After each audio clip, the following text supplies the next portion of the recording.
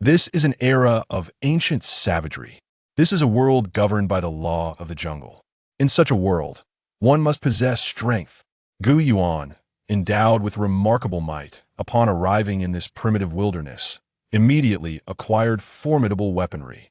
Subsequently, he crafted gunpowder, tamed beasts, and expanded his territory. Gradually, he assembled his own tribe, employing innovative ideas and methods to enhance and fortify his community, ultimately establishing a grand empire known as the city of savage humanity upon this untamed land. The narrative provokes contemplation. To live a remarkable life, one must first strive to survive against all odds, and only then can one aspire to achieve happiness, elegance, strength, and permanence. Chapter 1. A solitary figure in the wilderness. A true land of savagery. A genuine primitive society. A scene of brutal hand-to-hand combat. A group of rugged men, their hair unkempt and clad in animal hides and leaves, wielding stone axes and knives, viciously surrounded another group of young women. In an instant, the ground was littered with corpses, rivers flowed with blood, and the air was filled with anguished cries, echoing the primal sounds of feral beasts. In the distance, verdant mountains loomed, shrouded in a veil of mist nearby. Beside a great river, a vast lake emerged, adorned with lush greenery and sparse shrubs. As a bloody battleground, this place brutally trampled upon beauty. It was a scenario of overwhelming numbers, where men preyed upon women, akin to a herd of mammoths attacking a group of deer and a flock of sheep. Ding dong. The host awakens, and a mission is now issued. The task is intricately embedded in the mind. All operations rely solely on thought. Tasks are random, and rewards are varied. Press 1 to accept the mission, press 2 to decline, and press 3 to change the mission. Oh, what nonsense! My head is pounding. Where am I? What is this chaos? Whom are they fighting? Why such blood-curdling shouts? Yuan felt unbearable pain coursing through his body. Upon opening his eyes, he was nearly frightened into unconsciousness, though the pain momentarily dissipated. He found himself lying atop a high, barren ridge, surrounded by bizarre trees indeed. There was a dense forest, but it lay below the mountainside. A cacophony of sounds invaded his ears, both loud and soft, long and short. After discerning the sounds, he recognized the rustling of pine trees and the chirping of insects nearby. Further away, there were the thunderous sounds of running and distant howls. His supply of 100 live rounds for the sniper rifle remained intact, as did the 50 rounds in his handgun. The electric flashlight was also functional, with fresh batteries still charged. Ugh! Oh woo! Toot toot! Where in the world am I? Yuan barely registered this thought when the sounds of animals and human cries reached his ears. Those are human shouts, yet they do not sound like language. Can they not speak, only howl? Yuan pulled the bolt of his rifle, entering a state of high alert, scanning the surroundings with his scope, making only a slight rotation. Upon identifying the source of noise, he beheld a large group of bare-skinned primitives, truly primitive individuals, with both genders adorned only with leaves or animal skins at their waists, clashing with two smaller allied groups. They wielded stone knives, axes, and pointed darts, relying primarily on vocal intimidation to confront one another. After a series of throws and howls, the numbers of the two smaller groups dwindled, leaving mostly women and children, while the larger group suffered significant casualties among their able-bodied men. The once fearless Special Forces soldier, Yuan, now felt a twinge of fear. He sat down abruptly on the rocky summit, the cold stone biting into him. His hands, holding the sniper rifle, trembled as never before. To reassure himself, Yuan pinched his thigh hard. Ouch. Rising once more, he gazed down at the battlefield through binoculars. The range displayed 2,555 meters. The two allied groups had been completely vanquished, all adult males slain. Even the slightly older boys had been cut down, leaving only women and children who were now being driven away. The large tribal army, aside from sheer numbers, possessed two significant advantages. Their leader and shaman rode on mammoths, not in the conventional sense of riding, but rather wooden chairs were affixed to the backs of the great beasts, adorned with feathers and bone necklaces, which instilled considerable psychological pressure upon their foes. In essence, riding the elephants conferred dominance. What a remarkable invention! Repeatedly employing that wooden staff and replacing the bamboo tip proved far superior to the opponent's rudimentary throwing spears, which could only be used once. Moreover, those ordinary throwing spears had a critical flaw. Once they struck a target, they could not be retrieved, or if they were, they lost their points. If one missed, retrieval was nearly impossible, whether due to the loss of the head or the stick itself. Indeed, the bamboo tip was a significant advancement over stone, and the innovation of directly affixing bamboo tubes to wooden staffs was a testament to the ingenuity present in this vast tribe. Goodness, have I traversed through time, or am I merely equipped for survival in this savage land? It is perilous indeed, to the extent of cannibalism and using human skulls as adornments. How shall I survive? Yuan cursed the damned system that has landed me in this predicament. Just then, the system activated once more. Ding dong, a reminder for the host. The mission has been issued. Press 1 to accept, press 2 to decline, and press 3 for a new task. Instantly, 3 red buttons 1, 2, and 3 appeared in Yuan's mind. I press 1. Thus, he accepted the mission. Ding dong. The task is to eliminate the leader and shaman of the mammoth tribe, then to capture the wild female dragon beauty as a steed. Chapter 2. Rescuing dozens of women. Is this not exceedingly difficult? Is it not akin to a double task? What is the reward? The promised reward is casual. This system is true to its word. It does not make empty promises. Ding dong. Task notification. The manticore is a close relative of the Tyrannosaurus rex, possessing all the traits of the latter, along with the attribute of matriarchal leadership.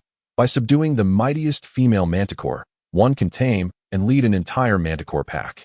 The key to taming this powerful female manticore lies in striking down the small sharp horn atop her head, known as the manticore horn, which is exclusive to females.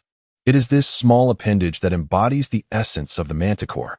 Once that horn is removed, the female manticore will submit, and you will become her master, the sovereign of her entire kinship, commanding her to obey your every will. This is indeed bizarre, but what if it were a male manticore? There remains a critical point of uncertainty. Where are the manticores? Do not speak of the female manticore queen. I have not even seen a single member of her matriarchal kin. Suddenly, a thunderous sound of running approached, startling Yuan into focus. He mused whether the manticore pack was arriving and silently praised the system for its accurate judgment. However, upon peering into the distance, he nearly spat blood in frustration. For it was a herd of mammoths, unmistakable even to a child. Thousands of them surged forth like a tidal wave, each resembling a small hill, heading directly towards the primitive tribe that had just concluded their battle. This is dire. Regardless of whether Tama emerged victorious or not after the mammoth's pass, all will be reduced to mere flesh. Yuan swiftly raised his weapon, intent on completing the first task. The herd was still 2 miles away.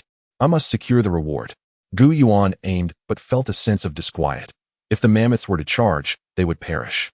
And why should the damn system compel me to waste 2 bullets? My 100 rounds are a limited resource here, each shot a precious loss. Observing further, he noted the tribe's chief and shaman urging their men to continue the slaughter. Having finished off the adult men, they began targeting older boys and then older women. Yuan had anticipated they would drive the captured women away, yet they continued their massacre. Casting his gaze towards the dense, ominous woods nearby, an idea suddenly struck him. Could the system be prompting me to rescue those women, to establish a primitive tribe under my leadership? Otherwise, how could I survive alone in this wilderness? Seizing a fortuitous moment, he observed the chief and shaman standing side by side. This would save me a bullet. With a soft pop, Yuan pulled the trigger. Thud, thud. The 2 elderly men atop the mammoths, adorned with wild chicken feathers, were flung from their mounts, their legs twitching as they succumbed. Their heads were punctured, blood oozing from the gaping holes. The men erupted into chaos, some clutching their heads, others kneeling, while some scanned their surroundings in terror. What a fright!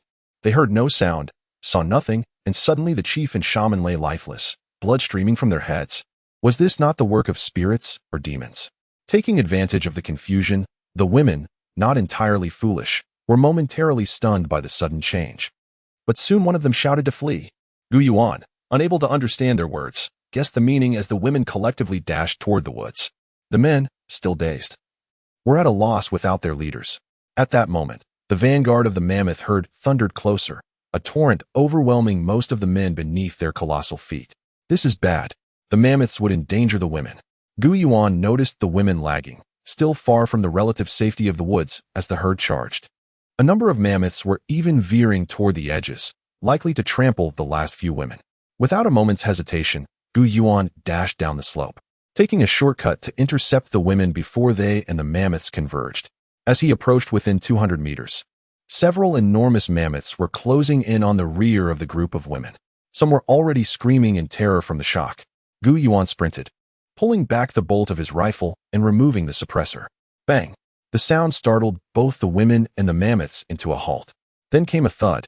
A massive mammoth collapsed to the ground, blood gushing from its forehead. This unexpected turn caused the herd to halt abruptly, veering slightly to avoid the fallen giant. Seizing the moment, Gu Yuan shouted and gestured, urging the women to run toward the woods. Quickly, while they likely did not understand his words, they could decipher his gestures. The women fled into the trees, and Gu Yuan stood at the edge, confronting the advancing herd. The men had been trampled into oblivion, and none would escape. The mammoths surged forward, crushing stones beneath their massive feet, reducing the larger to smaller, and the smaller into the earth. Just as Gu Yuan and the women behind him seemed to breathe a sigh of relief, several mammoths broke from the herd, heading toward the woods. Oh no! Are you here to graze, or to trample? Stop right there. If you take another step, I will fire. The mammoths hesitated momentarily, and Gu Yuan held his fire. He reasoned that since they were leisurely strolling rather than charging, he could refrain from shooting.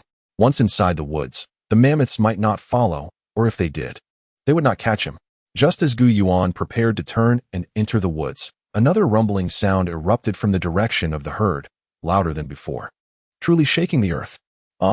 There truly are manticores. The system is not deceiving me. Turning back to the mammoths, they raised their trunks and immediately charged forward. The few mammoths that had intended to enter the woods were swiftly intercepted by the oncoming behemoths, forced to separate from the herd. Seeing this, Gu Yuan felt elated, raising his rifle to aim at the largest manticore leading the pack. It bore a small horn atop its head, approximately 30 centimeters long and as thick as a teacup. Conical in shape, Gu Yuan was filled with delight, unaware of why he felt such unwavering faith in the system's design, as though he had completely disregarded his own safety. Furthermore, what if the manticore was not tamed but instead spooked and charged at him? Chapter 3 The adventure begins with a queen. Gu Yuan raised his firearm, aiming at the small horn of the mother barbarian dragon queen. To his surprise, the women behind him boldly stepped forward, crouching beside a large tree to observe Gu Yuan. Standing tall and still as a wooden post, Gu Yuan suddenly fired his weapon with a resounding bang, followed by a piercing whistle. The horde of barbarian dragons abruptly halted. Each one as motionless as a mountain, their gazes fixated on the largest among them, the queen. At that moment, the queen bore a wound, a small remnant of her horn still oozing blood. Yet, she seemed oblivious to her injury, her eyes glowing green as she advanced toward Gu Yuan. It would be disingenuous to claim that Gu Yuan felt no fear in that tense moment. His palms were slick with sweat, his fingers never straying far from the trigger, prepared to shoot the mother barbarian dragon queen or any other dragon at any instant. As a chorus of screams erupted from the women behind him, a miracle unfolded. The mother barbarian dragon queen came to a sudden halt about 30 meters away from Gu Yuan, lowering her head to the ground while propping herself up on her front limbs, her powerful hind legs standing tall. Throughout Gu Yuan's actions, the queen remained still, as did the thousands of barbarian dragons behind her.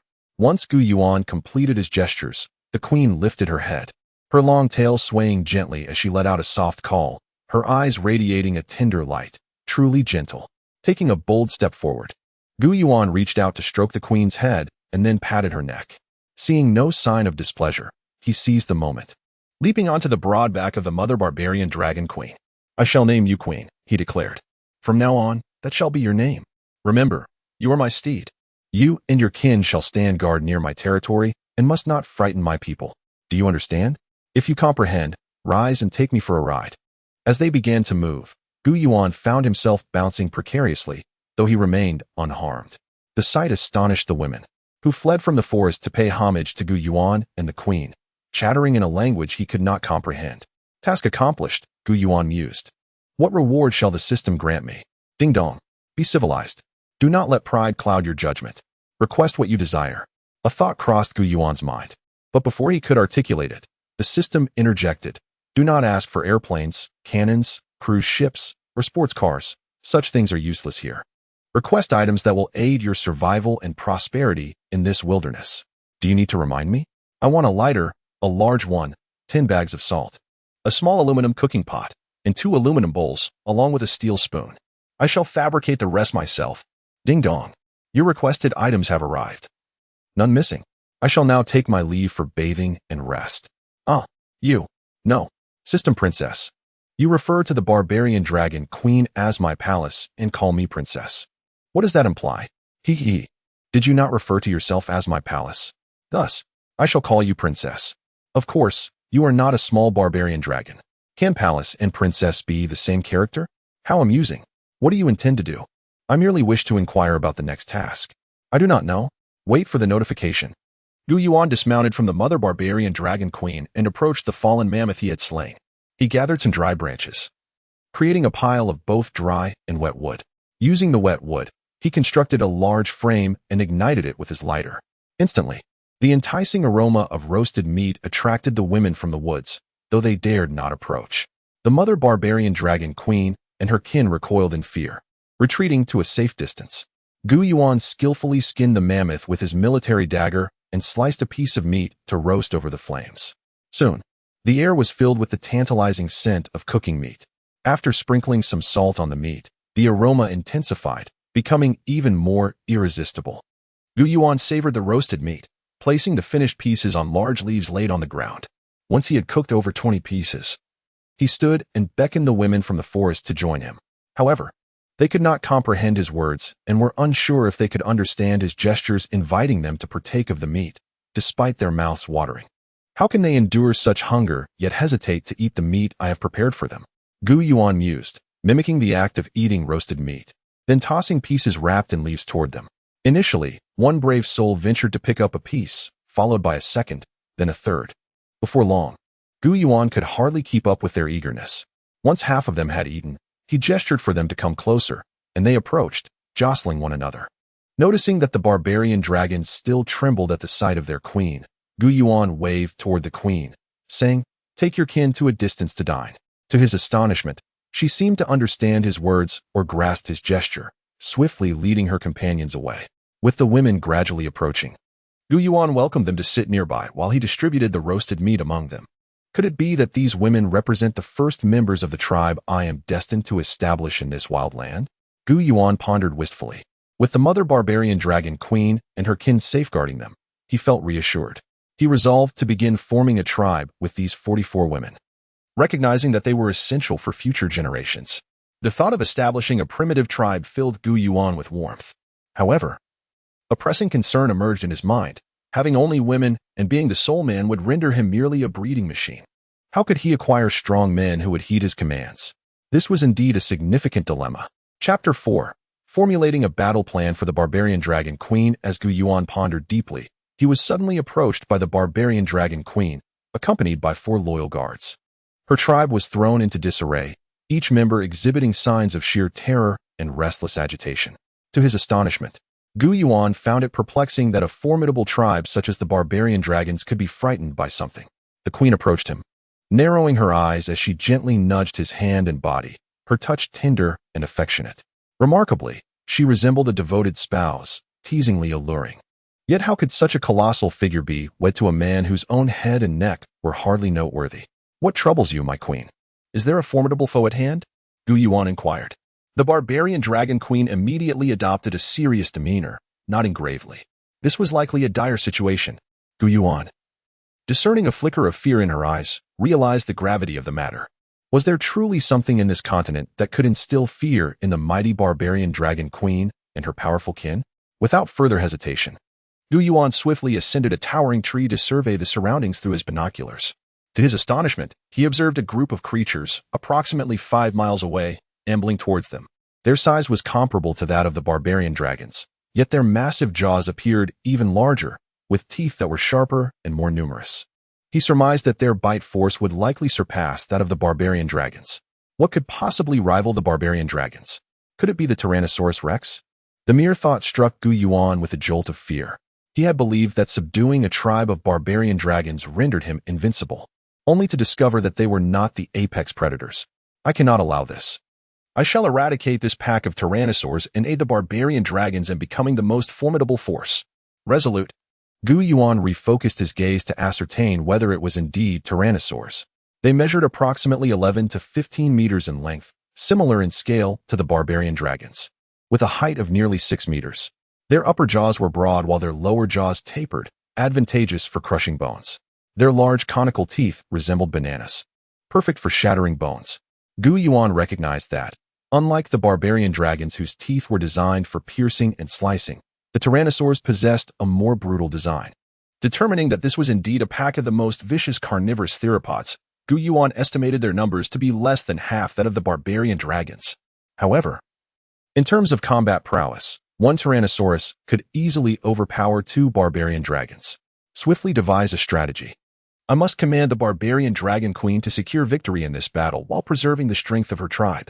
I cannot allow her to become a solitary queen. The survival of the barbarian dragons is not only my safeguard in this world, but also essential for establishing my tribe. I must think of a brilliant plan, immediately.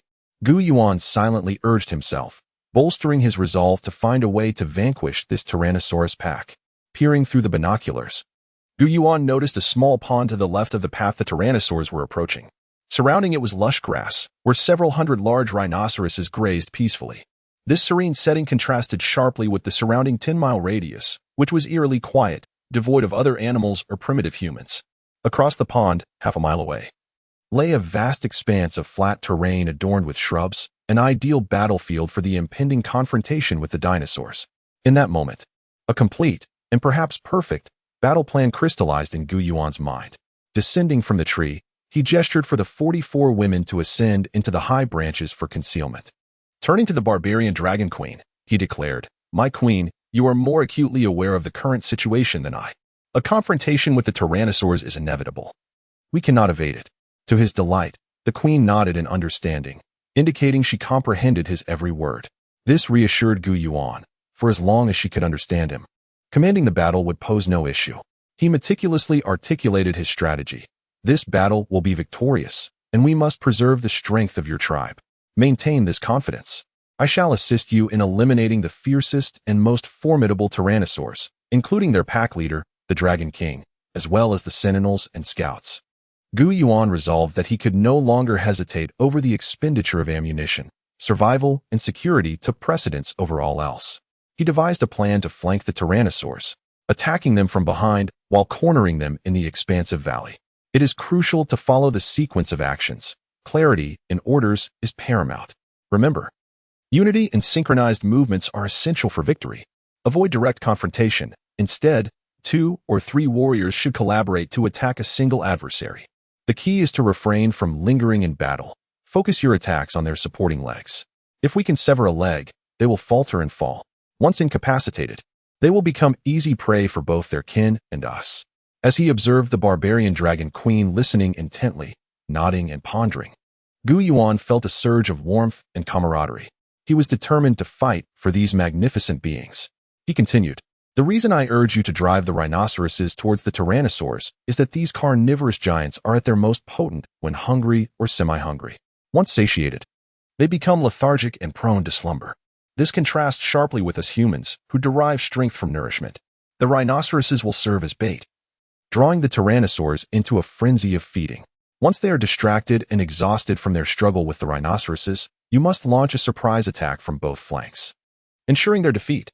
Now, my queen, it is time to issue the command to your warriors to drive the rhinoceroses towards the tyrannosaurs." Chapter 5. The barbaric dragon triumphs over the Tyrannosaurus rex. After Yuan concluded his remarks, the barbaric dragon queen let out a long, resonant call. As he swiftly ascended to the summit of a colossal tree, positioned approximately 30 meters above the ground, Yuan surveyed the surroundings, taking in the panoramic view. The barbaric dragon queen was swift, having already led a contingent of barbaric dragon warriors to drive the rhinoceros herd towards the opposite side. The rhinoceros group was in disarray. They had sensed the impending peril posed by the Tyrannosaurus rex, yet the immediate threat from the barbaric dragons was far more pressing, as they too could rend and devour them. Thus, the herd began to gallop towards the location Yuan had anticipated. From his vantage point in the tree, Yuan continued to observe, noting that the rhinoceros herd was advancing, directly encountering an equally charging pack of Tyrannosaurus rex. The giants of the dinosaur world caught sight of the rhinoceroses from afar, their mouths agape with drool cascading like a waterfall. Although the rhinoceros was substantial in size and bore a formidable horn, it lacked the serrated jaws of its predator. Despite this, it would not yield without a struggle, fighting fiercely until its last breath. The battle between the Tyrannosaurus rex and the rhinoceros herd commenced. The disparity in strength was overwhelming. After sacrificing a few of their weaker members, the Tyrannosaurus rex swiftly decimated the rhinoceros group. Following the slaughter, they ravenously tore into the carcasses, feasting on the flesh. At that moment, Yuan identified the two largest members of the Tyrannosaurus rex pack, the king and queen, through the scope of his sniper rifle. With a sharp whistle, he declared, "All right, I shall first eliminate these two obstacles for the barbaric dragon queen."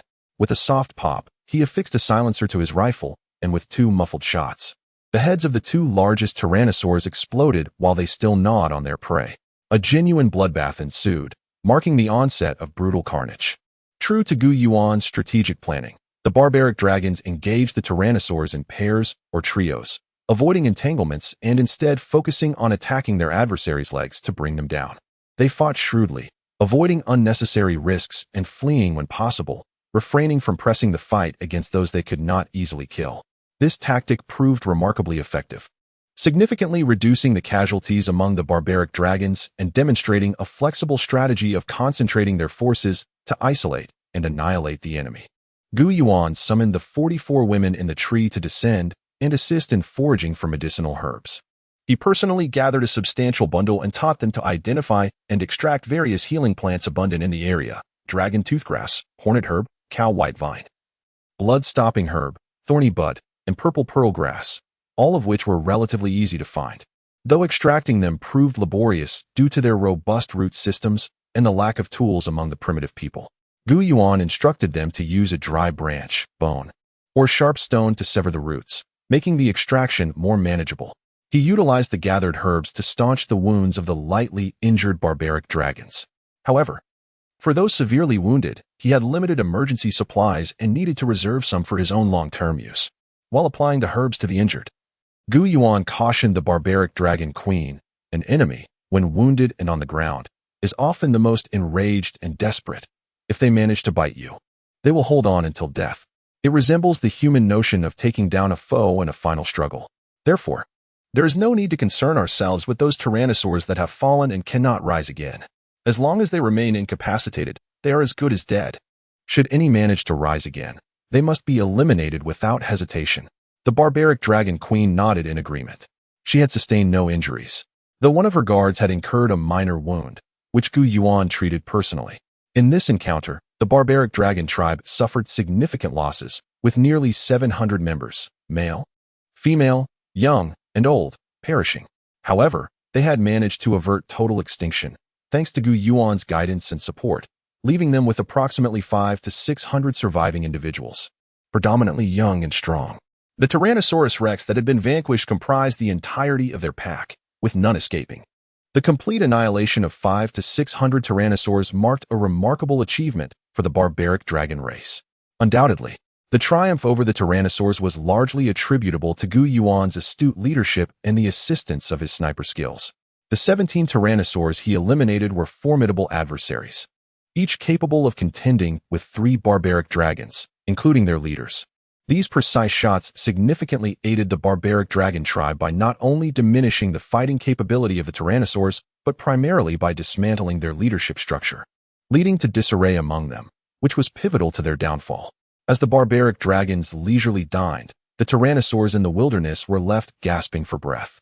The barbaric dragons first consumed the entirety of the rhinoceros meat, and only those who were still hungry turned to the flesh of the tyrannosaurs. Since this location had transformed into both a battlefield and a slaughterhouse, it was no longer suitable for habitation. Yuan led his small tribe alongside the barbaric dragons in search of a lush, picturesque dwelling place, ideally one with fertile land and natural fortifications formed by mountains and water. In modern society, finding a place that meets Yuan's desired criteria is a daunting task, given the prevailing unnatural environments. However, in that primordial era on the ancient continent, genuine natural beauty was abundant. Numerous natural fortresses existed, both grand and modest. Not long into their journey, they discovered a small, idyllic site, a large cave nestled between 3 mountains and a body of water, capable of sheltering a maximum of 100 individuals. Chapter 6. Rewarding a squadron of flyers. Yuan, feeling discontent, continued his journey until he discovered a magnificent landscape, a towering mountain on one side and a vast lake on the other, flanked by 2 dense groves of towering trees. Nestled against the mountain and overlooking the water, he found a large cave. The cave was spacious, with smaller chambers within, and the surrounding thickets and meadows were expansive and well-kept, making it a suitable dwelling for thousands. The queen of the barbarian dragons led her injured kin from a narrow stretch between the lakeshore and the primordial forest, gradually making their way to the grassy expanse before the cave to rest. Yuan, accompanied by his first tribe of 44 primitive women, ventured into the cave.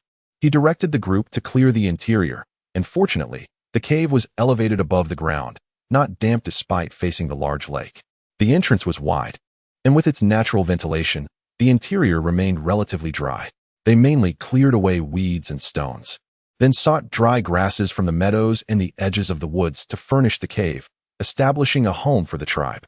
As he lay on the hay, Yuan inhaled the fresh scent of the dried grass mingling with the fragrances of sunlight, wind, and earth for the first time since their arrival. Tears streamed down his cheeks, unbeknownst to him, until they reached his pointed chin.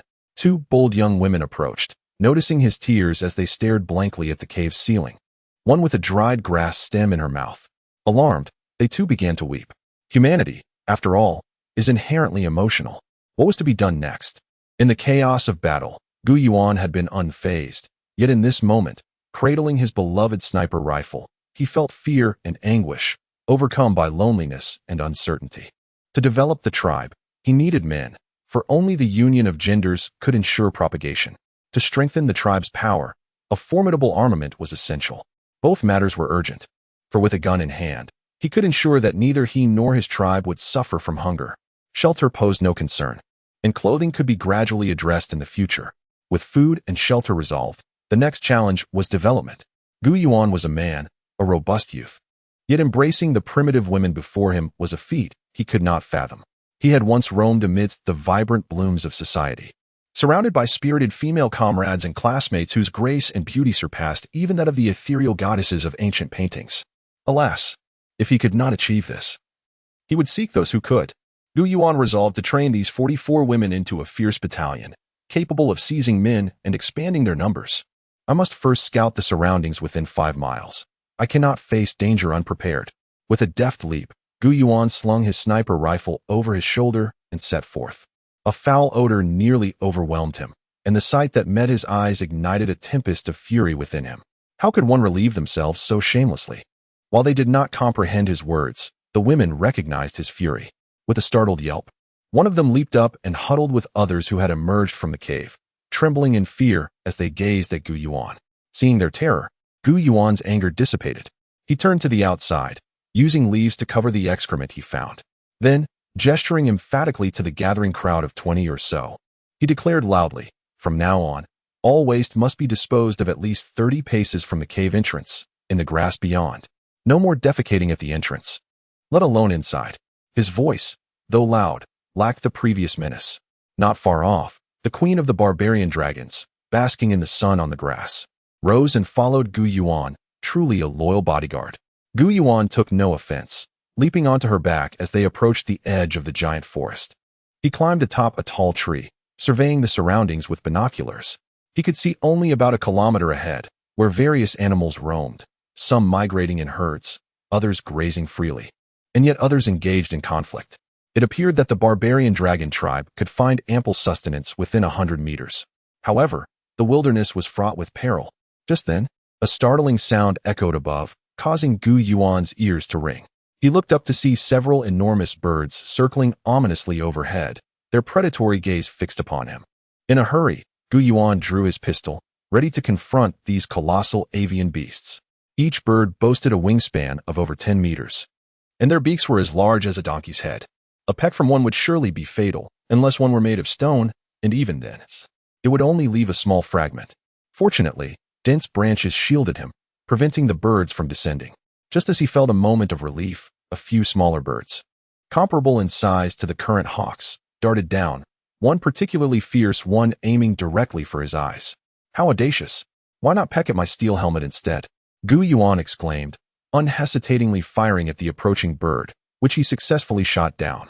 The sound of the gun startled all the other birds, sending them into flight. As he climbed down from the tree, Gu Yuan pondered the potential of training a cadre of aerial predators for combat. Such a force would be extraordinary. Moreover, these flying creatures could serve as sentinels, their expansive view offering unparalleled intelligence and communication capabilities. Just then, the dog system, which had been absent for too long, chimed back to life with a new task: recruit women and children from 2 small tribes and earn a squadron of flyers as a reward. Ah, an air force? What a delightful thought. But where will they find pilots? He mused, envisioning a winged dragon tribe. Upon accepting the task, Gu Yuan, with the queen of the barbarian dragons leading the way, set off to search for other tribes centered around their newly acquired home. Encouraged by Gu Yuan, all 44 women mounted the backs of the barbarian dragons. With the queen and her 4 guards, along with the 44 women, they totaled 49 dragons embarking on their search. While the remaining dragons lingered around the lake, particularly near the cave, safeguarding their new home. Chapter 7. The pursuit of the black giant ape. The barbaric dragon moved swiftly when it ran, yet at a leisurely pace when it walked. Along this slow journey, Gu Yuan assigned names to the 44 female members of the tribe, each consisting of a single character for ease of remembrance and pronunciation. They were divided into 11 small groups, with each group of 4 engaging in a duel to elect a leader. The method of combat was hand-to-hand wrestling. The victor among the 3 would be deemed the leader. The leader of the first group was a robust middle-aged woman, whom Gu Yuan named Shan. The names of the leaders from the 2nd to the 11th groups followed in succession: Shi, Shui, Tu, Mu, Chao, Hua, Guo, Yun, Yu, Xing. The other members bore names such as Hong, Huang, Lu, Qing, Lan, Zi, Bai, as well as names reflecting elements like Feng, Yu, Shui, Shan, Lei, and Xia, among others. Whenever time permitted, Gu Yuan diligently taught these 44 female tribe members to speak. They began with fundamental phrases necessary for daily communication, encompassing a range of verbs, nouns, and adjectives. One day, just after a meal when the aroma of grilled meat still lingered in the air, the barbaric dragon queen suddenly approached Gu Yuan, gently nudging him with her head. "What is it, queen? Is there danger?" Gu Yuan inquired as he swiftly climbed a tree to observe with binoculars. The sensitivity of the barbaric dragon queen was astonishingly acute. Otherwise, he would not have spotted the black giant apes, who were brutally attacking a human tribe. At a distance of 850 meters. Do these close relatives of humanity still resort to cannibalism? They leap and bound with a ferocity surpassing that of fierce beasts, displaying a cruelty beyond that of predatory birds. Gu Yuan resolved to eradicate this band of giant apes, yet he understood the necessity of a well-planned strategy. Although the giant apes did not reside in large numbers, their claws and teeth were formidable in battle, rivaling those of tigers and leopards. Even more alarming was their ability to wield stones and wooden clubs as weapons, exhibiting a level of agility in both offense and defense that exceeded that of wild beasts, making them truly the apex among beasts. Continuing his observation, Gu Yuan identified a favorable terrain to annihilate this colony of black giant apes. The battlefield was positioned before a sizable lake, flanked on the left by steep stone cliffs and on the right by a dense forest. The giant apes would be unable to scale the cliffs by securing the forest and using firearms to drive them away. The lake would serve as one of their greatest adversaries. The giant apes could not swim. Once they entered the water, their advantages would swiftly turn into disadvantages, as their massive bodies would sink and their large mouths would fill with water. Alas, I must expend more ammunition.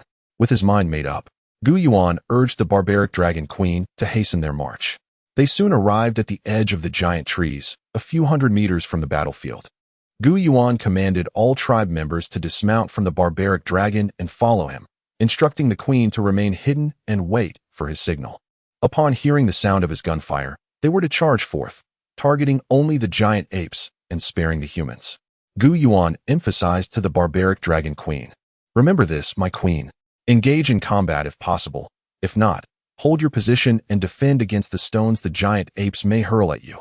Your task is to cut off their escape route and force them towards the water. Do you understand?" The barbaric dragon queen, seemingly enchanted, nodded in understanding. Leading the 44 female members, Yuan swiftly maneuvered along the edge of the giant forest, climbing trees to gain vantage points. He commenced his long-range shooting. For a sniper rifle, the distance was not considerable, remaining under 500 meters. With a resounding bang, the gunshot echoed across the desolate expanse, intentionally devoid of a silencer. The giant apes were momentarily stunned, chaos erupting among their ranks as their leader fell, a fatal shot to the head. Yuan had determined the leader's identity based on their size and brief displays of combat prowess. Looking ahead towards the lake, Yuan noted the giant apes' evident fear of water. Yet, cornered with no retreat, they were compelled to gamble their lives. They turned back, rushing towards the barbaric dragon group, picking up stones as weapons in their desperation. The barbaric dragon queen abruptly halted, her massive form coming to a standstill, and the other 48 dragons followed suit, forming a defensive line to obstruct the pathway. Realizing the urgency, Yuan focused on the giant apes armed with stones, targeting first those wielding larger rocks, then those with smaller ones. He fired 3 more shots, eliminating 3 giant apes, successfully intimidating the remaining ones into retreating towards the lake. The scene was harrowing. Despite the imminent danger, they had no choice but to advance, creating an atmosphere of sheer terror. Now, only 25 black giant apes remained, begrudgingly making their way to the lakeshore. They attempted to veer towards the giant forest twice, but were thwarted by Yuan's gunfire, which felled their leaders, forcing them to comply and proceed into the water. Under Yuan's relentless pressure, the black giant apes plummeted into the lake, thrashing about wildly. Initially, the water was shallow, allowing Yuan to take another shot, dispatching one of the last remaining giant apes and driving the others deeper into the water. Before long, the barbaric dragon queen led her contingent to the tree where Yuan was concealed, carrying the 45 members on her back as they advanced towards the lake's giant apes. Gradually, one by one, the remaining giant apes vanished beneath the water's surface, leaving only ripples that expanded outward until they disappeared completely. Yuan, armed and mounted on the barbaric dragon, approached the rocky cliffside cave where the tribe resided. The cliff was steep, dotted with a dozen or so stone caves, each perched 2 or 3 meters above the ground. Each entrance was framed by large stones, presumably to assist individuals in entering the caves. This locale was indeed suitable for habitation, though it could accommodate only a limited number of inhabitants. Were it not for the threat posed by the black giant apes, neither humans nor beasts would find it easy to breach this tribe's sanctuary. Yuan appeared to be conversing with those nearby and the barbaric dragon. Or perhaps he was merely speaking to himself. The barbaric dragons could not enter the caves, and Yuan feared for the safety of the female tribe members should they venture inside. He instructed them to call out from the entrance. After a cacophony of shouts, no one emerged. Shan and Shur signaled to Yuan, urging him to investigate the caves. Initially, Yuan hesitated to comply, but then leapt down from the back of the barbaric dragon queen, patting her neck twice. Have your people form a circle facing outward, tails inward, and keep watch over every direction. Report any developments. Chapter 8. The tribe gains 36 new members. Ancient Yuan slung his sniper rifle over his shoulder, drew his pistol with his right hand, and wielded a bamboo dart in his left, leaping into the cave first. To his astonishment, there was an eerie silence upon entering. Not a single sound was heard. Accompanied by 44 female tribe members, he ventured deeper into the cave. The 4, mountain, stone, water, and earth, had developed a profound admiration for ancient Yuan. In the absence of the barbarian dragon queen's protection, they remained closely by his side, willing to sacrifice anything to safeguard him. Ancient Yuan had yet to fully comprehend the reasons behind their voluntary assumption of the guard role, as he had never explicitly requested or suggested it. Their initiative was indeed commendable, evoking a sense of warmth that seemed impossible in the animal kingdom. It is noteworthy that these 44 individuals had long lived in fear of ancient Yuan, maintaining a considerable distance from him in their daily lives, eating, sleeping, and gazing at him from afar. Inside the cave, they encountered scattered heaps of grass and firewood, with the occasional stone mortar, basin, knife, or axe. Upon reaching the other end of the cave, ancient Yuan was taken aback. The cave opened into a breathtaking valley surrounded by mountains. He estimated the area to be roughly the size of 10 football fields, predominantly covered in flowers and grass, with sparse vines and shrubs, and 9 towering whitebark trees standing proudly. Other than this, there was little to draw the eye. The surrounding peaks pierced the clouds, yet this flat, secluded valley basked in brilliant sunlight. Notably, the ground bore no streams or ponds. The vegetation evidently thrived solely on rainfall. Ancient Yuan deduced that the few caves they had entered were the only access points to this hidden valley. Chief, people, Water called out to Ancient Yuan. Among the 44, Water and Cloud were the most astute, quick to learn, and possess good memories. The thick grass concealed their view, but as they drew closer, they discerned a group of individuals, elderly men, women, and children, with not a single adolescent boy in sight. 2 frail old men clutched bone-tipped spears, bound with twine, fearfully yet defiantly guarding their kin behind them. A few women wielded stone knives, casting hostile glances at Ancient Yuan and his companions, as if ready to fight at any moment. 1, 2, 3. Ancient Yuan beamed as he counted. 4 old men, 3 old women, 18 middle-aged and young women, and 11 children. Of the 11, 5 were nursing in their mother's arms, while 6 were slightly older, 4 boys and 2 girls, the eldest no more than 6 or 7 years, and the youngest around 2 or 3. Ancient Yuan directed Mountain, Water, and Stone to communicate with these people, persuading them to submit, offering food and clothing. After some time, they managed to establish a semblance of communication. Ancient Yuan personally delivered water and roasted meat to them. The newcomers, trembling with fear, sent 2 old men forward to accept the offerings. Upon realizing that Ancient Yuan and his companions bore no ill will and were providing them with good food, the others grew bolder, eagerly accepting the offerings and devouring them before settling into a calm demeanor. Mountain and Water continued their dialogue, and eventually, the newcomers agreed to accompany Ancient Yuan. With the addition of 36 new members, the tribe had almost doubled in size, filling Ancient Yuan with immense joy. Chief, the elders, shall we kill them? Water inquired, startling Ancient Yuan. He quickly rebuked her. Nonsense. Why would we kill them? They are not resisting. The image of the 2 trembling old men shielding the women and children lingered in his mind. He felt they could still be of value. They were merely the remnants of past warriors. They cannot. Water struggled to articulate her thoughts about their inability to work. Ancient Yuan shot her a glare, saying, they can watch over the home, care for the children, and gather firewood. Although she did not fully grasp his words, she sensed his annoyance and fell silent. The valley was largely devoid of animals, likely due to its proximity to the water source. Leading the newcomers out of the cave, Ancient Yuan planned to enlist the help of the barbarian dragon to hunt some wild beasts, which they could roast and share with their newly acquired tribe members. As they timidly beheld Ancient Yuan seated upon the back of the largest barbarian dragon, the group, once terrified, now seemed possessed by a spirit of reverence. They rushed forth, prostrating themselves before Ancient Yuan and the barbarian dragon queen in homage, feeling somewhat uncomfortable with the excessive reverence.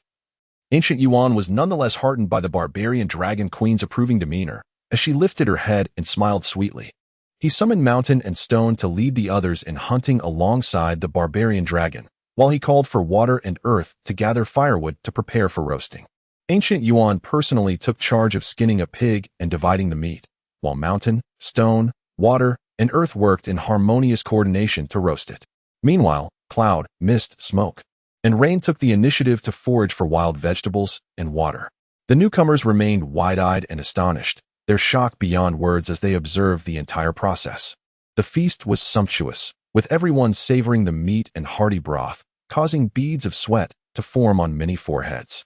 After a brief respite following the meal, Ancient Yuan reflected that there was nothing of value to take from this tribe, gazing at the cave and the serene valley beyond. A thought crossed his mind. This could serve as a temporary refuge, a serene haven for a select few in times of need. Women excel in communication, which perhaps explains why public relations in modern society is often led by stunning beauties. Water, Earth, Cloud, and Mist quickly established a more fluent dialogue with the newcomers. The newly arrived tribe was named the Jia tribe, after its founding leader, Jia. Many primitive tribes named themselves after their first leader, while a few opted for names reflecting their characteristics or locations. During their conversation, an elder from the Jia tribe named Dao, who was well informed, mentioned 3 nearby tribes, a larger bamboo tribe and 2 smaller ones, the Women-S tribe and the Grass tribe. Have you visited the Women-S tribe? Mountain asked in their original tribal language, her surprise unmistakable. Chapter 9. The birth of the divine tribe Yuan was quite astonished. The old man Dao, raised his fist and struck his head, exclaiming, "I've been there." Back then, the female tribe still had men, and the witch was a hunchbacked old woman, renowned as the most famous shaman in the region. She possessed the ability to conjure fire from her palms and could apply a certain substance to the soles of people's feet to cure ailments. Though Yuan could not fully grasp their conversation, he deciphered a few gestures, arranging for Shan, Shui, and Tu to seek information about the original location of their tribe from Old Dao. Yuan instructed Shan and Shui to slowly inquire about the directions and distances to the Bamboo tribe and the Grass tribe. The Bamboo tribe lay more than 50 miles to the north, while the Grass tribe was 40 miles to the south, as indicated by Dao based on the number of sunsets during their journey on foot. Under Dao's guidance, they swiftly located the dwelling of the female tribe. Gazing at the familiar surroundings from a distance, Shan, Shui, and Tu erupted in excitement, dancing with joy, their eyes brimming with tears. In their fervor, they momentarily forgot to contact their kin within the tribe. Yuan surmised that their exhilaration stemmed from the fact that many of them had left children behind in the tribe. Most of the group leaders, Shan, Shui, and Tu, were young women who had known only their mothers, as their fathers were absent, and many mothers had already passed away. The female tribe resided in a cave nestled within a forest, situated at the foot of a hillside, with a stream flowing just outside. Trees of various sizes surrounded the cave, some areas sparse, while others were dense. At that moment, the cave entrance was blocked by a large stone sphere. When Shan called out loudly, two pairs of small eyes appeared after a brief interval, resembling two little boys. They mistook Yuan for a monster. "Enough chatter. The former leader has perished. This is our new leader. He is divine." The women of the original female tribe approached, and soon the stone sphere rolled aside, revealing 26 individuals of all ages, emerging from within the cave. "Is it just you lot?" Shan inquired, grasping the arm of an elderly woman. Yuan began to prepare a fire for roasting meat and boiling soup, advising Shan and Shui to ensure their tribesmen did not consume too quickly or too much, allowing them to eat and drink a little at first to avoid overwhelming their bodies after days of hunger. This time, Yuan permitted the women of the female tribe to take whatever they wished, for this was their familiar territory, and the items they took were ones they knew how to use comfortably. With the addition of 26 members, the tribe now boasted a total of 107 individuals, an impressive feat for a heavy tribe. Tribes with fewer than 100 were considered small, while those exceeding 500 were deemed large. Yuan felt a deep sense of satisfaction, from nothing to something, and now to a medium-sized tribe, a source of pride and fulfillment. However, the tribe's dwelling was not ideal. It lacked proper light and ventilation, leaning towards darkness and dampness, though it was relatively safe. The old witch examined the two children and waved her hand, declaring them beyond saving, claiming that spirits were set to take them away, with no one able to intervene. "Nonsense. Let me take a look," Yuan shouted, prompting everyone to step back, while Shan, Shui, and Tu respectfully protected him as he approached. The entire tribe of over 100 individuals gathered around, watching intently as Yuan examined a boy and a girl, both around 4 or 5 years old. Due to several days of continuous rain, exposure to the cold was inevitable, and the wild fruits they consumed may not have been properly washed. Alternatively, the fruits themselves could have been problematic, leading to the children's ailments. Yuan deduced that one child had a cold, while the other suffered from diarrhea due to unclean food. With reluctance, he retrieved his first aid kit, pouring 2 different types of medication into separate bowls, dissolving them in hot water, and personally administering the concoction to the children. This was Western medicine, known for its swift efficacy. Soon, both children opened their eyes, visibly more alert. In an instant, the entire tribe knelt, bowing their heads in reverence. 106 individuals paying homage to the 107th, Yuan. How many times had this happened? The queen of the Monglong, divine. Help the Monglong queen triumph over the Tyrannosaurus, divine. Vanquish the giant ape, divine. Not to mention healing the Monglong queen. This time, healing the sick is even more divine. Buoyed by this success, Yuan commenced the process of educating and taming this congregation of 100 individuals. First, he designated a name for the tribe, the Divine Tribe. Yuan would serve as the sole leader, with no shamans or similar figures, only a steward, an administrator, a chief hunter, and a military leader. The lake near their dwelling was named Yangming Lake. The forest was called Zhiyang Forest. The mountain was dubbed Longyang Mountain. The cave was named Choyang Cave, and the valley was referred to as Yangwang Valley. With no more suitable candidates, Dao was appointed as the administrator, responsible for external affairs such as gathering intelligence and liaising with other tribes. Although elderly, he traversed on the Monglong, mitigating any significant issues. The Old Witch was assigned as the steward, tasked with managing internal affairs, including mediating conflicts and enforcing rewards and punishments. Shan was appointed as the military leader, responsible for organizing armed defenses and combat. Shi was designated as the chief hunter, overseeing collaborations with the Monglong for food procurement and organizing foraging efforts. Naturally, all department heads were to heed Yuan's commands, working collaboratively as executors and facilitators of his directives. Everyone was required to learn a basic communication language, with children undergoing physical training and young adults receiving combat skills training. This was all based on the modern methods and subjects Yuan had experienced and mastered in training special forces. Chapter 10: The First Expedition in the Morning. Within the protective circle formed by the barbarian dragon guards and the female warriors, Yuan personally led the boys and girls aged 6 and above in jogging and practicing martial arts beside Yaming Lake. The training of the young warriors in combat techniques was guided and refined through practical experience. Although encounters with humans were rare, daily skirmishes with beast packs were common. The barbarian dragon herd consumed a substantial amount of food, and the population of the divine tribe was increasingly ravenous, necessitating an expansion of their hunting grounds and an extension of their hunting hours. One side was bordered by a vast lake, deep and wide enough that ordinary animals could not escape its waters. Only one side remained open, if the barbarian dragons were to guard it. The Sunshade Forest would effectively become a livestock pen for thousands of small to medium-sized animals, providing food reserves for both humans and the barbarian dragon herd. With provisions and water in tow, Yuan's expedition team prepared to set off once more, targeting the bamboo tribe and the grass tribe. Yuan had been anxious for several days. He had completed the tasks assigned by the dog system, yet the promised reward of a flying squadron remained elusive. After venting his frustrations at the dog system, he resolved to contemplate the matter himself. The 26 women from the female tribe could not be considered conquered, as they were originally from the same tribe as his 44 female warriors. It was only the Jia tribe that counted as a conquered entity, and the task remained unfinished. Conquest required combat. What if the bamboo tribe and the grass tribe surrendered upon sighting the barbarian dragons without any conflict? If a lack of battle rendered the conquest incomplete, would he then be unable to fulfill his mission? Such thoughts made Yuan increasingly restless, beads of sweat forming on his forehead. Boss, what are you worried about? Shui and Yuan, perceptive as always, approached Yuan to inquire about his troubled demeanor. I'm not worried. I'm just pondering whether the bamboo tribe and the grass tribe solely engage in hunting and foraging. Do they not derive sustenance from the earth? Is there food in the soil? Shui asked, perplexed. Indeed, there is plenty, and it is safer and more reliable. Old Knife, overhearing, seemed to grasp the essence of the conversation.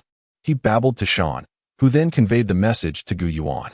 It turned out that the bamboo tribe resided among the trees, with bamboo groves obscuring their straw and wooden huts, rendering them nearly invisible from the outside. They primarily subsisted on foraging and digging for bamboo shoots, supplementing their diet with small birds and rabbits. In contrast, the grass tribe lived on a vast triangular island formed by the confluence of a rapid river, residing in earthen caves among several hillocks.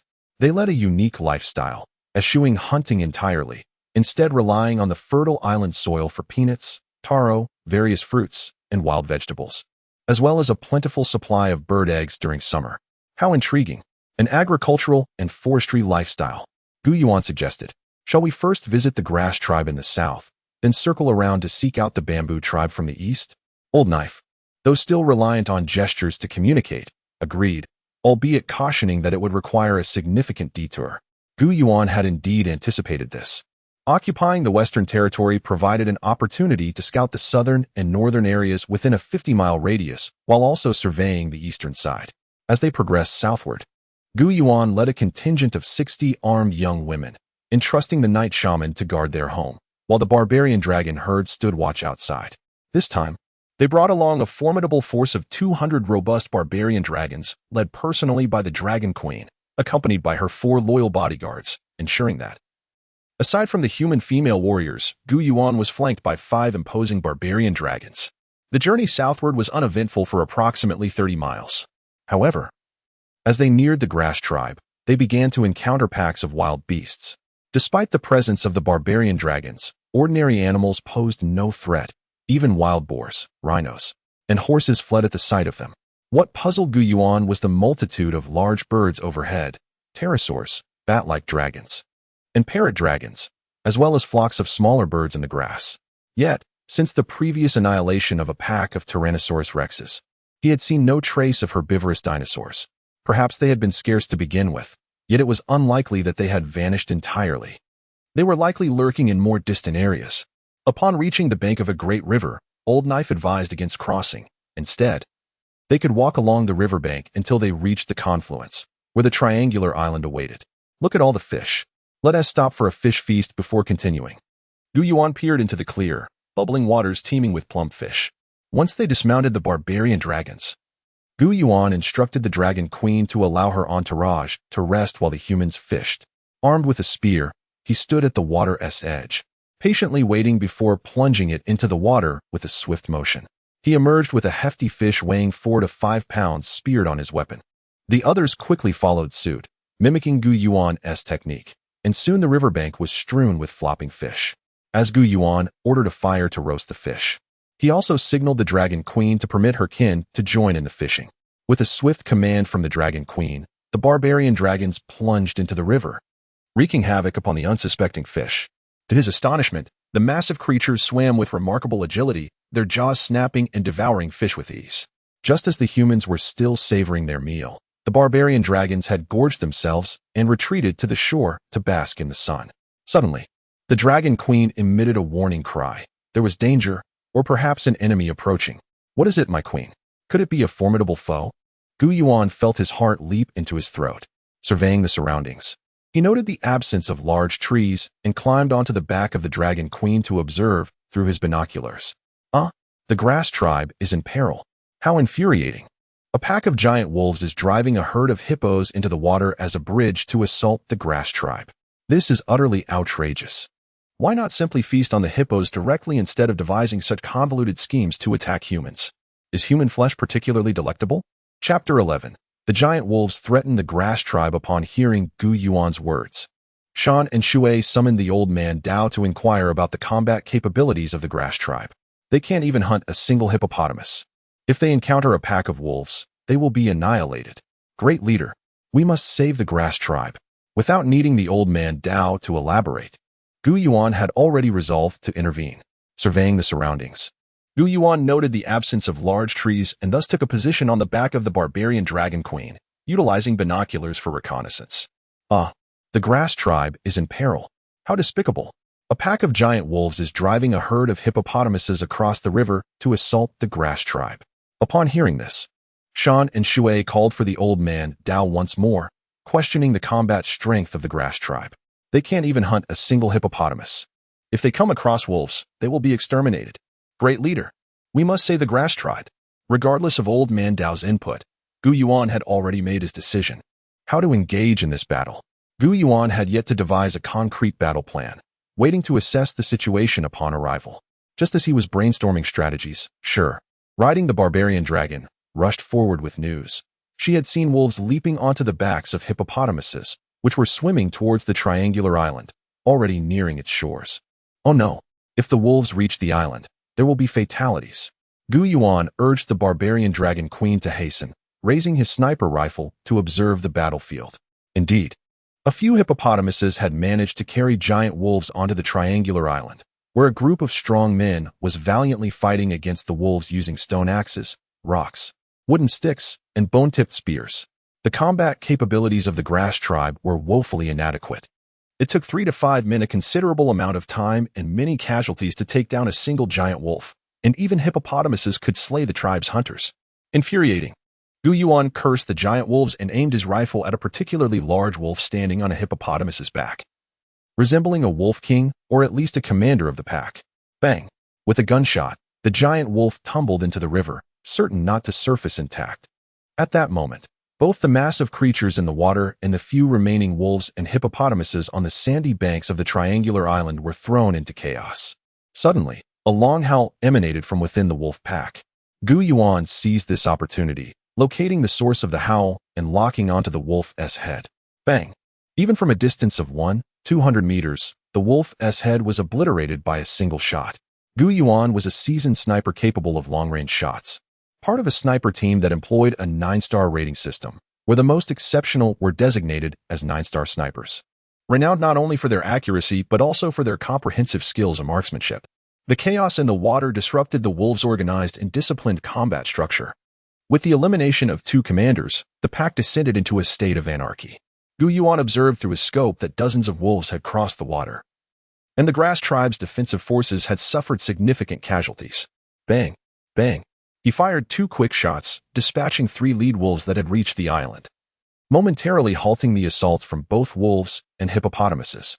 The barbarian dragon queen quickly organized her forces, and her 2 nearby guards swiftly acknowledged the order and departed. Led by Shu, half of the barbarian dragons plunged into the water, soon revealing only their heads and fearsome jaws as they swam towards the triangular island, their speed in the water surprisingly swift. Meanwhile, Gu Yuan and his 100 barbarian dragons, along with 61 humans mounted on them, quickly formed ranks along the riverbank, where several hippopotamuses and giant wolves yet to enter the water were swiftly dispatched by flying spears and stone axes. The few survivors were forced into the water, some with a chance of survival, others doomed, as heavy stones continued to rain down. The hippopotamuses and wolves that perished on the shore became sustenance for the barbarian dragons. Queen, command your subjects to consume the wolf meat, but do not tear the skins. We humans need them for clothing. Gu Yuan's exclamation would surely have been met with incredulity by modern ears.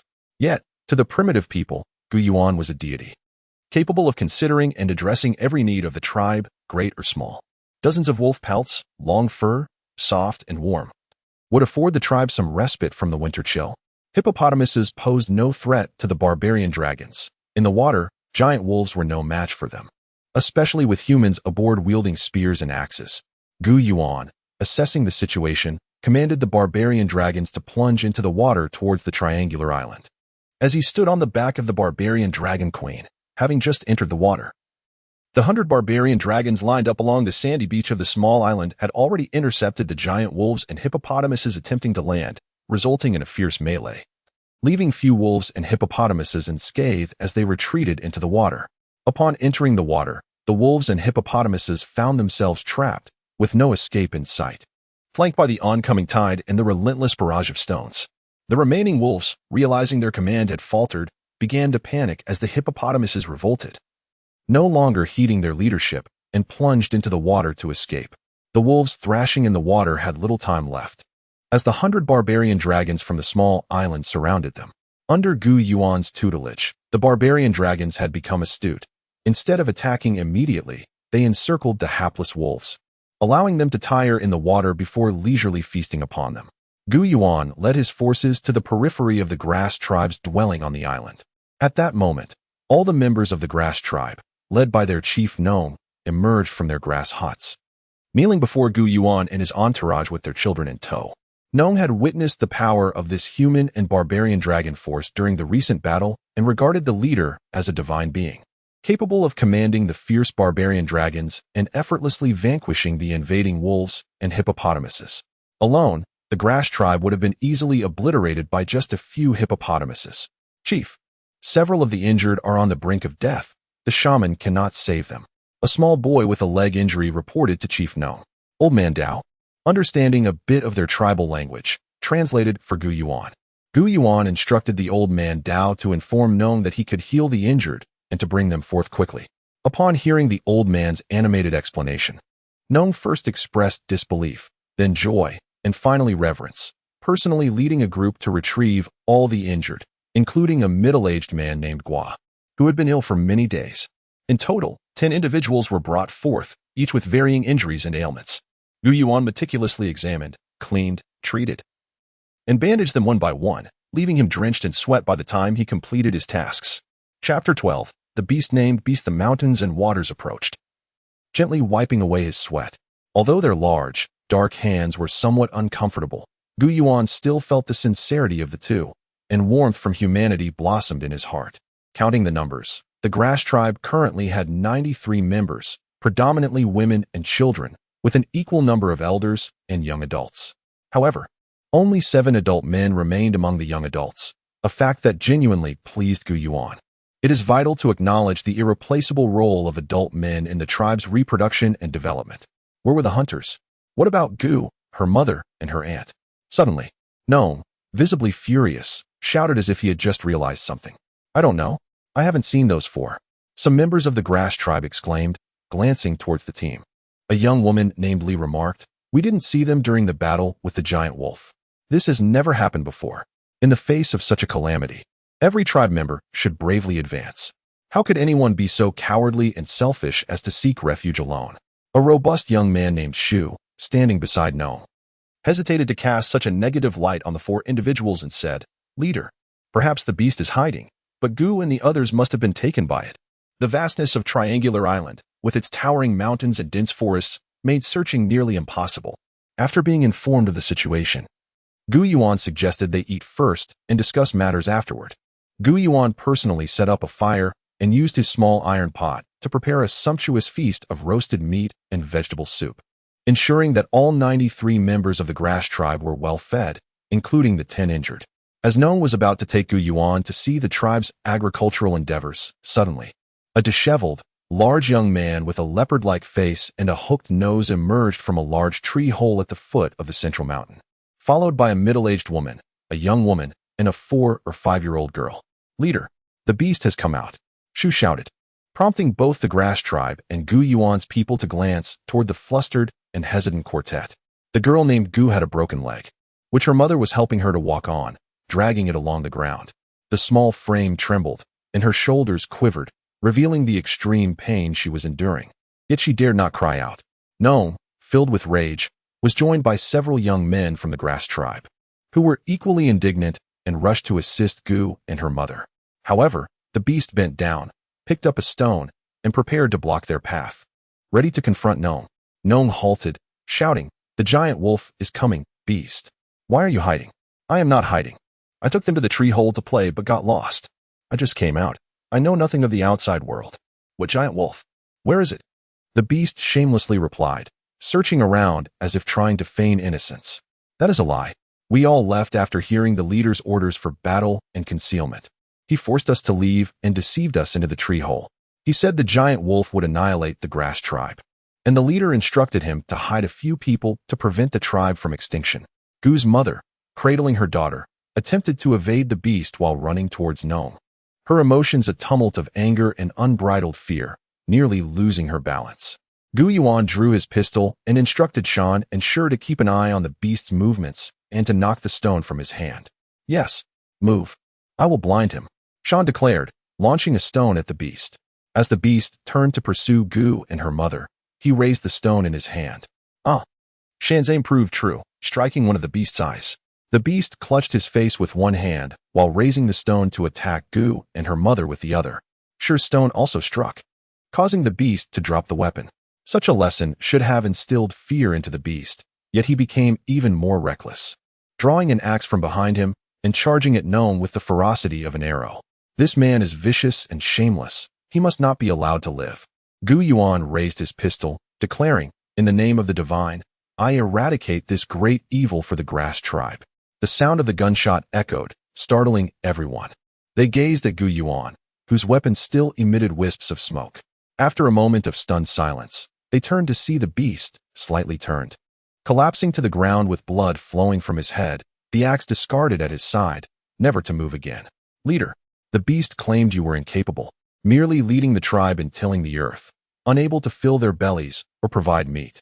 He believed that if the giant wolf were to kill you, he could take your place as leader. Gu's aunt, regaining her composure, addressed the crowd. Gu Yuan chuckled and said to Nome, He is merely a deluded pretender. Even if you were to grant him leadership, he could not adequately lead the tribe. Do not be disheartened. Let's fetch some food and drink for the 3 of them. There is still some leftover rice in the pot. After they eat, I will tend to Gu's leg. By the way, how did Gu's leg become broken? After the old man, Dao, stumbled to convey Gu Yuan's message to Nong and the members of the grass tribe, Gu's mother wept as she explained. Gu's leg was broken when the beast kicked her while she was crying from hunger, sending her flying and knocking her unconscious for quite some time. Gu Yuan's skills were undoubtedly precise, and as he aligned Gu's fractured leg, the pain diminished to a bearable level. He straightened the bone and bound it with wooden sticks and animal hide. The prognosis was optimistic. While Gu's left leg might have a slight limp, it would not be rendered useless. In a moment of reverence, all 96 members of the grass tribe knelt before Gu Yuan, offering worship as if he were a divine being. How many times had this happened? No one knew, nor did they care to count. Nong led Gu Yuan to the fields, revealing that the grain they cultivated was millet, which, once hulled, transformed into golden, delightful morsels. It was hard to believe that this millet belonged to the girl Gu, discovered 2 years prior when she accompanied her mother to the wetlands in search of food, leading to the cultivation of this precious crop named after her. Ha ha ha. How much do you know about preparing millet? Chapter 13. The salt treasure vault on the island. Nong stared in astonishment at Gu Yuan, his once proud countenance now darkened with anger. It was as if he believed that his invention of cooking peeled food in water was a monumental achievement, and he could not fathom the existence of other culinary methods. Gu Yuan smiled knowingly, recognizing Nong's inflated sense of self-worth. At that moment, reason would not sway him, for he would only grow more obstinate and resentful of what he perceived as others' disdain. Yet, in the presence of Gu Yuan, he suppressed his arrogance. For Gu Yuan's deeds far surpassed his own. If one were to speak of divinity, Gu Yuan's was of a much grander scale. After informing Nong, he was elated. But upon witnessing Gu Yuan's initial preparations, his heart ached at the thought of the millet and pumpkin being used. Typically, they were frugal, subsisting on thin millet porridge made with river clam shells and turtle shells. When they consumed pumpkin, it was merely cut into chunks and boiled in water. Once the meal was prepared, they shared a morsel, relishing the exquisite flavor. The members of the grass tribe stared wide-eyed, unwilling to swallow even the smallest morsel, for they had never combined these two foods together. Who could afford such a luxury? Follow me, and in the future, you shall feast to your heart's content. Eating millet and pumpkin porridge while savoring large chunks of beef, that is truly living. Gu Yuan's words ignited a fervor among the grass tribe, prompting them to seek favor with the divine tribe's female warriors, though they were somewhat apprehensive of the Manlong and dared not approach. Gu Yuan instructed Queen Manlong to lead her kin to the water's edge to procure fish. Nong, do you find our meal to be a bit salty? Nong was perplexed. For how could they comprehend the concept of saltiness? Even among the divine tribe, most remained oblivious, save for a few leaders whom Gu Yuan had enlightened about the benefits of salt, how a modest intake could ward off gray hair and bolster strength. Gu Yuan discovered the answer at the saline soil, where the water contained a high salt concentration. This meant that despite being inland, the water was indeed salty. To confirm, Gu Yuan filled a small iron bowl with water from the river, took a sip, and then offered it to Nong, gesturing to the white granulated powder on the ground. Finally, Nong and the others comprehended that this white substance imparted a peculiar flavor to the water. Odd though it was, it could be rather delightful. So this is salt. Its flavor is indeed salty. Leader, there's a tree hollow leading into the mountains, and within the cave, there are many of those white substances, blocks as large as stones. Suddenly, Guzan exclaimed. Gu Yuan was taken aback, contemplating, could there be a salt mine on this island? If so, I would be immensely fortunate. Salt could be traded with external tribes for invaluable goods. Deciding not to delay, Gu Yuan set aside his interest in Nong's vegetables and fruits and hastened to investigate the salt mine, accompanied by the 4 squads of guards, mountain, stone, water, and earth. Guided by Gu's aunt, Yuan, Nong, and 7 young men from the grass tribe ventured into the great tree hollow, navigating through the cavern until they reached a small valley, emerging into a dazzling expanse of white. Upon closer inspection, it was evident that it was not jade. It lacked luster and hardness. Tossing a piece to the ground, it shattered. Licking it with his tongue revealed its salty essence. It truly is a salt mine. Overjoyed, Gu Yuan commanded that a substantial quantity be collected. Observing the area, he noted it was essentially a dead end, accessible only by traversing the mountain peaks. Thus, the single route through this tree hollow and cave became exceedingly vital. To safeguard the great tree hollow, Gu Yuan planted numerous thorny trees around it, forming a semicircle to protect the entrance.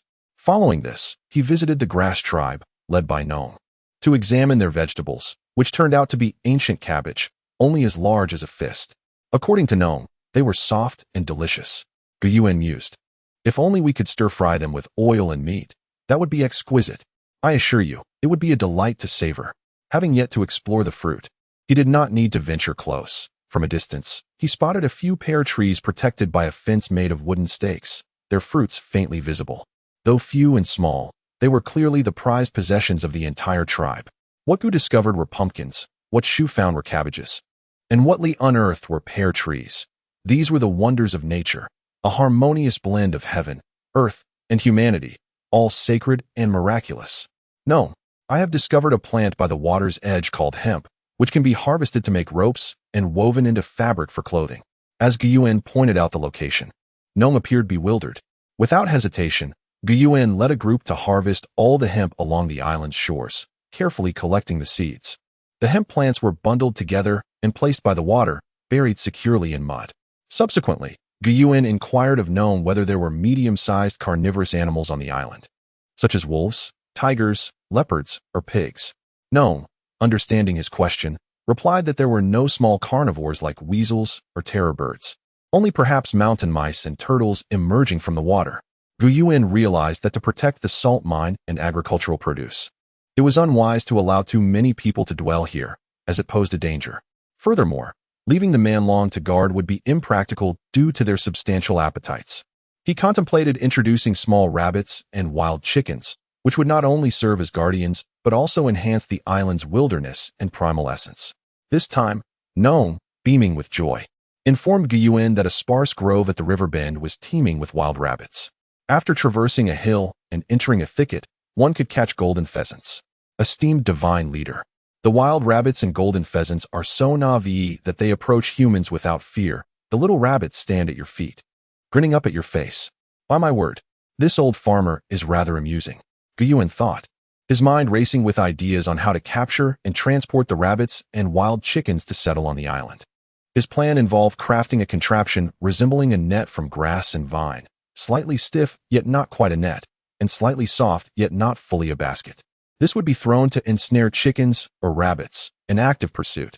Alternatively, he could dig pits in the grass, covering them with a thin layer of grass or leaves, creating a passive trap that would capture wild chickens or rabbits when they fell in. Hey Jiao, take some men to cut bamboo and bind it into rafts to cross the river, Nong commanded loudly. Just then, Yuan, having come to consult Nong, quickly interjected, no need. We have a better method for crossing the river. A better method? Esteemed divine leader. That water is treacherous and deep. One could fall in and not emerge alive. A single man long could carry several people, with its head and tail above the water, while standing individuals were intermittently submerged. However, they would never be submerged beyond their chests. Chapter 14. The change of inhabitants on the island. Upon witnessing such a spectacle, the members of the grass tribe found it impossible to remain calm. From the valleys to the fields, astonishment mingled with terror enveloped everyone, and their reverence for Yuan reached unprecedented heights. Could the barbaric dragons truly be commanded in such a manner? While Nong and his band of warriors struggled to navigate their rickety bamboo rafts, Yuan's party had already crossed the river and reached the shore. Yuan beckoned for Nong and his companions to join him atop the dragon's back, but they hesitated. The comparison between the two methods of crossing was stark and revealing. The divine race was indeed divine. In their hearts, Nong and Li silently resolved to follow the gods.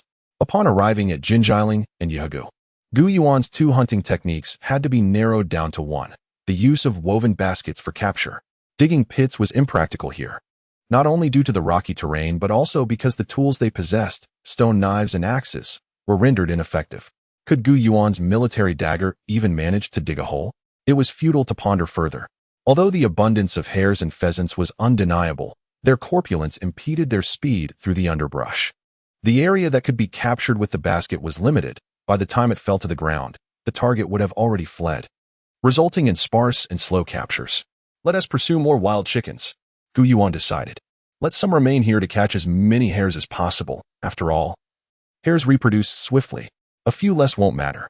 Yuan led his group to Jinjiling, where the stone meteor hammer they carried, crafted from a stone bound with cowhide strips, was transformed into a remarkable tool for catching chickens. By grasping the central leather strip and spinning the two stone ends, they could aim at the legs of the pheasants and throw it. Once the leather struck a chicken's leg, the stones would ensnare it, rendering the bird unable to fly or run, waiting helplessly for capture. This ingenious method of catching chickens left Nong and the others in awe. Gu Yuan's extraordinary techniques fundamentally altered their understanding of hunting and human survival, leaving them speechless yet filled with fervent anticipation for their future. Suddenly, chaos erupted among the water and earth teams. Gu Yuan hurried over to find a female warrior named Zhu, reporting that they had encountered two enormous terror birds. Terror birds. Gu Yuan knew well that these were no small creatures, standing 5 meters tall, with legs as long as 2 meters.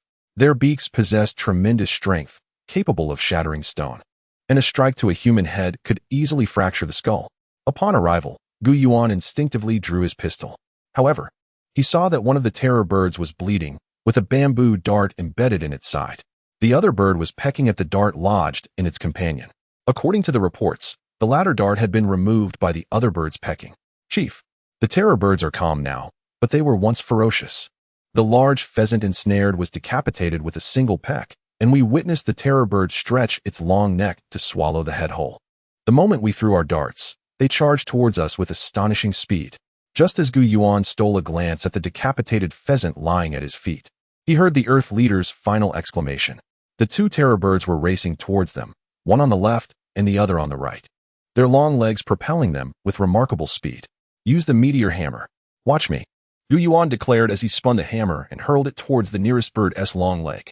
With a thud, the terror bird fell heavily to the ground, unable to rise. The courage and confidence of the water and earth teams surged, and they hurled their meteor hammers in unison. Before the terror birds could approach the humans, they lay thrashing on the ground. Gu Yuan ordered his men to specifically hunt the terror birds. Having mastered the techniques, they quickly captured several of the enormous creatures. It seemed there was no shortage of these beasts, possibly due to the abundance of food in the area. Having returned laden with the spoils, the party transported the slain terror birds, along with some dead pheasants and hares, on 2 bamboo rafts. While Nong and the others took their places atop the backs of the dragons, the rafts secured by vines. They placed the hares and pheasants on the island and carried seeds for pumpkins, cabbages, and pears, along with a few small seedlings wrapped in large leaves, stored in bamboo or vine baskets. The grass tribe had produced skilled craftsmen. The art of weaving bamboo and vines was pioneered by an elderly man known simply as Old Bien. After Gu Yuan's arrival and guidance, the woven baskets took form swiftly. Together, Gu Yuan and Old Bien trained a group of weavers from the divine tribe, utilizing fine cowhide strips to create large baskets capable of holding several people for fishing in the water. The first meal of fish left the grass tribe in a state of astonishment and excitement. The wonders and surprises brought by Gu Yuan were plentiful. With preparations complete, Gu Yuan issued the command, and a grand procession set forth. 157 individuals, including 200 dragons, marched eastward, then veered northward. Chief, we have heard from the Yu tribe that over there. That is where the chief spoke of, the east, I believe. Not far from here lies a vast forest, home to a large, dark stone pit, devoid of water, trees, or grass. We are uncertain what it holds. Nong, ever chatty, remarked to Gu Yuan throughout the day. Blackstone, goodness, could it be an open coal mine? If so, I may soon usher in the era of ironworking. Gu Yuan mused, ordering the team to continue eastward to locate the forest and the Blackstone pit before turning north. While resting and dining, Gu Yuan measured the stride of the Dragon Queen with a long cowhide strip, estimating the frequency of her steps while walking and running. Shan, Shui, Shi, Yuan, and 2 followed closely, silently intrigued, without uttering a word. They had already observed Gu Yuan sketching mountains, waters, and trees in a mysterious little notebook with a peculiar stick. Gu Yuan was mapping the area within approximately 50 miles surrounding the divine tribe's residence. When traveling to the grass tribe, Old Dao mentioned a distance of over 30 miles, but Gu Yuan estimated it to be closer to 40, nearly 50. To enhance accuracy, he thought to utilize the stride and frequency of the Dragon Queen's steps, along with the passage of time, to calculate the distance more precisely. From the confluence of rivers, the triangular island, and the central mountain, the distance to the eastern forest and the Blackstone pit was approximately 55 miles. Thus, the journey from the Blackstone pit to the divine tribe's palace should not exceed 50 miles. As they approached the Blackstone pit, Gu Yuan exclaimed in delight, "Indeed, it is coal. Who will assist me?" He collected a small amount for experimentation, marking the coal pit on his map before leading the main force to continue their journey northward. Suddenly, A cry reminiscent of a hawk echoed from above, piercing the sky and startling the clouds. Chapter 15 The Great Gift Arrives Report. A large flock of raptors has taken flight from the mountaintop directly ahead and is rapidly approaching our position. The reconnaissance team, led by Yuan, diligently informed Yuan of the situation. Orders were issued for all personnel to conceal themselves and for each outpost to maintain vigilance. Yuan felt a surge of anxiety. A frenzied attack by these raptors could be incredibly terrifying. He hoped they were not enemies and urged the tribe members to refrain from provoking them at all costs. However, it seemed that the raptors were intent on descending upon them, circling above with ominous cries, creating an atmosphere ripe for an unexpected dive attack. Drawing his pistol, Yuan scanned the skies with his binoculars, searching for the leader of the birds. He knew that if he could eliminate the alpha bird, the rest of the flock would easily scatter. The sheer size of the birds was daunting, their wingspans measuring over 10 meters, with talons as strong as steel, capable of crushing stones. Their beaks had evolved into a formidable shape, adorned with serrated edges reminiscent of ancient avian species. If these creatures turned hostile, they could easily obliterate a human tribe, rivaling the combat prowess of a medium-sized pack of carnivorous beasts. The members of the divine tribe had all descended from the backs of the barbarian dragons, seeking refuge among the trees, their hearts pounding as they peered through the foliage at the colossal birds above. Even the barbarian dragon queen was issuing urgent commands to her kin, ensuring they were on high alert. In this tense and fearful atmosphere, Yuan stood as a pillar of strength for both the people and beasts around him. All eyes were fixed upon him, awaiting his guidance. Realizing he needed to say something to bolster their spirits, Yuan took a deep breath. Just as he was about to speak, the divine system suddenly activated, and the sweet voice of a little girl echoed in his ear. Ding dong. A squadron of aerial forces has been delivered. Please accept your reward. Huh. A squadron of aerial combatants. What do I have to fear now? How do I accept them? Do not rush, dear host. Allow me to explain, the system replied. Simply whistle, as you would to summon the barbarian dragons. The aerial forces will heed your command, recognizing your voice. They are more intelligent than the dragons and will understand your orders. Wonderful. Thank you, divine system. Yuan exclaimed, overwhelmed with joy. The system seemed pleased and remarked that this was much better before fading away. Looking up at the circling flock, Yuan noted they showed no signs of departing. Their calls grew increasingly urgent. Queen, listen closely. This flock is my aerial battalion, your allies and comrades. You are to draw near. But under no circumstances are you to become adversaries. Soon, I will summon them to land among you, so you may become acquainted. After relaying his instructions to the barbarian dragon queen, he heard her issue a command to her kin. He then raised his fingers to his lips and whistled sharply, the sound slicing through the treetops and reaching the avian horde. Miraculously, the flock, led by a particularly large bird, began to descend gracefully, landing in a clearing by the forest's edge. A few audacious birds even perched upon the backs of the barbarian dragons. The dragons, having heard Yuan's whistle and bolstered by the queen's command, exhibited friendly behavior, their demeanor shifting toward camaraderie. Many dragons stood still, locking eyes with the great birds. The avians responded in kind, their silent exchange replacing the cacophony of earlier cries. In an instant, a profound silence enveloped the divine tribe, leaving every member, including Yuan, momentarily speechless. To his astonishment, the bird king, accompanied by 9 other birds, approached Yuan in a respectful line, bowing in reverence. The barbarian dragon queen and her companions received the avian tribute with delight. Each of the 9 squad leaders, named Bird Team 1, Bird Team 2, and so forth, prepared to lead their respective divisions. Go now, rest and feast. When we set out, aside from the reconnaissance team, the rest may ride upon the backs of the barbarian dragons to foster camaraderie. Unity is paramount. Only through solidarity can we achieve victory. Upon hearing Yuan's words, the bird king let out a few gentle clucks, signaling the flock to take flight in search of sustenance. As the bird king soared above Yuan and the barbarian dragon queen, they occasionally communicated through calls, suggesting that the queen understood the bird king while Yuan remained perplexed. He would occasionally lean down to pat the queen's neck, urging her to remain vigilant while he charted his course. Suddenly, the bird king emitted a warning call. The barbarian dragon queen turned to Yuan, alarmed. What is it? Queen, is there a formidable enemy? Yuan inquired anxiously. To his surprise, the queen shook her head. Then, Is a disaster approaching? The queen nodded, and the bird king landed on her tail, affirming her response with a nod. Gu Yuan gazed at them in confusion, asking, "What kind of disaster?" "Without specifics, we cannot prepare or evade." The bird king suddenly took flight to a broad-leaved tree, sheltering beneath a large leaf, and called out to Gu Yuan a few times. "Oh, it's a thunderstorm. We are traversing the mountains, and heavy rain could lead to mudslides. Therein lies our peril." Gu Yuan realized the impending calamity and promptly instructed water and earth to seek out caves or large leaves to shield themselves from the rain. Just as they discovered a modest cave, the distant rumble of thunder echoed ominously, though the skies above remained clear for the moment. Chapter 16. I discovered 2 treasures again. How could it possibly rain on such a day? Even Gu Yuan harbored doubts in his heart. The farmers were seasoned in their knowledge, yet today their predictions seemed uncertain.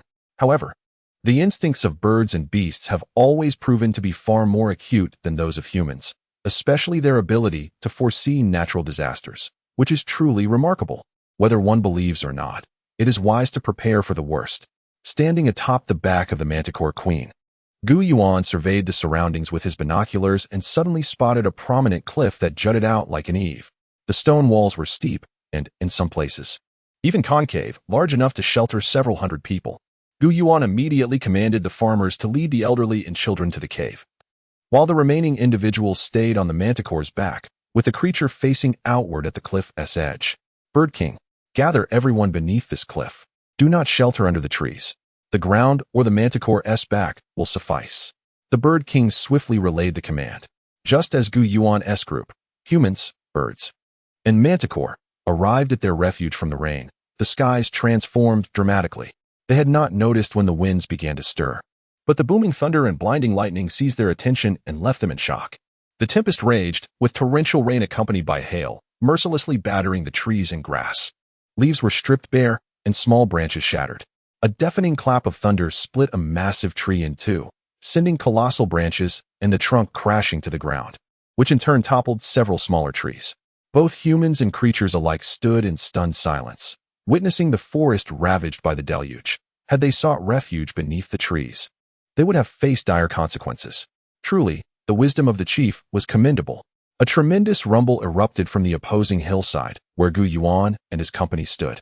The heavy rain had triggered a landslide, cascading half the hillside, along with trees and earth, into the valley below. Boulders rolled perilously close, less than 10 meters from where they stood, striking fear into their hearts. When the rain ceased and the sun broke through, Gu Yuan's party prepared to continue their journey, but not before enjoying a hearty meal. He commanded the Manticore Queen and the Bird King to lead their group to forage along the forest's edge and in the valley's thickets. "Esteemed chief, may we scavenge for provisions?" inquired a farmer. "Of course. What joy there is in nature's bounty. Let us gather the spoils." Gu Yuan replied eagerly.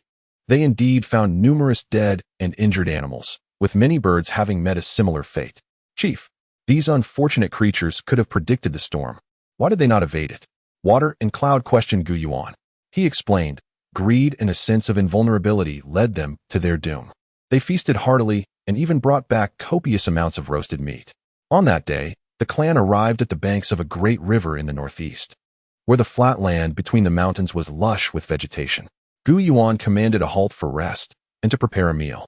After dining, he noticed two large birds assisting each other in removing entangled debris from their backs. Intrigued, he approached closer to observe. Upon seeing Gu Yuan, the two birds halted their actions, appearing bashful and fearful, retreating slightly. Gu Yuan chuckled and whistled, prompting not only the two birds but also a multitude of larger birds to gather around him in an orderly fashion. He extended his hand to help the two birds remove the entangled feathers, and to his astonishment, exclaimed, "Ah, what treasures!" His astonishment drew the farmers closer.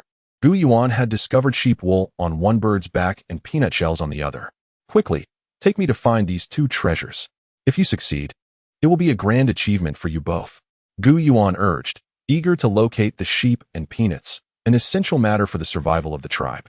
The quest for sheep was not for their meat, but for their wool, which was soft and warm, perfect for making winter blankets.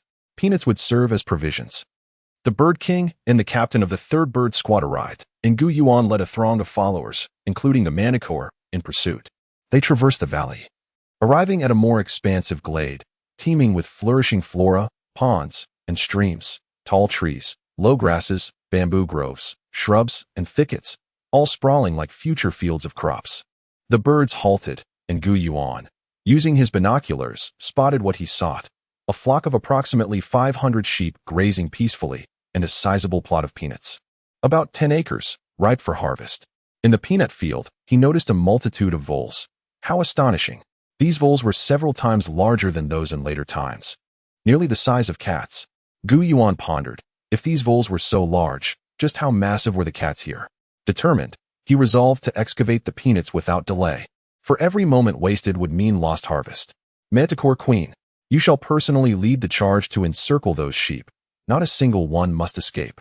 Ensure they follow obediently, and harm none. Those who resist shall meet their fate. However, the sheepskins must remain intact.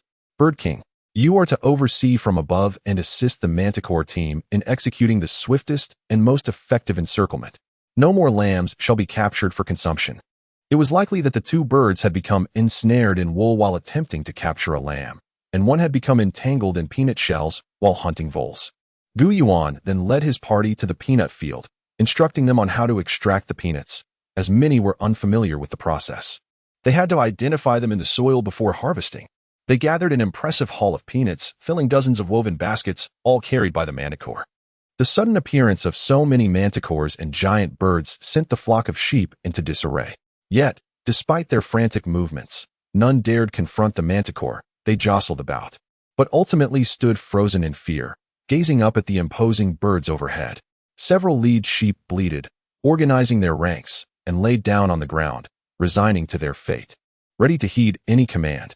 Gu Yuan, inspecting the scene from atop the Manticore Queen, circled the flock of sheep, his heart swelling with joy as he beheld the hundreds of sheep resting on the grass.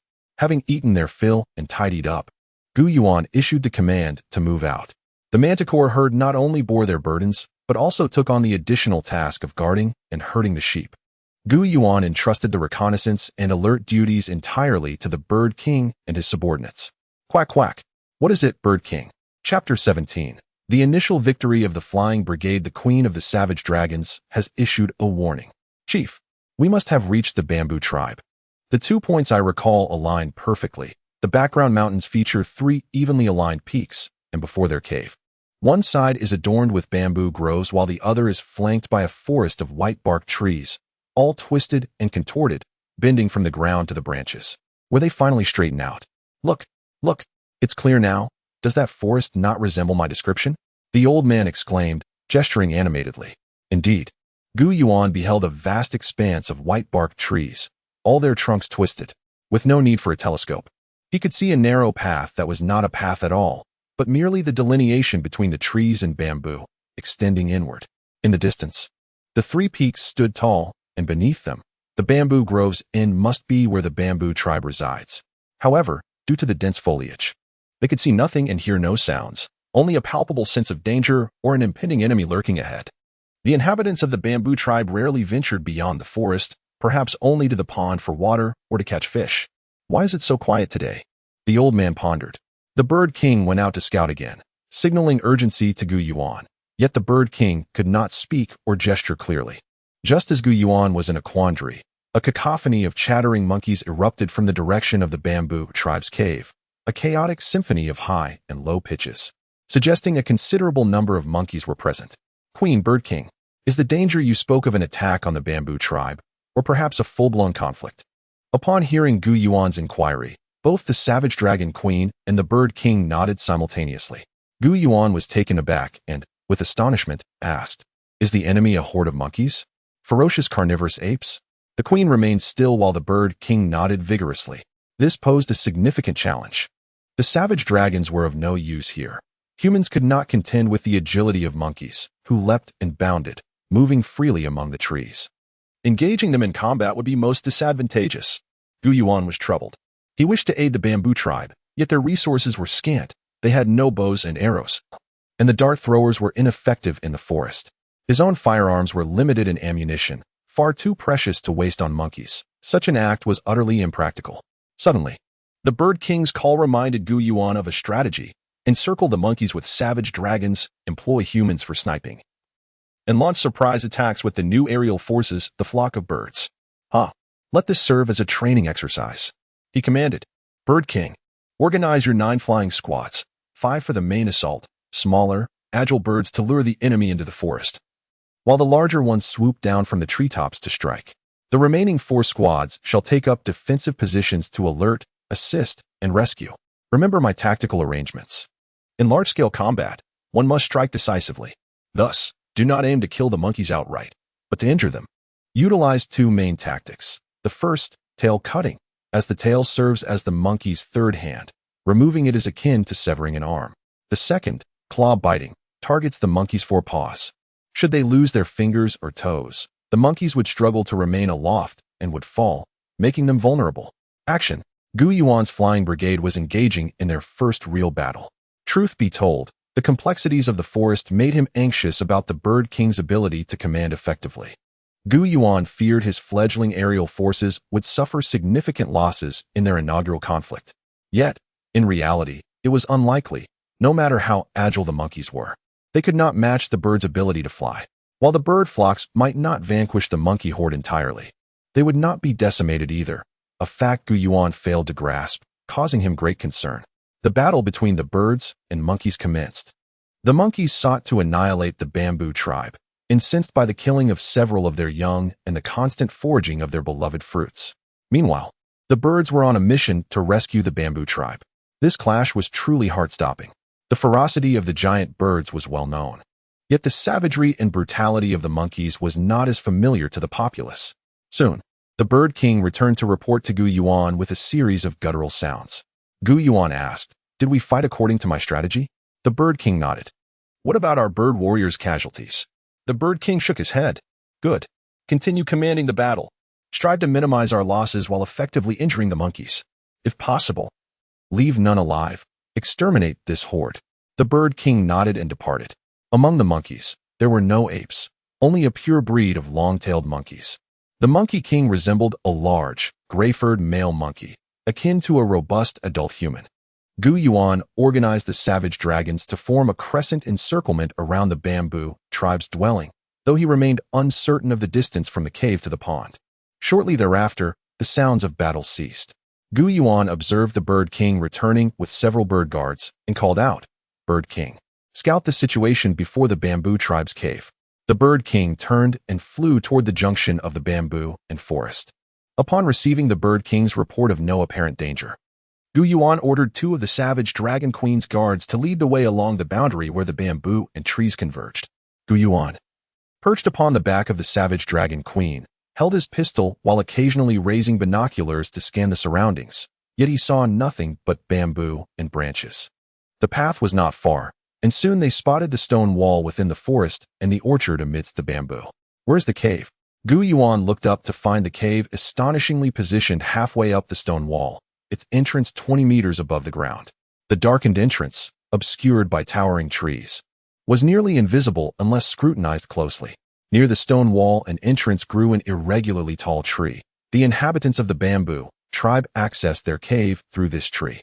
The tree was interconnected with other trunks and branches by bamboo poles and vines, forming a canopy and hammocks among the branches. The bamboo tribe adeptly utilized the forest for their survival. At a distance, Gu Yuan marveled at the ingenuity of the bamboo tribe's creations. But his admiration was short-lived as a sudden wave of bloodshed disrupted his thoughts. Peering through the branches with his binoculars, he beheld a harrowing scene, an appalling display of the monkey's brutality and the bamboo tribe's despair. Beneath the wooden shelters, on the branches, against the stone wall, and at the cave's entrance, blood was everywhere, with severed limbs and entrails hanging about. Though Gu Yuan had witnessed the horrors of battle before, he was not immune to the emotional toll. Tears welled in his eyes as his heart surged with turmoil. Expanding his view, he scanned the area, taking in the gruesome sight of dismembered bodies and mangled human remains. These were once the young and able-bodied warriors of the bamboo tribe, including female fighters. As Gu Yuan advanced further, 2 injured monkeys suddenly fell with a thud. Chapter 18. A Bountiful Harvest. 2 monkeys, each resembling boys of 15 or 16 years of age, appeared before Gu Yuan and the queen of the Manlong. One monkey had a broken leg, while the other had lost its tail and had a gaping hole in its belly. swift and perceptive. Gu Yuan seized a dart and plunged it into the chest of one monkey, while Shan and Shui adeptly dispatched the other. The bamboo tribe had suffered considerable losses, and eradicating this vicious troop of monkeys was indeed a sagacious decision. Gu Yuan commanded Shi and Tu to accompany the others, under the protection of the bird warriors, to explore the cave. Chief, the cave is quite spacious and contains additional chambers. The remnants of the bamboo tribe are few and consist mainly of the elderly and children. Shi reported loudly as he emerged from the cave. Regardless of age, bring out every living soul. We shall take them with us, Gu Yuan ordered. In total, they found 11 elderly individuals, 8 elderly women, 3 elderly men, 5 nursing mothers, and 15 children, comprising 10 boys and 5 girls. Another 31 members have joined us, bolstering our sacred tribe's population. Following Gu Yuan's instructions, they prepared a feast by the pond for the 31 members of the bamboo tribe, grilling meat and boiling vegetable soup, ensuring they were well fed before embarking on their journey. As Gu Yuan mounted the back of the queen of the Manlong, he noticed that all 31 individuals, save for the infants in their arms, knelt before him, bowing deeply in reverence. Their voices a cacophony of gratitude that even the elder Dao could not decipher. Gu Yuan urged them to rise, when suddenly, a tall, somewhat portly elder rushed to grasp Dao's arm, slowly uttering a phrase. Dao seemed to comprehend, and the two engaged in animated conversation. According to Dao, this elder, named Shu, was the former leader of the bamboo tribe. He recognized Dao as the emissary from the Jia tribe who had previously visited them. Upon aging, Shu had relinquished his leadership to a younger successor who tragically perished in the recent battle against the monkeys. Oh, the elder leader possesses invaluable knowledge of the woods. Dao, inquire whether they planted the fruit trees in this orchard. Do they have any seeds or saplings? Gu Yuan expressed interest, having previously surveyed the orchard with his telescope, noting a plethora of fruit tree varieties, pomegranates, walnuts, apples, persimmons, and plums. Elder Shu, overflowing with gratitude, expressed a desire for the remaining members of his tribe to join the sacred tribe and offered to guide Gu Yuan, whom he referred to as the divine leader, to the valley in search of fruit tree saplings. Gu Yuan instructed the gathering of all fruits from the orchard, including those that had fallen, and to uproot the smaller saplings with their roots and soil intact. Upon reaching the mountains, at the foothills, valleys, and beside the streams, they not only discovered the 5 types of fruit trees, but also stumbled upon 2 new varieties, apricots and peaches, causing both Elder Shu and Dao to rejoice heartily. They understood the significance of fruit trees for the sustenance of their tribe. Nong, in his excitement, took the initiative to gather all the fruits from the discovered trees and collect every fallen fruit, even uprooting small saplings, wrapping them in large leaves, and cradling them as precious treasures to take home. Upon returning, Gu Yuan felt immense satisfaction. The management skills of the elder knight, which proved to be quite formidable, and the young female warriors left behind exceeded his expectations in their capabilities. The entire sacred palace was well organized. The first matter at hand was the upcoming spring festival, as reported by the emissaries from the neighboring tribes. It would be held in the Mammoth Park, located 15 sunsets to the southwest, where the elephant tribe, the largest within a 500-mile radius, boasted a population of over 1,000, including hundreds of elephants. The knight which neither confirmed nor denied attendance, offering no assurances to the emissaries. We shall go. When the time comes, we will take the youth along. There is no need to worry about provisions or accommodations, nor to tally the numbers. Thus, it matters not whether there is certainty. Gu Yuan concluded resolutely. The second matter involved a herd of wild cattle that had set its sights on the sacred tribe's territory, which boasted lush grasslands and a vast lake. Previously, 2 herds of over 100 had visited, only to be driven away by the Manlong. Gu Yuan, elated, decided to capture these wild cattle for their meat, hides, and to raise them as military resources. Cattle, like sheep, were treasures for their people. Capture or slaughter? Oh, divine leader, this is no simple task. Even the Manlong may suffer casualties. The giant birds are of no use. Nong and Shu identified the crux of the issue. Gu Yuan assured them he had a plan that would not rely on brute force from the Manlong. The third matter concerned a nomadic tribe, known for their transient lifestyle, comprised mainly of young adults who often abandon sick children and the elderly. How can such a tribe exist? In this wilderness, do they not risk their lives daily? Gu Yuan pondered in disbelief.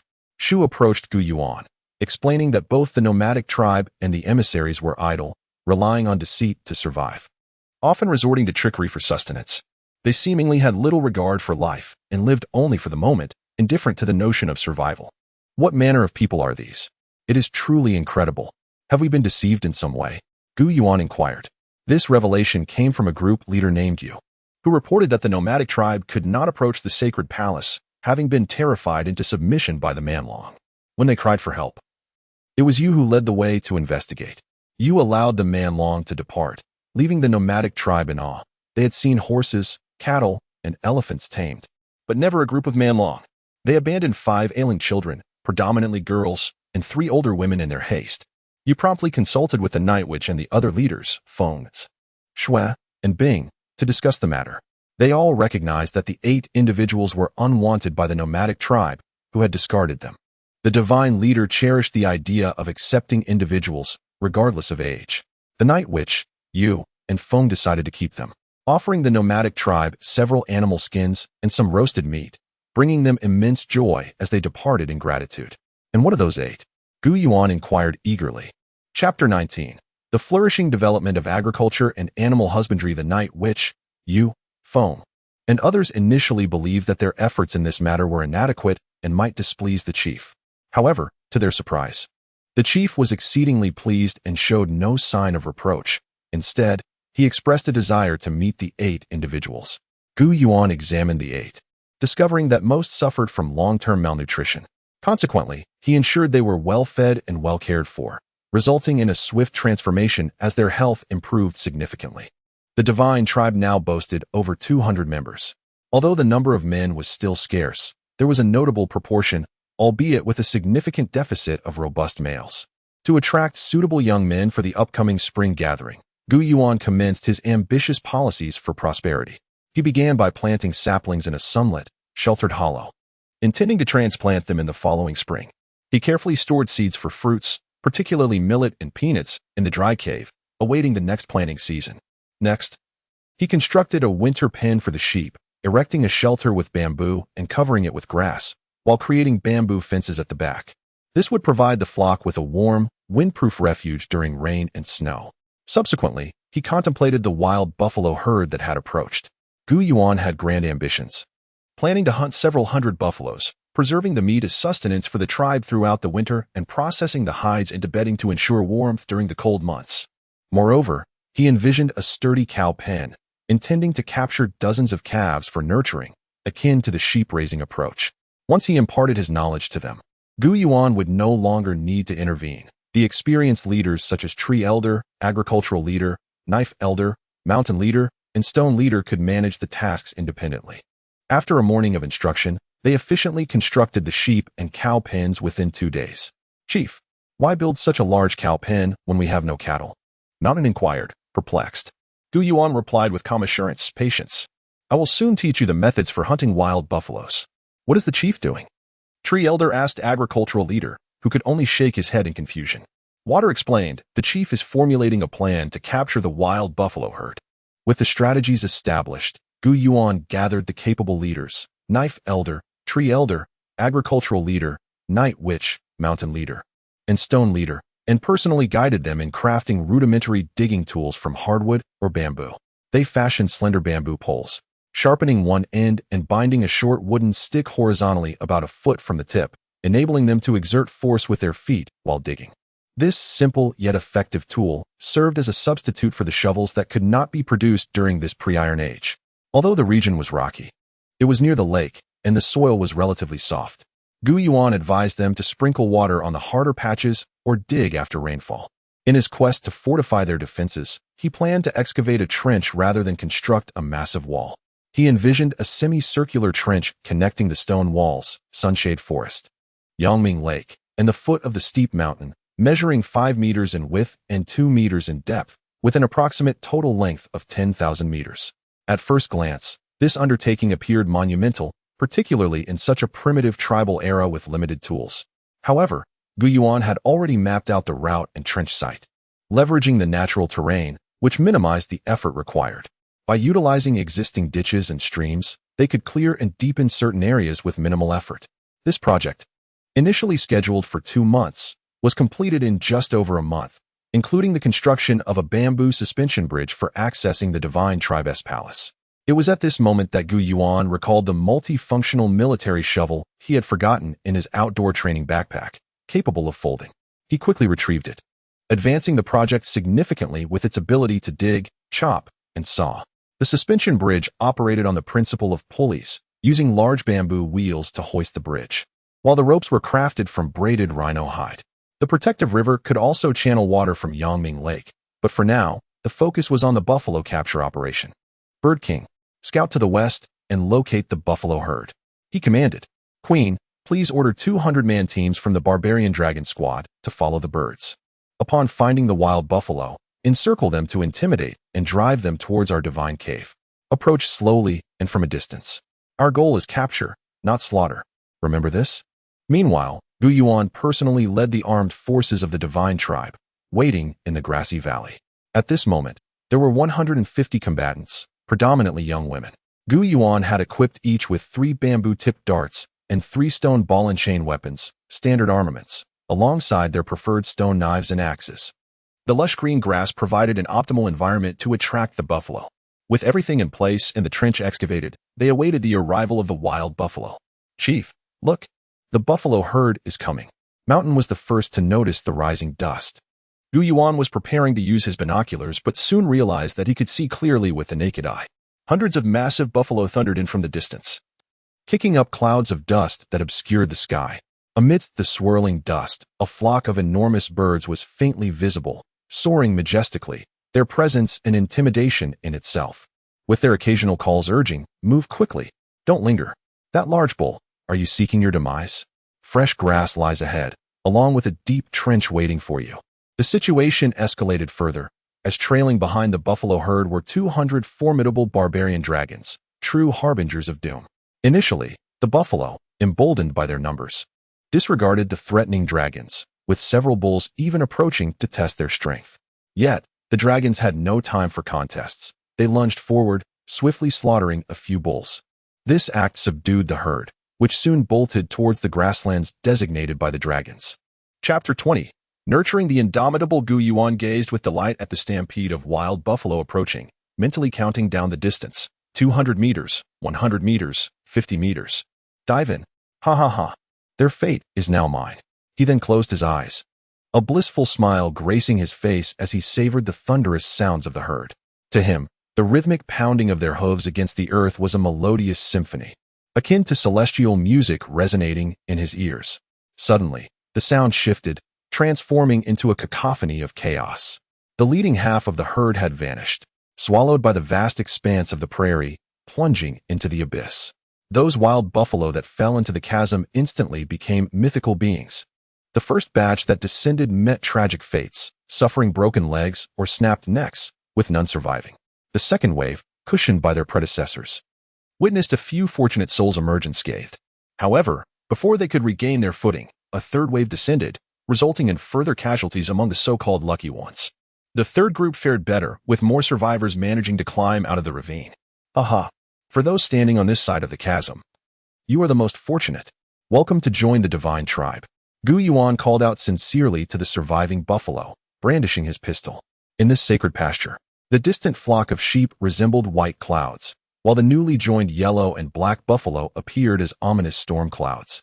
Yet, they quickly adapted, swiftly forgetting their former calamity, particularly the companions they had lost. The herd soon began grazing, even forming friendships with the sheep. With the addition of these buffalo, the beauty of the divine tribe's pasture was further enhanced. Observing the remaining half of the buffalo herd outside the ravine, they halted upon spotting a pit ahead. However, glancing back revealed the formidable foe pursuing them closely, leaving no room for retreat. What to do? Not all buffalo were dim-witted. Some leaders instinctively darted to the sides. Upon witnessing this division, the marauding dragons immediately split into two, following suit. Panic ensued among the buffalo, who, after a brief moment, instinctively sought refuge in the divine tribe's pasture, seemingly forgetting their recent disaster. A flurry of jumps ensued, with more than half succumbing to broken necks and limbs. When the majority reappeared in the ravine, while a handful of fortunate ones meandered leisurely in the pasture, Yuan whistled for the Dragon Queen. commanding her to assemble the troops along the ravine's edges. He personally led the guards stationed at the pasture's entrance to keep watch over the herd, executing any unruly individuals as a deterrent, with a clear intent to instill fear. Subsequently, Yuan instructed the dragon and bird leaders to feast, indulging in wild buffalo meat to their heart's content. However, he emphasized 2 points. They must retrieve the buffalo from the ravine for consumption and preserve as much of the hides as possible, in enthusiastic compliance with Yuan's directives. The dragon and bird clans were exhilarated at the prospect of a grand feast. Soon, dragons were seen stretching their necks over the ravine, pulling buffalo out, sometimes collaborating in pairs or threes. Occasionally, a single dragon would team up with several large birds to haul out a buffalo, which they would then share. While indulging in the feast, a few dragons and large birds neglected to heed the importance of the hides, prioritizing the meat instead, leading to a state of disarray that left Yuan dissatisfied. He ordered the Dragon Queen to personally oversee the transport of all remaining buffalo meat and hides from both the ravine and its edges to the training ground before the Celestial Cave. Yuan took the initiative to gather all capable members of the tribe to process the hides, divide, and cure the meat over several days, ultimately filling 2 dry stone caves with preserved buffalo meat. Haha, now our grand cattle pen will prove useful, won't it? Yuan jested playfully to Shan and Shur, who had previously inquired about the purpose of constructing the cattle enclosure. Shan merely smiled foolishly, remaining silent. Shui approached Yuan with an amusing report, driven by curiosity. She had sent out 6 individuals in pairs to count the buffalo, resulting in 3 varying figures, 108, 98, and 88. What? Can't even count the herd properly? Old Knife exclaimed in surprise. Is it truly uncountable? Perhaps they struggle with numbers beyond 100, Old Tree suggested. It's understandable that hunger would cloud one's judgment.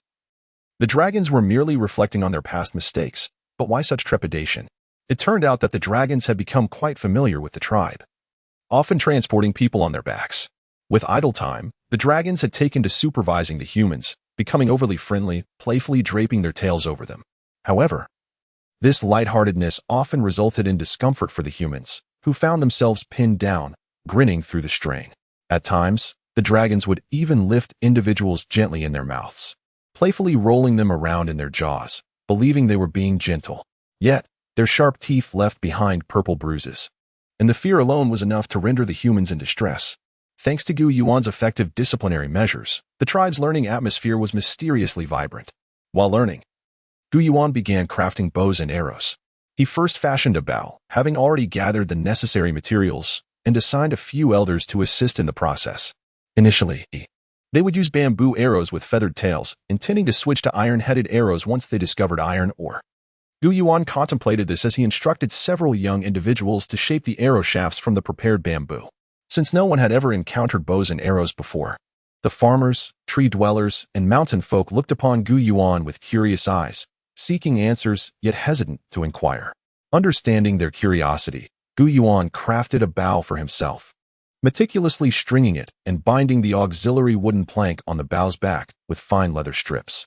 He selected 3 straight shafts, adorned with pheasant feathers, and beckoned everyone to observe. At this moment, action spoke louder than words, proving far more persuasive. Do you see that large fruit rat perched on the tree? It should be about 30 meters away, and I shall bring it down with this bow. Chapter 21.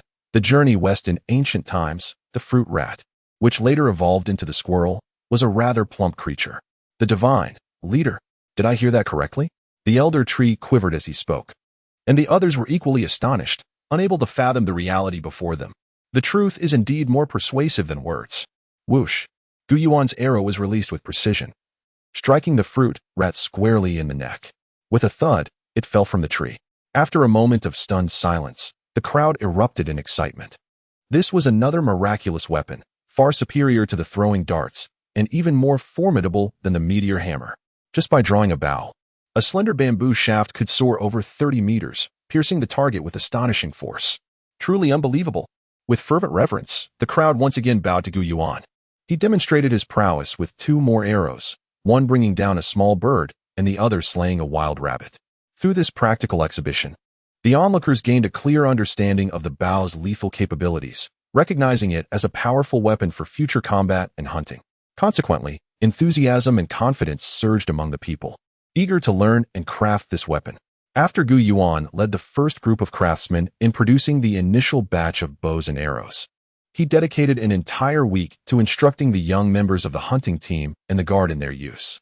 Remarkably, over a dozen adolescent males swiftly mastered the art of wielding these offensive weapons. Their hands, feet, fingers, thighs, calves, arms, hair, waists, eyes, ears, noses, mouths, necks, and backs. These 15 individuals were personally named by Gu Yuan, marking the first batch of trained male warriors. Not only had they honed their combat skills, but their military capabilities also began to show strength as they became adept and precise in throwing and archery. Of course, the original guards, composed of women, were no less capable. They simply lacked the innate strength of men.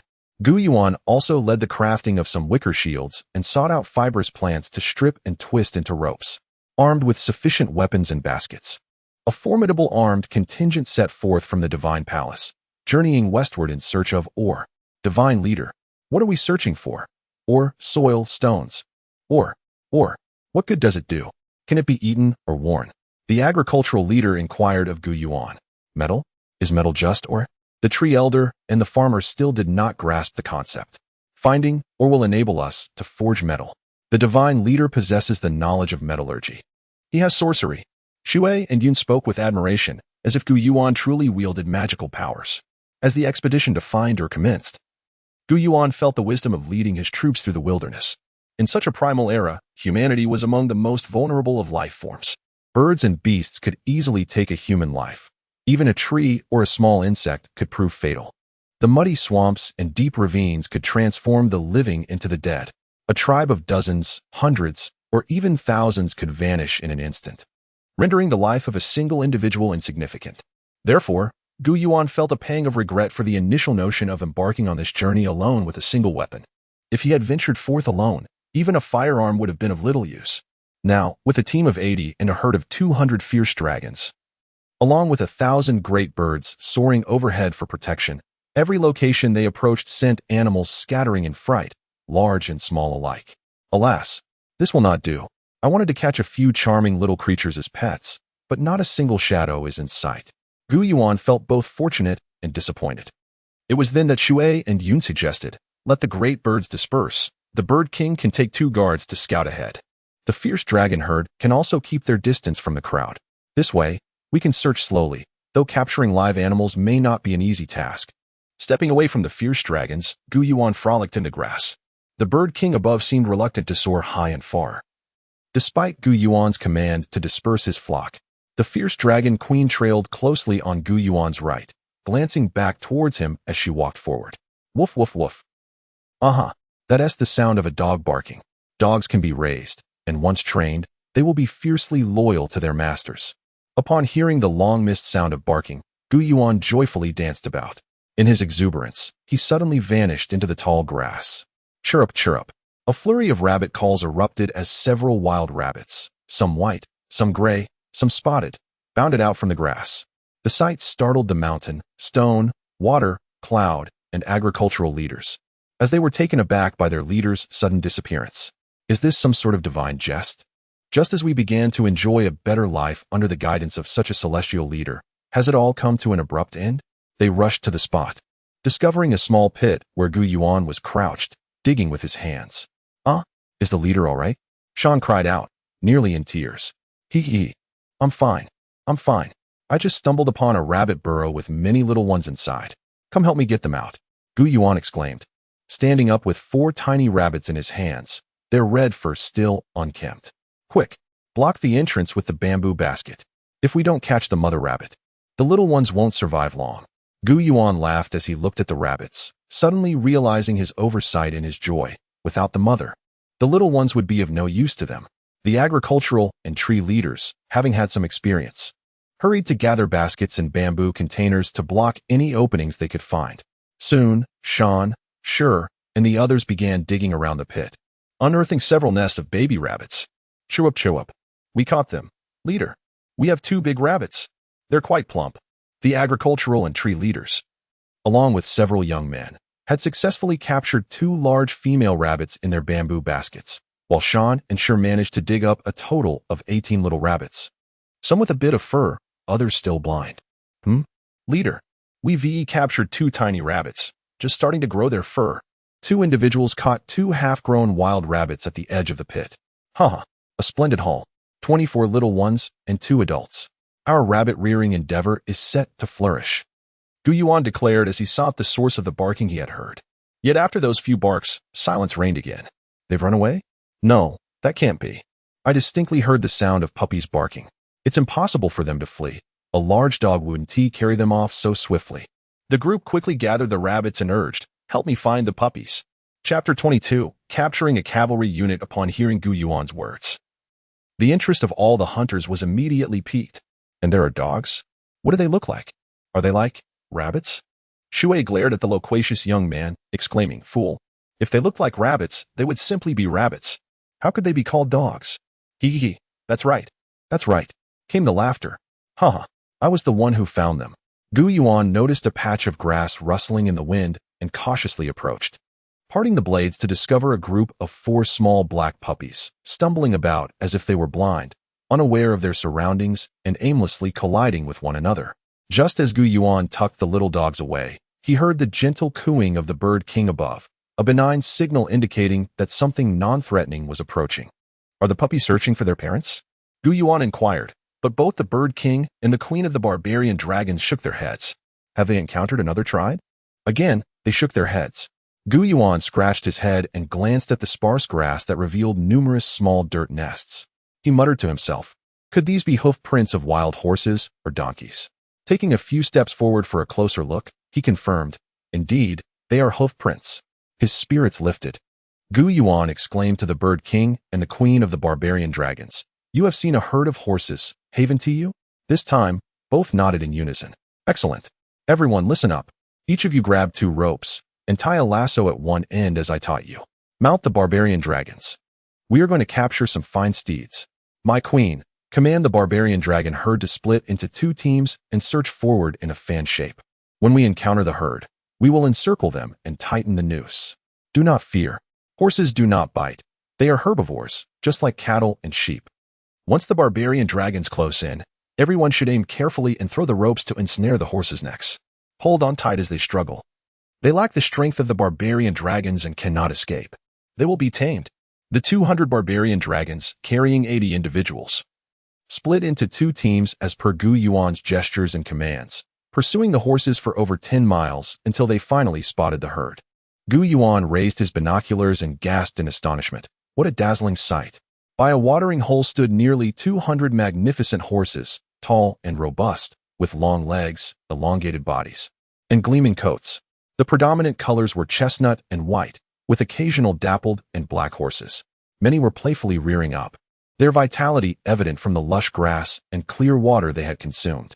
Yuan pondered how to startle the herd without allowing the young men and women he had brought along to behold such a breathtaking sight, fearing it would distract them from their tasks. Yet, he was also concerned that if startled, the horses might bolt, and the barbarian dragons would be unable to match their speed. As Yuan wrestled with this dilemma, a group of creatures emerged from a distant grove to the northwest. Wild donkeys? He exclaimed, but upon closer inspection, he realized they were not. With donkey ears and bodies, yet possessing sheep-like faces and cow-like tails. They were cloaked in a bluish-gray fur, crowned with a pair of half-meter-long sharp horns that curved backward, complemented by a long mane. Could this be the fabled blue horse antelope? Yuan mused, having heard tales of their fierce nature, far from the docility of donkeys and horses. Even females were known to engage in territorial disputes, occasionally challenging humans with their horns. Yuan quickly comprehended. They were not encountering a formidable enemy. Rather, the barbarian dragon team had approached, and the horses sensed the impending danger. The herd would soon become aware as well. Acting decisively, Yuan commanded the queen of the barbarian dragons to lead the 2 teams to hasten their advance, flanking the herd and swiftly closing in to encircle the 200 wild horses. Surrounding 200 wild horses with 200 barbarian dragons was not an insurmountable task. Aside from speed, the barbarian dragons excelled in every aspect compared to the wild horses. With the encirclement successfully executed, the horses became agitated, not from negligence, but from the large circles the barbarian dragons had traversed, which had lulled them into a false sense of security, leaving them with no time to flee. Gu Yuan ordered the barbarian dragons to gradually reduce the size of their encirclement, consciously compressing the horse's space, allowing those atop the barbarian dragons to approach and throw ropes to ensnare the horses' necks. The herd could not help but grow increasingly subdued. The mere presence of the formidable barbarian dragons, along with the unfamiliar small beings atop them, instilled fear like nothing they had ever encountered. Once the adult wild horses were caught in ropes, their anger flared, but what good was their fury? All they could manage was to rear up and emit a few neighs, flailing their front hooves through the air in vain. Some spirited old horses, unwilling to relinquish their freedom, attempted to break free from the ropes or shake off their riders, hoping to escape. However, they were swiftly met with the savage bite of the barbarian dragons, meeting a grim fate. With over 120 horses captured and more than 50 foals remaining unbound, they continued their journey, training each horse to become obedient mounts. The elderly and infirm were culled for sustenance, while the unruly were fed to the barbarian dragons. 5 miles to the northwest, Gu Yuan discovered a cluster of sour jujube trees growing on a small ridge. The jujubes, the size of fingertips, were both tart and sweet, boasting an exquisite flavor. They harvested every fruit they could find and uprooted dozens of young jujube saplings for transport. As they ventured westward, Gu Yuan and his companions brimmed with confidence, unexpectedly stumbling upon a wetland teeming with giant winter melons. Each melon, covered in a frosty fuzz, was as large as a cow's waist, far too heavy for a single person to lift. Recognizing their potential as excellent ingredients for stews throughout the winter, Gu Yuan fashioned several drag beds from vines to carry the melons, securing them with ropes and creating bamboo yokes for the horses to pull. Gu Yuan understood that both the jujube trees and winter melons could be propagated from seeds, particularly the winter melons, which, when opened, could yield enough seeds for 2 acres the following year. Such provisions would immensely benefit the tribe's table. Chapter 23. Abundant Treasures Report to the Chief. Ahead lies a mountain of vibrant colors: black, white, red, blue, green, yellow, and purple. The clouds have reported this clearly, yet it remains a mystery. Gu Yuan, both delighted and intrigued, inquired, "What kind of colorful mountain is this? Can a single mountain possess such a variety of hues?" Peering through a telescope, he beheld a massive mountain stretching hundreds of miles from north to south, resembling a radiant rainbow descended from the heavens, occupying half the sky. The mountain's vegetation was sparse, with numerous exposed rocks rendering it barren. Through the lens, the details emerged more vividly. Enormous granite formations reflected a kaleidoscope of colors under the setting sun, showcasing vibrant shades of purple and red. Gu Yuan counted indeed 7 colors, but these were not the same as those of a rainbow. Here, black and white prevailed, while orange and cyan were absent. The colors appeared in banded distributions. Astonished, Gu Yuan exclaimed, "I have struck gold. This is clearly a banded or deposit rich in various minerals. Yet, I remain uncertain about the primary ore." His heart raced with excitement as he yearned to traverse closer, but he was halted by the approaching leader of the farmers, reminding him that darkness was imminent and that they must set up camp lest they be unable to gather firewood. Upon awakening in the late night, Gu Yuan observed the mountain, still diligently adding firewood to the flames. As he pondered why the mountain remained awake, a few others nearby roused, glancing at him, curious about what had transpired, but upon seeing nothing amiss, they returned to their slumber. Gu Yuan contemplated the mountain and the ores before drifting back to sleep.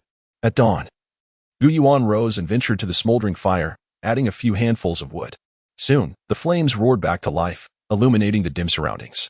As the people and the herds of horses awakened, the melodious chirping of birds once again infused the atmosphere with vitality, and breakfast preparations commenced. After their meal, the group, both human and animal, swiftly approached the colorful mountain. Gu Yuan, overwhelmed with emotion, felt a profound sense of serenity as he gazed upon the treasure-laden mountain. He first noticed numerous large red earth mounds, which turned out to be termite mounds, composed of excellent weathered clay suitable for pottery. Next, he examined the surface of glistening yellow waxy stones, realizing they were indicative of a copper deposit. Gu Yuan assessed the situation. It was promising, and he could justifiably categorize it as a copper-rich mine. "Let us take the clay and copper ore. Whatever we can carry, we shall," he declared fervently, and began his labor. Employing his hands, stone shovels, and wooden chisels, he faced the challenge of the hard rock. After some time, sweat poured from his brow. Yet Gu Yuan persevered, reluctant to utilize his military knife or iron spade, fearing even the smallest nick would cause him distress. As he continued to excavate, he discovered an equal presence of yellow copper and yellow iron ores, an unusual phenomenon, for typically one mineral predominates as the primary ore. The green stones were easily identifiable as malachite, a hallmark of copper ore. Any stone containing copper exhibited a green hue, including jade. If one possessed an abundance of jade, it could be crushed for copper extraction. What, then, of the blue and purple stones? After excavating some blue stones, Yuan's mind was ablaze with imagination. The blue and purple stones are both azurite. So deep is the blue that it turns to purple. The white stones were kaolin, refractory clay, ideal for crafting porcelain, primarily due to its ability to create crucibles for melting metals.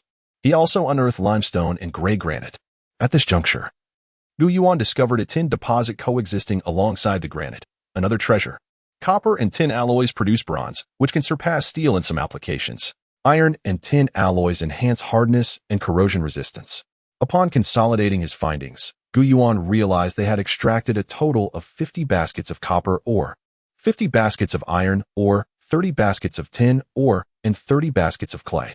He carefully secured these on the backs of the herds, while the youth rode horses, continuing to train their combat skills.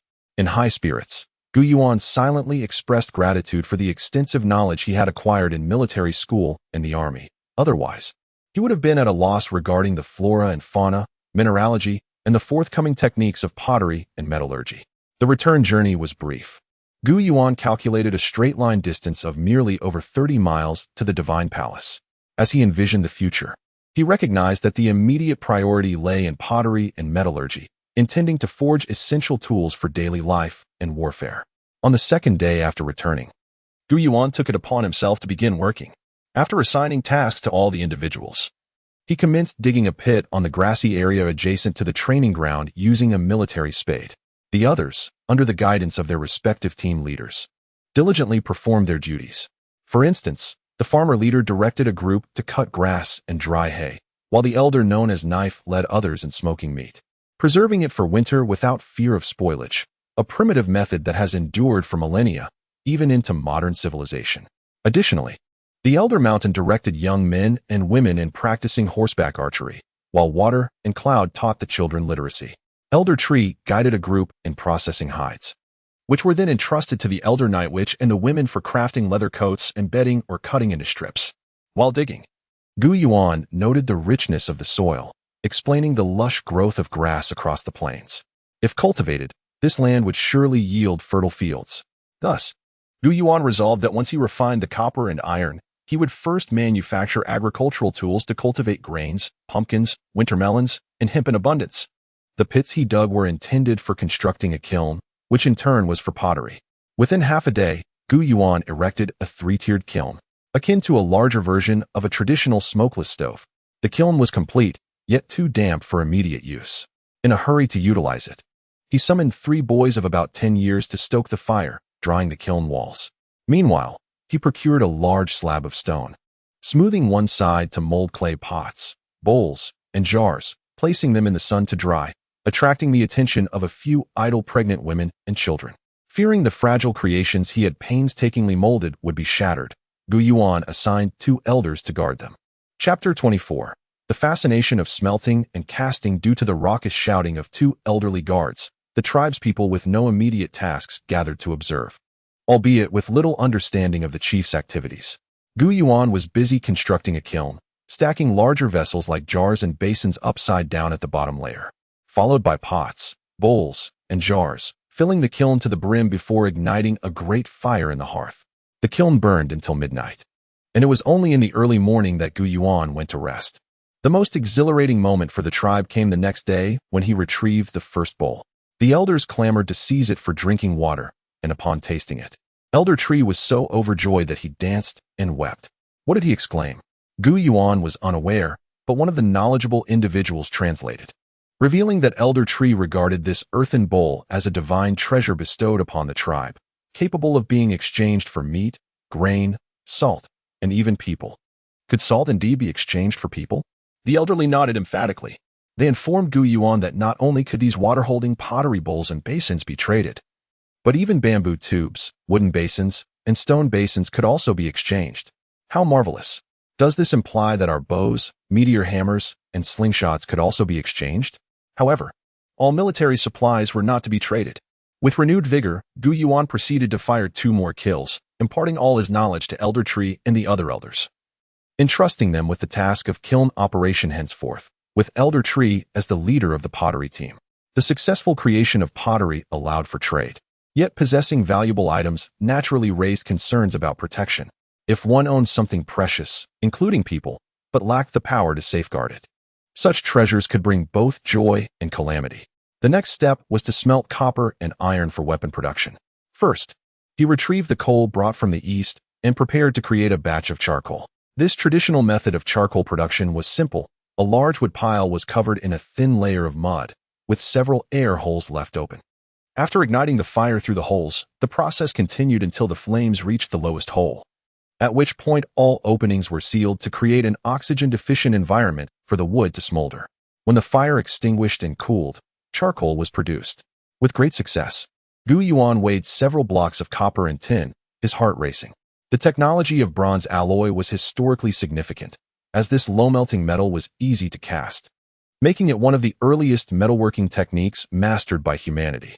The proportions of the alloy were crucial.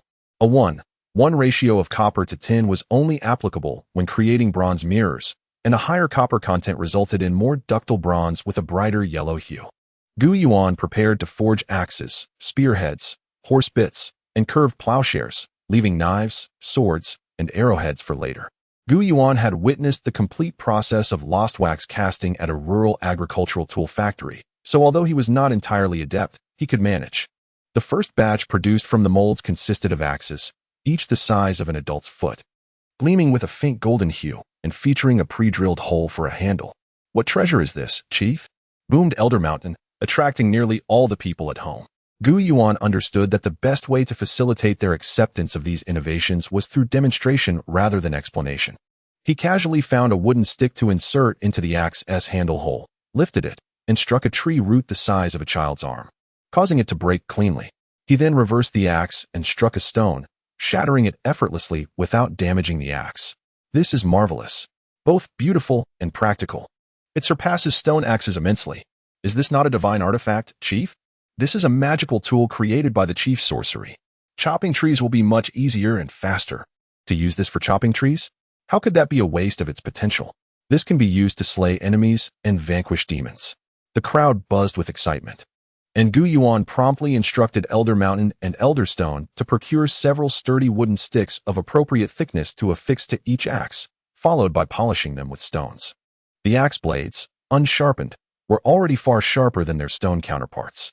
Henceforth, felling trees and crafting wooden items would be significantly more convenient.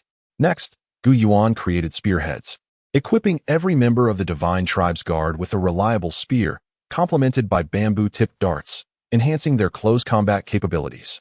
He also cast plowshares for curved plows, copper shovels, copper spades, and horse bits, among others. Throughout the utilization of these bronze tools, Yuan improved the furnace and began smelting iron ore, applying his knowledge of steel-making techniques. This time, he consciously began to cultivate several assistants, young men and women named Mountain, Stone, Hand, Eyes, and Ears. Yuan meticulously taught them the complete techniques of smelting and casting. With great success, he forged steel knives, swords, forks, as well as iron shovels, spades, claws, and wires. With military strength significantly bolstered, Yuan proceeded to establish a formidable cavalry unit, shifting away from infantry. He named the unit the Divine Guard Camp, appointing himself as the commander with 5 companies under his command. In truth, the force consisted of only 100 individuals, with 20 in each company, most of whom were women. The reconnaissance company maintained close ties with the bird flocks led by the Bird King, primarily responsible for scouting and relaying various intelligence. The company leader was named Cloud. The assault company was tasked with launching aggressive attacks and coordinating with the Barbarian Dragon Group. Led by a young man known as Bigfoot, the security company safeguarded the headquarters and leadership, with Smoke as its leader. The logistics company handled military transport and management, led by Moonlight, and the general affairs company coordinated various aspects, assisting and rescuing when needed, with a clever young man named Wooden Stake at the helm. By Gu Yuan's side remained Mountain, Water, Finger, and Thias' personal guards, and during expeditions, they were protected by the barbarian Dragon Queen and her 4 elite guards. A total of 5 mighty dragons. During concentrated military training, Gu Yuan undertook a long-distance military exercise, making a trip to Rainbow Mountain to gather various ores and clay. On this occasion, Gu Yuan crafted a unique item, a brass hairpin for securing hairstyles. Aside from himself and all children under 10, Gu Yuan fashioned 136 brass hairpins, instructing men to tie their hair back completely and women to gather most of their hair into an elegant style, allowing a small portion to cascade down the back like a black waterfall, harmonizing with their bangs, enhancing their femininity. Chief, the old knight which has sent me to present you with a gift. Chapter 25, The Distribution of New Weapons. What treasure is this? Let me take a look. Recently, she carved 2 combs from ivory, far superior to the wooden ones you crafted. She asked me to deliver one for your use. With steel saws and knives at our disposal, life is indeed improved. Guyan smiled as he examined the ivory comb brought by Sean. I have no need for it. Keep it for yourself and Shui. During his teachings on smelting and casting, Guyan discovered 2 more talents, an elderly man known as Axe, endowed with the skill to forge blades and swords, and a young man named Fist, who displayed a natural aptitude for alloy smelting. Under Guyan's guidance, he swiftly mastered the smelting techniques and showed an impressive ability to independently adjust the ratios of copper tin and iron tin based on the performance and utility of the cast items. He entrusted the pottery work to Old Tree, the smelting to Old Axe, and the casting to Fist. The agricultural leader was assigned the tasks of planting and animal husbandry, while also overseeing the crafting of wooden items and the weaving of bamboo baskets and rattan containers. Guyan had specially forged large and small steel saws, drills, axes, and chisels for the agricultural leaders group, which brought them immense joy, making their woodworking tasks feel less burdensome. The knight which managed provisions and clothing, while Old Knife oversaw foreign affairs and general administration, coordinating assistance across various trades. Guyan commenced his focused efforts in military construction and the enhancement of combat capabilities. On this splendid day, the sun shone brightly, a rare gem of good weather since the onset of winter. The winter cloaks for the divine tribe had yet to be sewn, despite the availability of iron needles and fine linen and leather threads. Following Guyan's instructions, each person required 1 cloak, totaling over 160 pieces. The knight which led the women in tirelessly working day and night to fulfill this task.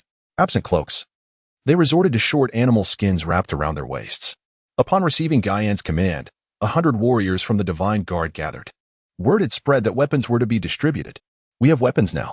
No more reliance on stone axes, bamboo darts, or wooden clubs. Well, gleaming gold, brilliantly bright. Sharp as can be. May I choose? I favor that large battle axe. In combat, it feels exhilarating, perfect for severing necks like chopping wood or grass. It seems everyone will receive one. Splendid. I choose the spear, a magnificent 2.5 meters long, suitable for thrusting and drawing back, truly thrilling. And what of shields? While wielding a spear with one hand is fine, it is preferable to use both hands for the spear, reserving one hand for a knife or sword. Swift and agile. As excitement filled the air and discussions flourished, Guyan addressed the warriors, brave soldiers of the Divine Guard. You are the protectors of the Divine Tribe, the assurance of our existence and future. We all recognize that, from the perspective of sustenance and living conditions, we must venture forth and expand our horizons. By stepping outside, we remain unaware of what lies ahead. How many challenges await us? How many venomous serpents and ferocious beasts? How many formidable human tribes and ruthless adversaries? In the absence of knowledge, we can only enhance our strength to elevate our combat prowess to its peak, ensuring our invincibility. We currently possess 150 horses suitable for military use. Each of you shall select one, forging a bond with your steed, for they will carry you forward into the fray. Bows and shields are standardized armaments, one for each of you. You have 4 types of cutting weapons to choose from. Select according to your personal abilities, 1 weapon per person, as long as it is manageable. With a wave of his hand, Guyan signaled, and the 100 warriors rushed to collect their weapons. Unexpectedly, 2 squads opted for hooked halberds, 1 squad selected knives, another swords, and yet another chose battle axes. Notably, the squad that chose battle axes consisted primarily of men from the reconnaissance unit, making them easy to carry and versatile for other tasks, such as chopping wood along the journey. Yuan devised a simple yet effective training regimen for all 4 types of weaponry. For spear techniques, he focused on a series of interconnected movements: thrusting, drawing back, slashing, hooking, sweeping, and striking, emphasizing speed, accuracy, power, and ferocity in their grip.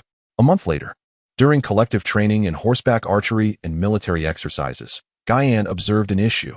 The warriors had their hair styled into intricate buns adorned with pins, which looked splendid but lacked a commanding presence when barefoot, risking injury at any moment. The original military attire was supplemented with a cloak. Yuan ventured outside the cave to check on his cattle, horses, and sheep, finding them joyfully grazing in their spacious, wind-sheltered enclosures. The only ones suffering were the man-long, as they could not find or construct a space large enough to accommodate their needs. They were left to endure the elements on the prairies and at the forest's edge.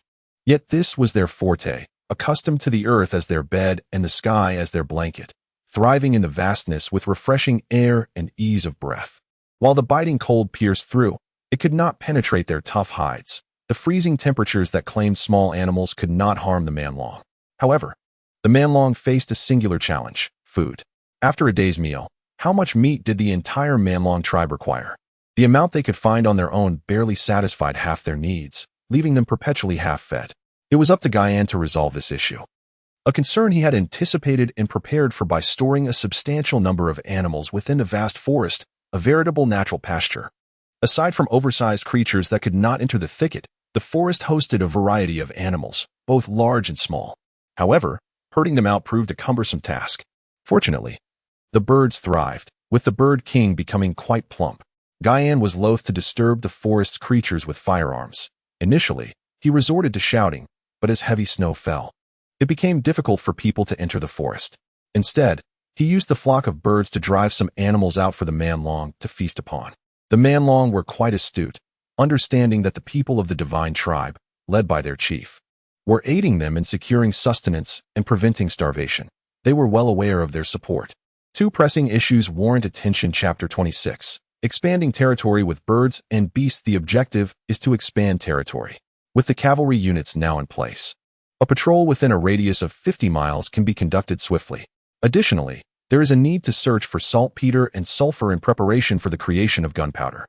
Yuan pondered this and summoned 5 company commanders, along with the old man Dao, to discuss the patrol plans. They all agreed on the feasibility, though they lamented the lack of personnel to establish defensive positions. It was decided not to station troops at the borders just yet. After demarcating the area, they would deploy a herd of wild dragons and a flock of giant birds for border patrol. Ultimately, Yuan proposed the idea of dispatching 100 wild dragons and 150 giant birds in each of the 4 cardinal directions for defense. The cavalry would patrol at irregular intervals, and the giant birds would serve to relay messages promptly if any issues arose. Old Man Dao suggested erecting animal skeletons at the borders, ideally as large as possible, and hanging skulls from bamboo poles. Yuan expressed skepticism, wondering if such a display would truly serve its purpose.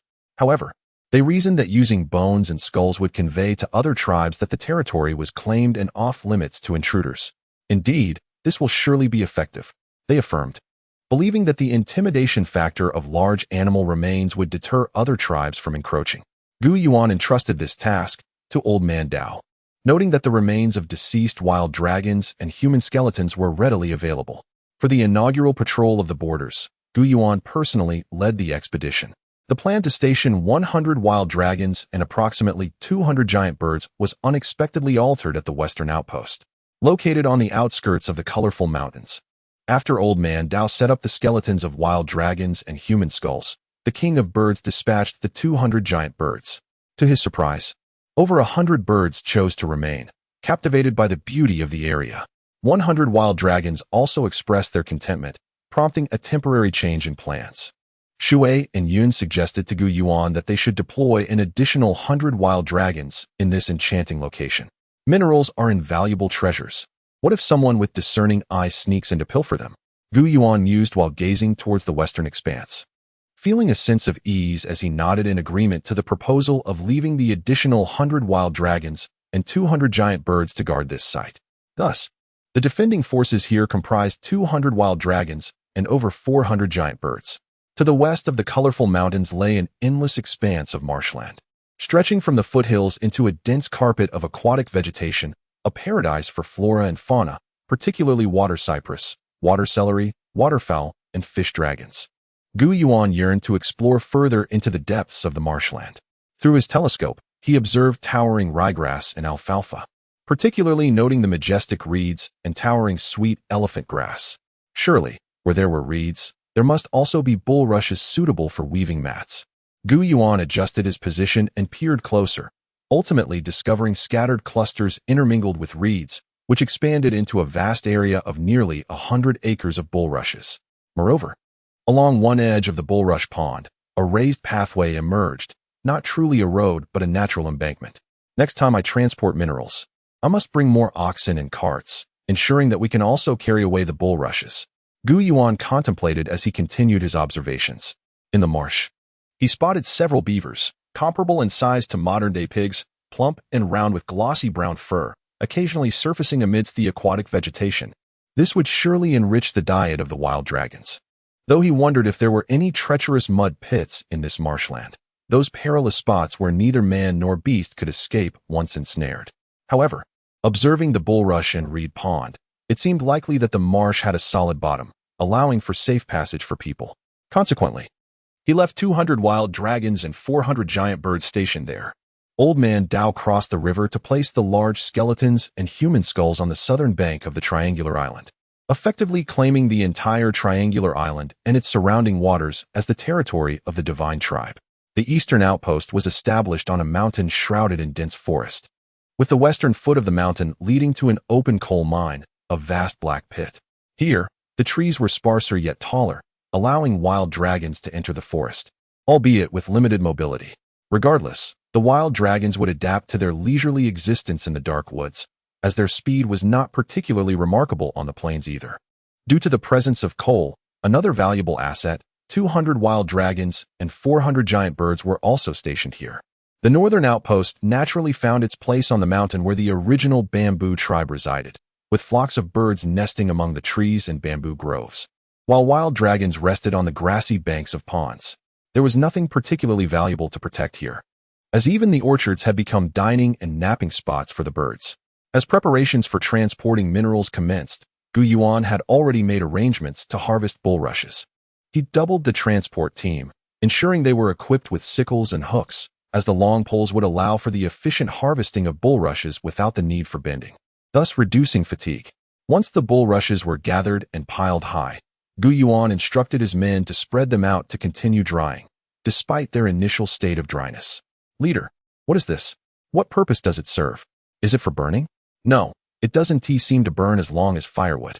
The old tree man, the agricultural chief, and others inquired. Yuan explained that it was bulrush, a combination of bulrushes and reeds, which could be woven into mats, providing warmth and comfort for those who lay upon them. Naturally, skepticism abounded, as none among them had encountered such a thing before. Yuan called upon the agricultural chief and his team to demonstrate the weaving of bulrush mats while providing explanations. They erected 2 wooden legs, with a crosspiece of bamboo or a log horizontally placed. Yuan utilized a bamboo pole, tying several thin vines or ropes to it. Then, on each rope, he secured a stone, taking small bundles of bulrush and binding them together, repeating the process until a large mat was completed. Wow, the leader has worked his magic again. This mat will keep us warm and cozy, no matter how cold it gets. It's even better than a pile of grass. Is this for sleeping? The saved grass can be used to feed the oxen, horses, and sheep. Chapter 27. The task of marrying and producing divine offspring. The agricultural leaders had mastered the art of weaving, and in just a few days, they had consumed all the reeds that had been transported. The mats they fashioned were sufficient to furnish the sleeping quarters of the entire settlement. After a brief respite, Yuan was preparing to contemplate his participation in the spring gathering, having gleaned details from Old Knife, Old Tree, and the agricultural leaders. Ding dong. A new task has arrived. Would you like to accept it? He chuckled. I thought you, dear system, had fallen into a deep slumber. So, you merely experienced a shock? You've revived? Yuan expressed his irritation. The system had been silent for a long time, leaving him without guidance during challenging times. You will not slumber while I am awake. I exist to prevent your eternal sleep, especially to ensure you do not succumb too early. Enough with the chatter. I accept. Now what is the task? You have become the divine leader. Quickly choose a few wives and beget divine offspring to govern your kingdom, lest the hearts of women waver. What? Is this some kind of task? To subjugate me.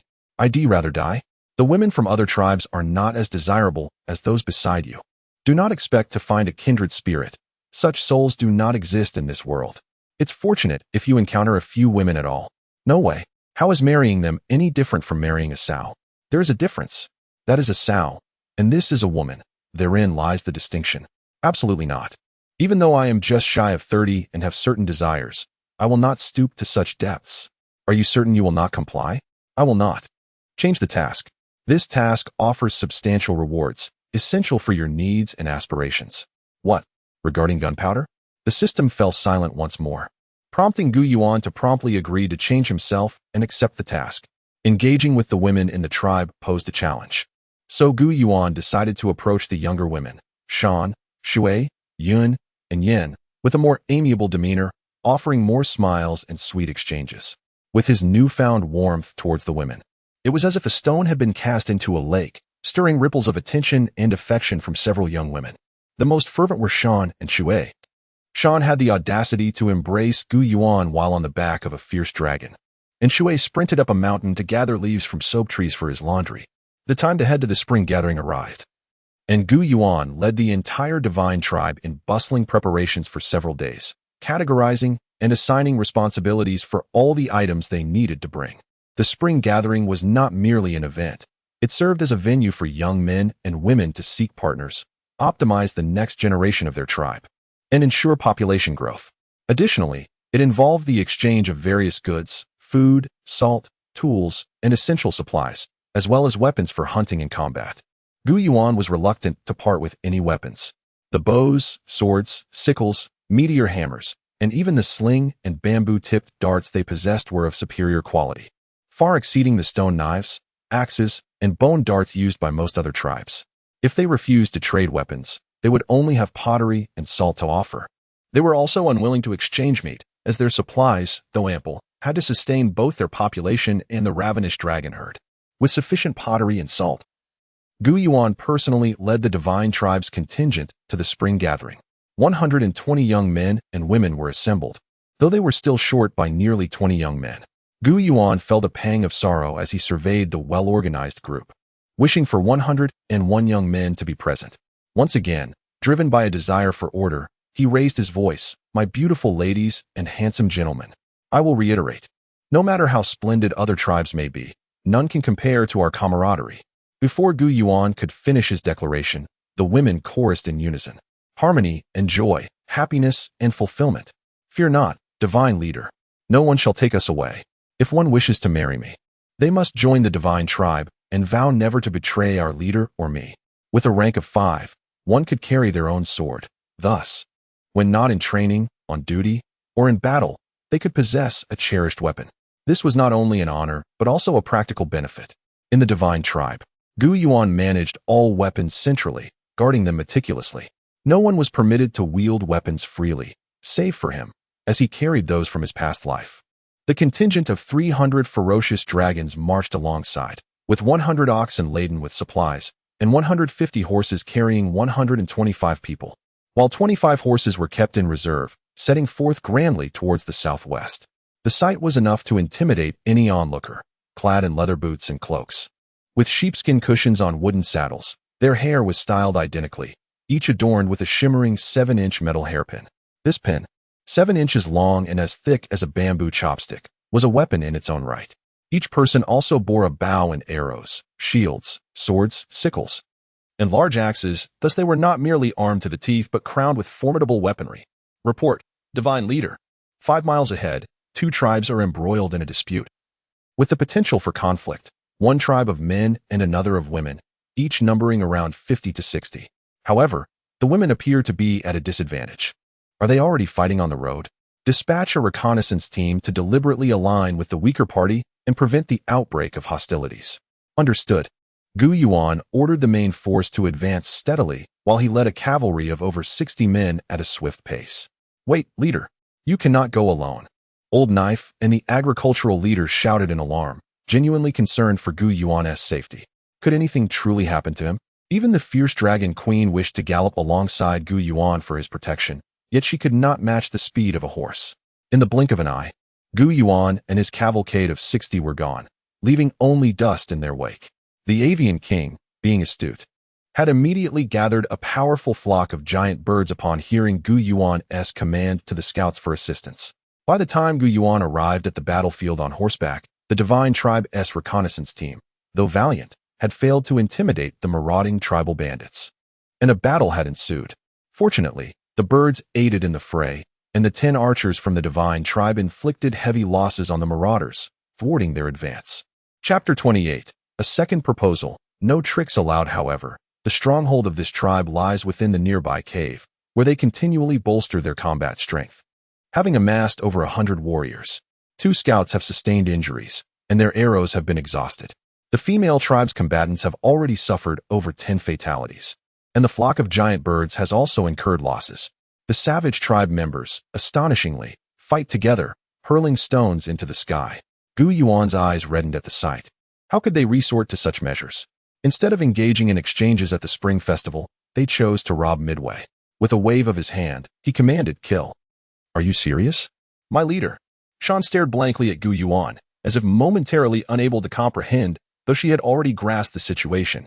Fortune had fallen from the heavens, leaving her somewhat dazed. "Quick!" After Gu Yuan's urgent cry, he shot an arrow that barely grazed the right ear of one foe, piercing through and embedding itself in the twig-like hat he wore. On the other side, Shui was quick-witted, following up with an arrow that pierced the foe's throat, witnessing him collapse lifelessly.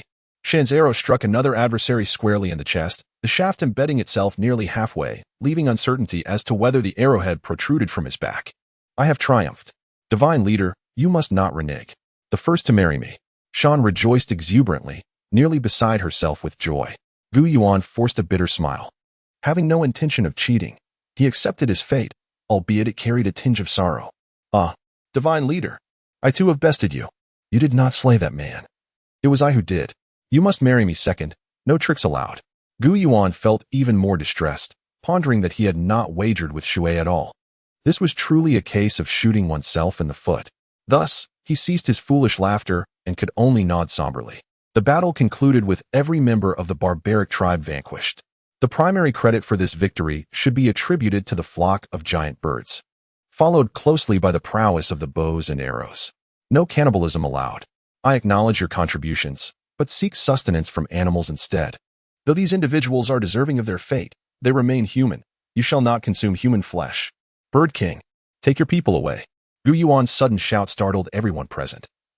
Yet upon assessing the situation, the members of the divine tribe understood, chuckling as they reminded the birds to disperse. However, the female tribe members, caught in shock, stood agape. The giant birds heeded this leader's command. Could it be that this leader was divine? Quickly tend to the wounded, Gu Yuan instructed, personally bandaging one scout's wounds. She was a middle-aged woman, moved to tears by the gesture. Gu Yuan then directed the medic to treat the injured from the female tribe, whose leader was an elderly yet robust matriarch, who approached Gu Yuan to express her gratitude. "Ah, are you not that tall girl from the female tribe?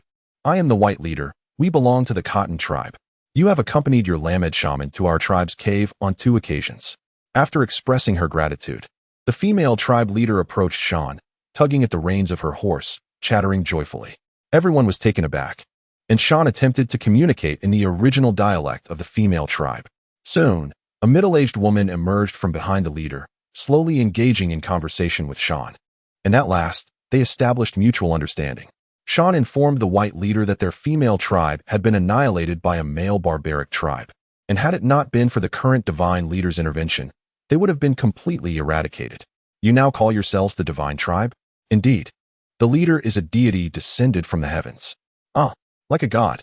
You appear so prosperous and content." "Yes, our divine leader possesses celestial powers, capable of manifesting anything. He has conquered the savage dragon horde, tamed the giant bird flock, and gathered both cattle and sheep, raising them all, alongside capturing herds of horses for battle. He also seeks treasures from the great forest and vast plains, like peanuts, millet, pumpkins, and pear trees. We have it all. Your cotton tribe's cotton shall surely please our divine leader." "Ah, esteemed deity, Just from the recent command to the birds to engage in battle and retreat, it is clear your divine leader is truly a god. Indeed, our divine leader can command not only the bird flocks, but also the savage dragon hordes. We previously rode savage dragons, but found them slow, thus we switched to horses. Look, here comes our savage dragon horde. With Shan's call, 3 battalions of savage dragons, 100 strong each, appeared through the swirling dust, flanked by over 60 steeds and a herd of cattle laden with goods. Is this all from your divine tribe? Indeed. Among them are the elderly leaders of the bamboo tribe, tree, and the leader of the grass tribe, gnome, as well as the knife elder from the Jia tribe. You, white leader, should recognize them. I know them. I know them. We have exchanged with them before. Especially the leader gnome, who has a fondness for our cotton. We have successfully traded for their millet and pumpkins, though their exchanges of cotton have never been fruitful. Once the main force of the divine tribe arrived, the remaining 40 to 50 members of the cotton tribe clustered anxiously around the white leader. Yuan reassured Shan to inform them not to fear. The savage dragons, cattle, and horse teams were gentle and would not harm them. Upon the arrival of the knife elder, tree elder, and leader gnome, the white leader indeed recognized them. After a brief exchange, the knife elder stated directly, "White leader, our divine leader is gathering a substantial population while also collecting a variety of edible and usable plants. I suggest you and your tribe bring your cotton and seek refuge with us.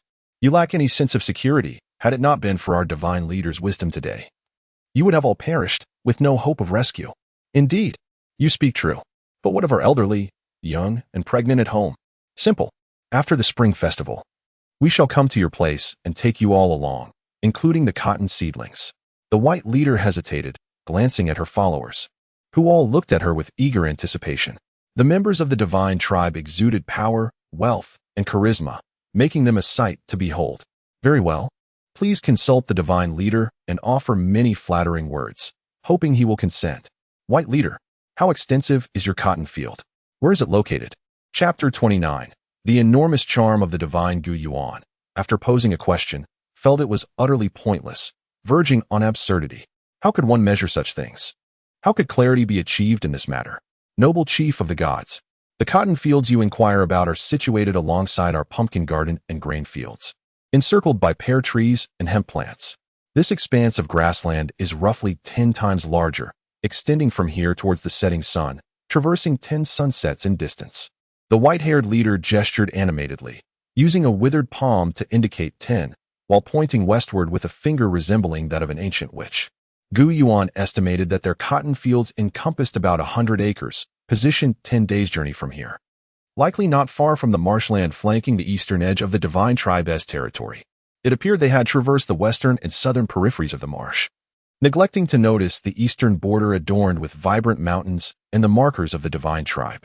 Noble chief, these are the elderly, children, and pregnant women from the barbaric tribe that recently ambushed us. Shall we kill or spare them? The old knife wielder quickly reported his observations.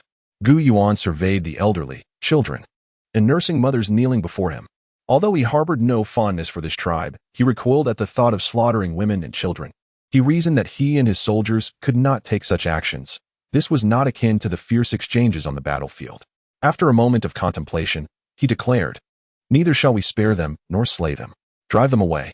However, to Yuan's astonishment, attempts to drive them off using cavalry proved futile. They stood their ground, trembling in fear, yet unmoving even when the tips of spears were thrust towards their chests, employing the fierce dragons to intimidate them. Several elderly men and women positioned themselves in front, blocking the path of the beasts, and shockingly, 3 or 4 individuals were trampled, yet still remained resolute. Yuan promptly commanded the dragon riders to halt and retreat. The old knife wielder, the tree elder, and the white-haired leader approached the kneeling figures to converse with the elders, inquiring about their intentions. They expressed a desire for the powerful tribe to take in their children, enabling their survival. Yuan retorted, deeming their leader shameless for resorting to banditry out of desperation, inciting the wrath of both gods and men. The elders lamented that it was the leaders' unscrupulousness that brought about their plight, asserting that the pregnant women and children bore no guilt and pleaded for their acceptance. Noticing Yuan's reluctance to acquiesce, several elders and elderly women suddenly began striking their temples with stones, causing a frenzy of bloodshed as they collapsed, motionless. Abruptly, Two children began to wail. Gu Yuan sent someone to inquire, only to discover they were starving, their mothers too weak to nurse them. Chief, the people of the Cotton tribe are on the verge of fainting from hunger. A messenger reported to Gu Yuan. Realizing the gravity of the situation, Gu Yuan ordered an immediate halt and instructed his men to prepare a meal. A hearty feast was soon underway, invigorating and satisfying, filling their bellies with warmth and flavor. The newcomers were elated, declaring it the most sumptuous meal they had ever experienced. Their lives felt profoundly joyous in this moment.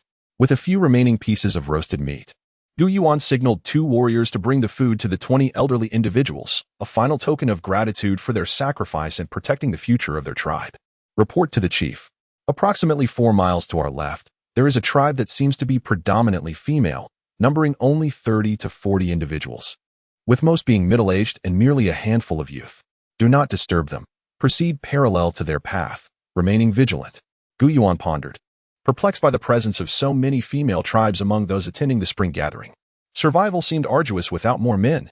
He sought clarification from the white-haired leader and received no clearer explanation from the old knife-wielder either. Enthralled and invigorated by the revelations, Gu Yuan mused aloud. So the primal dance of passion has persisted since the dawn of humanity. Why, then, has no young boy been brought forth? Chuckling, the white-haired leader replied, what troubles me is the scarcity of men in this vast divine tribe. Gu Yuan responded with a hint of dejection. Noble chief, fret not. Are you not a miraculous man? The wombs of women are like fertile fields, sow as many seeds as you desire, and you shall reap bountiful harvests. With a playful laugh, the white-haired leader's words elicited giggles from many women, but for Gu Yuan, it was no jest. He possessed countless seeds. Yet he was reluctant to sow, having yet to uncover a suitable and fertile plot. At long last, they arrived at the venue for the spring gathering. Chapter 30. The enigmatic elephant tribe of vast plains stretches before the eye, framed by towering mountains and primitive forests, adorned with riverbanks and marshlands. The most flourishing landscapes are the grasslands and sparse woodlands, interspersed with thickets. Here, flora and fauna abound, and the land, once cultivated, proves to be remarkably fertile, a veritable cradle for human proliferation. Indeed, a colossal tribe resides here, the elephant tribe. It is said that this tribe boasts a population of 500 to 600, with a herd of several hundred mammoths under their care. In light of this, the elephant tribe, as the host of the upcoming spring gathering, seeks not merely to barter for rare and precious items, but harbors a more grandiose ambition to showcase their strength, gauge the capabilities of neighboring tribes, and prepare to dominate the smaller tribes in the region. The agricultural leader, displaying commendable insight, deduced this after a period of observation and contemplation. Both Tree Elder and White Leader nodded in agreement with this analysis. Knife Elder remarked that the elephant tribe had existed for many years, initially a modest band of merely 100 or so individuals. However, after the ascension of the new leader, Venom Fong, who vanquished the former leader and subsequently engaged in rampant pillaging of nearby tribes, their fortunes had dramatically shifted. It is said that Venom Fong procured the assistance of a peculiar shaman, an old man, dark, ugly, short, and limping, who introduced him to a unique species of arrowwood tree. This tree, when it branches, produces straight, sharp tips that grow upright, regardless of length. While alive, the wood is soft and easily harvested. But once it sheds its leaves and ceases to grow, it hardens to the density of stone. Each branch can sprout clusters of several to dozens of shoots, both thick and thin, growing in bunches. The members of the elephant tribe utilized these branches as weapons, crafting effective spears and darts. The shaman also possessed arcane talents, capable of summoning and taming mammoths, thus allowing the elephant tribe to parade hundreds of these majestic creatures. Everyone was astonished by Knife Elder's vast knowledge. An ancient also found himself taken aback. However, after receiving a report from Cloud, he realized that Knife Elder was merely echoing the words of an earlier leader from the Net tribe, known as Old Net Fish, effectively serving as a mouthpiece for Venom Fong's propaganda. As a result, the might of the divine tribe was reduced to mere humans, horses, and the oxen used for transport. White Leader, Tree Elder, and others expressed concern for the overall safety of their tribe, failing to grasp Ancient's deeper intentions. Ancient then instructed Mountain to clarify, explaining that should any trouble arise, the leader could summon the horde of savage dragons and flocks of birds with a single whistle. All 10 tribes that had received news were present, although only 8 temporary encampments were established outside the host tribe. The others, perhaps unaware, were soon enlightened by Ancient, who realized that the Cotton tribe had merged with his divine tribe. Following an attack by the male savages that led to the downfall of the Cotton tribe before attending the spring gathering, only 8 tribes remained. The host tribe was expected to make an appearance soon, and seizing the opportunity, Ancient dispatched diplomatic envoys to foster relations with the other 7 tribes. Indeed, those 7 tribes had long coveted the splendor and riches of this newly ascendant divine tribe, particularly admiring their unified attire, weapons, and the horses and oxen that captivated their gaze. It was as if the very sight of these treasures threatened to draw their eyes from their sockets. Clearly, Ancient had also set his sights on the mulberry trees and silkworms. After hearing about the mulberry tribe, he discerned that the silkworms were being squandered, as they did not practice silk reeling, thus neglecting the primary utility of silkworm cultivation. Merely revealing these assets made the mulberry tribe keenly interested in the divine tribe, unwilling to forfeit the opportunity to step through the door to happiness. Especially after White Leader mentioned their previous acquaintance, she readily agreed to dissolve their trading post, merging her 42 tribespeople into the divine tribe. After paying respects to the divine leader, they were immediately treated to a sumptuous feast of meat and vegetable soup, a delicacy they had never experienced before. This unexpected turn of events, coupled with the enticing aroma, drew a significant portion of the youth from the other 6 tribes toward them. However, before the beauties of the divine tribe could extend their friendship to these newcomers, the members of the elephant tribe made their entrance. The emissaries from the messaging tribe, lacking a designated stall at the gathering, much like the roaming tribe, were not among the invited 10 tribes.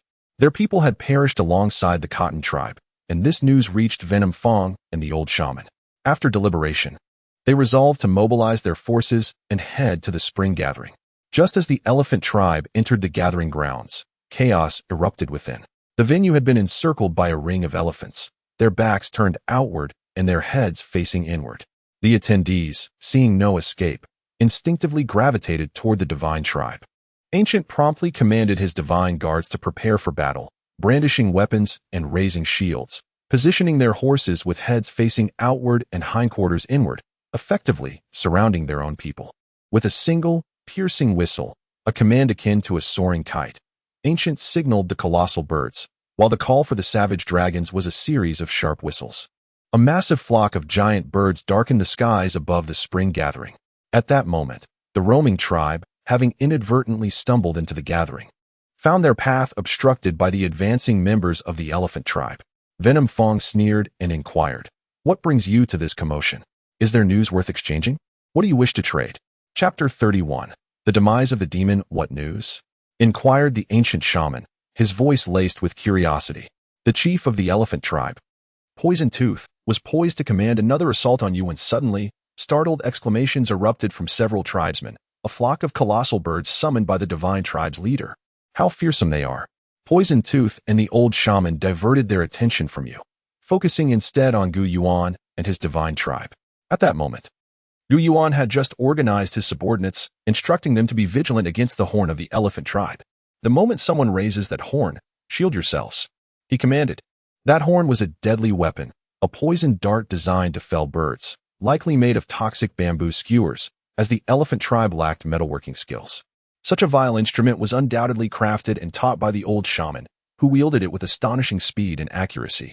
Cursed old shaman, Yuan silently fumed, vowing that should the shaman take any actions detrimental to him, he would not hesitate to eliminate him. He who does not instigate misfortune shall not suffer it. Yet, the old shaman, in his arrogance, approached within mere meters of Yuan and the divine tribe, seated atop his elephant alongside Poison Tooth. He surveyed the divine tribe's formation, initially astonished, then dismissive, a malicious glint intensifying in his beady eyes. Suddenly, he bellowed, "Spirits of heaven and earth, I summon you. This divine tribe is but a counterfeit, a ruse, a true menace. Flee from them, for I shall capture the demons and subdue the entire divine tribe." As he raved, he reached for his staff, intending to launch a surprise assault on Yuan with the horn. But Yuan was prepared. "He is the true demon. Witness as I vanquish him," he shouted. A soft pop echoed, unnoticed by the crowd, as a pistol concealed beneath his cloak discharged. Yuan pointed his bronze sword at the old shaman, who recoiled, a gaping wound appearing on his forehead. He then toppled forward, tumbling from the elephant, lifeless. The old shaman is dead. You, foul creature, possess formidable skills. Poison Tooth seethed, his teeth clenched in fury. Kill him. Wait. The old shaman was indeed a demon. Do you not care for the well-being of your fellow tribesmen? Poison Tooth, I advise you to abandon this slaughter, lest your elephant tribe face annihilation. Yuan shouted.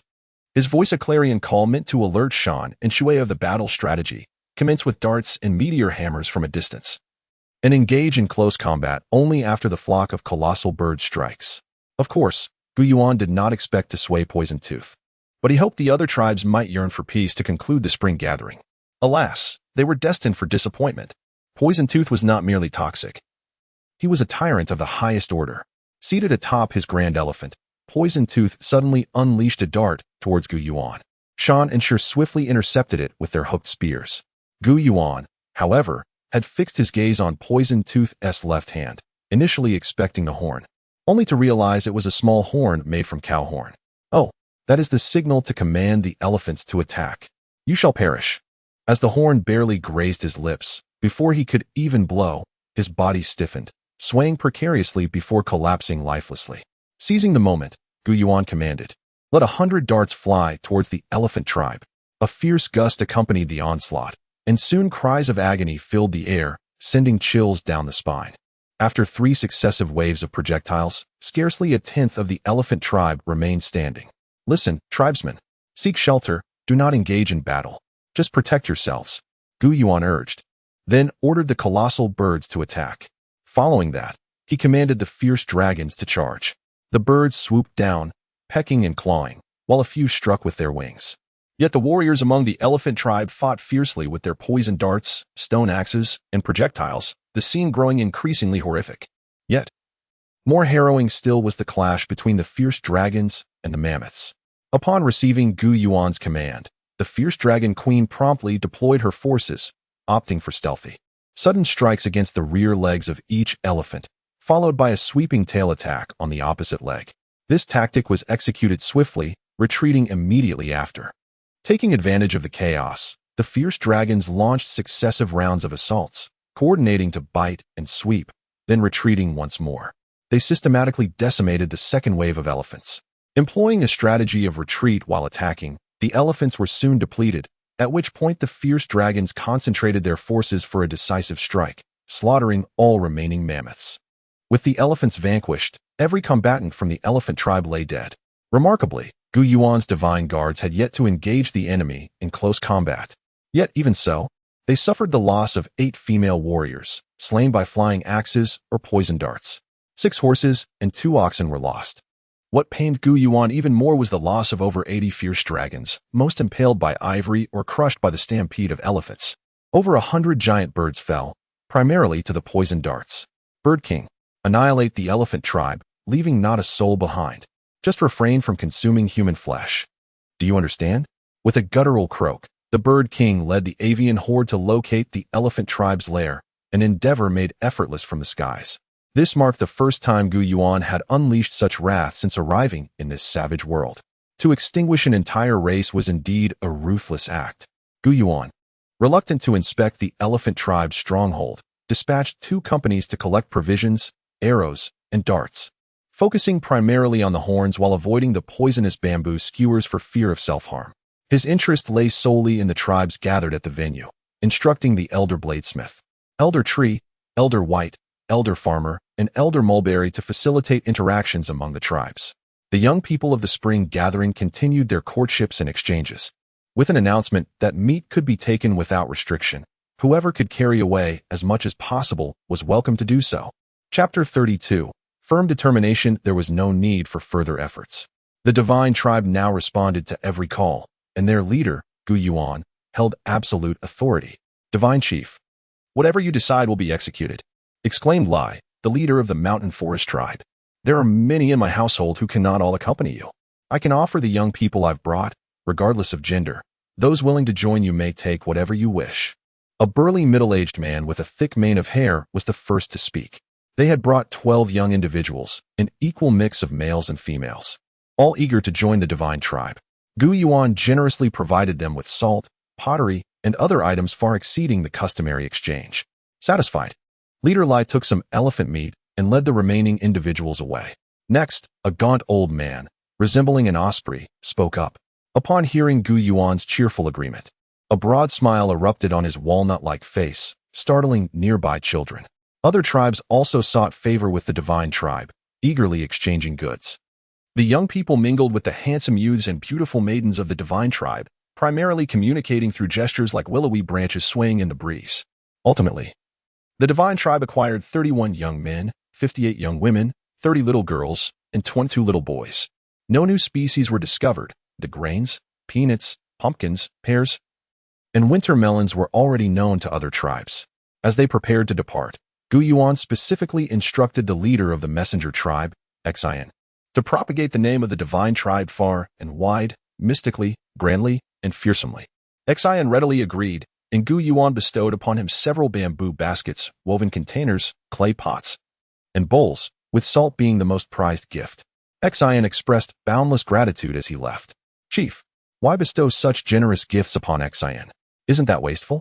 We only received 5 little girls from them, questioned the old man Dao. It is to utilize their voices to promote us. At the very least, we must prevent any tarnishing of our reputation.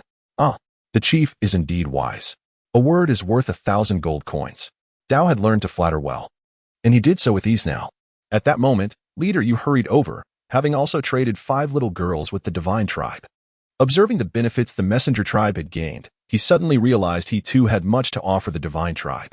He approached Gu Yuan with a deep bow, declaring, "Esteemed divine chief, the prosperity of your tribe and your magnificent achievements can be well promoted by us of the Yu tribe, and I bring you news that I assure will pique your interest." "Oh, you, indeed. Ha ha ha. I had almost forgotten about you. You wanderers are indeed masters of persuasion and promotion. Speak your news, and I shall provide you with the goods you seek, ensuring your satisfaction." "Splendid. Truly, a divine figure possesses divine character. You must travel 15 days toward the rising sun, between a vast forest and a large lake, to a mountain of yellow rocks, where a great number of monkey-like beings reside, calling themselves the monkey tribe. They are covered in yellow fur, tailless, and possess the ability to speak, living much like humans. They are exceptionally agile, moving through trees with the same ease as walking on the ground, and are generally smaller, resembling monkeys, only about half our size. They are omnivorous, preferring meat, but consume it only partially cooked, and they have learned to harness what they call heavenly fire. Heavenly fire? What is that? How do they obtain it? Gu Yuan was skeptical about the heavenly fire, suspecting it referred to natural forest fires. No one knows, and they do not share. We once attempted to communicate with them, but they seem quite averse to our kind. They expressed discomfort in having to look up to converse with us and refuse intermarriage. How extraordinary! In this world, there are giant apes, yet they are not human, belonging to the beastly realm. They cannot speak, merely possessing human-like features. And yet, there are these diminutive monkey beings who can converse. Fascinating. They must be quite intelligent. Indeed, esteemed divine chief. Gu Yuan pondered and agreed to both the promotion of the divine tribe and the news regarding the monkey tribe. The divine tribe provided the Yu tribe with double the exchange goods, woven baskets, bamboo containers, salt, clay pots, and bowls. The Yu tribe expressed their immense gratitude and departed with enthusiasm. Having arrived with 125 individuals, they had now journeyed approximately 120 miles west of the divine tribe, with still more individuals from the northwestern tribe yet to be brought forth. Gu Yuan now had nearly 400 people around him. Men, women, and children were guided by flocks of birds, flanked by a group of fierce dragons, with cattle carrying the elderly, women, and children, as well as provisions of meat, vegetables, and fruits. Among them rode valiant warriors from the divine guard, advancing majestically. Report to the divine chief. We have arrived at the Yangshui tidal flat of the Cotton tribe. Upon hearing the reconnaissance unit's report, Gu Yuan's curiosity was piqued.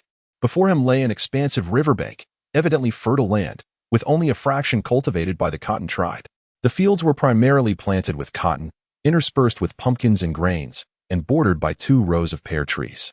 Along the water's edge, wild hemp grew on a triangular island, suggesting no signs of cultivation by the Cotton tribe. Gu Yuan summoned Leader Bai for inquiry, discovering that the Cotton tribe seemed unaware of the hemp's utility. Gazing at the vast cotton fields brought Gu Yuan joy, and suddenly he recalled the small barren valleys he had seen when approaching the Sang tribe in the southwest. Chapter 33 in the small wilderness valley of Tuliang. Near the banks of the Yangshui River at Inshuang Mountain, these two locations serve as natural watchtowers. Engaged in self-reflection, Gu Yuan resolved to relocate the four watchtowers. Not to the cardinal directions of east, west, north, and south, but rather to the intermediate directions of southwest, northwest, northeast, and southeast. The white-haired leader summoned her people, explained the situation, and together they paid their respects to Gu Yuan. They then set up a fire by the cotton fields to prepare a sumptuous lunch for the inhabitants of the cotton tribe. After the meal, Gu Yuan instructed everyone to rest while he took 3 battalions of elite warriors to the riverside to harvest hemp. After cutting it down, they bundled it and buried it in the shallow mud. After a few days of rest, Gu Yuan entered the cave where the cotton tribe resided and was astonished to discover a jade statue that nearly left him speechless. In a large stone niche lay a palm-sized statue, made of exquisite translucent and high-purity milk-white jade, remarkably resembling a goddess of beauty from a modern era. Clad in a contemporary professional outfit, the statue boasted delicate, fair cheeks that glimmered like fresh blossoms, complemented by bright, water-like eyes. Though her pupils lacked the deep black of agate, they radiated an undeniable elegance and charm.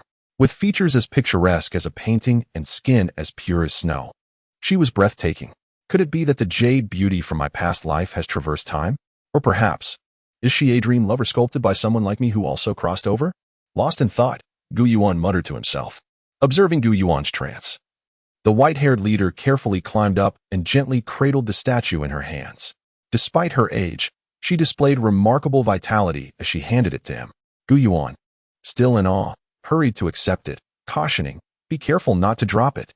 He was filled with trepidation as he wiped away the dust with his sleeve, holding the statue with great affection. On closer inspection, the surface of the jade goddess was not entirely smooth, revealing that it was naturally formed rather than meticulously carved.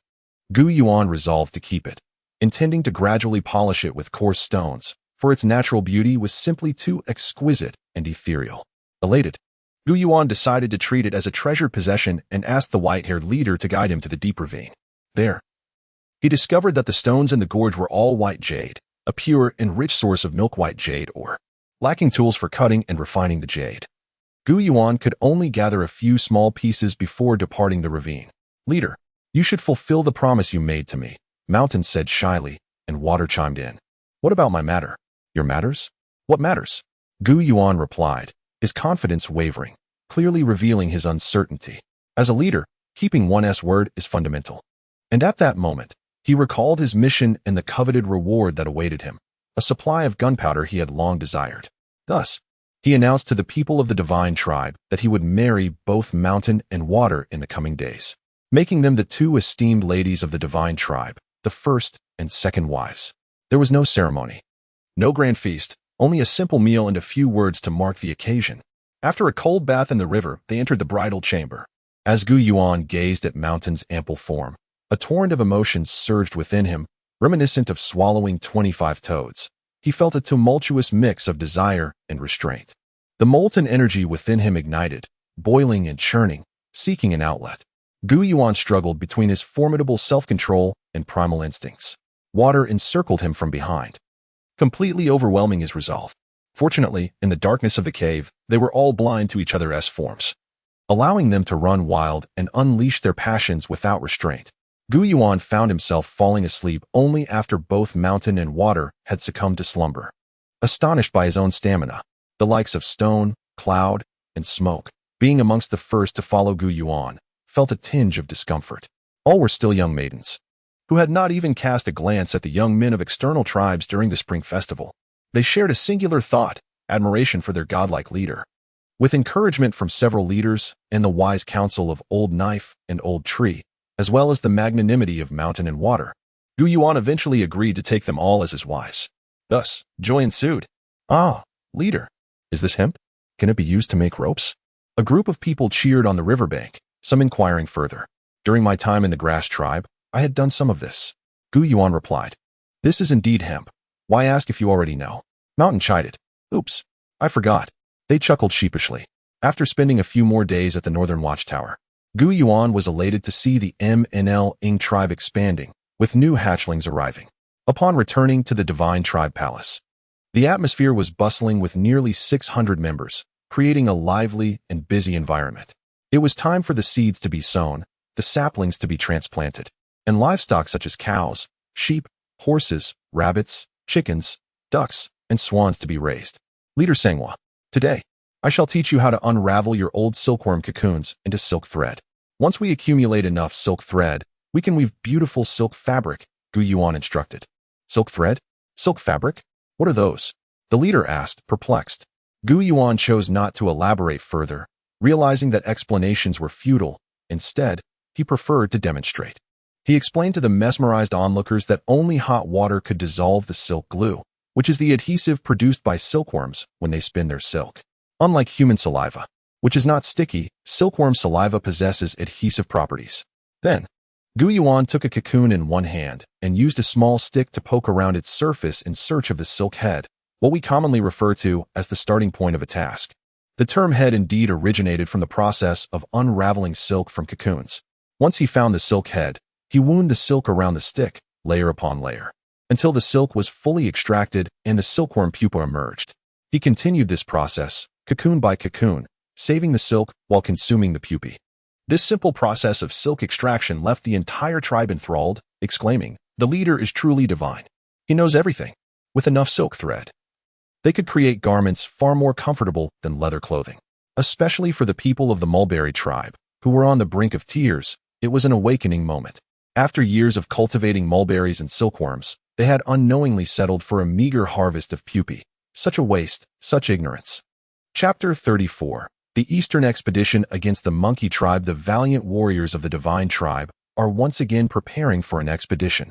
This time, personnel are being dispatched from each of the 4 outposts, comprising a balanced mix of male and female fighters, predominantly 3 women for every man. Each outpost accommodates 90 individuals, along with 100 ferocious man-dragons and 200 colossal birds.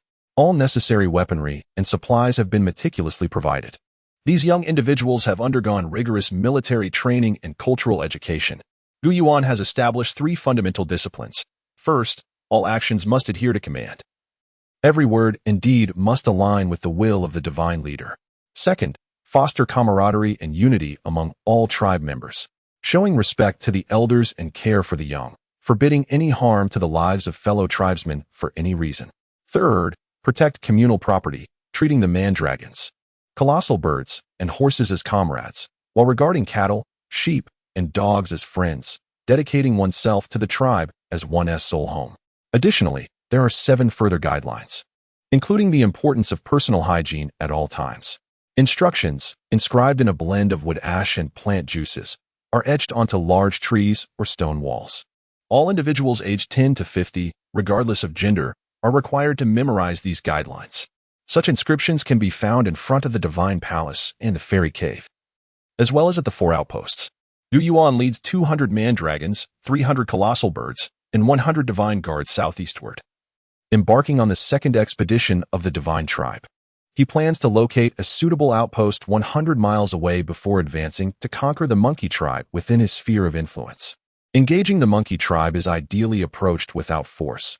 These diminutive beings are extraordinarily swift, fiercely tenacious, and notoriously difficult to subdue.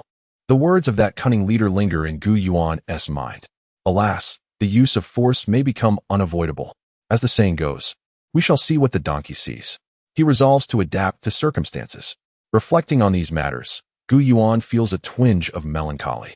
His attentive companion, Shui, sensing his mood, promptly interjects, "Can we utilize the fishing nets from the web tribe, Chief? Do not fret. Solutions shall emerge in due time. I refuse to believe we cannot best a mere band of tiny beings." Little beings? Gu Yuan muses, appreciating the aptness of the term, both vivid and encompassing. Pleased by Gu Yuan's commendation, Shui dances with joy. Just then, a melodious chime resonates from the system, announcing in the sweetest of tones, "Congratulations, host. Due to your extraordinary prowess in marrying 10 primitive beauties, your rewards have been doubled." "Huh, and what are my rewards?" Gu Yuan inquires eagerly. "You shall not receive finished gunpowder. Self-sufficiency is key. The rewards consist of the locations for sulfur and saltpeter necessary for concocting gunpowder, found at the summit cave in the valley at the foot of Danchuo Mountain. Additionally, I bestow upon you an ingenious method for subduing the monkey tribe.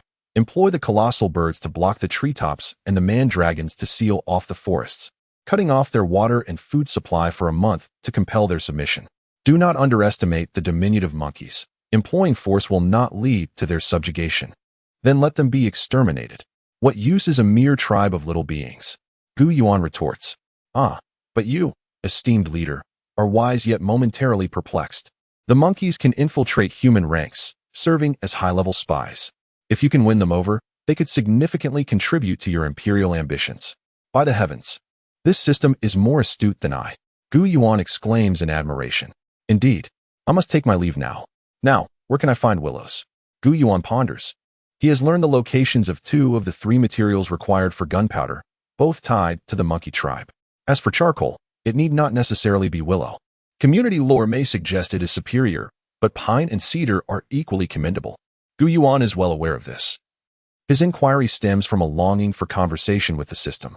Since arriving in this untamed land, he has had no one with whom to engage in seamless dialogue. Only by addressing the monkey tribe can he extract saltpeter and sulfur to create gunpowder. To confront the monkey tribe without resorting to violence, he intends to encircle them and cut off their water supply, a common tactic in human warfare. Thus, Yuan discovers a location 100 miles southeast, replete with mountains, water, forests, and arable land, which he designates as the outpost. He then heads eastward towards Danxue Mountain. Along this 450-mile arc, mountains and water abound, both adorned with lush vegetation, causing Yuan's march to be intermittent and circuitous. Thankfully, a flock of birds guides him overhead. Otherwise, he would struggle to maintain his bearings. Approximately 25 miles east of Danxue Mountain lies a large lake, bordered by dense forests, while the western side opens to a meadow. Yuan's party crafts several makeshift rafts from slender tree trunks and sets them afloat on the lake. They employ fishing spears, nets, and bows, successfully catching a multitude of sizable fish, indicating the lake teems with life. The remnants are salted and dried for storage, ensuring sustenance for the journey ahead. With favorable weather, Yuan commands an extended stay to stockpile salted fish before continuing. On their way to Danxue Mountain, they dispatch the Bird King to scout from the sky, pinpointing the exact location of the monkey tribe. Upon locating them, the birds circle overhead. Subsequently, a reconnaissance team is sent to survey the terrain around the base of Danxue Mountain, searching for a suitable spot to encircle the entire mountain. As the reconnaissance team embarks, Yuan leads the main force onward. Upon arrival, he observes the surroundings, low, flat earth ridges densely covered with trees. In stark contrast, Danxue Mountain stands tall and solitary. The highest peak in the region, its summit devoid of trees for about 50 meters. The bald peak is visible from afar, resembling the head of a modern man with thinning hair. The reconnaissance birds circle above the bare summit, yet Yuan is puzzled. Could there be a cave atop? Is this truly the lair of the monkey tribe? Unable to unravel the mystery, he examines the rough sketches produced by his talented scouts, whom he has painstakingly trained. The ravine here spans a width of 30 meters, an insurmountable barrier for the monkeys. However, a connecting grove of trees poses a challenge, as the monkeys could escape the encirclement by leaping from branch to branch. Chief, what shall we do? Inquires the leaders of the Net tribe and the Blade tribe. Gesturing at the sketches. Simple. We shall fell trees, Yuan declares. Fell? How many? What size? The leaders respond, astonished, seemingly missing the depth of Yuan's intent. Cut down trees to sever their connections. We need not fell many, as they are not particularly thick, Yuan elaborates, marking trees with a dagger. He then instructs the leaders to collaborate with their men using large saws and axes. The task is swiftly accomplished, and soon the encirclement at the base of Danxue Mountain is effectively established. Chapter 35. The sealing of mountains and waters, removing the great ravine, the smooth stone walls, and the steep cliffs. One need only secure the western and southeastern directions at the foot of Danxue Mountain, thereby sealing the territory of the Manlong. It was imperative to follow the system's directives meticulously. Above, a vast flock of giant birds darkened the sky, ensuring that any monkeys daring to ascend to the treetops were swiftly dispatched. Below, the Manlong positioned themselves with heads inward and tails outward at the mountain's base, blocking all possible exits from the mountain and forest. Yuan led the cavalry, patrolling behind the Manlong, ready to capture any monkeys fortunate enough to escape.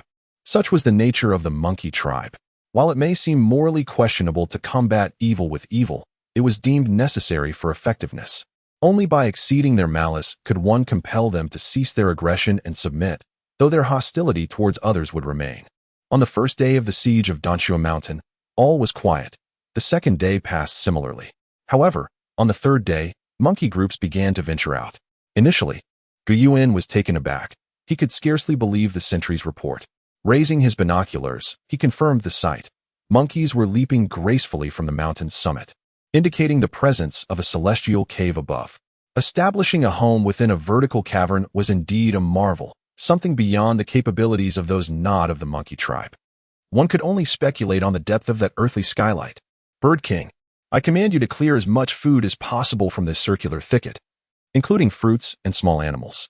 Following his own orders, Yuan personally led the divine soldiers into the woods, ascending the slope towards the mountain's midsection. They spiraled upward, exterminating all visible creatures along the way and gathering everything edible, mushrooms, wood-ear fungi, and wild vegetables, uprooted entirely. Thus, a mere fortnight elapsed before the monkey tribe emerged with their young in search of sustenance. Yuan estimated their numbers to be around 230 to 40. Even the elderly monkeys managed to exit the cave, while the youngest, barely able to walk, also joined them, suggesting that the cave was not deep, or if it was not steep enough to hinder their escape. With no food or water left to sustain them, they resorted to sipping dew from leaves and grasses. After 3 days of this, the monkey tribe could endure no longer. They attempted a breakout from 3 directions, above, below, and amongst the trees. Any who emerged were met with lethal force, resulting in the death or injury of 50 to 60 monkeys. One night, under a shroud of darkness where one could hardly see their own hand, the black-headed monkeys launched a night raid.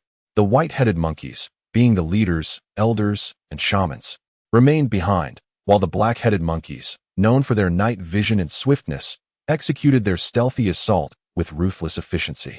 Unbeknownst to them, Yuan possessed night vision binoculars.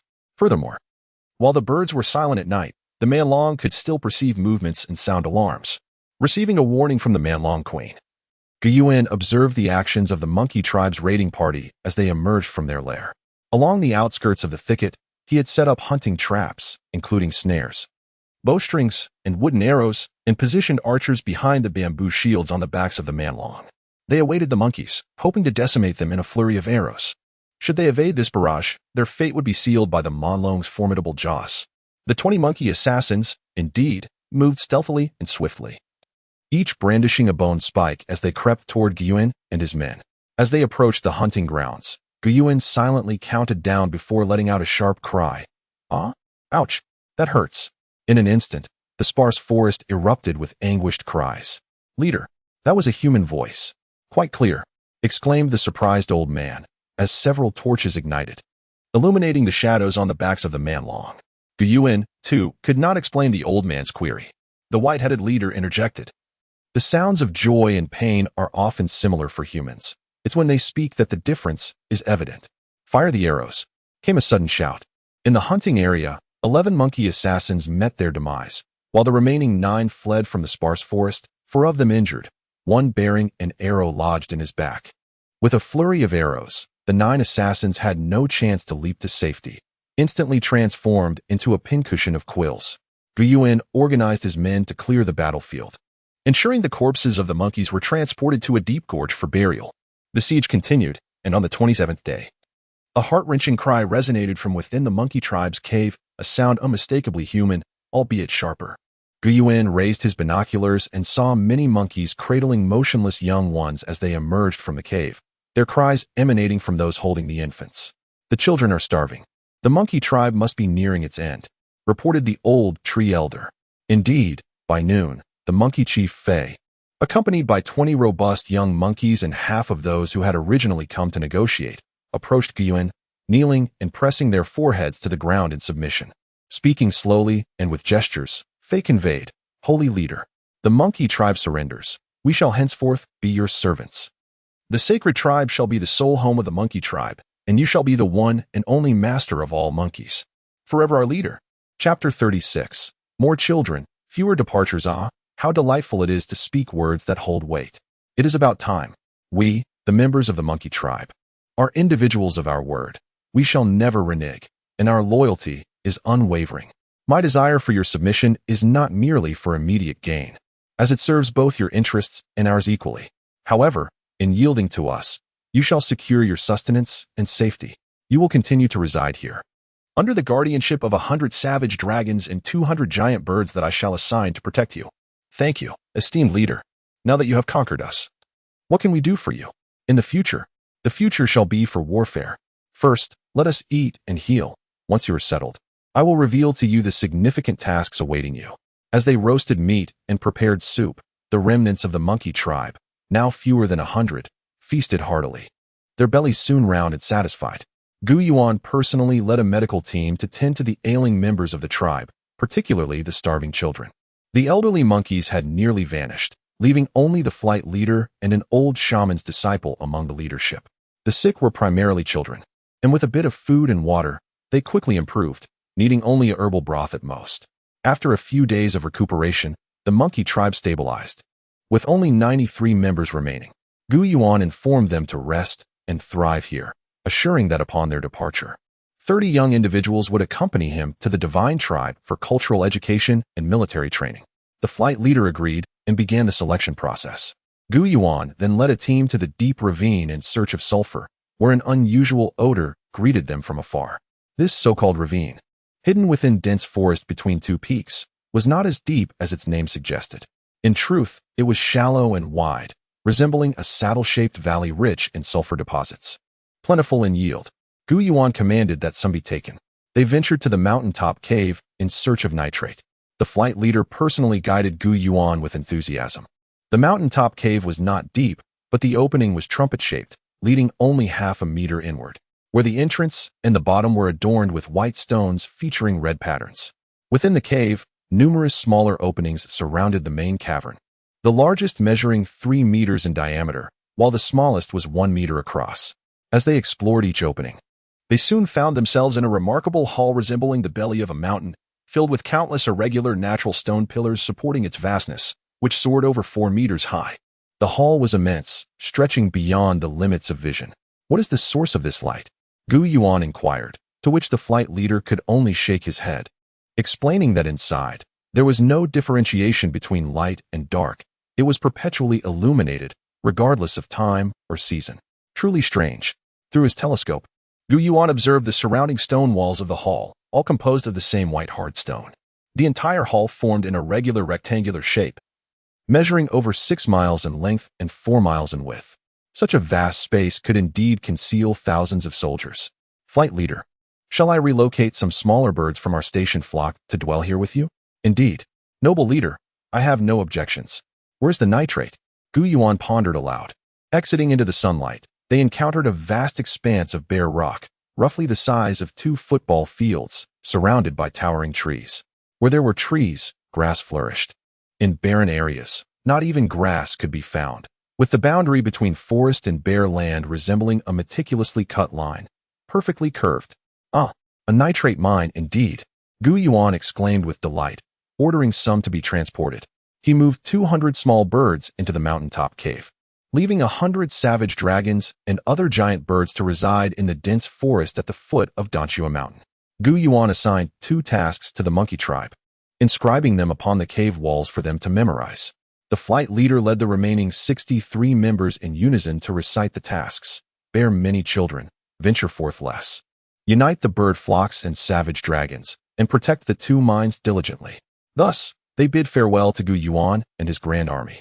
Yuan, accompanied by 30 members of the monkey tribe, hurried towards a promising location 100 miles to the northeast, where mountains, water, and caves awaited. Suddenly, a thunderous rumble echoed from afar, shaking the earth. The queen of the savage dragons and the bird king raised alarms in unison, calling out, "Bird king, take a squadron to circle the area of disturbance. I possess 1,000-mile eyes and can see far. Go swiftly."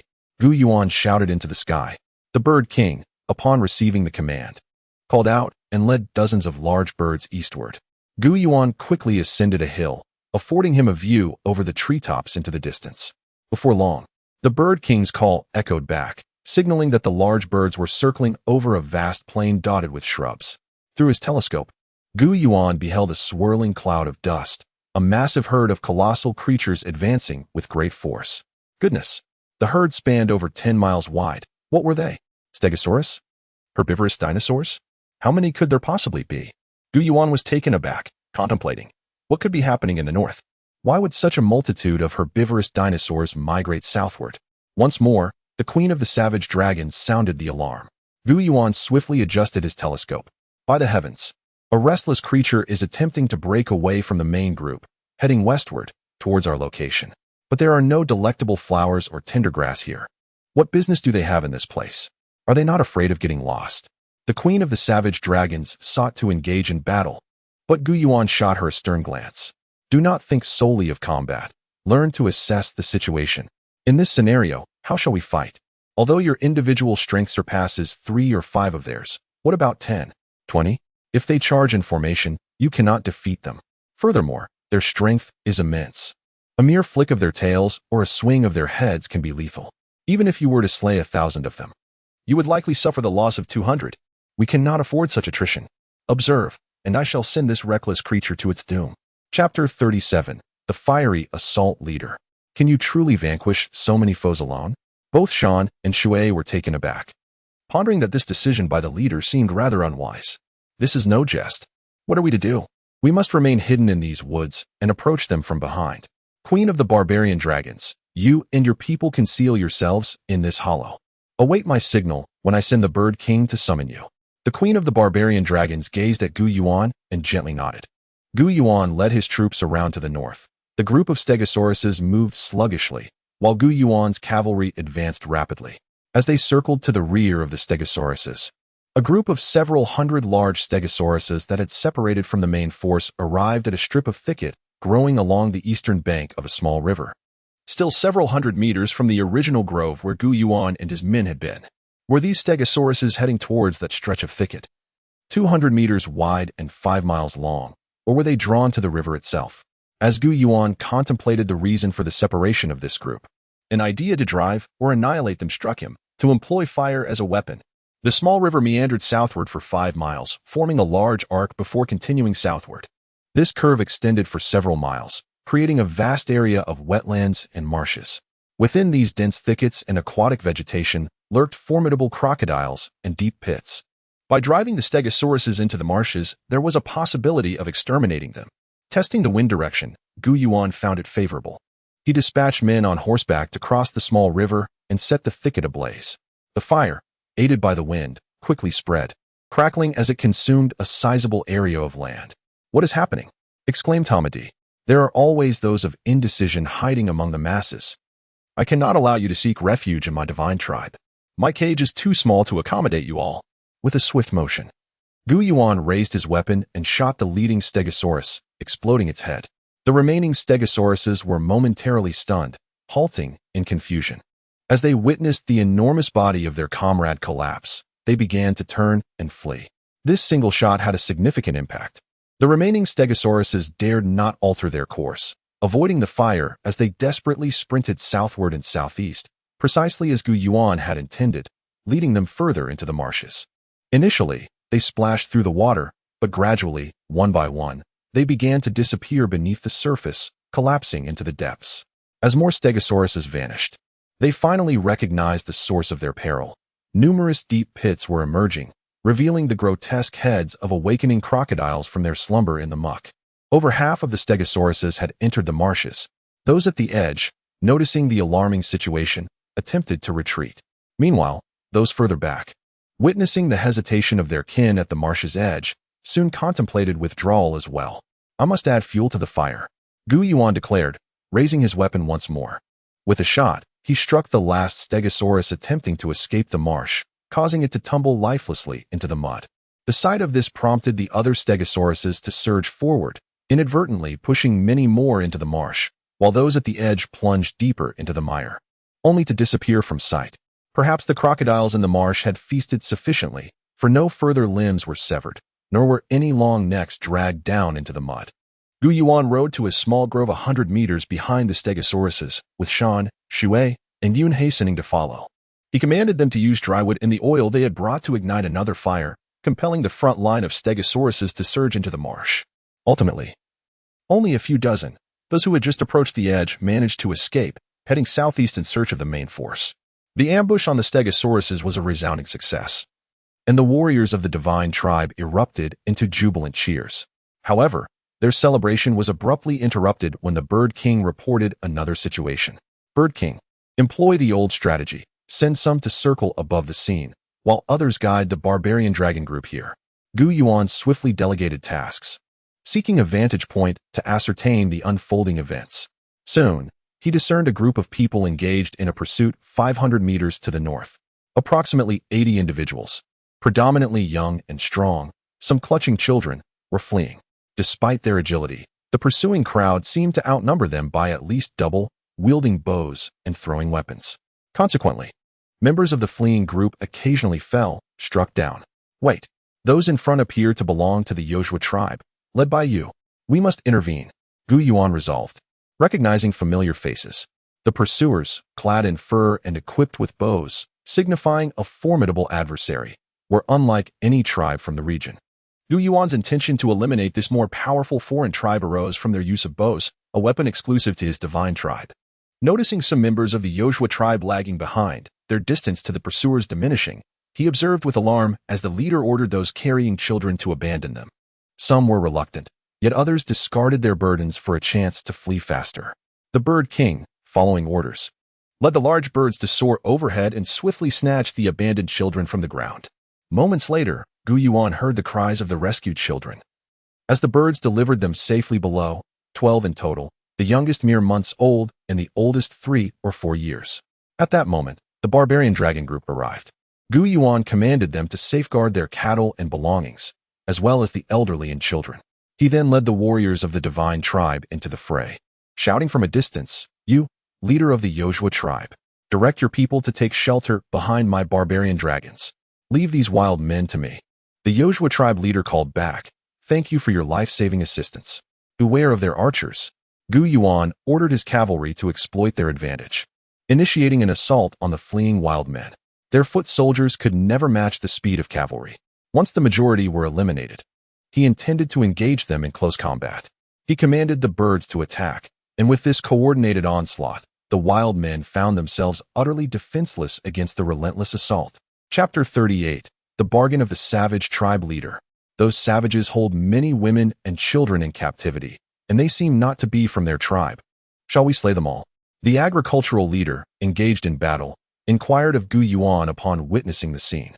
Target the savage tribe primarily. Strive to spare the women and children, but we must never risk our warriors' lives for the sake of rescuing one of them. Such an endeavor would be ill-advised, as it poses the question of whether they can even be saved, Feng declared with resolute clarity.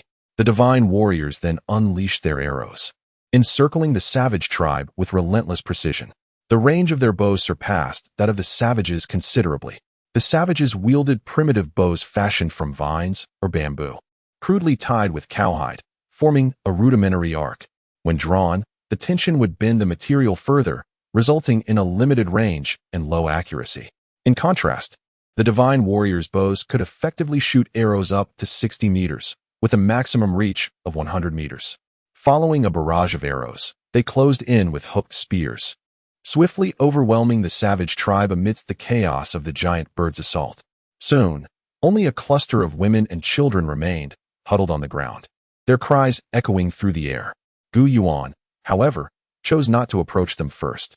He held no favorable view of this opportunistic tribe that had followed the path of the sword dragon herd to exploit the situation.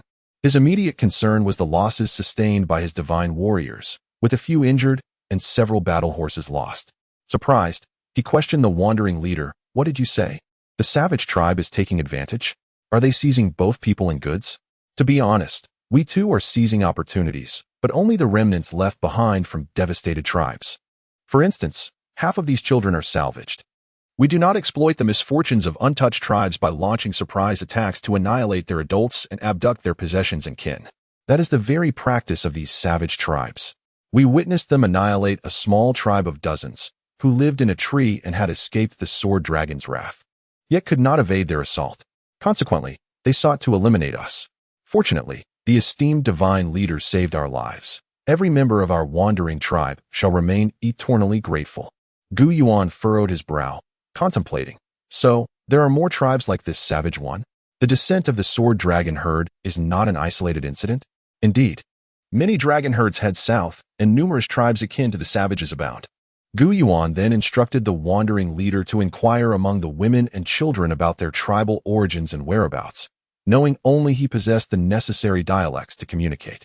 After providing refuge for these individuals and retaining the children and middle-aged women from the wandering tribe, Gu Yuan ultimately sheltered 122 souls. Oh, hee. What is your name? Which tribe do you belong to? What prompted you to suggest this to me? Esteemed divine leader. I am Chio, a shaman from the northern Maple tribe. Our tribe was spared from the sword dragon's devastation as we reside in trees, but we encountered the savage tribe, who wielded bows and arrows, what they termed their divine weapons. The bows were made from black gold vines, and the arrows from the thorns of yellow bramble. After our tribe was slaughtered, I survived solely because I was nursing a child. I implore the divine leader to continue rescuing the surviving tribe members, primarily out of a desperate desire to save lives, as I perceive that your tribe desperately needs people. A larger tribe equates to greater strength. Without people, all is in vain. Well put. Without people, everything amounts to naught. Hiki. Shaman Chio. From now on, you shall remain a shaman, serving as the accompanying shaman of my divine tribe, by my side. Allow me to see your child. Gu Yuan scrutinized the little girl cradled in Shaman Chio's arms. Appearing around 1 or 2 years old, she exhibited signs of malnutrition and dehydration, a perilous condition. Swiftly, Gu Yuan utilized his scarce supply of Western medicine to treat her. Observing this, Chio, with understanding and openness, remarked, "This daughter may not survive. It is the will of the divine. She suffers from a terminal illness. I have not abandoned her solely because she still clings to life. I am the divine. I have never decreed that I shall take your daughter. She can survive and become a more formidable shaman." Really? Is that true? My esteemed divine leader, my master. Chapter 39. A stone falls from the sky. Gu Yuan solemnly nodded. Under the astonished gazes of Chio and the others, he gradually administered the concocted potion to the little girl, carefully pouring it into her mouth bit by bit. He dared not be negligent. Gathering all people and animals around him to form a formidable formation, then pursued the herd of Stegosaurus heading southeast. Above, flocks of birds circled and patrolled, scouting at least 10 miles ahead. The cavalry led the way, followed by the herd of barbarian dragons, with oxen and people in the middle. Some women and children seated atop the backs of the dragons or the oxen. Of course, the reconnaissance team was constantly on the move without a moment's respite. The nomadic tribe followed, as Gu Yuan had invited them to act in concert with the divine tribe. He valued the leader of the nomads for their multilingual communication skills. On the journey, which Chio held the child and climbed onto the back of a barbarian dragon, the mountains and waters inquired, "Leader, do you truly wish for Chio to continue as a witch in the divine tribe? The old witch possesses many healing arts. It is not healing arts. It is military strategy. Chio is intelligent. She can help me strengthen the divine tribe. Hence, I have declared her the military witch." In truth, a military witch is not a witch, but a strategist and advisor, understood? Though the mountains and waters still did not comprehend, they could only nod in bewilderment. They had traveled about 5 or 6 miles when they encountered devastation. Vegetation lay trampled, with smaller trees snapped and sunk into the mud, the grasslands pockmarked. One could only imagine the fate of the tribe that encountered the Stegosaurus herd. Undoubtedly, the majority would be obliterated, their people perished. Only those exceptional tribes would survive, such as those dwelling in the dense forests or the Great Lakes, places inaccessible to the herd of Stegosaurus. Report, divine leader. Ahead, in the small hillocks, there lies a sizable tribe that was not trampled. One can see hundreds of corpses scattered across the hills, in the valleys, and even in a mire, the scouts reported. And Gu Yuan raised his binoculars towards the indicated direction. The low mountainous area was a hilly region, with plenty of trees and lush grass, though devoid of large ones. All were small trees that a Stegosaurus could easily uproot with a mere shove. Indeed, human corpses were visible everywhere, many incomplete, the ground pockmarked and stained with blood. Divine Guard, go take a look. The main force shall rest in place. After issuing his command, Gu Yuan rode forward, approaching the base of a large earthen ridge. He stood in his saddle, shielding his eyes to discern the appearance of the ridge before him. It seemed as though a small portion had been cleaved off. Yet there was no entrance or crevice, only newly collapsed earth and broken trees. What is that? Upon hearing Shi's exclamation, Gu Yuan was about to use his binoculars for a closer look when he turned his head and saw, not far around a bend, a stark scene. On the ground lay over a dozen adult and child corpses, some missing arms, others with broken legs, while beside them, a large black creature was dragging a child's leg towards its gaping maw. A gorilla? There's another one that isn't moving. Sean recognized the creature and gasped. Shoot it. It's eating people. Gu Yuan's anger flared immediately. He commanded a volley of arrows. The gorilla, having likely sensed Gu Yuan and his group, was attempting to escape with the child's leg when the pursuing arrows struck it like a porcupine. At that moment, Gu Yuan heard a sudden rush of wind descending from above. Without time to look up, he reacted swiftly. There was no time to evade, as dodging would expose his relatively vulnerable shoulder. He had a steel helmet on his head, so he chose to face it. With a resounding thud, a stone struck Gu Yuan's head. Despite the helmet's protection, the force left him slightly dizzy, revealing its tremendous power. Following that, a colossal shadow leapt from the ridge's summit, its right hand still poised for throwing, while a stick lay horizontally in its left hand. The great black gorilla. Sean and Shui, who stood beside Gu Yuan, had no time to ready their arrows. Each drew a dart, while their other hands raised their hooked spears. Incredibly, the gorilla managed to swing the wooden stick mid-air to deflect 2 incoming darts. Damn it! Gu Yuan looked up to see the great black gorilla.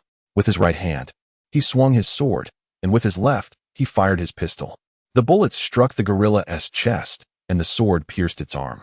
The creature staggered slightly before crashing to the ground before Gu Yuan's horse, thrashing its legs as it died. Just as Gu Yuan steadied himself, Shui and Sean, along with the other guards, were still in shock. The nomadic leader and his tribe knelt before Gu Yuan, praising him as a true deity, an omnipotent god.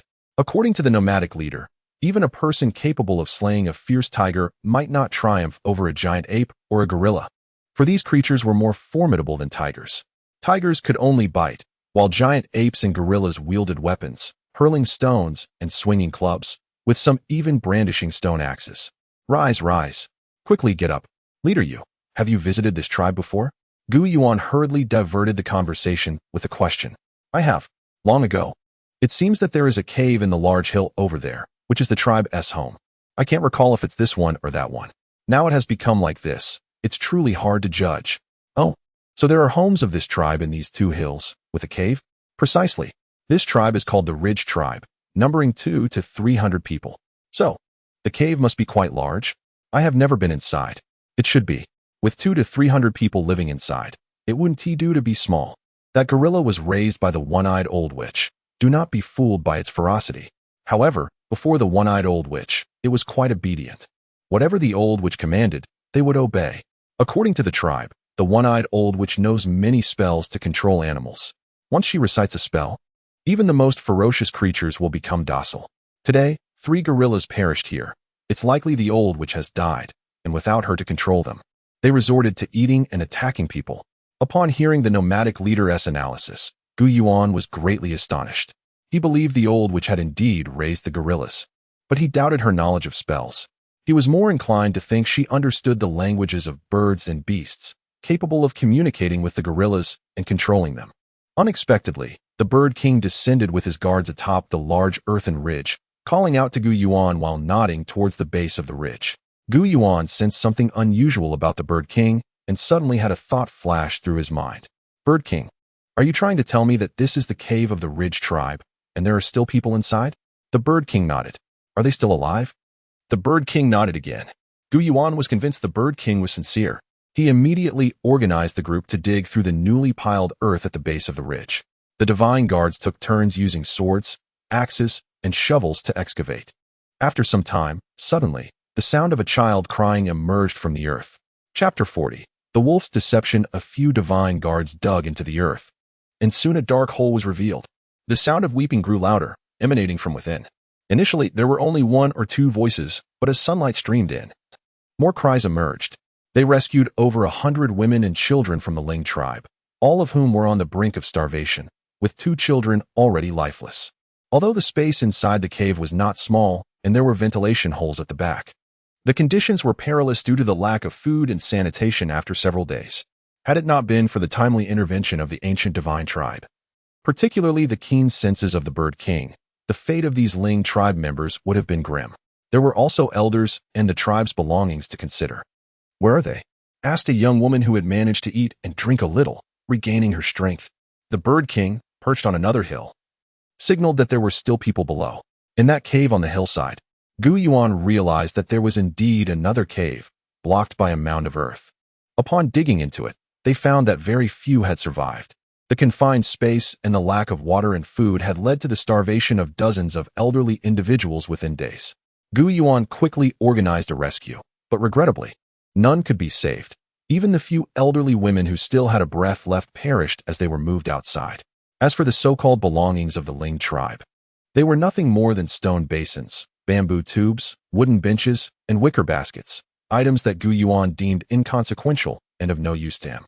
The members of the wandering tribe, however, took some without hesitation. Report, Chief of the Gods. 5 miles ahead lies a vast forest, where over 1,000 giant wolves are surrounding a tribe.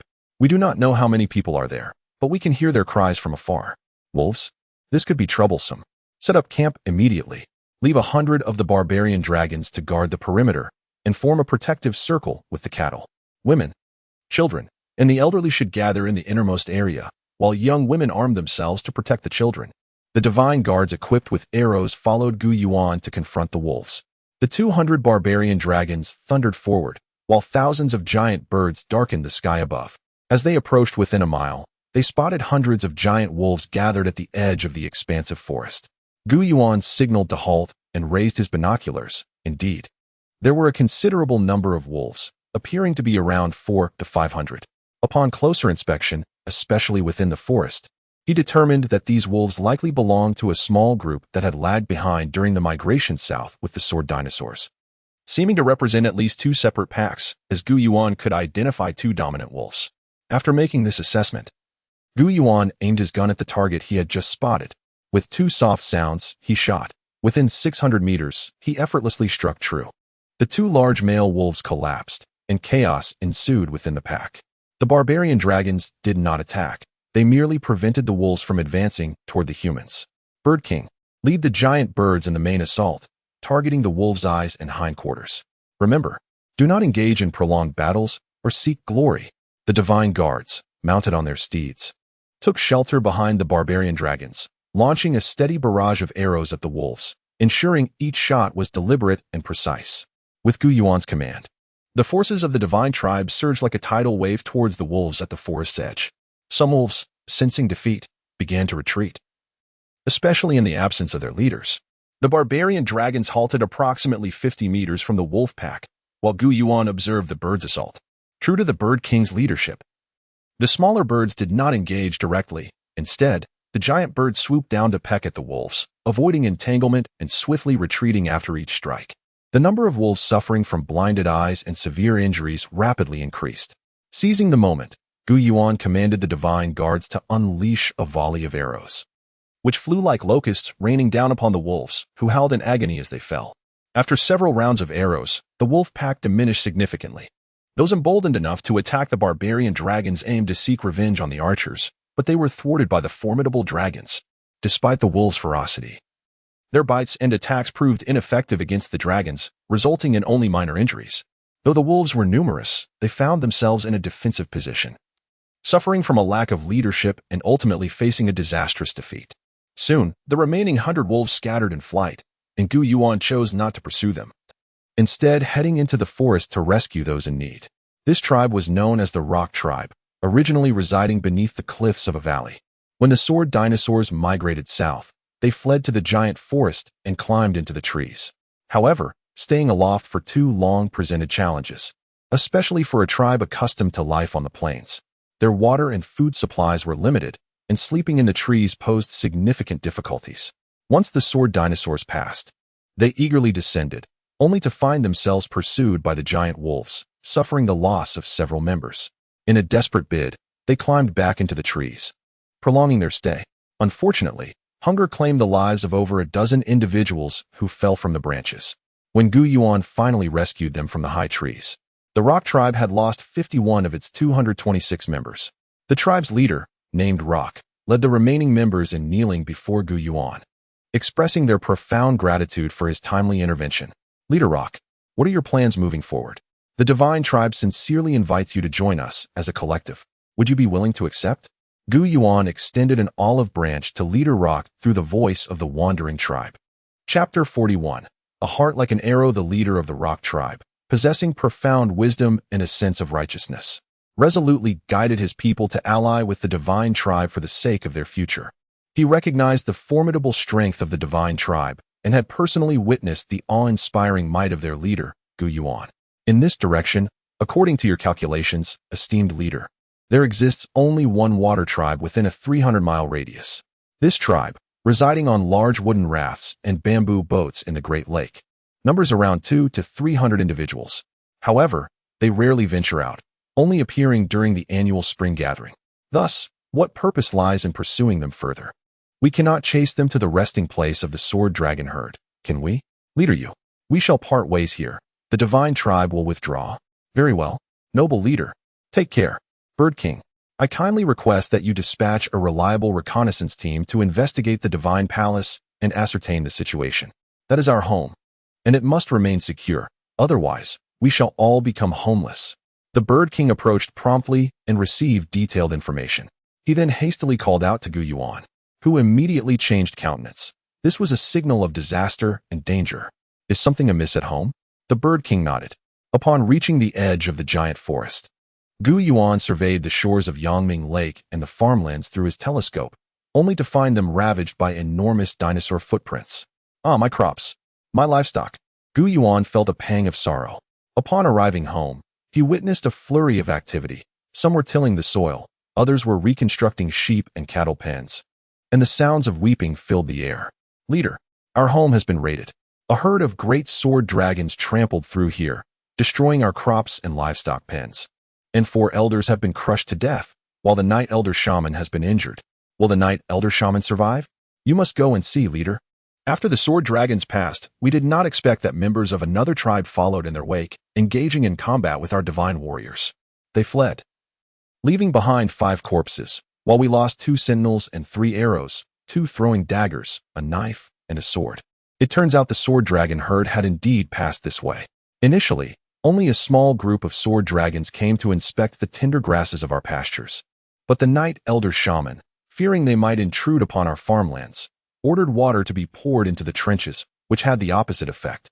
The sword dragons, drawn to the water rather than the grass, crowded to the trench's edge. As they stretched their necks to drink, they were jostled forward by their companions, resulting in several sword dragons tumbling into the trench. Thus, as the sword dragons fell into the trench, it quickly filled, leading to some being inadvertently crushed or injured by their own kind in the ensuing chaos.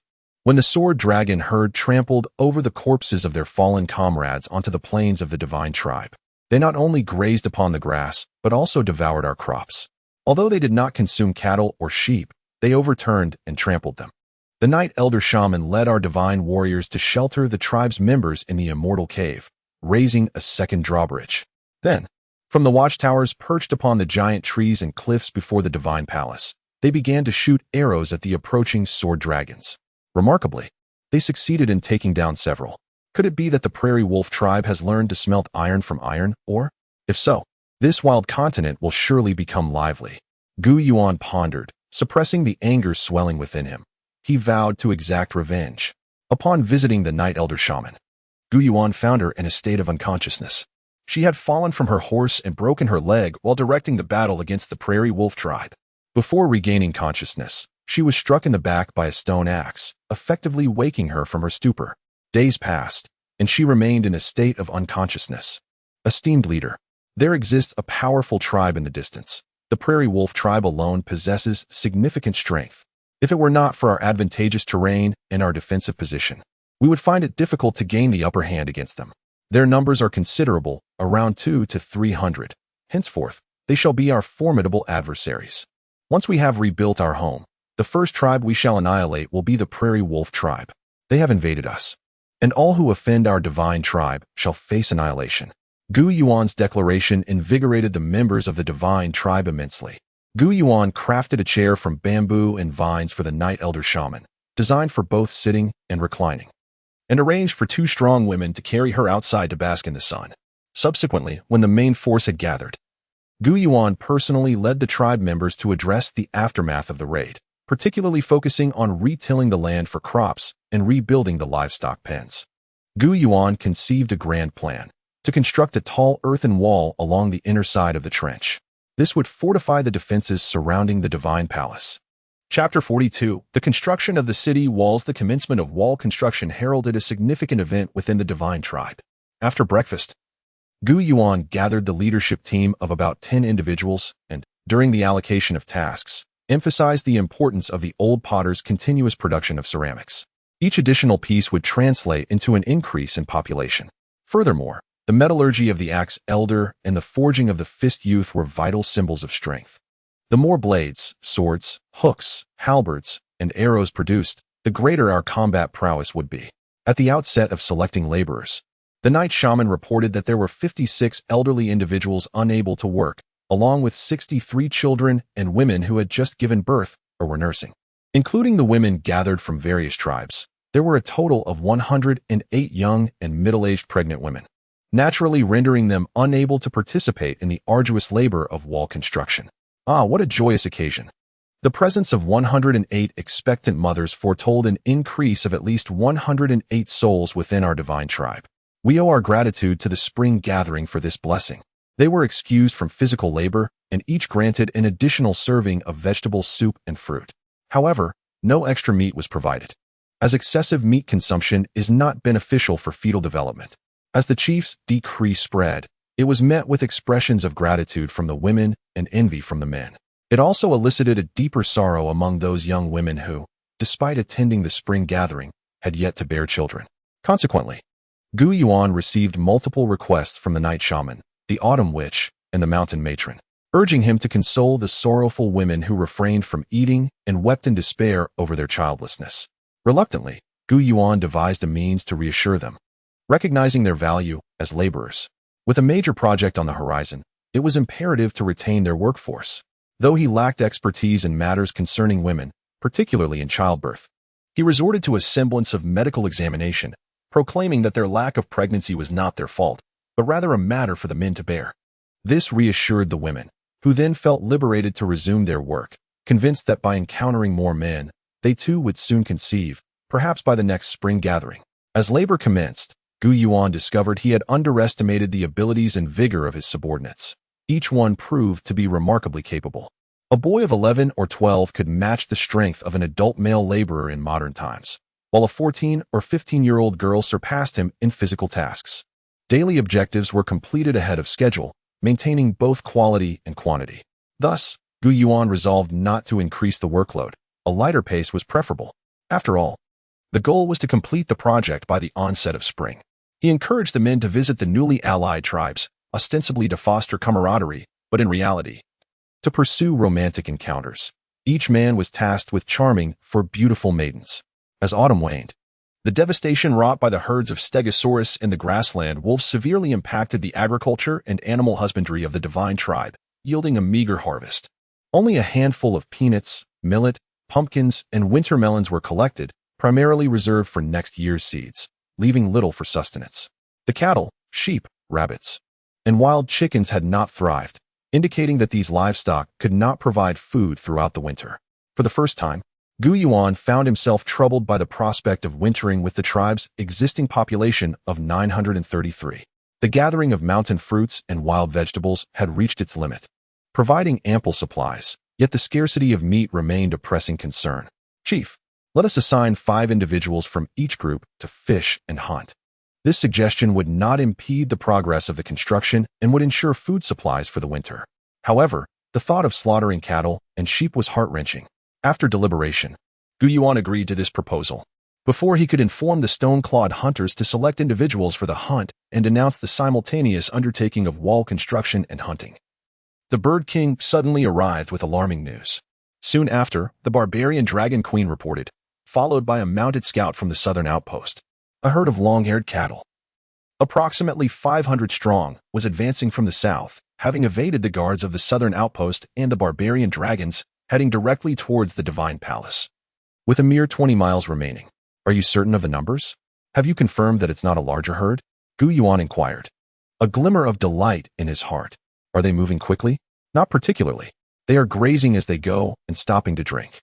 Moreover, they occasionally engage in fights, which can escalate into skirmishes amongst themselves. Ah, what a delightful opportunity. This meager band is a divine gift from the heavens, bringing us provisions for the winter, meat and hides. Chief, if we pursue this herd of wild cattle, will it not result in excessive losses among our ranks? Questioned White Leader, Sangwa Leader, and the Agricultural Leader, their expressions tinged with concern. Fear not. It will not be as dire as you imagine, Gu Yuan reassured them, his confidence unwavering. He promptly commanded all members engaged in wall construction to proceed southwest, where they began to set up a hunting ground, digging traps, burying bamboo stakes, stringing bows, and preparing arrows. They piled dry grass in the north and west, interspersed with dry branches selected for their oil content, ensuring that once ignited, the fire would spread rapidly. Estimating that the time was ripe, Gu Yuan climbed a tall tree to survey the area with binoculars, soon spotting a cloud of dust rising from the ground in the distance. Chapter 43. The gifts of heaven must not be ignored. Gu Yuan surveyed the area, confirming it lay within the confines of his meticulously arranged hunting ground. Ah, the bounty of meat. Since it has come to me, it must be retained. To refuse a divine gift is indeed a sin. After setting the traps, Gu Yuan promptly ordered the warriors of the Divine Guard camp, along with the cavalry and all the adult barbarian dragons, to conceal themselves at the southwestern edge of the shade forest. They were to wait until the herd of wild buffalo moved northward, at which point they would cut off their retreat to the south and west. Each warrior was equipped with 2 throwing spears and 30 arrows, 5 of which were incendiary. Gu Yuan had crafted fireballs using animal fat, bound with scraps of fur left from making leather garments. This concoction was not only highly flammable, but also left behind a viscous residue, akin to modern plastics, which would adhere to anything it touched while continuing to burn. Each warrior also carried a torch, constructed from oil pine and similar plants, adorned with fur scraps. Once ignited, it would produce oil and stick to whatever it touched. The northern front was ablaze, leaving only the eastern direction, leading to the palace of the divine beings, free of fire and obstruction. Gu Yuan intended for the surviving buffalo to flee towards the east, where they would encounter bamboo spike traps, mud pits, ditches, snares, and wooden traps designed to catch their hooves. Leading by example, Gu Yuan engaged in the battle himself. This approach, while perilous, allowed him to grasp the ever-changing dynamics of the battlefield instantly, enabling timely and effective tactical adjustments. It also provided first-hand insights into the combat readiness and capabilities of his troops. Warriors, are you prepared? He inquired. Today's encounter shall not be deemed a brutal struggle nor a fierce conflict. At best, it can be classified as a grand hunting expedition. We recognize that hunting, like battle, carries its own dangers. However, I assure you, as long as we act in unison and with swiftness, we shall emerge victorious with no losses. Report, Chief. The herd of buffalo is still a mile away. Excellent. All scouts, retreat to the rear of the herd. With that command, Gu Yuan mounted the back of the barbarian dragon queen and reiterated his crucial points. First, when igniting the fire, the torch-throwing team must act in unison, striving for simultaneous release. Second, while launching incendiary arrows at the buffalo, the 2 groups must maintain a strategic interval. This differs from quickly shooting at people. A rapid succession prevents the enemy from catching their breath or formulating a counterattack. Third, when aiming at the buffalo, focus on the eyes and ears, not elsewhere. As the buffalo approached, Gu Yuan estimated their numbers to be around 500, each colossal in size, featuring various hues, yellow, black, and speckled white. Their long fur draped over their bodies, reminiscent of grass on a hillside after rain. The entire herd moved languidly. Lacking the thunderous gallop of horses or the overwhelming charge of dinosaurs, they seemed almost lethargic, akin to defeated captives. Gu Yuan signaled the warriors to cease their attacks. The original plan to incinerate and scatter the buffalo was rescinded, and all personnel quietly followed the herd. The buffalo, oblivious to the danger, meandered towards the hunting ground, drawn by the water in the ditches outside the divine palace. The soldiers of the divine guard urged their horses forward, while the barbarian dragons moved in to dispatch the wounded buffalo.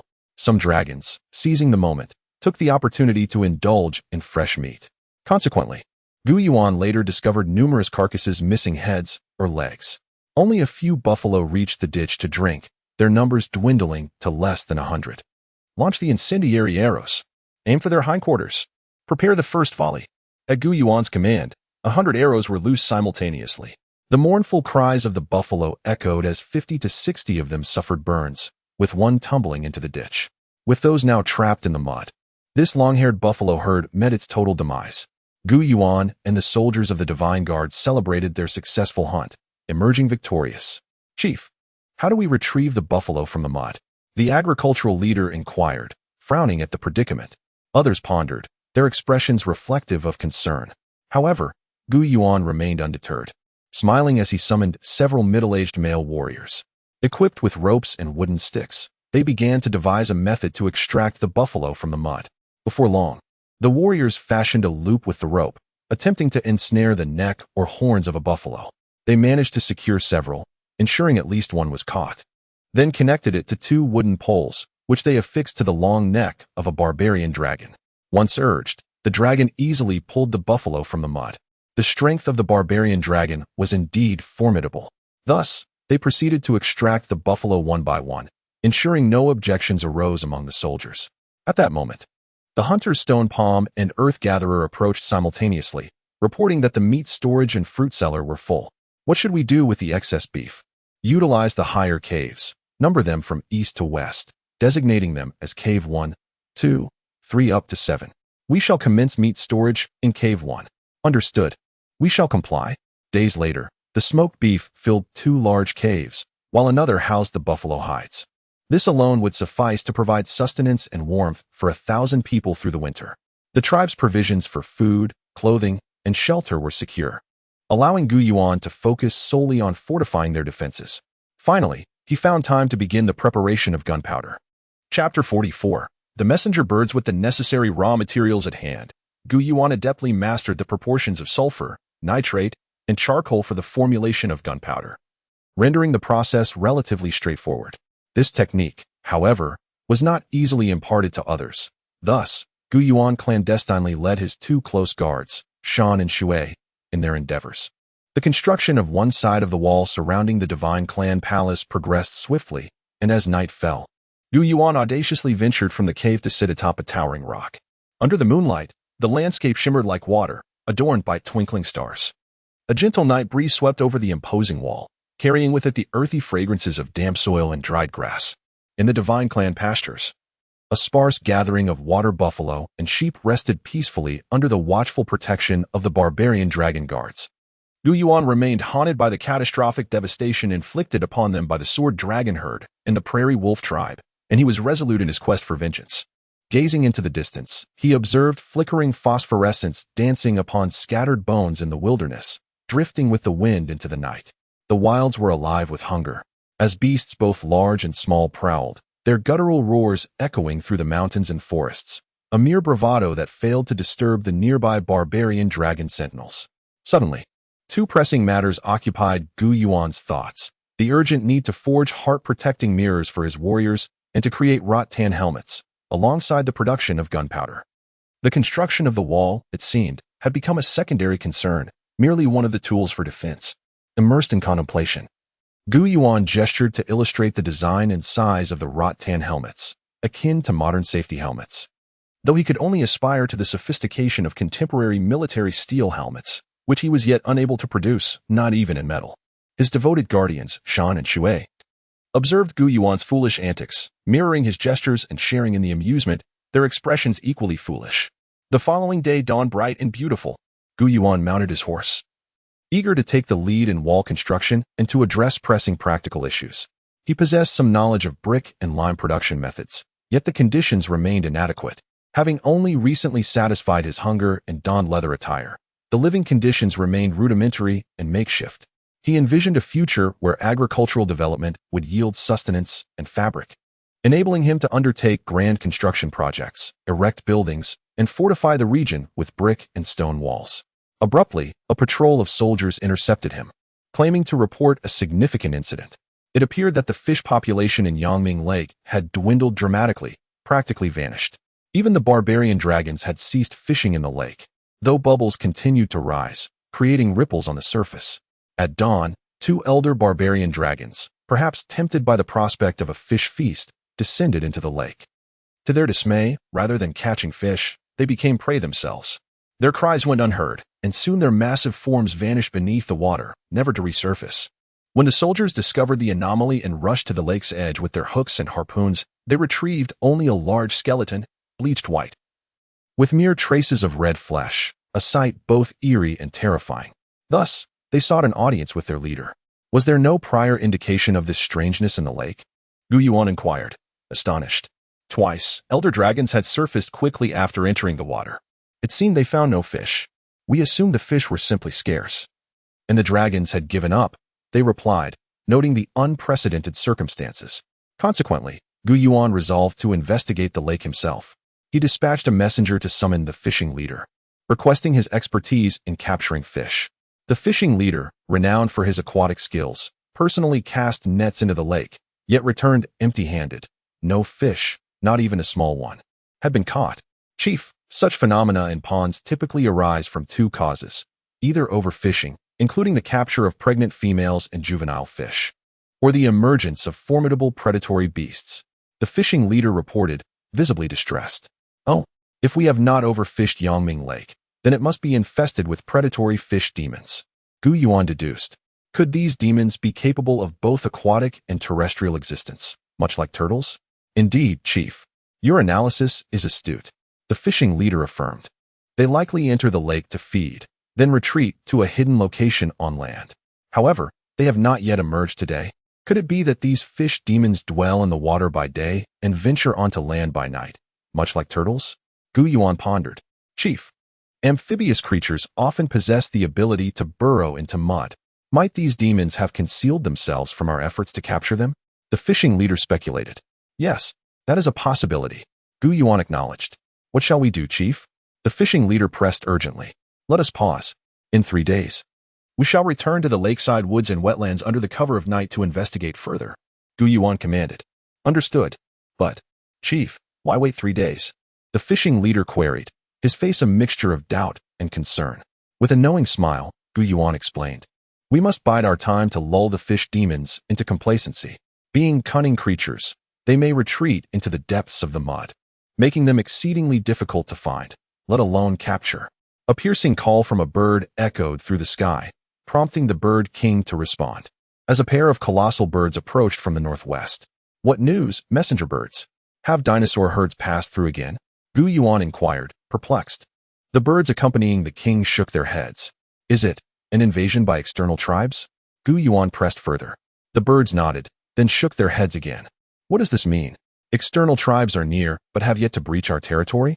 Yuan questioned, now intrigued. Chief, allow me to lead a squadron to confront them. A young lieutenant eagerly proposed. Patience. Your time to fight shall come. Yuan replied, momentarily setting aside the matter as he resumed his inspection of the wall-building efforts. As he surveyed the vast expanse of pastures, an idea suddenly struck Yuan regarding the potential utilization of this expansive grassland. Chapter 45. Whoever you are. Bring me the war horses. This is a vast plain, bordered by mountains to the north and open on the east, west, and south. It stretches 10 miles from east to west and 5 miles from north to south. The southwestern corner is adorned with a forest, while a lake graces the front, and the southeastern corner hosts a sizable bamboo grove. The irrigation issues of this land have been thoroughly resolved with a connected moat, and now, robust earthen walls have been erected. At the base of these walls, hollow bamboo poles lie horizontally, creating channels for water access. This means that water can still be diverted from the moat outside the wall to irrigate the farmland within. Thus, Yuan summoned the agricultural leaders, Bai, Sanghua, Yin, Shizhong, and Takeji, to gather and, using small wooden sticks, he illustrated his plans for subdividing the enclosed land into various zones, each separated by wooden fences and bamboo barriers for distinct utilization. The agricultural leader would cultivate crops and grains, while Bai would establish cotton fields and manage cotton and hemp production for future textile endeavors. Sanghua would spearhead mulberry cultivation for silkworm farming, later overseeing silk production. Yin would scout a remote area to construct charcoal kilns, eventually learning to manufacture gunpowder. Shizhong would concurrently manage livestock, raising cattle, sheep, rabbits, and chickens. while also overseeing the care and training of military horses. Takagi would take charge of forestry and the development of orchards. A circular area with a radius of 500 meters was designated around the former Divine Clan Palace to serve as a plaza for tribal gatherings, exercise, and leisure. Gu Yuan decreed that the enclosed area would henceforth be referred to as the Divine Clan Palace, while the original palace, situated at the foot and halfway up the mountain, would be named the Celestial Caves. The Divine Clan would henceforth be collectively known as the Divine Tribe, with all members referred to as clansmen. Amidst the focused and orderly construction of the walls, Gu Yuan did not cease the military training of the Divine Guards, particularly emphasizing cavalry tactics, spear thrusts, grappling, and archery in motion. Each technique was honed to maximize its effectiveness. One midday, as Gu Yuan prepared for a meal, Bird King arrived with 2 scout birds to deliver news. What is it now? Has that tribe not retreated and encroached upon our borders? It is possible. We cannot say for certain. They may have evaded our lookout and penetrated deep into our territory. We must hasten our response. Chief God, I volunteer to lead a company ahead to confront them. Have you lost your senses? Captain Yuan has already dispatched a reconnaissance squad. To the leaders of the Flying Monkey Special Forces, board the giant birds for reinforcements. Be vigilant in helping the giant birds evade ground attacks, such as deflecting incoming projectiles with your short darts and stone axes. Carry 3 short darts on your back and hold 1 in your hand. Do not use your bows. Stow them away. Remember, you must always have one hand grasping the giant bird's feathers or wing base to ensure you do not fall. 30 monkeys, grouped into teams of 10, each led by a captain and a vice-captain. Team 1 led by Jia with Z as vice. Team 2 led by Yi with Cho as vice. And Team 3 led by Bing with Yin as vice, were taken aback by Gu Yuan's command. They quickly responded in unison, "Respected Chief God, we have never trained for this maneuver. How can we control a giant bird? Please send someone to demonstrate." Gu Yuan nodded, realizing the oversight. He had never trained anyone to fight from the back of a bird. It was indeed a hasty and risky order. Nevertheless, he reassured the flying monkeys. Controlling the bird is simple, no training required. He commanded Bird King to descend and personally demonstrated by sitting on the bird's back, placing his feet at the base of its wings, gripping the feathers behind its neck with one hand while holding a dart in the other, ready to throw or deflect incoming attacks. With 30 giant birds carrying 30 flying monkeys into the sky, Gu Yuan arrived near the lookout point of his divine tribe, only to find the intruding tribe amusing. They numbered around 200 to 300, but what truly delighted him was their large herd of horses, along with donkeys, cattle, and goats. They are delivering war horses for my expanding cavalry. Pay attention, everyone. We will strike only at the humans and spare the horses. At this moment, the horses are more valuable than the men. Follow my orders. Companies 1 and 2 will encircle from the left, while companies 3 and 4 will flank from the right. Taking a wider approach, signal the lookouts and scouts, including the barbarian dragon group, to slowly withdraw. The goal is to separate their combat forces from their herd. Once a gap of 100 meters appears between the men and the horses, the encircling troops will swiftly penetrate and surround the enemy, compelling them to surrender. If they refuse, we will eliminate them. Move out. Wise Chief God, have you not always deemed men more important than anything else? Why do you change your mind upon seeing the herd? Asked Captain Dajiao as he led his company away, eager for clarification. The so-called separation of man and horse revealed that the unidentified tribe had approximately 150 combatants, all sturdy men, alongside nearly 500 horses, 200 to 300 donkeys, and even more cattle and sheep. Astonishingly, they did not ride the horses. It was perplexing what they intended to do with such a large herd. Was it merely for meat? Many robust adult women did not participate in combat, but were solely tasked with herding the livestock. The elderly and children who could not walk rested upon the backs of the cattle. Some young women even sat atop the cattle while driving the horses. A truly bizarre sight. It seemed they were simply a bit foolish. Gu Yuan fixated on the herd and their wastefulness, determining to consume the entire tribe, viewing it as a valuable opportunity for military training before seeking revenge in the south. Chapter 46. The monkeys ride birds to break the enemy. 2 brawny men, their heads adorned with wild chicken feathers, were leaping and shouting wildly, for they were unable to separate from the herd of horses behind them. Consequently, the divine army flanking them was rendered incapable of further action, all waiting for Gu Yuan's next command. The flying monkey special forces descended from the sky, with the three captains eagerly vying to demonstrate their newfound prowess in riding the giant birds for combat.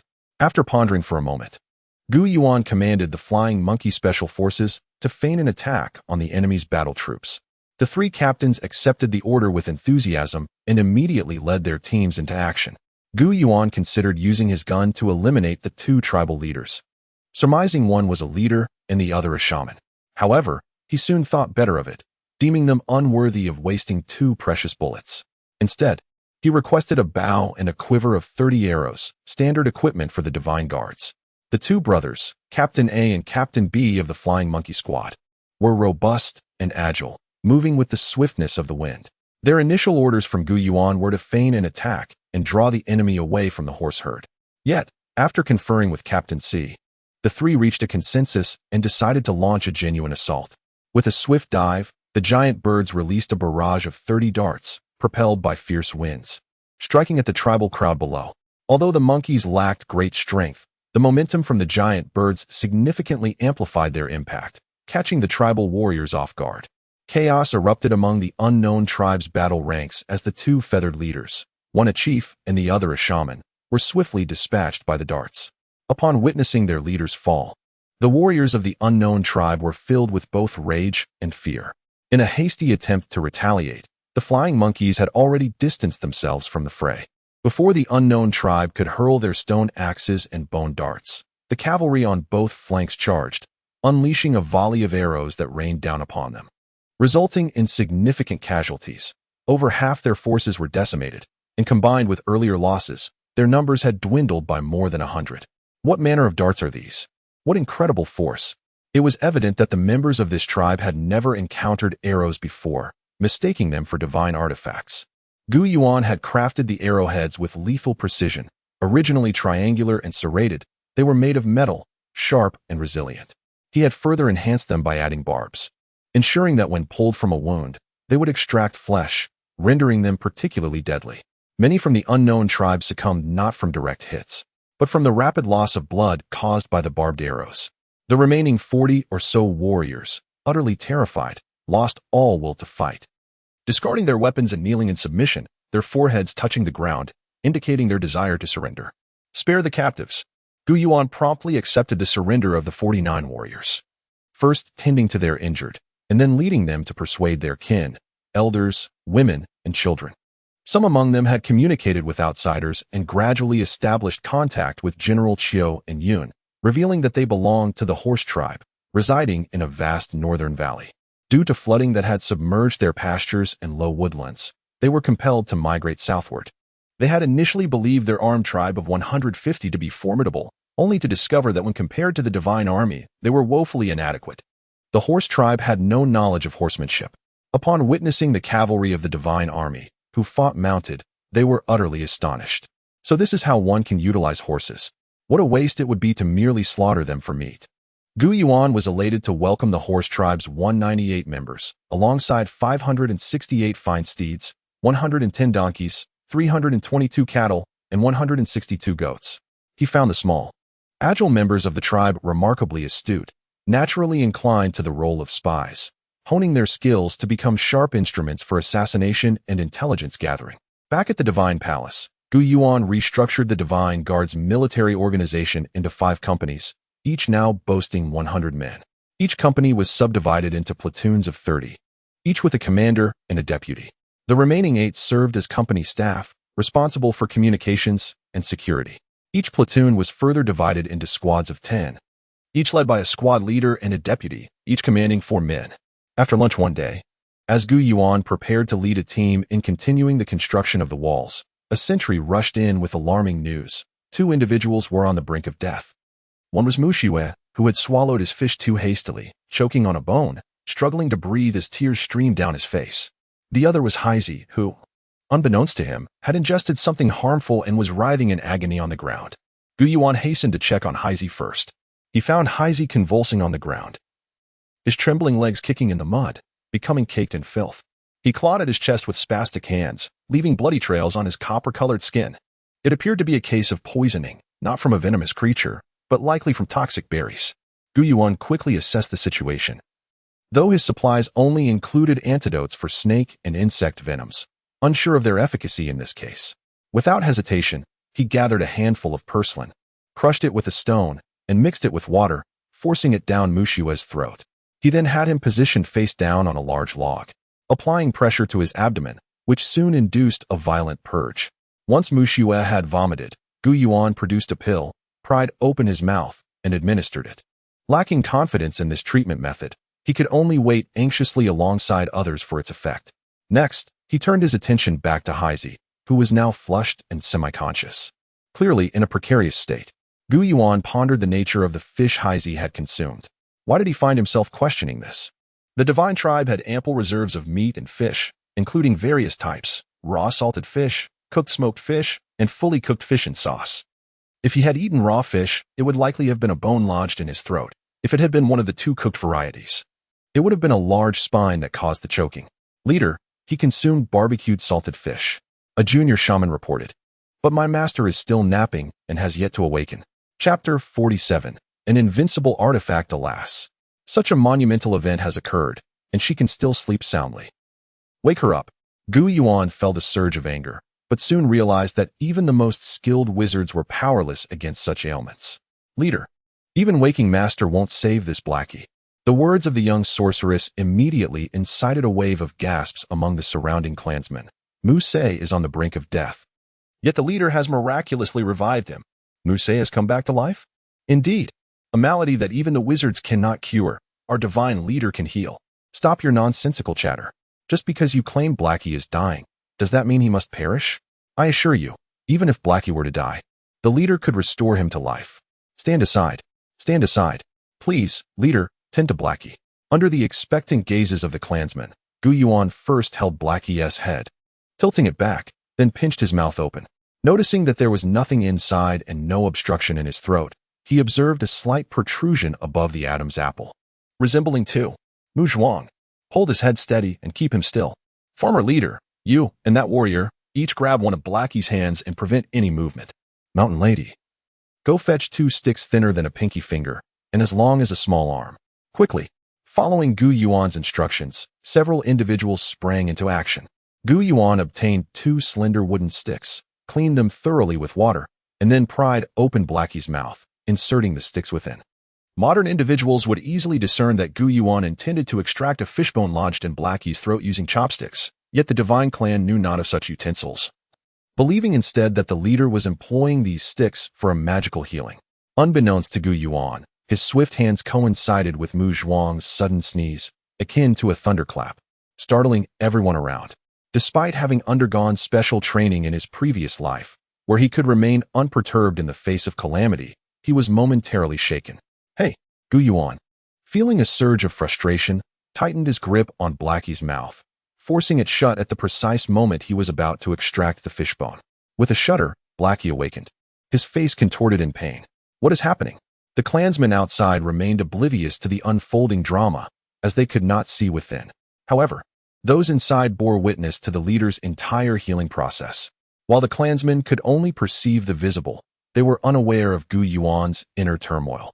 Without hesitation, Gu Yuan extracted the fishbone.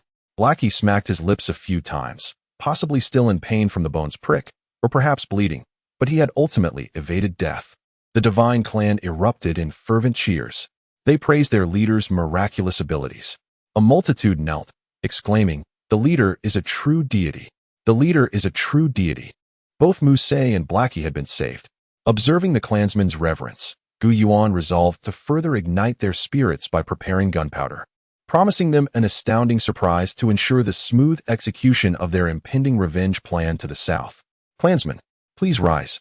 I wish to present to you a remarkable item, our ultimate weapon for the southern expedition, a force to be reckoned with.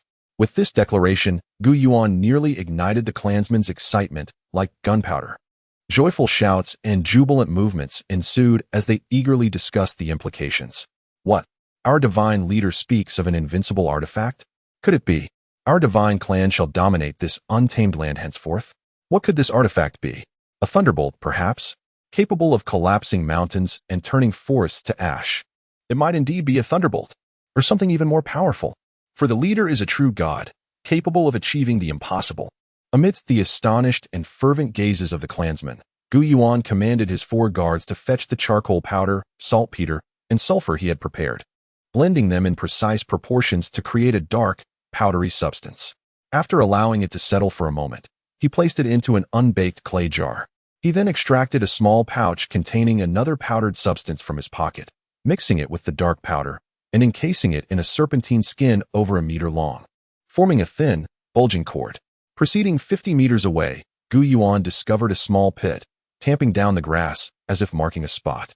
He buried the clay jar atop a small hill, roughly 20 meters from the pit, ensuring it was visible to the clansmen 70 meters away. Producing his lighter, which the clansmen referred to as the divine fire seed, he ignited the serpentine cord and swiftly dashed into the pit, crouching down with his arms over his head. Just as he settled in, a thunderous explosion erupted, obliterating the small hill and stunning the clansmen. This was indeed a thunderbolt, capable of demolishing a hill in an instant. As the first to regain their senses called out for the leader, Yuan's guards rushed towards the pit where he lay. "Where is the divine leader?" "Leader!" The guard's shouts stirred all the divine clansmen, who surged forward like a tidal wave. Before they reached him, they heard a series of muffled sounds emanating from the pit, followed by the sight of Yuan slowly rising, covered in a thin layer of soil, but otherwise unscathed. "Ha! The leader has truly summoned a thunderbolt. Our divine clan shall reign supreme over the wilderness from this day forth." Chapter 48, Taming the Miniature Crocodile with Methodical Guidance. Well said. Our divine clan shall rise henceforth, reigning supreme in the wilderness. Yuan exclaimed joyfully. His elation stemmed not only from the successful experiment with gunpowder, but also from the impending plan for revenge in the south. The divine clan rises, dominating the wilds. The fervor of Yuan's kin was genuinely stirred, as they echoed his grandiose declarations. Onward! The warriors of the divine guard shall continue to build the wall. Old tree, focus your manpower on charcoal production. Gather enough for warmth during the heavy snowfall. Old Tree and his team promptly set to work, for the mountains were abundant with timber. They could burn as much as needed. They established 10 charcoal kilns in a neat row. Yuan was acutely aware that during the biting cold of winter, his clan resided in caves with poor ventilation. Despite the ample supply of coal being transported, it was all in the form of coke, of the finest quality. However, using coal for heating in the caves was strictly forbidden, as the threat of carbon monoxide poisoning could annihilate the clan. Instead, they would use charcoal for warmth and coal for smelting. Tonight, everyone should have a hearty dinner. I am to capture the water spirits in Yangming Lake. Yuan instructed the warriors of the Divine Guard after finishing the wall. Capture water spirits? Shan, still bewildered, asked.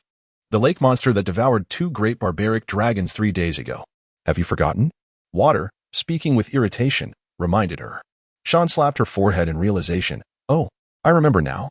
The leader intends to incapacitate the water spirit monster, as promised 3 days ago, and tonight we act. Ding dong. A mission has arrived. Host, please accept it. Speak. When you're idle, you're nowhere to be found. Yet when busy, you're always here causing a ruckus. Yuan expressed both joy and frustration. The melodious voice of the system's female assistant replied with an air of infinite grievance. I am but a servant of the hierarchy. The upper management oversees me, and I oversee you. State the task. Subdue the miniature crocodiles. They will form a formidable naval force in the future. Miniature crocodiles?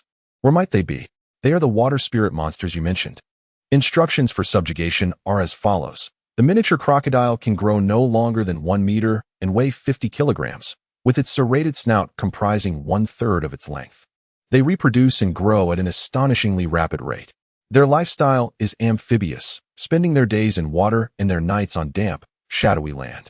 Regardless of the time or place, they eat when hungry and sleep after feeding, capable of going 6 months without sustenance, consuming up to twice their body weight in 1 meal. However, during the spawning season, female crocodiles must eat daily, almost incessantly. Failure to do so for 3 days results in them flipping over with bloodshot eyes. If they go half a month without food, they perish. Under sunlight, a female crocodile in the spawning period can be killed in just 7 days. In light of this, it is advised to exterminate all miniature crocodiles currently in Yangming Lake, leaving only 10 females for spawning, to produce a new generation of crocodiles that can serve as your naval force. The specific method for subjugation involves capturing the female crocodiles alive and confining them in a well-lit area devoid of water, preferably sunlit. When they lower their heads and shed tears, they shall be deemed submissive. You will then command them as you do the barbaric dragons and the great avian flocks. Once the female crocodiles submit, all the hatchlings they produce will also be loyal to you. Hee hee. What a splendid task. Not only will I gain a powerful naval force, but also rewards. I desire. Rewards? Speak not of them now. First, complete the task. Currently, there aren't even 5 viable eggs of the female crocodiles in Yangming Lake. Your responsibilities are vast. The canine lineage. Must you still demand I spare 10 female crocodiles? I am unaware of the proportion willing to surrender for their offspring. What if it's merely 1 in 10? Or 9 in 10? That is improbable. At most half. Go forth and fulfill your duty. I shall take my leave. Gu Yuan gritted his teeth in frustration. Seething with indignation, he had to devise a plan. As night fell, Gu Yuan commanded 2 companies to form a line holding torches between Yangming Lake and the Sunshade Forest, 5 paces apart, creating a continuous line of light that illuminated the ground clearly. He then personally led the team into the Sunshade Forest. The forest's edge was thick with towering trees, and within, sparse clusters of smaller trees emerged, with thickets filling the center. It resembled a basin-shaped woodland, with a low center. Gu Yuan had long envisioned sitting atop the back of the avian king to gaze down upon the Sunshade Forest to validate his imagination, though he had yet to act on it. At the edge of the sparse forest, Gu Yuan and his companions spotted numerous crocodiles basking in the grass. The reflection of their scales created a glittering spectacle reminiscent of stars in a clear sky from a distance. So many. Shall we kill them all? Would that not seem excessively cruel? Gu Yuan pondered internally, though he did not voice his thoughts, revealing his reluctance. Not only shall we feast once more, but even the barbaric dragons will benefit. There must be thousands of them. Shan, Shui, and the others rejoiced. Gu Yuan, however, was far from optimistic. How could they possibly eliminate so many crocodiles? Blades, axes, and arrows would prove futile. Using darts or guns would be impractical. And exhausting the warriors was out of the question. What to do? As Gu Yuan contemplated, a shout rang out. Leader! Leader! Over here. There are pregnant females all around. Could it be that the mothers are nesting close to the water source? Several scouts called out. Hee. The crocodiles are rather clever. During the day, Gu Yuan personally led a few strong lads to craft 10 cages from solid bamboo, each capable of confining the largest crocodile. They sharpened many slender bamboo stakes, making them pointed and extremely sharp. Gu Yuan then dispatched the company leaders to infiltrate the Sunshade Forest, setting traps with the sharp bamboo stakes. They buried small blades in the ground, with the tips protruding about 2 centimeters above the surface, perfectly positioned to catch the crocodiles as they slithered by. What does the leader mean? To use this against the crocodiles? Bigfoot jumped in surprise. Is that not acceptable? As the crocodiles pass, will their bellies not be pierced by the blade tips? Chapter 49. The blood of the terror crocodile serves as a warning. Gu Yuan's words sent shockwaves through all the warriors of the Divine Guard camp, leaving them bewildered as to how such a method could lead to victory over enemies. It was truly divine that their leader could conceive of such a strategy. They all paused their tasks, following the direction of his gaze, and indeed, there lay 3 terror crocodiles in a shallow pit, approximately 10 meters away, mostly filled with leaves and black mud. 2 of them glared at the onlookers with dim eyes, while the third remained with its eyes closed. Before Gu Yuan and his companions could take further action, a sudden commotion erupted as a large monkey inexplicably fell from a tree, landing right at the edge of the pit where the 3 terror crocodiles resided. The monkey attempted to climb back up the tree, but within mere seconds, the 3 crocodiles lunged forward, seizing its leg and rear, refusing to let go, despite the monkey's frantic attempts to shake them off. Even dragging the 3 crocodiles along as it struggled, its efforts were futile. Before long, the once vigorous monkey's struggles weakened, and amidst its desperate screeches, 2 additional crocodiles emerged from the mud to grasp its arms. Minutes later, the monkey was devoured by 5 terror crocodiles, the gruesome sight of its limbs being torn apart, while it was still alive, until a larger crocodile finally severed its neck, leaving its head rolling aside, marked the tragic end of its fate. The horrifying scene and the pitiful, despairing cries sent chills down Gu Yuan's spine, erasing any lingering reluctance he had about the wholesale slaughter of these crocodiles. What he witnessed today confirmed the system's assertions. These terror crocodiles were inherently brutal, impossible to tame without the most extreme measures. Squad Leader Bigfoot. Take your men and slay those 5. Offer them as a feast for the barbaric dragon. Gu Yuan commanded, his anger boiling over. Yes, Bigfoot responded, rallying his men to action. Gu Yuan continued to organize his slaughterhouse, indeed, a place dedicated to the annihilation of terror crocodiles. For this operation, he had even advised the young fighter, Fist, to forge a batch of large, rounded pincers and shears. After setting several traps without bamboo stakes, Gu Yuan led his men away, aiming to capture the female crocodiles. Upon returning the next dawn, they discovered several crocodiles trapped in the not-so-deep pits. They selected the smaller ones to be swiftly severed with the rounded shears, while the larger ones were extracted using the pincers and placed into solid bamboo cages. Report to the leader. Success. All 10 large-bellied female crocodiles are securely captured. Stone Palm exclaimed, his face beaming with excitement as he approached Gu Yuan. Excellent. The rest shall be executed to feed the barbaric dragon. Gu Yuan commanded. Leader, shouldn't we taste the crocodile meat? Stone questioned, voicing the sentiments of many. Once we finish off the terror crocodiles, there will still be plenty for us to savor. The following day dawned bright and promising, a day of abundant harvest. After breakfast, Gu Yuan promptly organized his team to rush to the lakeside thicket. The first thing he noticed was a multitude of terror crocodiles that had succumbed at the edge of the forest. Having crawled towards the lake after their bellies were sliced open, only to perish along the way. As they cleared the area, Gu Yuan pressed further into the woods.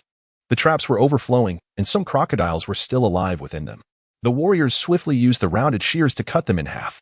The soldiers of the Divine Guard camp worked with remarkable efficiency, each knowing their role.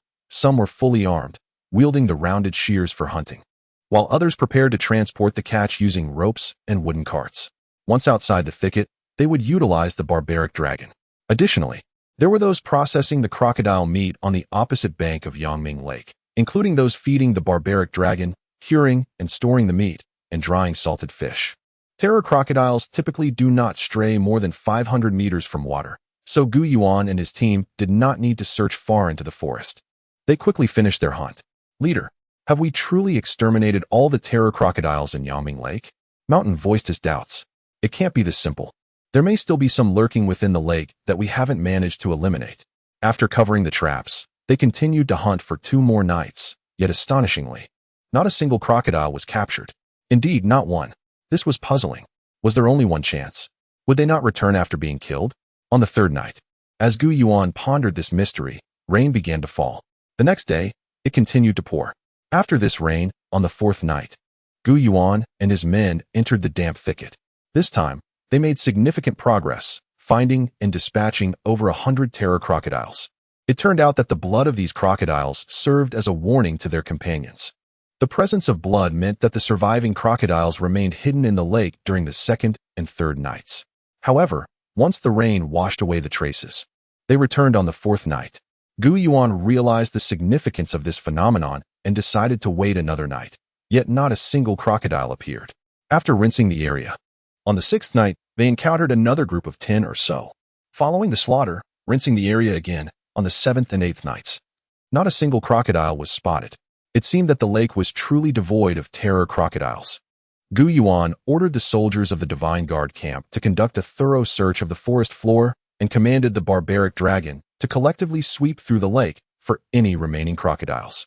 Although he could not be certain that all the terror crocodiles in Yangming Lake had been vanquished, it was evident that no one had seen any more of them, either in the water or on the shore. Let it be deemed that I have completed my mission, he thought to himself. If the task remains unfinished, the system would surely notify me. Gu Yuan reassured himself with satisfaction. Next, he focused on building the walls, with only a quarter of the distance remaining. Yet winter snow was imminent. Just as he was growing anxious, the team leader reported that all 10 female crocodiles were now peacefully resting, their jaws resting on the ground, shedding tears. Have they all submitted? Gu Yuan wondered aloud. It seems so. Upon inspection, he confirmed that all 10 female terror crocodiles displayed signs of submission, surrendering willingly to become servants and subordinates. But this system, has it presented me with yet another dilemma? How can Yangming Lake sustain so many terror crocodiles? Chapter 50. Foraging for the young crocodiles. Why not just slay 5 or 6 more? Roared Captain Dafu, his voice booming. To his astonishment, the 10 female crocodiles lying in their cage suddenly opened their eyes, gazing at Gu Yuan with palpable fear.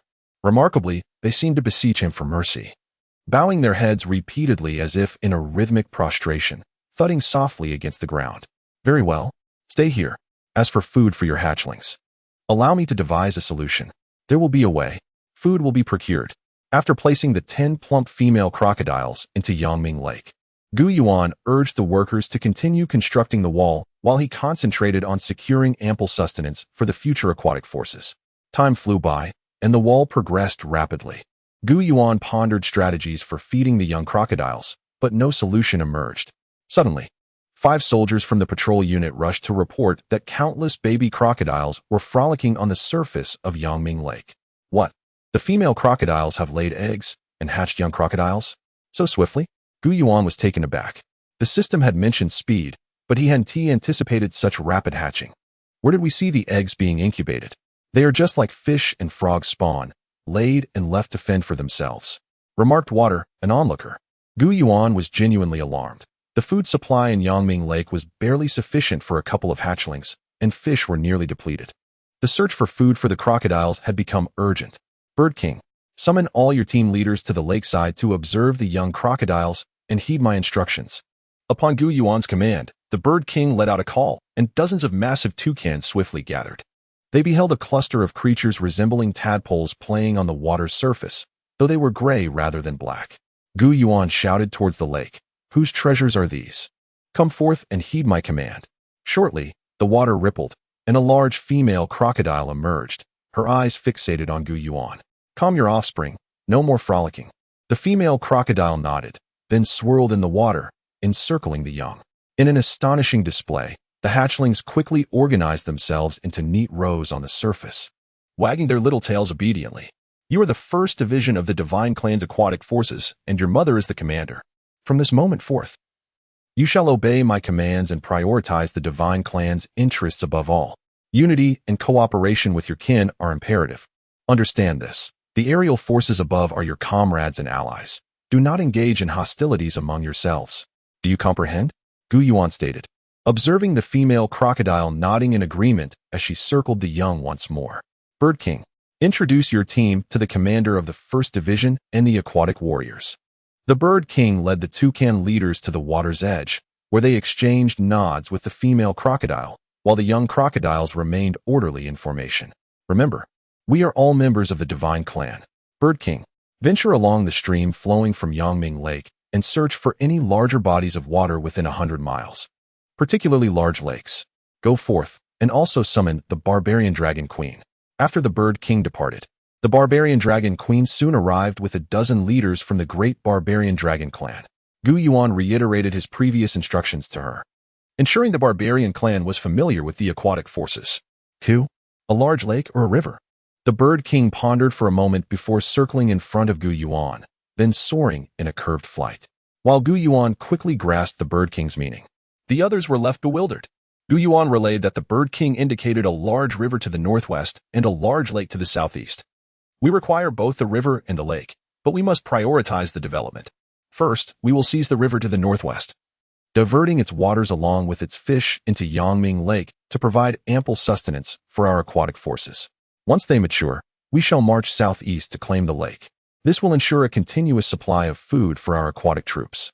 Since the Bird King was searching along the stream from Yangming Lake, it was essential to connect Yangming Lake with both the river and the lake, thus linking the 3 major water systems. "But Chief, why is the river's water not connected to Yangming Lake?" "The water in Yangming Lake does not flow southeast either." Autumn, the strategist, raised a crucial question directly.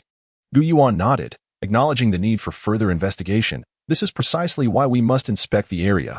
There must be an obstruction along the way. The stream may very well be a discontinuous shallow channel. Divine Chief, we cannot delay. Half of the personnel should remain to continue wall construction, while the other half should take tools to clear the riverbed. Wherever there are blockages, we shall excavate to ensure the river's water flows into Yangming Lake." The farmer leader stated, clearly anxious. This was precisely what Gu Yuan had in mind. He dispatched half the personnel under his direct supervision, equipping them with tools, shovels, and newly acquired explosives stored in ceramic jars. 200 oxen were harnessed to pull wooden carts laden with supplies, while the rest rode horses. Commence excavation. Pay attention. Each team should employ plows. Let the oxen break the earth first, then use shovels to expedite the task. Following Yuan's direction, the 200-meter-long channel was cleared in under 2 hours, and the water flowed freely. Continuing onward, they widened the narrow sections and deepened the shallows. The stream meandered for over 120 miles, ultimately connecting with a wide river spanning over 30 miles. Intrigued, Yuan named this river Wanshui and referred to the stream linking to Yangming Lake as Songxi. He then relocated the northwest outpost to the river's mouth, leaving behind 100 barbarian dragons and 100 giant birds. Thus, this northwest outpost extended approximately 130 miles outward, with 200 barbarian dragons and 300 giant birds safeguarding the divine clan's borders. Upon returning, Yuan was both delighted and astonished to find that the 10 female crocodiles had successfully completed the laying and hatching of their eggs, resulting in a bustling population within Yangming Lake. However, they were no longer starving, as schools of fish arriving from Wanshui were plentiful enough to satiate their hunger. Report, Chief. The Great Wall has been completed. Please inspect it. The heart shields and vine helmets have also fulfilled the task of 800 units. Please verify. Chapter 51. The time for Southern vengeance has arrived. All right. Eyes and legs. You too shall scout the situation, inspecting each project meticulously. Fingers and high legs. You will investigate how many clay pots of gunpowder have been produced by the rock-headed leader. Send word to the Queen of the Man-Dragons. Inform her of the Chief's decree. The Man-Dragons are permitted to forage for fish on land and may stand by the water's edge to catch fish, but they are forbidden from entering the water to fish. Yuan issued this command out of concern for the substantial appetite of the Man-Dragons, fearing that if they consumed the fish, the young crocodiles would go hungry. However, there was no need for worry now, as the continuous flow from the Songxi River was abundantly supplying fish to Yangming Lake. Ding dong. Congratulations, host. Your reward has arrived. Please sign for it. Huh. I was just thinking it was about time. What is it? Humph. As you wished. Under your current circumstances, I shall teach you a method for crafting firearms and copper cannons, as well as how to create earth explosives. Splendid. Yuan exuberantly accepted the reward and immediately immersed himself in research and study. Little did he know, the knowledge he gained would astonish him with its simplicity, without prior knowledge. Such concepts had eluded him. As he practiced, the moment the first firearm successfully discharged, before Yuan could celebrate, a report from the patrol team in the southeast interrupted him. A sentinel 50 miles south had received a message from the lookout birds, revealing the existence of a secluded valley just 20 miles beyond the borders of the Divine Clan, inhabited by a tribe of over 300 individuals. They had previously attempted to raid the Divine Clan's outpost for food, although they had failed. Their infringement could not be overlooked. Moreover, their leader possessed a unique steel knife belonging to the Divine Clan. This was an intolerable and urgent matter. Back at home, efforts were being made to forge firearms and copper pipes, while the rock-headed leader and Saw would gather a few individuals to specifically construct wooden supports for the firearms. Everyone else would fulfill their respective roles, with 600 divine guards, 500 man-dragons, and 300 oxen ready to accompany the chief into battle. Armed with tools and weapons, they could dig trenches and clear waterways, prepared to engage in combat at any moment. Thus, even without the development of gunpowder weapons or the establishment of a formidable naval force, the Divine Clan was compelled to march southward immediately, though not a meticulously planned act of vengeance. The endeavor to connect Yangming Lake with the southeastern lake coincided with the discovery of the Valley tribe possessing the Divine Clan's steel knife. The two matters would be addressed simultaneously, marking the commencement of their retaliatory actions. Following the small river that flowed from Yangming Lake southeastward, Yuan named it Guo River. As he traversed its course, he found it to be normal, with ample and gentle currents.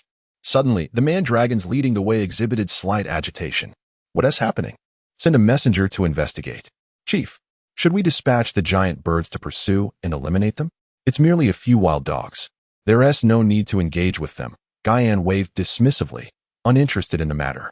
Let the guard company accompany me to assess the situation at the large lake. The willows lining the lake's shore swayed haphazardly, their growth robust, casting heavy shadows. Suddenly, a melodious birdsong resonated among the branches, rippling across the water's edge, uplifting the spirits of those present. Let us call it Misty Wave Lake. It seems to be a warm lake, temperate throughout the seasons, never freezing in winter. Chief, The tribe by the lake keeps many wolf-like dogs. Wolf dogs? Or hunting hounds. They are not very large, slender, tall, and long. Oh, short-haired hunting dogs. Not long-haired wolf dogs. This is troubling. Living by the lake and not fishing. Where are their hunting parties? We haven't seen or found any. Just as he was about to report this to the chief, Yuan felt an ominous sensation. Why? Because it reminded him that hunting dogs could deliver messages. And it was possible that this tribe was their enemy, alerting them to the Divine Clan's arrival, thereby planning an ambush at the Divine Clan's palace. Yuan hastily commanded the Bird King to lead a reconnaissance mission, and the reconnaissance company dispatched scouting teams. Before long, the situation became clear. The people of the lakeside tribe numbered around 300, all armed, and were hastening towards the valley tribe. What? Are these two tribes preparing for war and annexation? Continue tracking them. Without hesitation, Yuan decided that once the waterway had been excavated, they would concentrate their forces for a fierce assault on the lakeside tribe's stronghold, with the objective not to kill, but to plunder and seize their resources. The small river was transformed into a larger one, and the waters from Misty Wave Lake surged forth. Chief, this is bad. The lake water is flowing back through Gore River into Yangming Lake. A messenger reported. Yuan chuckled. What is so bad about that? It is merely bringing riches to our home. A substantial influx of fish will enter Yangming Lake, nourishing the young crocodiles, providing sustenance for our people, and feeding the man-dragons. What a blessing. It turned out the water level of Misty Wave Lake was slightly higher than that of Gore River. However, the flow would soon stabilize. The water levels of Misty Wave Lake, Gore River, and Yangming Lake should align, and barring heavy rainfall, they would not significantly affect each other's flow. Once the waters calmed, Yuan immediately ordered a fire to be lit for cooking, ensuring they were well fed before the impending battle. All reconnaissance troops were mobilized. The flying reconnaissance team was fully armed, collaborating with the giant birds, ensuring their safety and that of their avian companions, with detailed military updates every hour within a 30-mile radius. Understood. We set forth. After the scouts departed, Yuan left the herd of oxen and the transport carts, along with their supplies, in a small valley by Misty Wave Lake, leaving 200 man-dragons and 300 giant birds to guard them. The man-dragons formed a circle, encasing the oxen and supplies within, while the giant birds perched on the towering trees and hills, maintaining a watchful eye and occasionally circling above the herd. With no soldiers left behind, everything remained orderly and secure. Yuan prepared to swiftly encircle the lakeside tribe. At that moment, his military advisor spurred his horse forward, saying, Chief, since both the lakeside tribe and that valley tribe are our enemies, we should harbor no pity. Let us directly send the man-dragons and bird troops to obliterate their stronghold. Meanwhile, we shall intercept the armed forces of those two tribes and set up a hunting ground in their path. Chapter 52. A unique approach to combat Yuan heated the council of strategist Chiu, deploying the Manticore and Giant Bird legions to launch a surprise assault on the Lake Shore tribe and the Valley tribe, initiating a catastrophic massacre. The sole directive issued to the Bird King and the Queen of Manticores was a strict prohibition against consuming human flesh. Furthermore, they were instructed to pursue the two tribes after completing their attack, not necessarily with the expectation of a swift catch, but merely to sever their escape routes. As Yuan led his cavalry around, he soon received a report from the avian operatives that the armed forces of the two tribes had converged, making a rapid march towards the Divine Clan Palace, located 30 miles directly ahead. Well, they are not moving slowly at all. I shall see whether your legs can outrun our swift steeds. After a 2-mile detour, the cavalry galloped forward, swiftly covering the 30 miles and positioning themselves 5 miles ahead of the enemy to set up a hunting ground. They utilized tree bows, bamboo arrows, traps, and bamboo stakes for their ambush.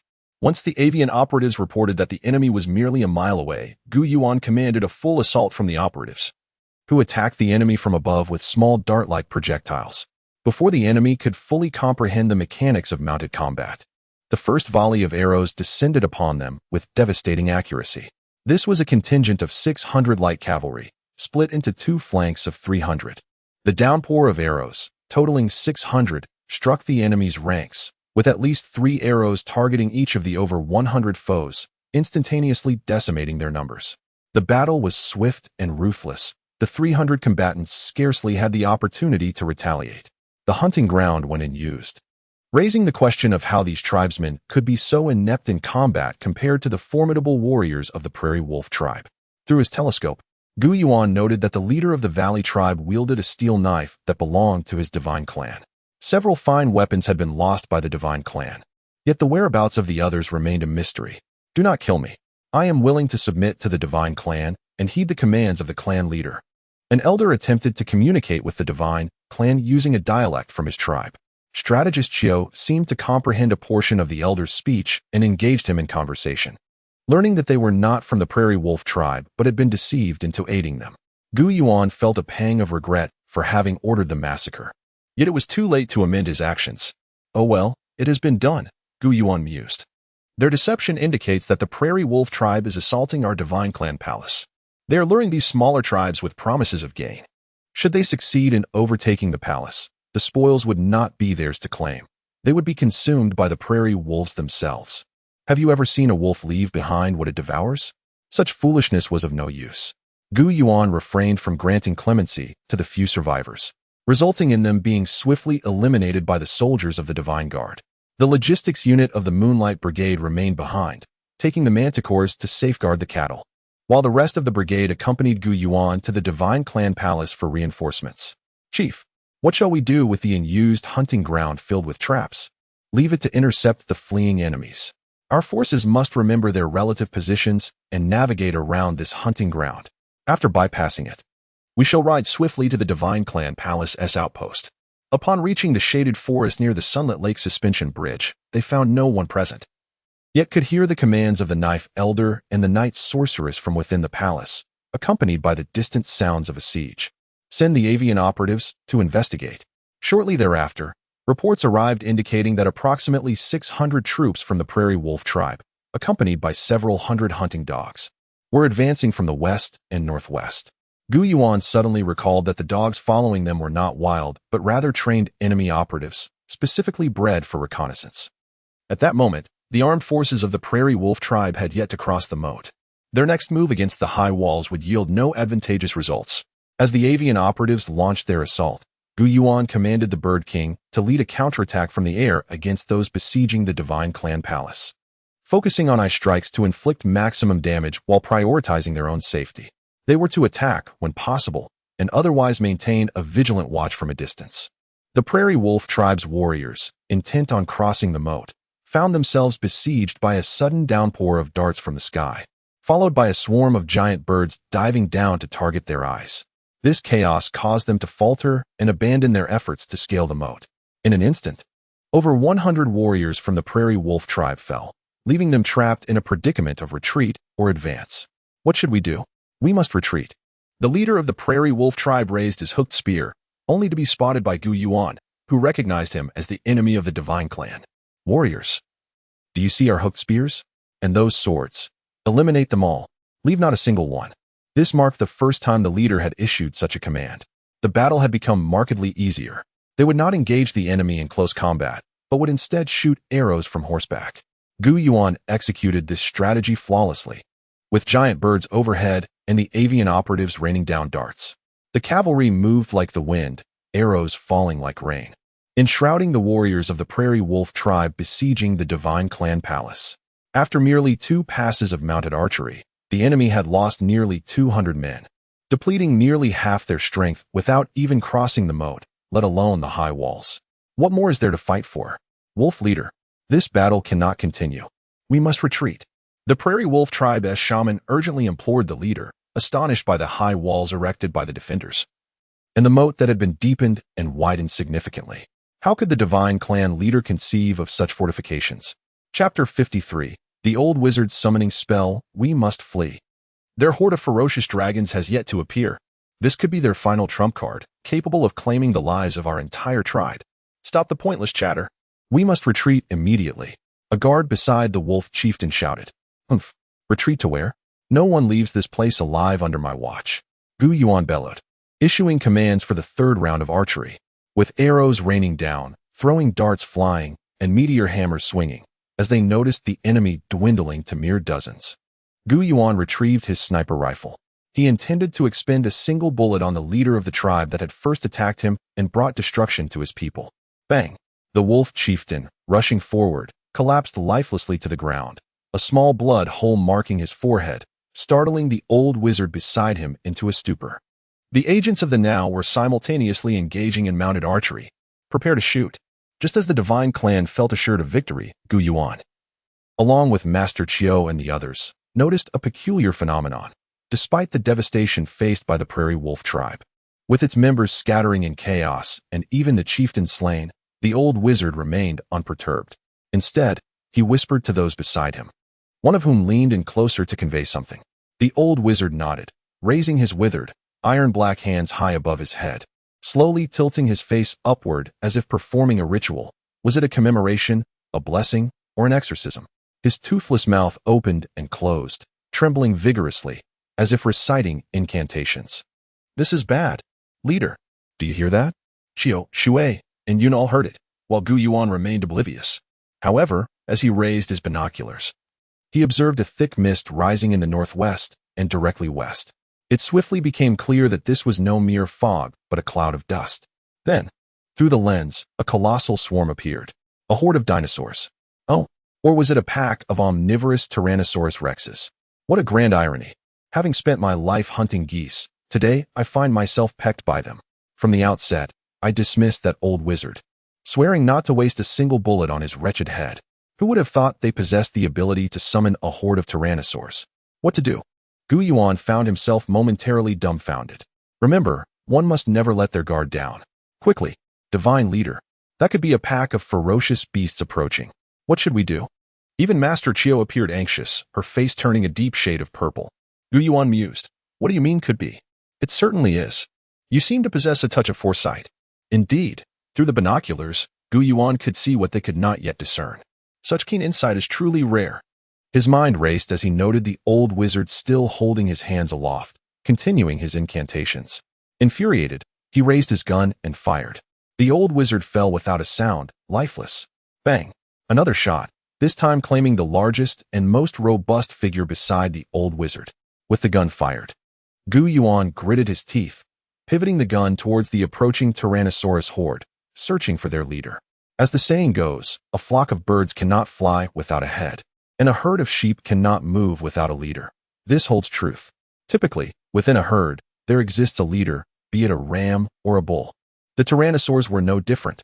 Once they formed a group, there would be one or two leaders among them. They are not only the core of the group, but also its guides. Without them, the herd would be lost, disoriented. It must be those two at the forefront. Large and swift, Yuan murmured, aiming and pulling the trigger. As the warriors of the Divine Guard retreated behind the walls, they also took the opportunity to loose arrows at the fleeing members of the Prairie Wolf tribe. Everyone knew that anyone injured or lagging behind would meet their demise. Yuan, along with the Divine Guard, crouched behind the high walls, witnessing the true swarm of tyrannosaurs rushing towards them like a tidal wave, stirring up clouds of dust. The spectacle was far more terrifying than any herd of horses or cattle. Fire the rockets. Do not let them near the trench, or they will breach our great walls. With Yuan's command, hundreds of rockets rained down upon the approaching Tyrannosaurus horde. The Divine Clan's rockets were adorned with animal pelts, igniting into flames that were difficult to extinguish. Upon striking any surface, the oil would cling and continue to burn, reminiscent of the most dreadful modern invention, plastic when ignited, oozing a flammable liquid that could not be easily quelled. In an instant, some of the tyrannosaurs struck by the rockets caught fire, causing them to rear their heads and flee in panic. The flames spread among them, igniting others, further escalating the chaos. Seizing the opportunity, Yuan ignited ceramic bombshells and hurled them down. The explosions, though not tremendously powerful, just a single pot could topple a few tyrannosaurs, created a sound and intimidation that thoroughly stunned the horde, causing them to halt, bewildered, before they turned tail and fled, no longer daring to assault the Divine Clan's earthen walls. As Yuan watched the retreating Tyrannosaurus horde, he immediately ordered a team of agents to take flight on giant birds to alert the personnel stationed in the south and southwest, conveying his orders to avoid the Tyrannosaurus horde and to hide, absolutely avoiding any conflict. There was no need for it. Once the tyrannosaurs had retreated, Yuan descended the wall's ladder, and the entire tribe erupted in cheers, celebrating their preemptive victory and their narrow escape from disaster. This fortune was undoubtedly due to the effectiveness of the explosive canisters. Leader, let us not forget about the fleeing members of the prairie wolf tribe. Letting them go would leave us with lingering regrets. Upon hearing Master Chio's words, Yuan suddenly remembered, indeed, evil must be eradicated completely. Otherwise, it would be an incomplete triumph. The team of agents took flight on their giant birds to pursue. Chapter 54. Expanding the territory by 300 miles not long after. The agent reported that all the members of the several prairie wolf tribes had been killed by the hidden traps within the hunting grounds. What unfortunate souls. After managing to escape, they unwittingly wandered into that perilous area. The agent had conducted a thorough search of the area within 30 miles, and not a single member of the prairie wolf tribes was found alive. Excellent. The long-awaited vengeance had been achieved, and now the divine clan was poised for significant expansion. Ancient Yuan, filled with enthusiasm, personally instructed the elder with the axe and the young man with the fists on the manufacturing techniques for the steel barrels of firearms and the copper tubes for cannons. He felt a sense of reassurance only after witnessing their successful creations before allowing them to proceed with casting. He also sketched diagrams to guide the rock leader in constructing the wooden bases for the firearms and cannons, urging him to prepare as much gunpowder as possible. Ancient Yuan was astonished to realize that his naval forces had swiftly developed combat capabilities. Both surprised and elated, he confidently declared, "Do not worry. They will be summoned at a moment's notice." Another pressing matter was housing. With the growing population of the divine clan, residing collectively in caves was becoming increasingly cramped. While it was manageable during winter, the situation would become intolerable in the heat of summer, leading to an unpleasant atmosphere within the caves. Ancient Yuan envisioned constructing thatched cottages on the prairie, consolidating several households into a village. At that point, fortifications such as moats and high walls had already been established, ensuring the safety of the clan members. Thus, Ancient Yuan instructed the agricultural leader to gather people to fell trees and cut bamboo in preparation for the construction of the thatched cottages, currently lacking thatch. He planned to begin building once it was available alongside crop straw, allowing for the formation of a village.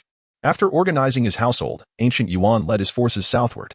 First, he aimed to gather the marauding dragon herds and cattle along the shores of Misty Lake. Secondly, he sought to expand the territory of the divine clan, extending 300 miles in all directions from the divine palace. After securing the marauding dragons and cattle along the shores of Misty Lake, Ancient Yuan headed directly southward. Along the way, he gathered the sentry soldiers from 50 miles away and summoned the marauding dragons and colossal birds from the 100-mile outposts in the southeast and southwest, extending their reach to 300 miles. On the highest peak of a mountain range, he established a divine outpost, erecting a sign and leaving behind 10 men, 20 women, 30 divine warriors, 100 marauding dragons, and 100 colossal birds. Ancient Yuan named this mountain range the Southern Mountain Range, with the highest peak dubbed Flat Top Peak. Continuing eastward, he arrived at a large lake 300 miles to the southeast. The water appeared dark green, perhaps due to an abundance of aquatic plants. Ancient Yuan named it Blackwater Lake. He established an outpost in a sparse forest spanning 500 square kilometers adjacent to the lake, prominently marking the sign at the lakeshore and the edge of the sparse woods.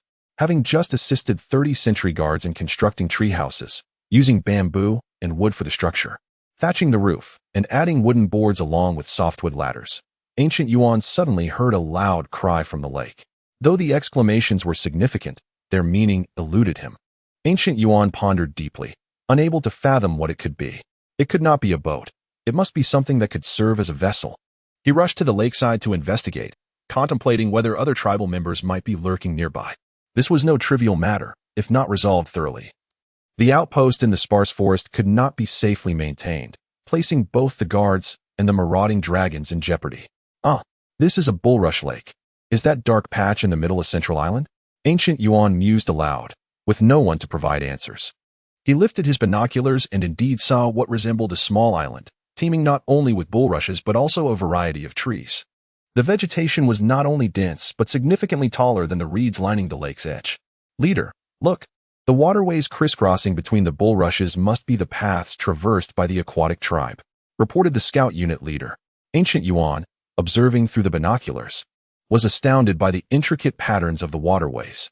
Was it a representation of the Bagua, I Ching? Unbelievable.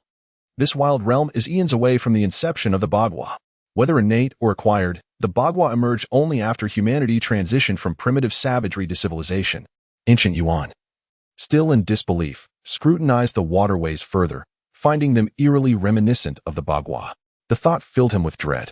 If this were not the deliberate work of another time traveler, then there was only one explanation. The wooden rafts and tree-hollow boats of the aquatic tribe had fortuitously created these patterns through their frequent passage. "Where are the people?" queried the long-legged scout, straining his neck to peer into the lake. The reconnaissance unit leader approached Ancient Yuan and reported, "We circumnavigated half the lake," heard voices, but saw no one. "Leader, let us construct wooden rafts and venture in. Regardless of whether they are from the aquatic or stone tribes, they cannot all survive underwater." The wooden pile leader seemed eager for combat, lamenting his prolonged absence from battle due to his unit's focus on liaison duties. "How naive. Do you believe you can simply swim down? It's merely about floating on the surface." Ancient Yuan shot him a glare. The wooden pile leader shook his head. "I cannot." "Then what can we do if they do not emerge?" The mountain leader pondered and suggested, "Leader, we could send agents on colossal birds to search the lake and then launch darts." The assembly fell silent, all eyes turning toward Ancient Yuan. He smiled and said, "Trust my judgment, will you?" Nods of agreement followed. Ancient Yuan pretended to be serious, stating, "In my opinion, this aquatic tribe is small and weak. Upon seeing our warriors and marauding dragons, they are terrified and dare not show themselves, let alone engage us in battle. My concern is that they might attack our outpost once we leave. Hence, I command the complete and thorough annihilation of this aquatic tribe. Or we could also consider their surrender. Great leader, please instruct us on how to deal with them. They remain hidden, and we cannot recklessly enter." Chapter 55. Why did the water chief lie? What is the urgency? Look at the reeds by the shore. Isn't a considerable portion of them dry? The same goes for those inside. What does dryness evoke in our minds? At this moment, Gu Yuan deliberately kept them in suspense. Both Shui and Yuan simultaneously exclaimed, "Use fire as a weapon." Qiu Junshi also realized this, but refrained from voicing it earlier. Gu Yuan commanded his men to procure animal fat and refine it into oil, alongside a substantial quantity of dry grass and oil pine branches. After determining the wind direction, they piled on the firewood, drenched it in oil, and ignited it with the wind at their backs.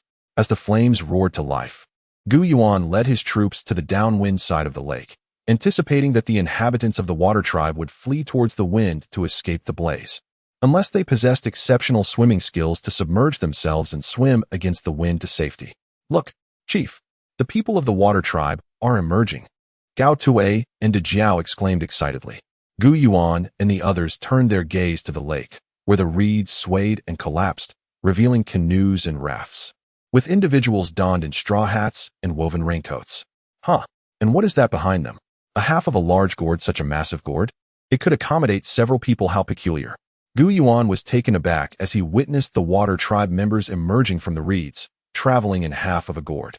Regardless of whether the individuals in the lake understood their intentions, the communication teams of Yue Guang and Yun began shouting at the water tribe, gesturing with their hands, urging them to lay down their arms and surrender, promising they would not be harmed. "Stop. If you do not relinquish your weapons, we will shoot." De Jiao bellowed as the water tribe drew within 100 meters of the shore. The sight of the divine tribe's battle formation was indeed formidable and orderly. At the forefront, a double row of manlong stood tall, with a couple of giant birds perched atop each. The manlong at the water's edge could easily dip their heads to drink from the lake. Behind them were shield bearers and archers, followed by spear throwers and halberd wielders, with the swordsmen holding small shields bringing up the rear. Each warrior of the divine tribe wore a helmet woven from wisteria, leather robes, and a brass breastplate. Upon witnessing this, the water tribe immediately halted their canoes and rafts. They glanced at their stone axes, stone knives, and their finest weapons, a large fish spine fashioned into a spear. My goodness, just how enormous must the fish have been to yield such a spear?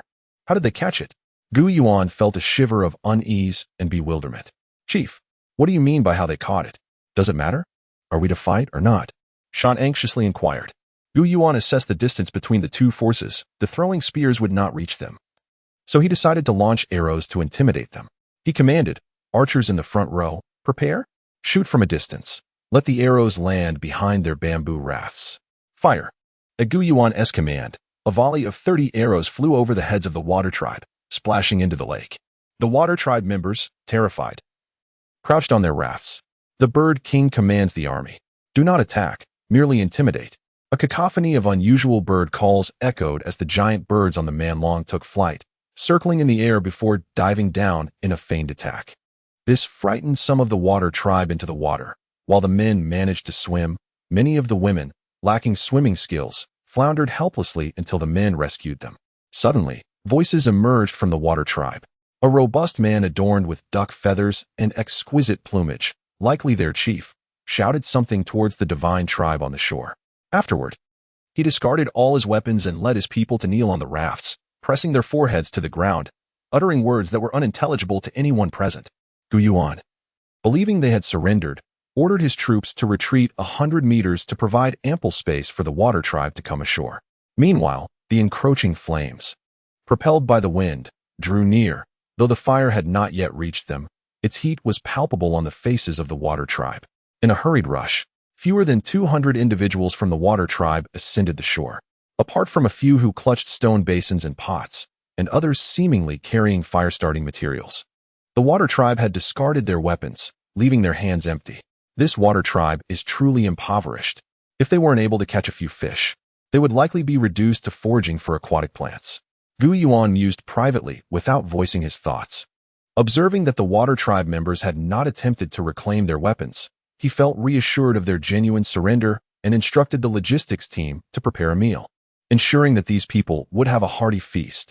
After accepting the water tribe, communication proved exceedingly challenging. There were no individuals among them with whom they shared any ties. Initially, they relied solely on gestures, akin to communication between the mute, stomping feet, shaking heads, pointing fingers, resulting in a lively exchange. We cannot provide them with divine weapons, Chief. Foreign warriors who have not undergone 2 trials of battle cannot be trusted. This water tribe has nearly 100 capable fighters. If they do not sincerely pledge their allegiance to us, handing them weapons could lead to dire consequences. As Yuan prepared to distribute divine weapons to the water tribe warriors, Junsher ardently opposed the idea. The military advisor was right. Although people in this era were relatively straightforward and candid, they were not devoid of treachery and cruelty. One must remain vigilant at all times. Through various forms of communication, they eventually learned that this was the water tribe, and their leader's name was Shui. There had previously been a water shaman who had been devoured by a great water monster 3 days prior. He had attempted to subdue the monster, but failed, as his powers were inferior to those of the creature, resulting in his demise. A great water monster? Where is it? Yuan inquired involuntarily. If only our naval forces could arrive here, we could actively seek out that monster. Yuan expressed to Shan and Shui. No, Chief. I have a nagging suspicion that the water chief's words may not be entirely truthful. How could a water shaman be consumed by a water monster? That shaman must have been weak. He likely wasn't a true shaman. Junsher stated earnestly. What purpose would there be for the water chief to lie? Yuan pondered deeply. Report to the chief. Aerial scouts have detected a cloud of dust 30 miles away, as if a herd of fearsome lions, each as large as a bull, is charging in our direction. Following them, a group of black-haired gorillas is sprinting, wielding weapons like humans. Are those truly gorillas? Or could they be black-haired humanoids? Yuan was no longer indifferent. Chapter 56. The betrayal of the water tribe. The fire guns and bronze cannons remained unfinished, leaving us with no choice but to rely on these earthen explosives to defend and vanquish our foes.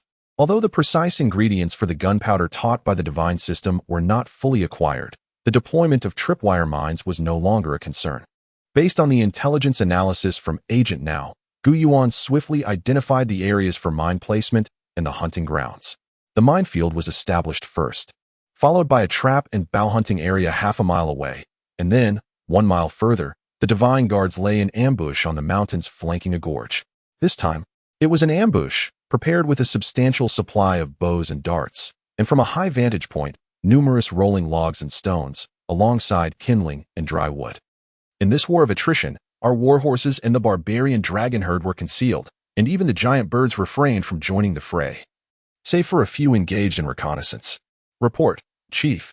There are approximately 200 black gorillas and around 160 to 70 fearsome lions. They are now less than a mile from our minefield. Excellent. Continue to track and observe. Be cautious not to let the giant birds fly too low, lest they be struck by stones hurled by the gorillas. Yes. Once Agent Now departed, Gu Yuan promptly commanded the troops to take their positions according to the devised plan. The barbarian dragon herd and cavalry were nestled in a sparse grove half a mile behind their ambush. The giant birds perched on the backs of the barbarian dragons, preening their feathers in a most delightful manner. Suddenly, the mines roared to life, declaring vengeance upon any enemy that dared to tread upon them. The unforeseen chaos sent the gorillas and lions into utter disarray, plunging them into an abyss of panic. They had never encountered such a miraculous weapon. The explosion not only created a crater, but also sent a circle of gorillas and lions into a brutal demise. With a single deafening blast, a multitude fell. And after a series of explosions, the casualties among the gorillas and lions were significant. Yet, Gu Yuan found himself somewhat dissatisfied. Upon reflection, he realized the mines had been too densely packed. A more dispersed arrangement would have sufficed. The remaining gorillas and lions, undeterred in their path, soon stumbled upon Gu Yuan's hunting grounds after traversing another half-mile. The arrows used in the tree bows were, in fact, smaller darts, and the traps were densely embedded with bamboo stakes over a meter long, which offered little chance of survival for those who fell into them. This further diminished their ranks by nearly 100. The enraged lions, kings of the grasslands, felt no fear for anyone. Now, devoid of visible opponents, they could only witness the deaths of their comrades, instilling fear within their hearts. Do not fear them. They are merely rallying themselves, in truth. It is they who are frightened. Gu Yuan urged his soldiers as they prepared for the impending clash. Even though the number of gorillas and lions slain by the mines was substantial, the true extent of the situation remained unseen. It is only natural for humans to harbor a deep-seated fear of ferocious beasts like lions and tigers. The divine guards had proven themselves brave and composed. Unlike the warriors of the water tribe, who trembled in terror at the approach of the gorillas and lions, their bodies quaking and teeth chattering. Wait, is it not peculiar? Chief, have you noticed that the warriors of the water tribe are afraid, yet the chief, the shaman, and the elder seem unfazed? They even appear somewhat pleased, reported Master Chiao. Gu Yuan, peering through his telescope at the water tribe's assembly, realized that they had all been brought to the front lines, regardless of age or gender. Though they were not equipped with the advanced weaponry of the divine tribe, they could assist in rolling stones and tossing dry wood and torches. Thus, Master Chiao had observed the unusual demeanor of these individuals. Gu Yuan could not help but harbor suspicions regarding the intentions of the water tribe. Had there been collusion between the black gorilla tribe and the upper echelons of the water tribe? Were they subservient to the gorilla tribe, having been conquered by the ferocious lions? He quickly summoned several military leaders, including Master Chiao and a few company commanders, and hastily arranged for vigilance against a potential revolt from the water tribe during the skirmish. Two crucial precautions were to be taken. First, to disperse their forces, allowing our men to outnumber them 3-1, and second, to prevent them from gaining access to our weaponry. Gu Yuan issued his orders accordingly. Chief, given their unwillingness to assist, we must not allow any of their high-ranking members to remain. They will inevitably become a threat. Master Chiao whispered a devious plan into Gu Yuan's ear. Indeed, Master Chiao possessed tactical acumen, and though not particularly cunning, he could be deemed a military genius. Gu Yuan then relayed his instructions to the company commanders. The divine guards swiftly apprehended the young men of the water tribe, effectively dispersing their ranks. However, the elders, the upper echelon, and the assistants of the leaders, totaling over 30 individuals, remained intact. This perplexed even the leaders and shaman of the water tribe. The water tribe leader, accompanied by these 30 individuals, lay in ambush beside a pile of stones and dry wood, unaware that they had distanced themselves significantly from the divine guards. The mountains were not particularly high nor steep, and the gorge beneath was relatively wide, with the narrowest point measuring 20 meters across. The ground was uneven, littered with boulders the size of millstones and smaller stones akin to human heads, their shapes irregular. It was evident that a great torrent had once flowed here, sculpting the rocks through relentless erosion, resulting in this chaotic stony landscape. As the black gorilla tribe advanced, the remnants of the lion pack led the way. Their once golden fur now darkened and singed. The lions, after enduring 2 assaults, emerged with their manes transformed into disheveled, grayish curls, their regal appearance utterly diminished. Upon witnessing their numbers and demeanor, the divine guards cast aside their fears, invigorated and ready for combat. As the lions and gorillas entered the ambush zone, Gu Yuan refrained from issuing the order to attack immediately. He wished to wait until the entirety of the gorilla and lion forces were ensnared before simultaneously sealing the exits with bonfires and unleashing a barrage of stones, fire arrows, and darts to achieve total annihilation. However, just as a significant portion of the guerrilla tribe had entered the ambush, the water tribe leader shouted, leaping from the trench and charging towards the guerrilla ranks. The shaman followed suit, yelling something, and behind him surged the group of 30, all racing down the slope. Infuriatingly, this was no genuine surrender. Chapter 57. A village amidst the forest. Yuan promptly ordered the first batch of projectiles, fire rockets, darting spears, and meteor hammers to be directed towards the water tribe, numbering over 30 individuals. Alas, the poor leader and shaman of the water tribe fled the swiftest, adorned with arrows and spears resembling a great porcupine. In an instant, those 30 souls met their demise. Fire rockets sealed the enemy's retreat, while the bonfires blazed even brighter. At Yuan's command, hundreds of fire rockets soared towards the enemy's rear, some embedding in the earth, others striking the stones, yet all continued to flicker with small flames. Soon, bundles of firewood and oil torches were hurled, rapidly igniting a significant portion of the canyon's stones. The dry timber ahead blazed into a roaring inferno. Despite Yuan's meticulous preparations and swift actions, the treachery of the water tribe led to an early blockage of the escape route, preventing a complete encirclement. Regrettably, a dozen or so black-haired gorillas and several ferocious lions managed to escape. This was a source of great vexation for Yuan. He lamented the failure to eradicate the threat entirely. This tribe of gorillas possessed formidable power. Not only did they excel in combat as a united front, but they also harbored the potential to tame ferocious beasts or drive away venomous creatures such as snakes, scorpions, centipedes, and weasels, utilizing them in battle. The gorilla tribe could even command lions to lead their charge into combat. The thought was indeed terrifying. Fortunately, Yuan employed guerrilla tactics to avoid direct confrontation. Otherwise, the losses would have been catastrophic. Even with firearms in the future, engaging them in close quarters would prove perilous, given the overwhelming numbers of these beasts.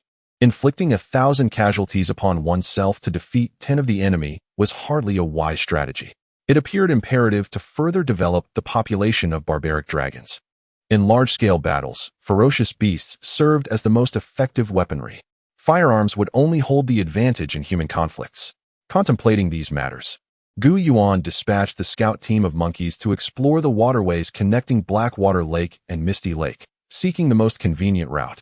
Among the monkey operatives were several exceptional female agents: Ro, Xiao, Zi, Lu, Hong, and Xing. Particularly Ro, who was not only intelligent and resourceful, but also petite and delicate. If she shed her fur and adorned her head with dark or golden locks, she would resemble a little fairy. These remarkable females, the little monkeys, had learned a plethora of modern military techniques under Yuan's tutelage, including tracking, searching, sniping, reconnaissance, assassination, and intelligence gathering, as well as mapping, laying traps, employing poisons, and sowing discord. Among them, Ro's skills were the most comprehensive. It was she who, perched upon the back of a giant bird, sketched the most direct waterway map between the two lakes. Following the map, Yuan led the warriors of the Divine Guard camp to commence the excavation of the waterway. The necessary canal extended approximately 88 miles, traversing a landscape of plains and gentle hills, all of which could be circumnavigated. Thus, they labored day and night, with Yuan himself participating, living, and working on site. The excavation progressed swiftly and effectively. The purpose of the river was clear. Connecting the two lakes would enable the water forces of the Divine Clan to extend into Blackwater Lake. Once the canal was completed, Yuan's first impulse was not to rejoice, but rather to whistle towards Misty Lake, signaling the call of the barbaric dragons. The summoning whistle for the dragons was a prolonged tone, while that for the birds consisted of 2 short notes. And the call for the water forces of the crocodiles was a sequence of 3 short notes. Toot toot toot, toot toot toot. Before long, ripples appeared upon the surface of Misty Lake, and small black heads began to emerge. In the midst of a multitude of black heads, a massive serrated moss suddenly appeared, followed by a large head crowned with bulbous eyes of red, yellow, black, and white, slightly protruding outward. Subsequently, in another section of the water, a similarly large female crocodile surfaced. Once 3 female crocodile battalions had emerged, Yuan commanded the 2 battalions to proceed along the newly constructed waterway to Blackwater Lake, which was larger and deeper than Misty Lake. With a portion of the reeds burnt, the water quality in the lake should be satisfactory. upon Gu Yuan's command. A marvelous scene unfolded. Two large female crocodiles swung their heads, circling their kin rapidly before letting out a skyward wail. Few could discern the sound of her call. Yet soon, a multitude of juvenile crocodiles followed their mother, embarking on the long journey to Blackwater Lake. They moved in perfect formation, with not a single individual straying or pausing to frolic. As the two water force battalions set forth, Gu Yuan organized his troops to advance eastward. As customary, scouts were dispatched to patrol the skies and the ground, densely arrayed in all directions, particularly within a 50-mile radius ahead, ensuring that no movement, human or animal, went unnoticed. Report to the leader. Approximately 30 miles ahead, at a distance of about 300 miles, there lies a river flowing north and south, its surface spanning 10 miles wide, teeming with large fish. During our crossing on bamboo rafts, we encountered an enormous fish, its head the size of our small shield. Beyond the river lies a vast, flat grassland, extending as far as the eye can see, devoid of any signs of human habitation, save for scattered patches of forest. Oh, did you explore the woods? We examined several areas. Aside from pits, water, stones, and grass, we found nothing, not even a wild hare. That cannot be. You did not venture deeper. Just 3 miles into the grassland, you would discover a village inhabited by a small tribe, dozens of individuals, with some larger villages exceeding 100. There are a total of 11 villages on this grassland, 3 of which are substantial, each nearing 100 inhabitants. The rest are smaller. One small village, located beside a large pond at the confluence of 3 rivers, houses only about 10 individuals, residing in grass huts supported by 3 large wooden rafts. Just as the ground scouts concluded their report, the aerial monkey operatives arrived with their findings. Leading the reconnaissance was a male monkey named Feather. Upon reaching the riverbank, Gu Yuan observed the expansive surface of the river, its waters surging tumultuously. This was no mere river. It should be dubbed a riverine expanse. Thus, Gu Yuan named it the Surging River, with the opposite bank termed the Surging River Plain. Without hesitation, Gu Yuan commanded the barbaric dragon and giant bird formations to protect the cattle transport team, ensuring they remained on this side of the surging river, as the dragons and birds could freely enter the waters to hunt for fish. He then led the cavalry of the Divine Guard camp to construct large wooden rafts for crossing the river, accompanied by the Bird King and its guards, as well as the Dragon Queen and her protectors. The objective was not warfare, but rather intimidation, and to provide a means of communication in case of danger. As dozens of large wooden rafts transported them back and forth, they soon succeeded in ferrying the entire contingent of soldiers and cavalry across the river. Upon disembarking, Gu Yuan mounted his horse and gazed upon the surging river plain, an endless expanse marked by deep ravines and intersecting paths. Scattered throughout were patches of dense forest, dotted with huts and small wooden houses. Chapter 58. This place is highly developed through the telescope. Those shanties and wooden huts appeared exceedingly humble. However, Gu Yuan understood that this was, in fact, a remarkably advanced area within the wilderness. Approaching each village, he observed a circle of cultivated land surrounding it, primarily sown with wheat, millet, and small black beans, all ripe for harvest. Outside a slightly low-lying village, Gu Yuan had already prepared himself, having set aside his weaponry and only leading the reconnaissance and guard units closer to the village. Halt! What is your purpose here? A dark spear whizzed through the air, embedding itself just 2 meters away from the head of the foremost horse in Gu Yuan's formation.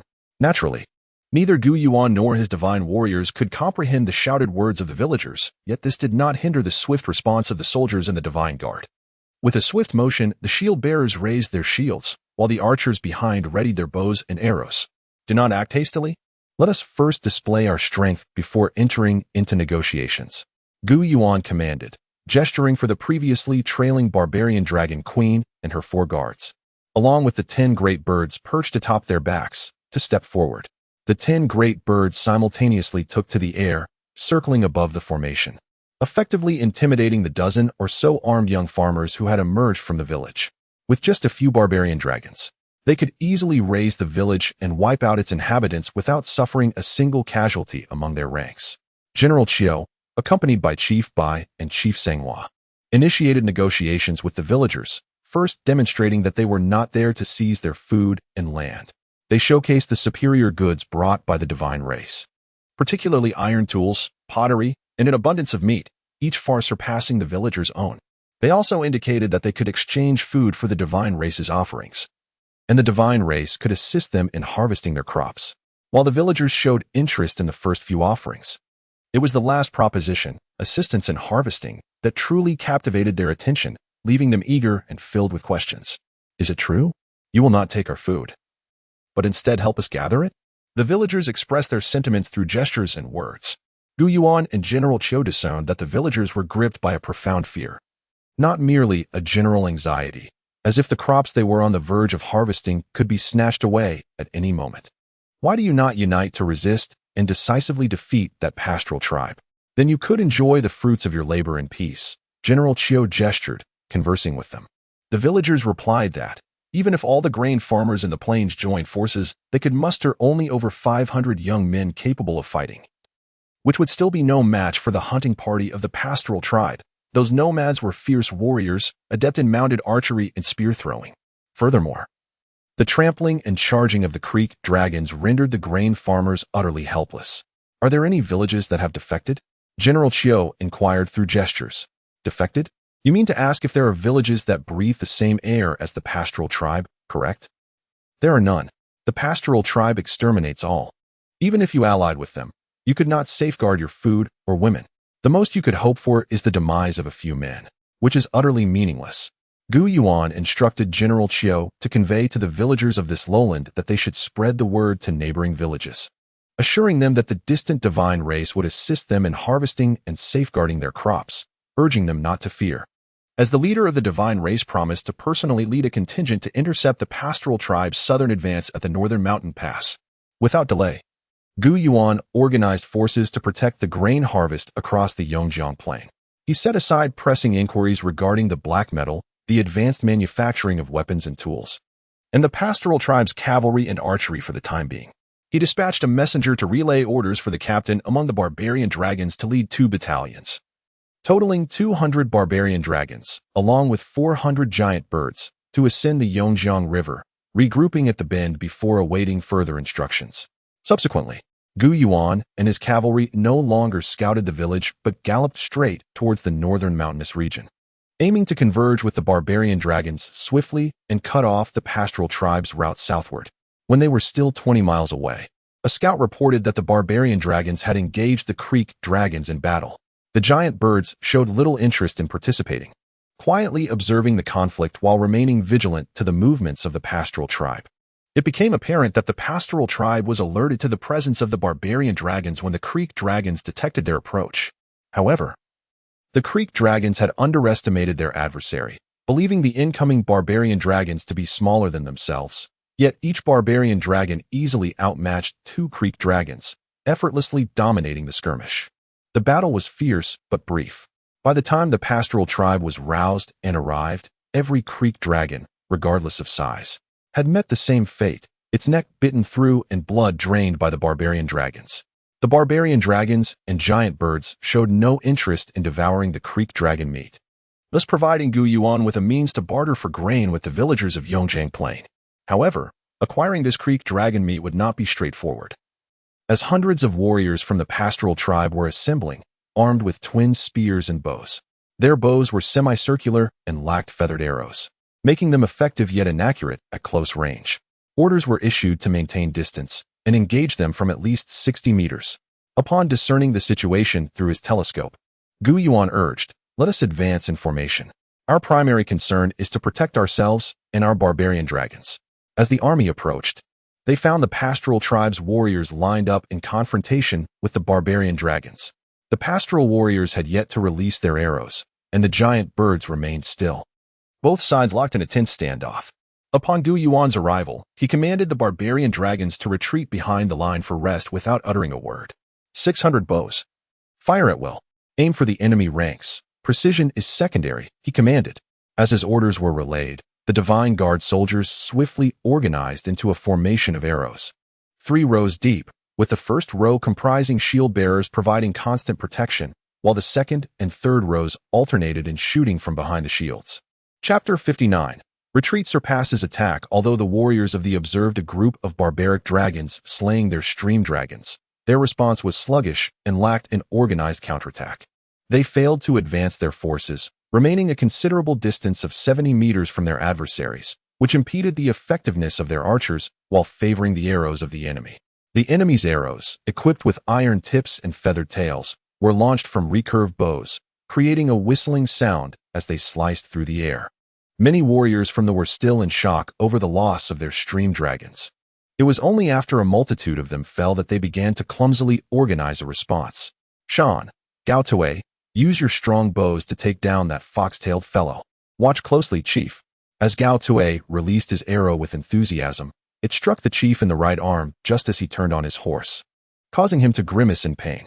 Fortunately, Shan's arrow swiftly followed, piercing the chief's throat. Forgive me, Chief. I missed. Gao Tue exclaimed with an honest grin, and Gu Yuan bore no ill will towards him. He understood that it was enough to recognize the mistake.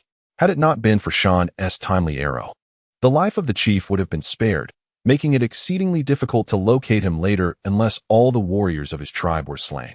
Initially, the arrows shot by their archers fell short, barely reaching 50 meters, while the arrows from the pierced deep into their ranks. Just as the warriors prepared to charge on horseback under their chief's command, the chief was struck down. After a moment of chaos, an eerie calm settled over the battlefield as a large stream dragon emerged, carrying a feeble old man who could be heard howling in the distance. The warriors of the urged their horses forward, bows drawn. Chief, that may be the shaman of the. They are desperate. Autumn, the strategist, advised Gu Yuan. Let them fight. They can engage, but we shall not. We only seek their lives. This old fellow is worth our effort, especially considering the large stream dragon he rides, Gu Yuan declared. Raising his gun, he aimed and fired, the bullet piercing the stream dragon's neck and entering the old shaman's chest. With a thud, the shaman fell from the stream dragon, which began to spin in distress, twisting its neck in agony, but not dying immediately. Believing that with the chief and shaman both dead, the warriors of the would retreat, surrender, or flee, no one anticipated that these hundreds of warriors would charge forward, brandishing their spears. They are a band of desperate fighters. Archers, cover us, set the snares, and fall back. Gu Yuan commanded decisively. The swiftly and orderly unleashed their arrows, setting snares and retreating. As light cavalry, they advanced rapidly and withdrew just as swiftly. In a short while, they had retreated nearly 100 meters, with no fewer than 10 snares laid. Despite their fierce demeanor, the warriors of the wood find that death does not discriminate based on valor or willingness to fight. They turned their horses and charged, employing a combination of mounted archery and throwing weapons, swiftly decimating the armed forces of the. Those who resisted, regardless of age or gender, were mercilessly slain, adhering to the principle of leaving no one from such a hostile tribe alive. Conversely, non-resisting women, children, and the elderly were spared in some measure. With Gu Yuan's orders firmly in place, they unleashed their full might upon the stronghold of the. They seized a substantial number of livestock, thousands of cattle, horses, and sheep, alongside ample fodder and grain. They captured 110 women and children, as well as over 50 elderly or infirm individuals. This bounty was likely the grain pilfered from the farmers of the previous year, hoarded for a year and now left to rot, leaving the original farmers in hunger. You lot deserve to perish, Gu Yuan exclaimed upon seeing the heaps of grain, addressing the elderly captives. Are there any among you who possess knowledge of smelting this black metal or crafting these weapons and tools? If so, assist me, and I shall spare your lives. Otherwise, you shall all perish. After a few individuals conveyed Gu Yuan's orders, the elders exchanged glances, and soon about 10 of them stepped forward, gesturing that they had some knowledge and were willing to help with their smelting and crafting. Thus, Gu Yuan assigned 20 young men to aid these 10 elders in their endeavors, though it was also a means of surveillance. As the people of this tribe were deemed unreliable, Gu Yuan's mind began to formulate a plan to mix the inhabitants of the and with those of the plains, resettling them and cultivating the land under the watchful eye of the to foster agriculture. The black metal was indeed iron, capable of being refined into steel to forge sharp weapons and tools. It was rich in black iron ore, prompting Gu Yuan to establish several iron furnaces and weapon manufacturing facilities. The valley soon buzzed with activity as, in addition to the traditional farming tools and weapons, numerous swords, sickles, halberds, meteor hammers, broad knives, and military daggers were forged based on Gu Yuan's designs. As a batch of sickles was completed, it coincided with the harvest season for the crops on the plains. Gu Yuan had preemptively dealt with the who had yet to initiate an incursion for grain, as they were still gathering their forces. Consequently, they were entirely wiped out by the army.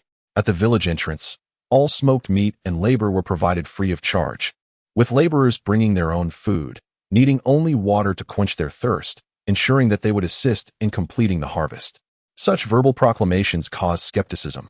Yet upon arriving at the village entrance, there were indeed several young men and women carrying smoked meat, the aroma wafting for miles. Each village had individuals offering smoked meat, drawing in those unable to resist the tantalizing scent, and indeed, they were able to receive some.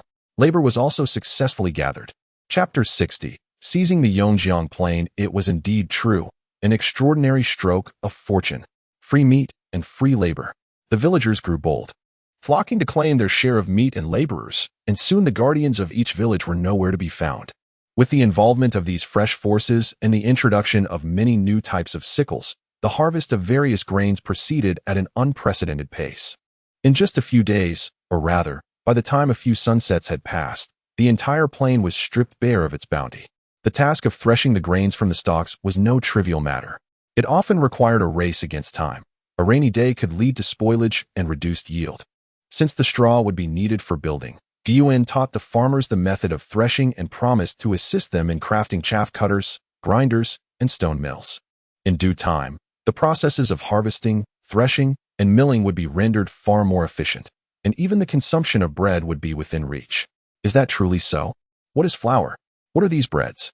The leader of the divine clan seemed unlike us, perhaps a celestial being. Is it delicious to eat bread with me? Consuming bread and meat together is delightful, and it prolongs life.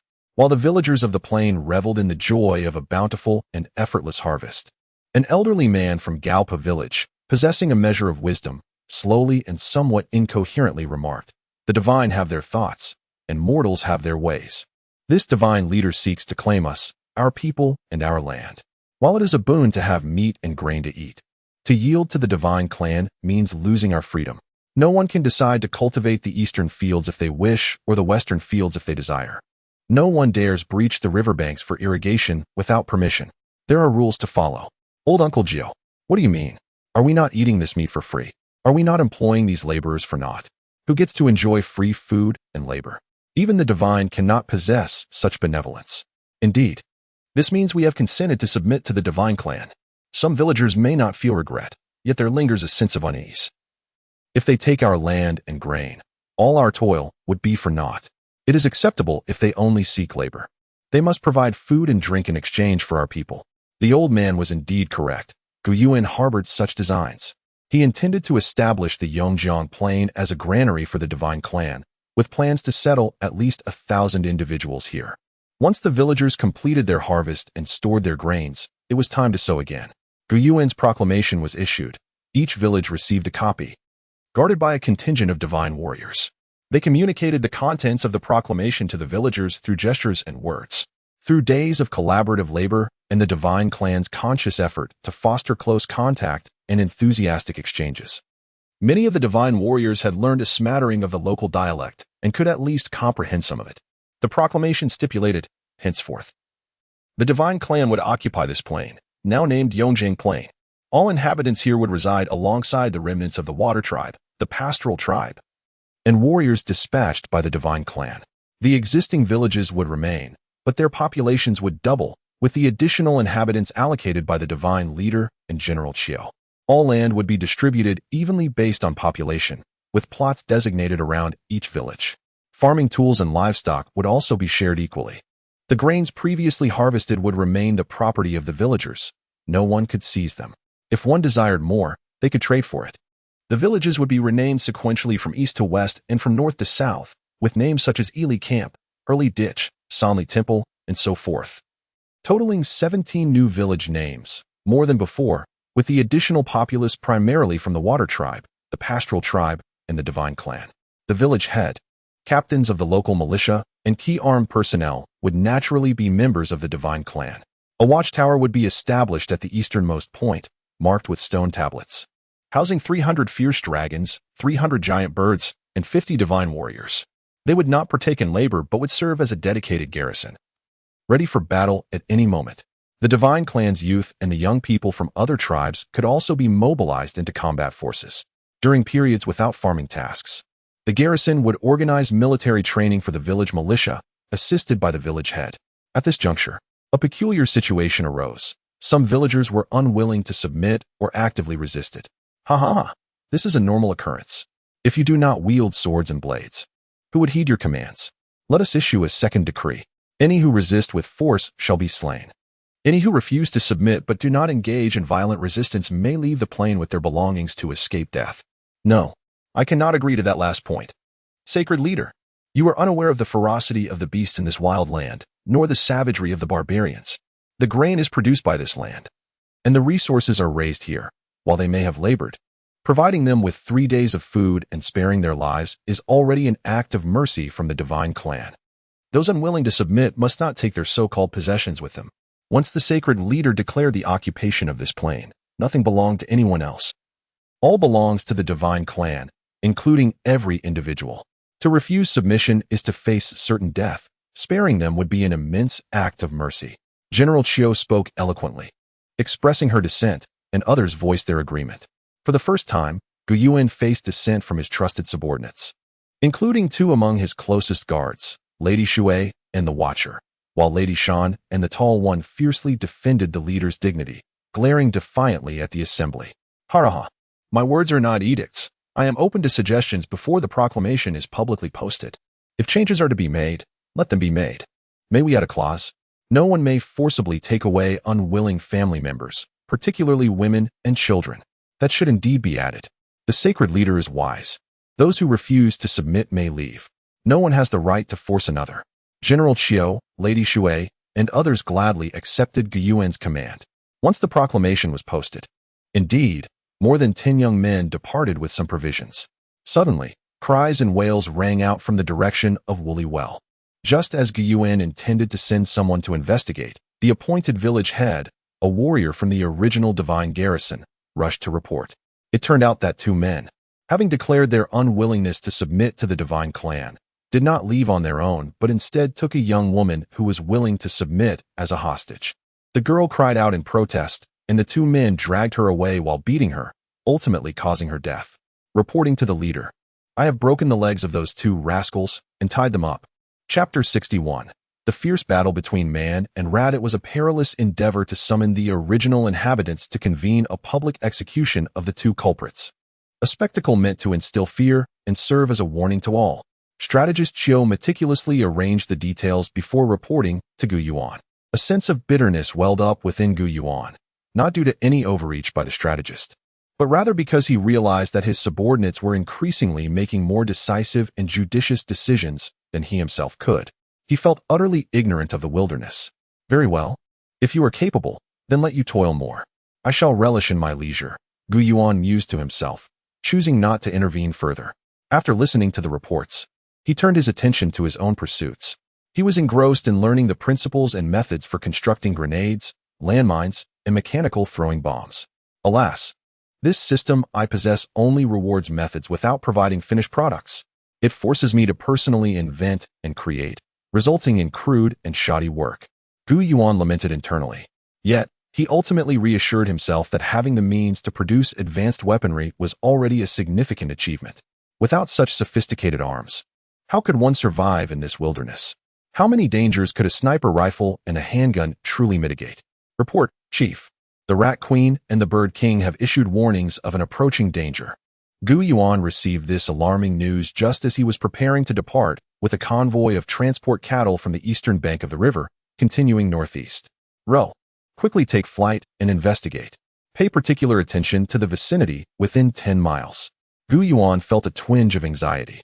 His plans for developing the Yongjiang Plain were still in their infancy, precarious as unfired clay pottery, easily shattered. Moreover, his armed forces were dispersed, while not weak. They had encountered numerous formidable tribes during this territorial expansion, some of which possessed astonishing military might, and it was uncertain whether they harbored sorcerers with unfathomable powers. Soon, Rowe and the other operatives reported that several young men, seemingly departing from the plain, were leading a vast swarm of field mice. Followed by an armed contingent of about 300, bearing a banner adorned with a rat's head crudely drawn in mud, indicative of the rat tribe. Field mice? They threaten to devastate our fields and obliterate our food production. Those young men are utterly despicable. Not only do they repay kindness with malice, but they also leave no kin behind. Yuan pondered as he listened to strategist Qiu's analysis, contemplating methods to thwart and exterminate the field mice. According to the laws of nature, every creature has its predator. To eradicate mice, one must rely on cats and owls, Yuan thought, turning to the rat queen and the bird king for assistance. Yet the two monarchs were powerless. Not only could they not command creatures beyond their respective tribes, but even if they could summon cats and owls, it would be too late and impractical. The rat queen could call upon a few allies from the Mamlong branch. But summoning a multitude of cats was impossible. There were simply not enough within a 100-mile radius. Even if the owls heeded the bird king's call, their blindness during the day rendered them ineffective against the field mice. Chief, what shall we do? Those young men have halted on the eastern riverbank, and the field mice are gathering there, preparing to cross the river. Another group of operatives reported. There remains but one course of action. Humans, birds, and Mamlong must unite to combat and annihilate the field mice. Strategist Qiu declared, overwhelmed with frustration. Yuan regarded her silently for a moment before responding, no. Setting aside the sheer number of field mice, their individual speed of darting is beyond what we humans and Mamlong can withstand. The birds are only marginally better, able to gain an advantage from above. We have another method, poison. Upon mentioning poison, strategist Qiu and Lady Shui recalled the possibility of employing fire. Indeed, field mice fear fire. We can first poison them, and then use a fiery barrier to obstruct their advance. Yuan affirmed, promptly setting the plan into motion. They began by mixing poison into the grain, military rations, of course, utilizing all available toxic substances, and mobilizing soldiers and villagers to gather poisonous herbs and extract their juices. The poison grain was placed a mile into the eastern river, ensuring that the ravenous field mice, driven by hunger, would consume it unwittingly. Defensive barricades of fire were established 3 miles inland from the eastern river, situated just a few miles from the villages on the plain. Once Yuan's 3 defensive lines were arranged, the traitorous young men had already integrated into the armed forces of the rat tribe. An elderly sorcerer, adorned with a rat's head hat and wielding a wooden staff resembling a rat's head, began chanting incantations while seated on a wooden litter carried by 2 men, attempting to drive the mice across the river. In truth, mice harbor a fear of water, yet under the sorcerer's incantations, they surged toward the river in a frenzy. Old sorcerer, you have earned a peanut from me. Yuan, mounted on his steed, trained his sniper rifle on the sorcerer. With a muffled thud, the sorcerer leaned back. His shriek abruptly silenced, his staff dropping from his grasp as he tumbled, lifeless, to the ground with a small wound bleeding profusely from his head. The 2 young men carrying the litter stumbled but quickly regained their footing. The stout leader nearby jumped in alarm, grasping the sorcerer's head, speechless.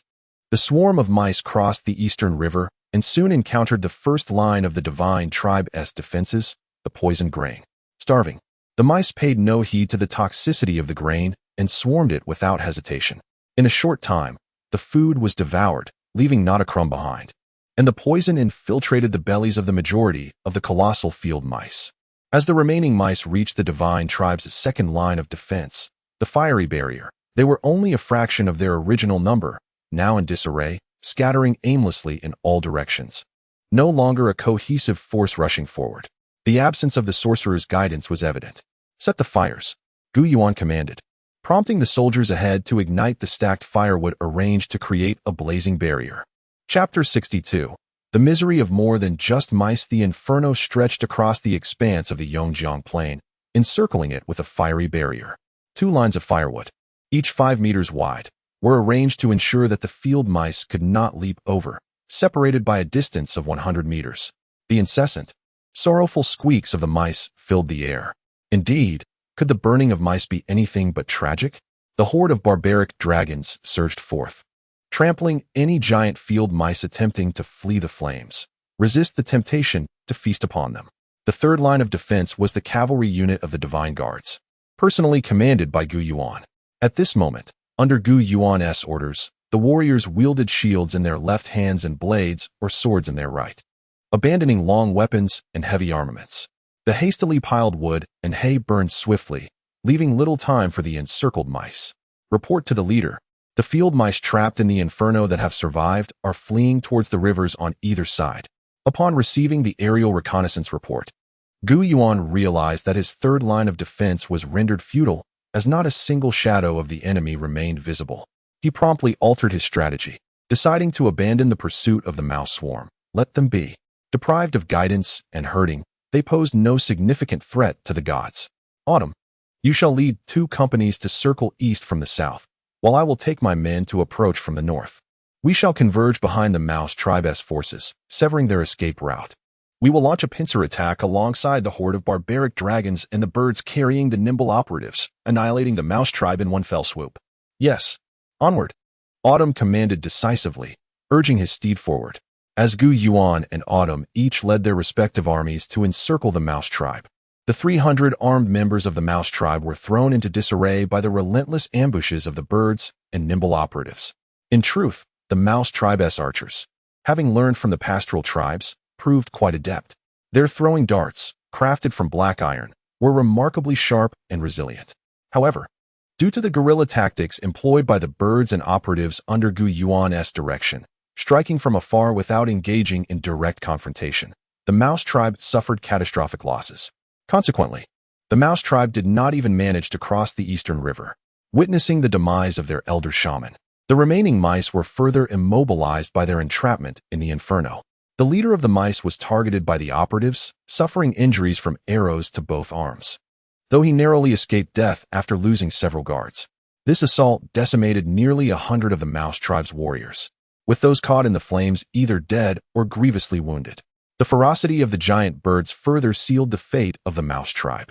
The leader, although initially escaping the detonation of earth bombs and subsequent rocket attacks, could not evade the relentless barrage of arrows fired by the operatives, ultimately succumbing to 2 arrows that pierced his throat.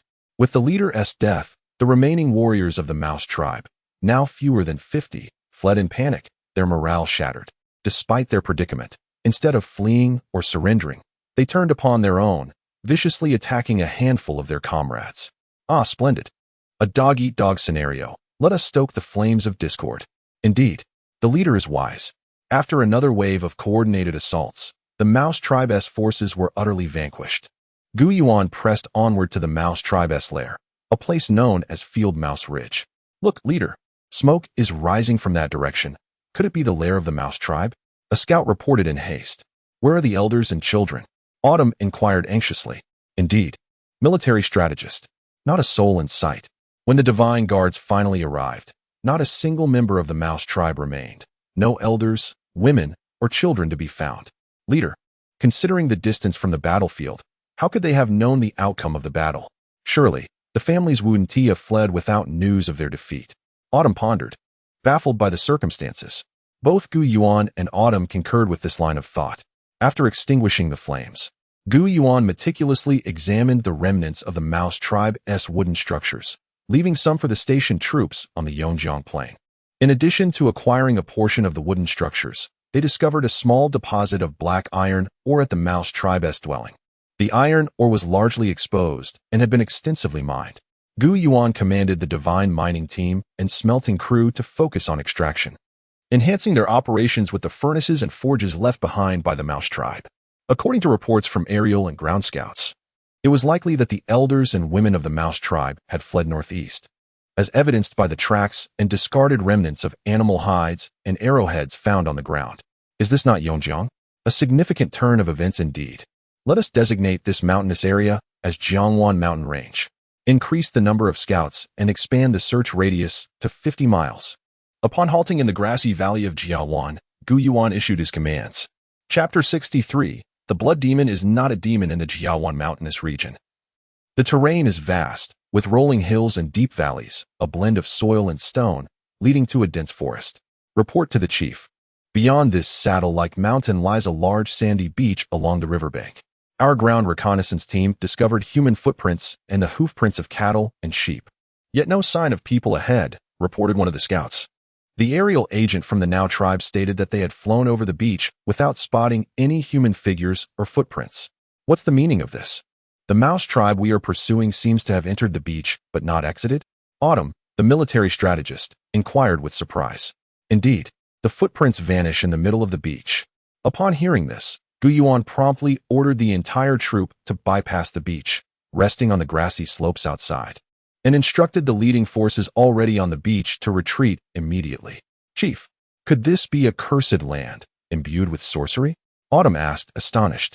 Standing at the edge of the expansive sandy shore, Yuan shook his head, raising his binoculars.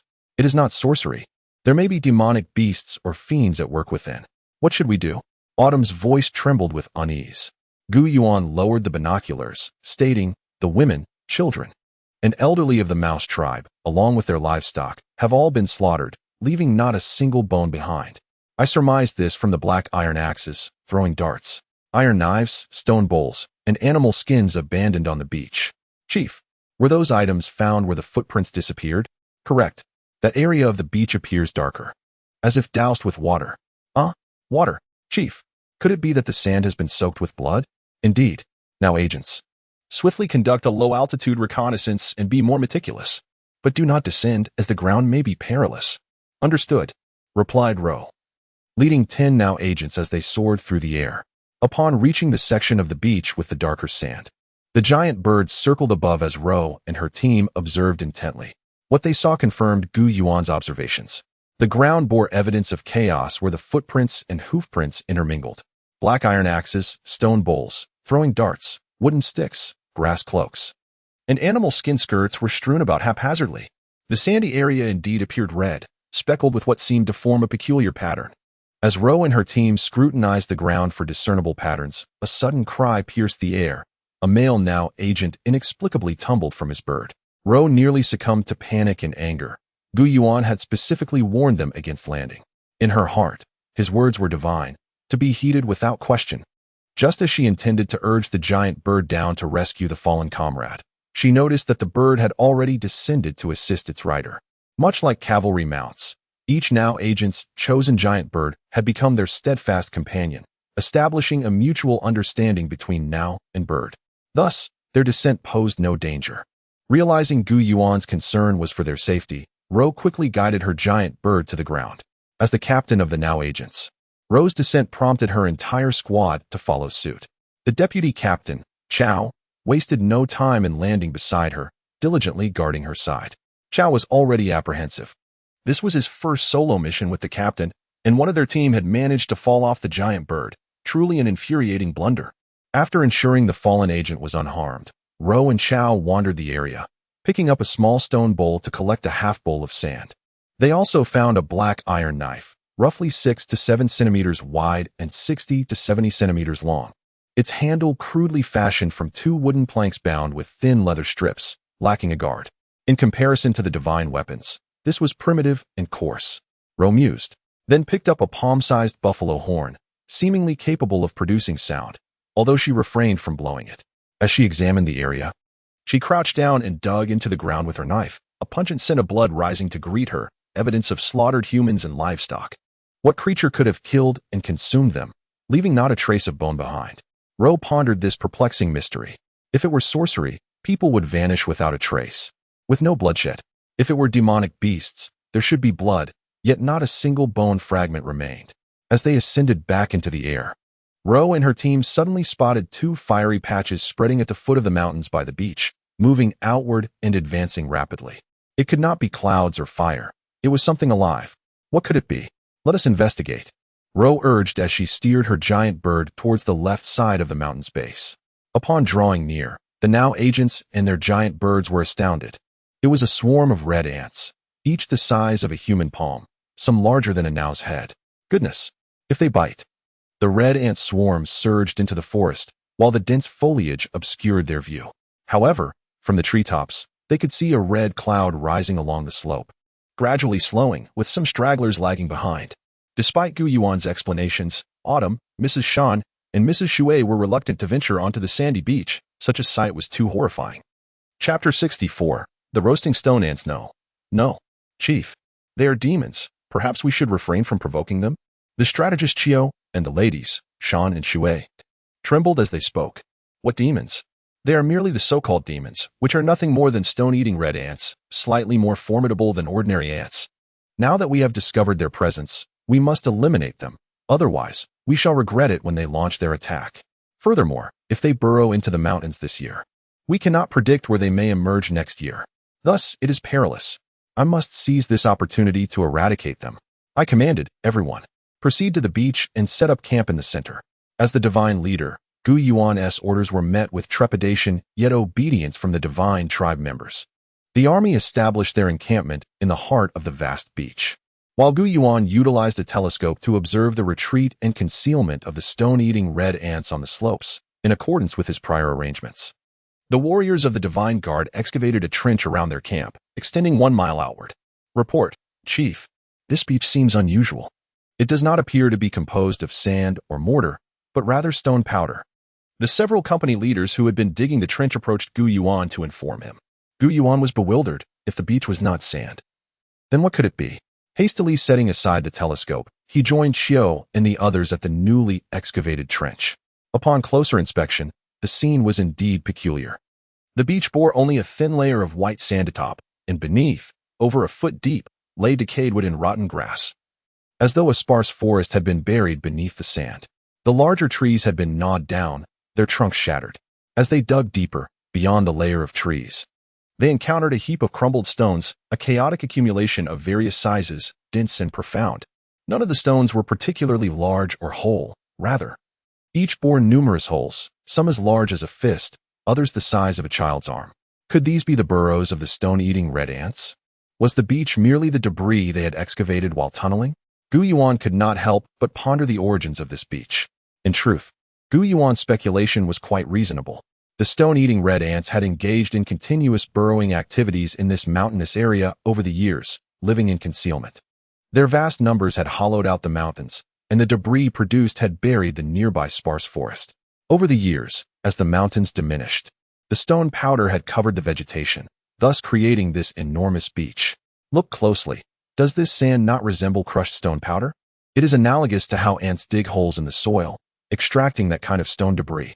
Upon hearing the chief's words, everyone bent down to grasp handfuls of sand from the beach, inspecting it closely. Indeed, it was not ordinary river sand or mortar, it was the remnants of gnawed stones. Its color was not the typical yellow of sand. Instead, it had a bluish tint, appearing somewhat grayish-white, a detail that had previously gone unnoticed. It was now nearly certain that this beach was not a natural formation, but rather the product of the stone-eating red ants tunneling. And the sand was not sand at all. Report, Chief. The blood demon ants have vanished. They must have all burrowed into the stone mountains. Shall we commence our barbecue? The Bigfoot and wooden piling companies, having prepared firewood and animal fat, approached Yuan with their inquiry. Yuan observed the area once more through the telescope, confirming that nothing remained, not even on the stone walls and slopes. Only the holes remained, resembling a myriad of eyes, a sight that was both eerie and unsettling. Very well. Is the wind direction favorable? Both mountain and water. Go forth and take a closer look. Dismounting, he grabbed a handful of sand and dirt, raising a cloud of dust to ascertain that the wind was indeed blowing toward the opposite mountain. The divine tribe had fortuitously positioned themselves upwind, ensuring that setting fire to the mountain and forest would not endanger them. Yuan decisively ordered the firewood to be stacked at the foot of the mountain. With the wind fueling the flames, the fire roared, crackling and popping. In an instant, birds scattered and hares fled, as grass and trees turned to ash. Using their current position as a reference, fires were ignited simultaneously at both the left and right corners, swiftly merging into a colossal blaze. As the vegetation at the mountain's base ignited, vast patches of greenery on the slopes also caught fire, heating the bare stones until they glowed red in many places. The smoke, aided by the wind, poured into the small holes in the stone, and although the stone-eating red ants were not visible being burned or scalded, it was presumed that they were suffering greatly, with no escape in sight. A certain demise awaited them. The inferno consumed the foot of the mountain, climbed the slope, and ultimately spread over the peak, continuing its relentless advance down the mountainside. After several summits had been engulfed, the fire suddenly extinguished itself. Sending aerial scouts to investigate, they discovered a large valley that separated two peaks within the mountainous region. This valley was devoid of vegetation, with a wide river flowing through it, deep and wide. Water without vegetation? Isn't that peculiar? Gu Yuan inquired in astonishment. The two scouts solemnly nodded, confirming, indeed, it is true. The water is abundant. Yet there is no vegetation, and it seems no fish inhabit it either. Could it be a saline river? If that is the case, we could harvest salt. And such sea salt would be healthier for the body than salt rocks. The yield would also be substantial. Gu Yuan mused as he approached the river. Scooping some water to taste, it was salty, akin to seawater used for making sea salt, bitter and briny. Gu Yuan took a spade and went to the riverbank, digging a shallow pool approximately 5 meters wide and long, and merely half a foot deep. Since no one understood the chief's intentions or how to assist, no one came to help him. Mountain, Water, and the strategist Chiu, along with others, took round-headed spades from the divine guards. Yet no one could fathom the chief's purpose to lend a hand. Now, everyone can assist me. Fill this pool with river water, Gu Yuan cheerfully instructed, thrusting the spade into the ground. At this, everyone began to help, using wooden buckets, clay pots, and even clay bowls to fetch water. As they worked, Chiu inquired, Chief, what do you intend to do? Raise fish? Cultivate lotus roots? Or perhaps plant rice? We have plenty of rice seeds now. None of that. You may taste the river water. I am to transform it into white salt, much like the salt blocks from our salt mines.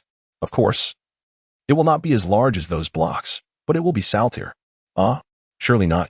Chief, is what you say true? Transforming river water into salt? Oh my. That is incredible. Absolutely true. However, it requires more than 3 days of sunlight. It cannot rain during this period. If it is cloudy or rains, it will not transform. Upon hearing this, the divine tribe members surrounding Gu Yuan fell to their knees in awe. Ah, what is happening? Gu Yuan exclaimed in surprise, raising his voice in question. Chapter 65. The river turns to white salt. Bowing to the celestial deities, they implored for rain to be withheld for several days, beseeching their divine leader to transform the river water into salt. Chief Chiu, taking the lead, gazed skyward and prostrated himself, after which he turned to Gu Yuan, leaving him speechless, his eyes wide with astonishment. Ultimately, it was their good intentions, so what more could he say? Perhaps it was indeed the prayers of the divine beings that had an effect, for the weather remained clear and sunny for 3 consecutive days. On the morning of the 4th day, the first to rise was the squad leader of the wooden stakes, accompanied by 2 teammates. They approached the pond that Gu Yuan had excavated, and to their amazement, they discovered white salt. The chief is truly remarkable. He has turned the river water into white salt. The 3 of them shouted joyfully as they rushed to the edge of the pond, eagerly scooping up the salt and tasting it, as if unable to believe it was salty. Yet, upon tasting, they promptly spat out more than half of what they had consumed. Salty, much salter than rock salt. They exclaimed, Long live the chief. Gu Yuan was taken aback. Who possessed such intelligence? The term long live was not one that primitive people could articulate or comprehend. Following the voices, he noticed a small group of now agents, who were largely obscured from view, among whom one of them called out. Was it Ro? This little girl bore an uncanny resemblance to the dream lover jade statue he held, and she was remarkably clever, albeit a bit small. While Gu Yuan pondered these thoughts, the divine beings joined Ro in proclaiming, Long live the divine chief. After a day's labor, there appeared a total of 50 salt ponds along the banks of the mountain river, each much deeper and larger than the single one Gu Yuan had initially excavated. Onward, 100 miles due north. No sentry posts will be established here. With Gu Yuan's command, the divine army advanced northward. The air grew increasingly chilly, and the trees stood nearly bare, with only a few yellow leaves fluttering in the cold wind, imparting an inexplicable sense of melancholy. The food supply for the barbarian dragons became a pressing concern, not merely regarding dried meat, but fresh meat and live prey. Unlike humans, who could subsist on fruits, grains, and occasional roasted meat, the barbarian dragons could not thrive without fresh and live animal flesh. Bird King, lead your kin farther away to hunt, instructed Gu Yuan, 50 miles distant, and assist the barbarian dragons in driving small animals towards them, ensuring they do not go hungry. Upon receiving Gu Yuan's command, the Bird King let out a long, resonant call, leading the flock into the sky, obscuring the sun as they soared into the distance. Ding dong, host. A new task has arisen. Will you claim it immediately? The voice of the system echoed in Gu Yuan's mind, the sweet tones of a little girl accompanying it. I am currently impoverished. First, what is the nature of the rewards? Casual. What do you mean by rich or not? Don't you desire the best? Indeed. Claim it. Immediately. 61 miles to the north. An alliance of tribes comprising cattle, sheep, deer, and horses launched a surprise attack on the leopard tribe, yet their forces, 3 times the enemy's strength, proved insufficient against the leopard tribe's defenses, resulting in severe losses. Faced with imminent defeat, which would lead to a brutal massacre by the leopard tribe, threatening their very existence, they were tasked to assist the allied forces in vanquishing the leopard tribe. Complete the mission, and your rewards will surely please you. However, it is entirely up to you. No further guidance will be provided. You? Dogs? Huh. Are there leopard tribes, cattle tribes, horse tribes, or dog tribes here? There are none. Enough chatter. Get to work. I shall bathe. Humph. What an attitude. Yuan, filled with anger, urged his horse onward, and their march noticeably quickened. As they approached 50 miles, both aerial and ground scouts reported no signs of enemy activity. However, around 55 miles, road transmitted intelligence from the air, revealing that in a large valley, 2 streams flowed through a dense forest. The forest appeared peculiar. A complete circle of tree stumps encircled it, tightly packed together with no gaps, not even sufficient for a child to squeeze through. Tree stumps? These were living trees without their crowns? Indeed, divine chief. The stumps bore no branches whatsoever. Could this be what the divine system referred to as a tree wall surrounding the leopard tribe's stronghold? Yuan pondered aloud, prompting the now agents to inquire what a tree wall was. Yuan explained that it served a purpose akin to the earthen walls of their own divine palace. Oh, chief, we have a drawbridge and a city gate at home. How do they enter and exit? Ro inquired as she descended to the ground to speak with Yuan. At that moment, ground scouts arrived, reporting that within the dense forest walls resided numerous members of the leopard tribe, with many spotted leopards perched in the trees and atop the stump walls. The tribe's people accessed the stronghold using soft ladders. What are soft ladders? Yuan wondered aloud, astounded by the intelligence of the leopard tribe. This was indeed a formidable tribe.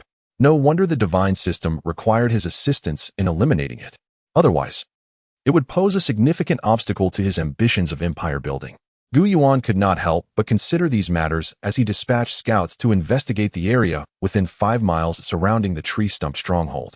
Before long, scouts returned with reports of a large contingent of armed tribes converging from all directions toward the tree stump stronghold, many of them bringing livestock such as cattle, sheep, deer, and horses. How far are these individuals from the leopard tribe's wooden stump stronghold? Yuan felt a surge of anxiety and inquired. Reporting to the chief, by the time we arrived, they had already surrounded the wooden stump stronghold and began their assault, traveling a long distance without resting. Unaware of the necessity for a strategic pause, they are ill-prepared for combat. Yuan muttered softly, urging his troops to march onward with haste. Chapter 66. The fiery assault on the tree-walled city. As the Divine Guard battalion reached the ridge 1 mile outside the battlefield, Yuan commanded the troops to halt, taking cover and awaiting further orders. He raised his binoculars, meticulously scrutinizing the situation on the battlefield to devise a more direct and effective strategy. To Yuan's astonishment, within such a short span, the coalition of cattle, sheep, and horse tribes, who held a significant numerical advantage, had suffered over half their losses. They not only failed to breach the city but also found themselves at a disadvantage against the leopard tribe's forces emerging from the city gates. How weak these coalition forces are. Yuan mused, yet quickly reconsidered. Perhaps he was being overly harsh on them. The leopard tribe was primarily leveraging a pack of spotted leopards for their assault, while the coalition possessed no combat animals apart from their men. The cattle and horses were utterly incapable of contending with the leopards, resulting in immediate defeat or retreat.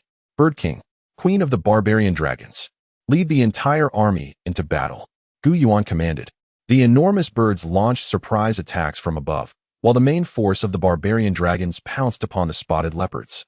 The monkey operatives were dispatched to assassinate the warriors of the leopard tribe. As Yuan's orders echoed, the monkey operatives mounted the backs of the giant birds, each equipped with 20 short arrows for sniping. Meanwhile, Yuan's cavalry remained on the ridge, observing the conflict without any intention of joining the fray. The wooden stakes and the large-footed warriors were restless, anxiously watching the battle unfold while feeling powerless. They struggled to comprehend the situation. The spotted leopards were agile and swift, yet the barbarian dragons, employing both their heads and tails with tremendous impact, managed to overpower the leopards through sheer force. A few bites from the leopards proved ineffective against the tough hide of the dragons, often drawing little more than blood. In contrast, a single strike from the dragons would send a leopard flying, crashing to the ground with a resounding thud, leaving them incapacitated.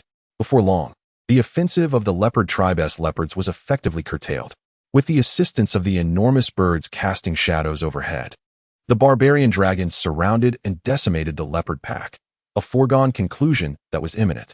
The warriors of the leopard tribe, wielding black iron throwing darts and drawing black vine bows, had been boldly pursuing the leopards, only to be stunned by the sudden turn of events.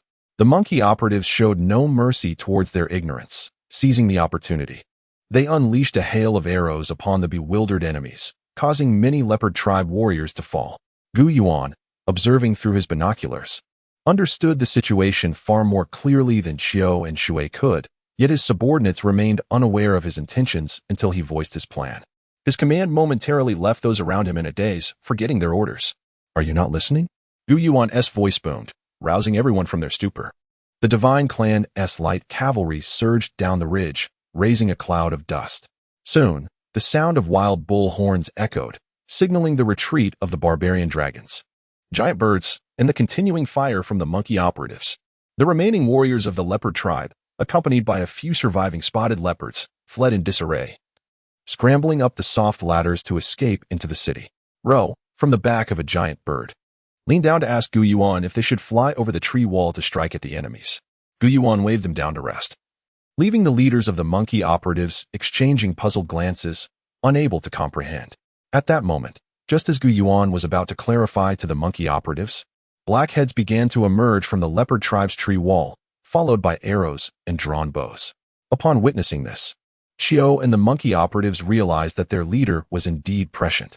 Within the tree wall of the leopard tribe lay an ambush, consisting of archers capable of shooting both into the air and down towards the ground. With no targets above and the ground beyond their range, they could only lie in wait atop the tree wall. First squad, prepare the fire arrows. Target, the tree wall. Wow, our leader is truly a genius. How did we not think of using fire attacks? That tree wall is made of oil pine. It will ignite upon contact with fire. Haha. Earthquake team, prepare. Use the catapults to bombard the interior of the tree-walled city, creating chaos. Quick to react, Qiu understood Yuan's intent and immediately began to apply it, combining fire attacks with bombardments to obliterate the leopard tribe. The arrows of the Divine Clan had a much greater range, having calculated the range of the leopard tribe's archers. They positioned themselves beyond reach and unleashed their fire arrows. The volley of fire arrows struck the archers atop the tree wall, leaving them in shock. What tribe possesses such strength? Is there truly such a force here? They wondered. Their archery far surpasses ours. We must retreat. As the defenders of the leopard tribe watched the Divine Clan's flaming arrows soar toward the tree wall, the flames quickly engulfed the wooden structure, shattering their morale and causing them to abandon their posts. However, before the first wave of warriors could descend to the ground, dark, watermelon-shaped projectiles whizzed overhead, followed by thunderous explosions resonating from within the walls. Every source of noise, trees, men, and animals, was shattered and launched into the air, leaving behind deep craters. Excellent. The fire arrows have penetrated, and the explosives have created an even larger impact. The Divine Guard Battalion is fully committed to the siege. Bird King and Queen of the Barbarian Dragons encircle the city, ensuring not a single member of the leopard tribe escapes. As Yuan's orders concluded, more than 10 individuals rushed towards him, each adorned with distinctive insignia, likely tribal leaders or shamans. Chapter 670067 This is a orchard Oh. Amidst the cacophony of incomprehensible babble, Master Qiu hastily sought means to communicate with them. Ultimately, through a series of gestures and lip movements, he discerned that these coalition warriors aimed to assist them in besieging the city and vanquishing the fleeing members of the leopard tribe. Master Qiu then rushed to converse with several tribal leaders, who, on the surface, exhibited profound respect for the divine tribe, particularly venerating the leader Yuan as if he were a deity, daring neither to approach him nor meet his gaze. Thus, they treated Master Qiu with exceptional friendliness, even engaging in fervent dialogue. It turned out that the leopard tribe had gained an infamous reputation in the region, notorious for their brutal strength, bolstered by a formidable squad of spotted leopards, numbering around 100, which seemed to have increased in the past 2 years. They frequently raided surrounding tribes, pillaging and abducting particularly targeting women and children while mercilessly slaughtering others. No fewer than 5 tribes had fallen victim to their onslaught, and although the remaining 4 had not been entirely annihilated, they had certainly suffered grievously, enduring theft and violence, living in a state of constant fear. It was only now that they contemplated forming an alliance. The coalition had previously clashed with the leopard tribe, but despite their numerical advantage, they had been unable to secure victory. The leopard tribe's spotted leopards were a formidable challenge that the coalition could not overcome. Following their defeat, with significant losses in both population and resources, the coalition was on the verge of disbandment, and the horse tribe contemplated migration. However, news reached the cow tribe that a plague had erupted within the leopard tribe, affecting both humans and leopards, rendering many combatants incapacitated. This appeared to be a rare opportunity to obliterate the leopard tribe. Spurred by the cow tribe leader, Yuan, the coalition resolved to unite once more for this daring venture. The outcome, however, revealed a different reality. The leopard tribe was not afflicted by any plague. Their combat prowess remained intact. This was either a grand deception or a sign that the plague had already passed, with both humans and leopards restored to health. I share this belief. The leopard tribe leader, Bao, had deliberately released a smokescreen, claiming a plague had beset them, exploiting Yuan's influence to forcibly unite the armed forces of the 4 tribes, leading them into recklessness. Master Chiu analyzed the situation similarly. It became evident that a highly intelligent and formidable tribe had emerged, prompting the divine tribe to prepare for a fierce conflict to expand their territory and establish their dominion. Yuan, contemplating this, commanded the rocket and earth-shattering teams to draw near the flaming tree wall, launching their projectiles. Whoosh, whoosh, whoosh. A thunderous onslaught ensued. As the trees within the city ignited in flames, accompanied by sounds of chaos, no, it was the anguished cries of men and the roars of leopards. The leopards charged at the humans. The sentinels on the tree wall had vanished, as had the spotted leopards perched on the branches. The tree wall was consumed by flames, leaving no barriers. Many large trees were toppled and shattered. The spotted leopards, eager to ascend, found scant large trees remaining to climb. Advance. The manticore horde led the charge, followed by the cavalry, with flocks of birds soaring above. The formation and might of the divine tribe's military were indeed terrifying, instilling fear in the coalition of the 4 tribes, driving them back to the outskirts. This was hardly surprising. The mere presence of several hundred manticores was enough to instill dread, coupled with countless giant birds circling above. Most astonishing of all was the sight of small, furry beings perched upon the backs of the giant birds, capable of shooting arrows and hurling darts. It was utterly inconceivable. Treewall City was extensive, roughly divided into 8 or 9 large sections, predominantly featuring 1 to 3 species of trees. Among them stood the towering oil pines used for the tree wall, while the other trees were diminutive. These were all fruit trees. Yuan gasped in astonishment at a grove of jujube trees, which led him to realize that the city was, in fact, an orchard. The diversity of fruit-bearing trees was astounding, with no fewer than 10 varieties.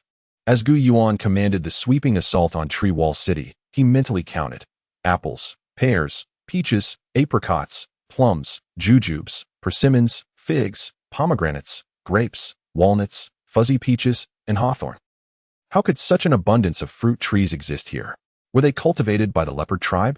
With this question lingering, Yuan led the divine army into and seized most of Treewall City. Leader, let us ignite more fires and bombard them with thunder before advancing. We must not allow our warriors to suffer losses. Master Chiu's concern was well-founded. After all, this was the stronghold of the leopard tribe, where ambushes could occur at any moment. Yuan thus ordered the army to slow their pace, launching rockets and earth-shattering explosives while advancing cautiously.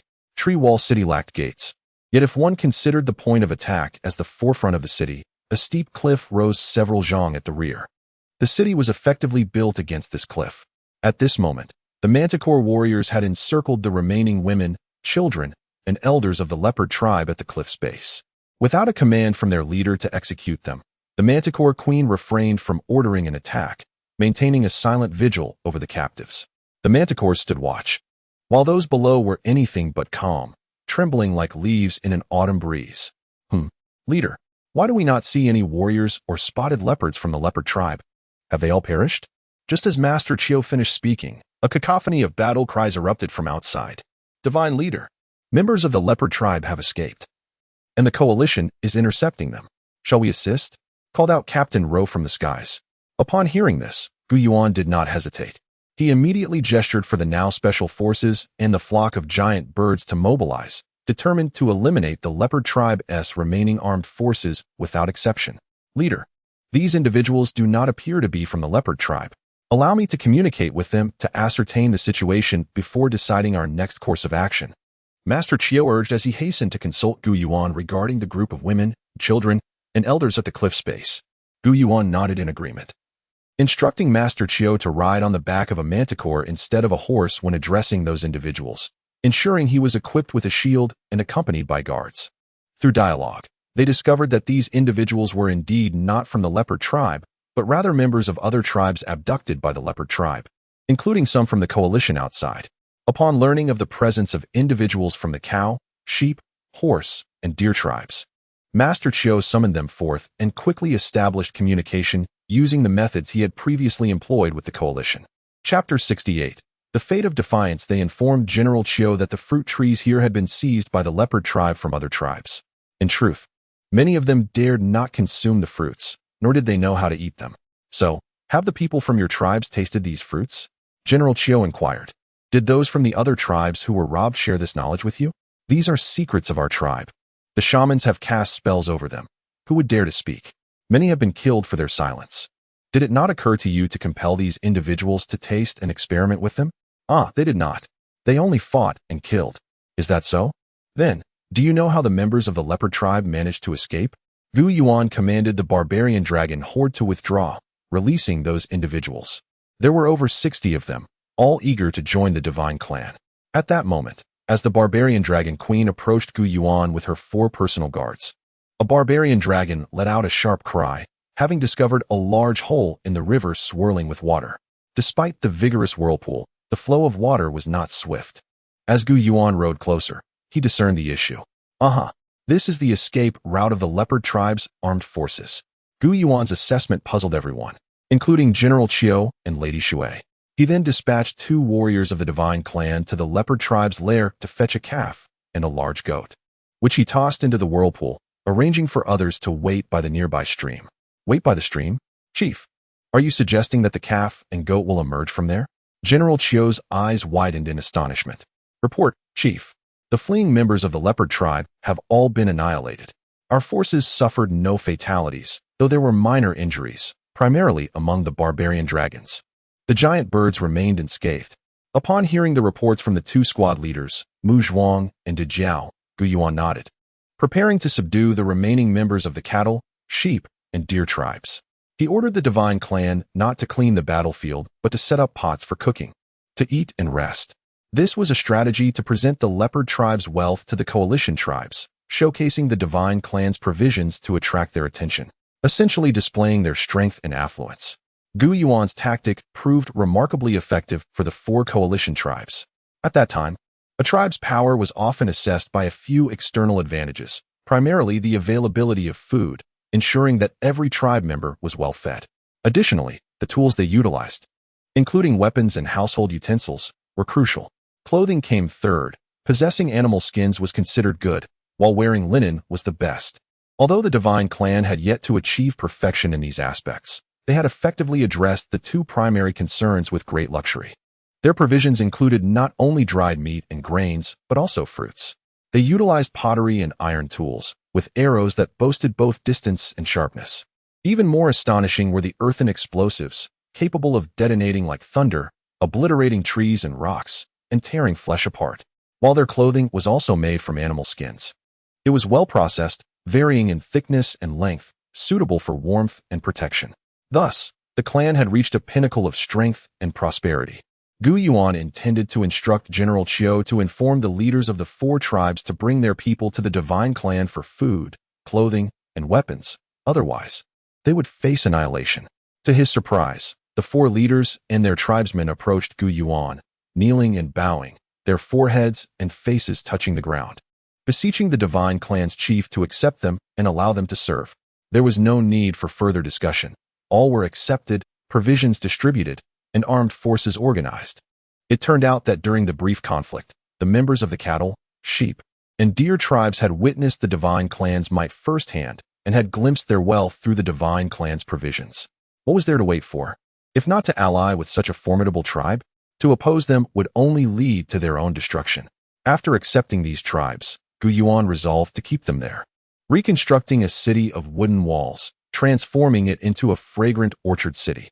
The inhabitants would reside within the city, while the barbarian dragons and divine warriors would be stationed outside. The city would feature grand gates in the north, south, east, and west, constructed from wooden planks reinforced with iron. The leader of the horse tribe, Qianlima, mentioned that about 20 miles northwest, in a valley along the stream, numerous fruit trees grew, various types, including those seized from the leopard tribe. The bull tribe added that the stones on the surrounding peaks of the valley were not green, but multicolored. Multicolored? Like the rainbow in the sky after rain? Yuan could not help but feel invigorated, eagerly inquiring further. Upon reaching the valley, Yuan immediately spotted gold, ore, and discerned further, quickly ascending the peak to discover a rare multi-mineral mountain, visibly containing gold, silver, iron, lead, and several other precious minerals. Indeed, there were red, yellow, black, white, green, orange, purple, and blue stones, brilliantly colorful and resplendent. Chapter 69. The arrival of a special forces team. This defies the laws of nature. Although accompanying minerals are not unheard of, it is indeed peculiar for so many types of minerals to be clustered together. Despite his efforts, Yuan could not fathom this anomaly and reluctantly convinced himself that these minerals had gathered here due to the erosion of river water over the years. He discovered materials that could enhance the explosive power of gunpowder, as well as additives for fuses that could be effectively controlled. To his delight, although he could not manufacture steel firearms and ammunition, he had succeeded in creating wooden-handled grenades. He could clearly articulate which fruits were edible, their names, and how to consume them.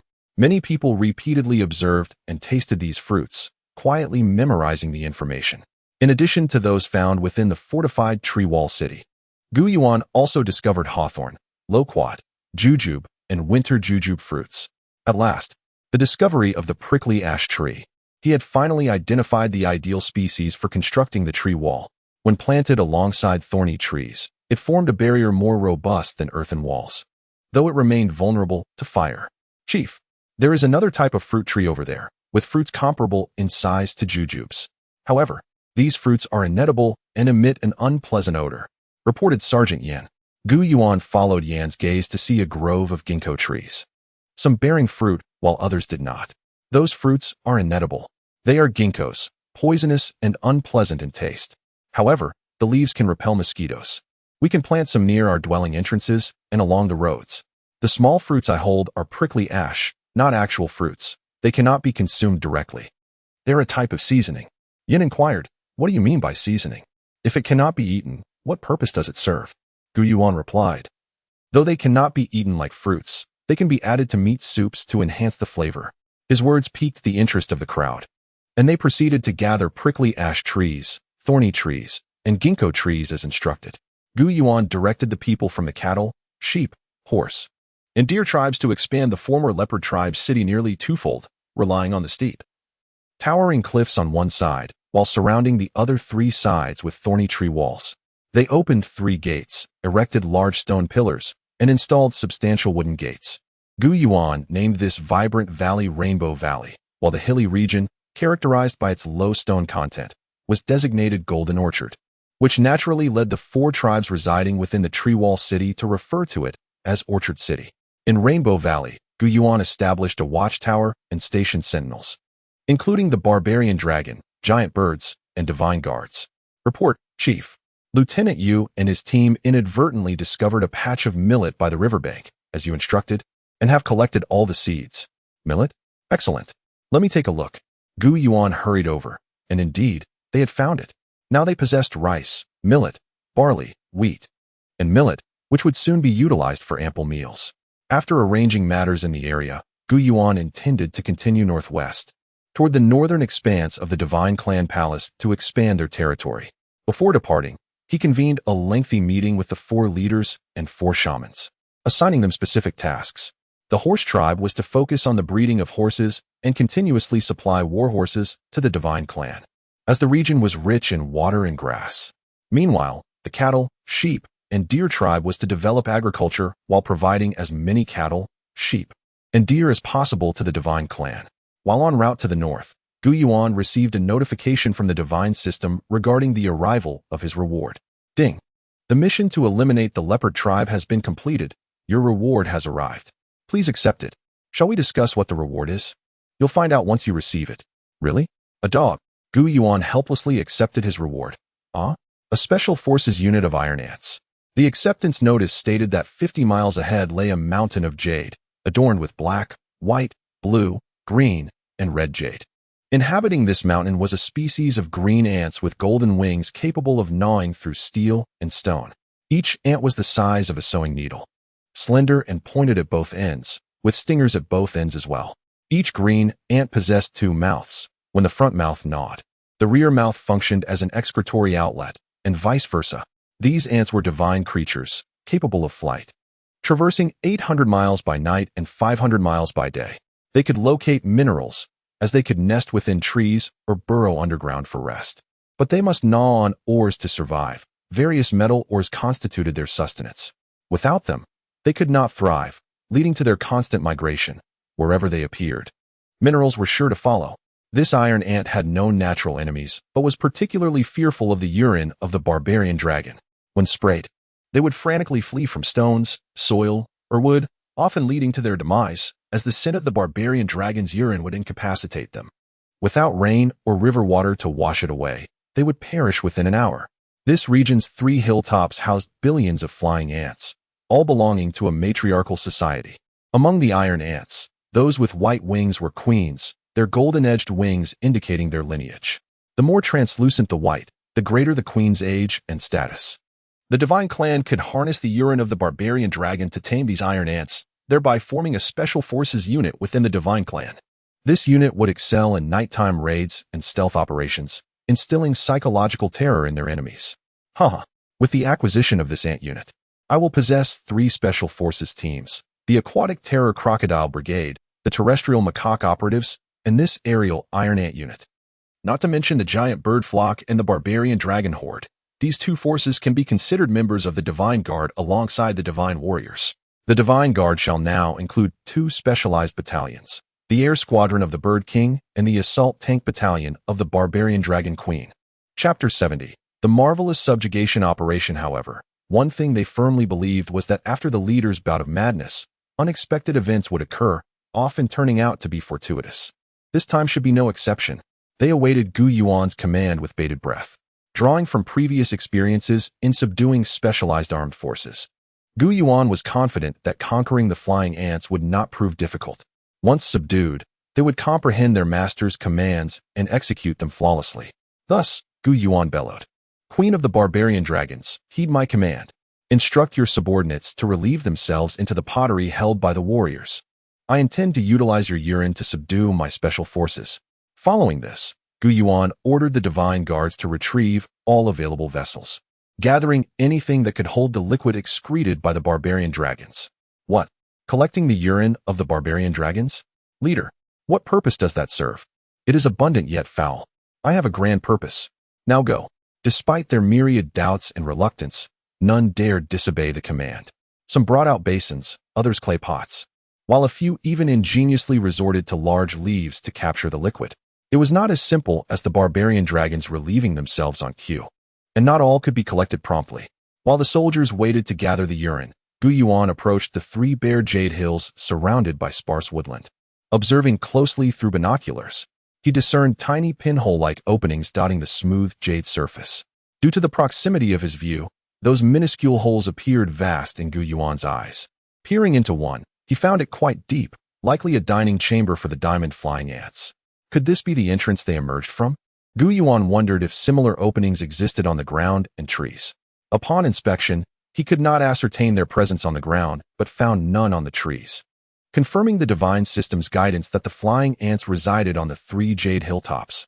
Yuan directed the warriors holding the barbarian dragon urine to pour it down from the summits to the foot of the hills. They then withdrew and waited. Before long, slender black ants with golden wings began to emerge from the tiny apertures, staggering as if intoxicated. Some rolled away from their holes, while others barely crawled before collapsing. A few attempted to take flight but fell back to the ground without gaining altitude. It should be sufficient now. Everyone, fetch fresh water, cleanse your vessels, and prepare to awaken the white-winged yellow-banded ants. Remember, only the white-winged ones, and withdraw immediately after dousing. With Gu Yuan's command, the divine guards commenced their search atop the 3 jade hills. Report, leader. The ground is teeming with flying ants. We cannot traverse without obstruction. Captain Yuan relayed a predicament. Gu Yuan chuckled awkwardly, realizing he had forgotten to account for the diamond flying ants' formidable resilience. Not only could humans tread upon them without consequence, but even the barbarian dragons would be unharmed. Fear not. Step boldly upon the flying ants. Even if you tread upon them with your toes, they shall not perish. Their tiny bodies are made of indestructible steel. With that, they splashed fresh water on the white-winged ant queens. Gu Yuan and the soldiers stood at the foot of the hills, awaiting the awakening of the queens. Upon regaining consciousness and witnessing their offspring incapacitated, the queens capitulated, descending the hills to pledge their allegiance to Gu Yuan. In an instant, a swarm of small black ants with white wings and golden edges cascaded down, covering the ground and grass in a thick layer. Their accuracy in locating Gu Yuan was uncanny. How could they discern him as their leader, their conqueror? It was nothing short of miraculous. Suppressing his elation, Gu Yuan, with a sense of cautious optimism, followed the divine system's guidance to issue a command to the ant queens. If you wish for me to rescue your progeny, you must comply with my orders. I shall assemble you into a special forces unit. Consent and vanish underground within a second, awaiting my next command. As Gu Yuan's words echoed, the ant queens promptly burrowed into the earth, vanishing without a trace, each and every one. The previously perplexed divine kin now erupted in fervor at the astonishing sight. Long live our leader! Buoyant with joy, Gu Yuan commanded the warriors to hasten and awaken all visible flying ants with water, then issued another command to the ground. All ant queens, heed my call. Gather your family members and declare your unwavering loyalty to my divine kin, pledging absolute obedience to my commands. Then, lead your families to seek sustenance and rest at another jade hill, standing by for further orders. Upon hearing Gu Yuan's words, the burrowed ant queens emerged and took to the skies. Shortly, 3 vast clouds of gold rose from the hilltops, coalescing into a magnificent spectacle against the sunlight. Vibrant reds and shimmering golds dazzling the eye. The colorful clouds glided not far before descending upon another set of jade hills in the vicinity, disappearing from sight. Noticing the awestruck expressions on the faces of Autumn General and the Water Lady, Gu Yuan called out, "They have departed. Let us advance towards the northern border." No need to linger. This special forces unit can be summoned at will, ready for battle at a moment's notice. Leader, why not test the combat capabilities of the flying ant special forces? Autumn General eagerly proposed. Certainly, but upon what basis shall we conduct this trial? Just as Gu Yuan and the others contemplated how to assess the prowess of the flying ant special forces, Captain Yuan's scouts and the intelligence operatives simultaneously reported an area approximately 50 miles ahead, rife with the presence of pythons. Within the mountainous region lay a lake. At its center, an island that resembled a coiled serpent. A serpent mountain? Is it inhabited? Indeed, this serpent mountain would serve as an excellent outpost. Let us hasten. Command the troops to accelerate their advance and seize the serpent mountain, Gu Yuan ordered, spurring his steed forward. Suddenly recalling something, he instructed the Bird King to relay commands to the Jade Mountains and summon the flying ant special forces to follow closely. I have found a fitting opportunity to test the flying ant special forces in battle, Autumn General remarked, astonished. What is it, leader? Chapter 71. The Python attacks the Weasel, conquering the Python tribe. Report. Chief. A team of operatives exploring the island in the center of the lake has been assaulted by a type of featherless short arrow, injuring several of our giant birds and numerous warriors. Furthermore, during our reconnaissance deeper into the mountainous region, we discovered another human tribe residing in the caves, tending to a large group of black weasels, some as large as monkeys, with long, thick tails adorned in black and white stripes. 2 of our operatives returned to report, presenting 2 of the featherless short arrows they claimed were used against them to Gu Yuan. Gu Yuan smiled and reassured them, saying, "Do not fret. The sky will not fall. Even if it did, I could hold it up." "Oh, umbrella arrows. Is this what assaulted you? Did you see what the enemy used to launch them?" "No, but we are certain it was not a bow, as we saw no one, only the short arrows emerging from a dense thicket." "This should not be arrows but rather special plant seeds. You see, once the spines at their front embed themselves somewhere, they automatically unfurl into a small umbrella, revealing the black, elongated seeds within. Chief Chio remarked in astonishment. So, what you mean is that these elongated seeds are propelled by the natural force of the plant itself when they mature, designed to aid in finding a landing spot. Equipped with spines to embed themselves, and then unfurl their umbrella-like covering to expose the seeds, thus taking root and germinating. Precisely. They lack arrowheads and tails. They are not weapons. Tell me more about the Black Weasel tribe in those mountains. How many people did you see? How many caves? We saw only a handful. Perhaps a dozen adult men. They carried weapons akin to our firewood knives and wielded iron-tipped throwing darts, with no stone knives or axes in sight. There were approximately 6 cave entrances, distributed across 2 opposing mountain peaks. The narrow valley in between is not wide, about 100 meters across, extending several miles in length. Within that elongated valley, thousands of flower-tailed black weasels are densely gathered. Have your captain send reinforcements to conduct uninterrupted reconnaissance. Yes. After the operatives departed, Chief Chio reported the findings of the light cavalry reconnaissance team to Yuan. This python-infested mountainous area spans roughly 300 miles. The lake is predominantly circular, with a radius of over 20 miles. There is a tribe on the island and another in the mountains, though their precise numbers remain unclear. First, we shall strike the Python tribe on the island. If they seek to seize our good land, war is inevitable. However, giant birds and savage dragons are not adept at battling snakes. We shall utilize the diamond ants. Just as Yuan intended to issue orders to the diamond ants. 2 large birds descended as 2 operatives reported that the Black Weasel tribe had engaged in battle with the Python tribe on the island. Engaged in battle? How did they traverse to the island? Yuan suddenly posed this question, leaving Chief Chio momentarily stunned, though he quickly regained composure. The scouts had not detected any wooden rafts or canoes. How then did these people access the island? It must be that the Python tribe's people rode large pythons to reach the island. There are over 100 of them, all clad in snake skin, wielding firewood knives and iron-tipped throwing darts. Approximately a dozen adult pythons, each as thick as a man's waist and several dozen meters long, ferry the troops across the water. Each python carries several riders, its head held high, tail swaying as it swiftly glides over the water's surface.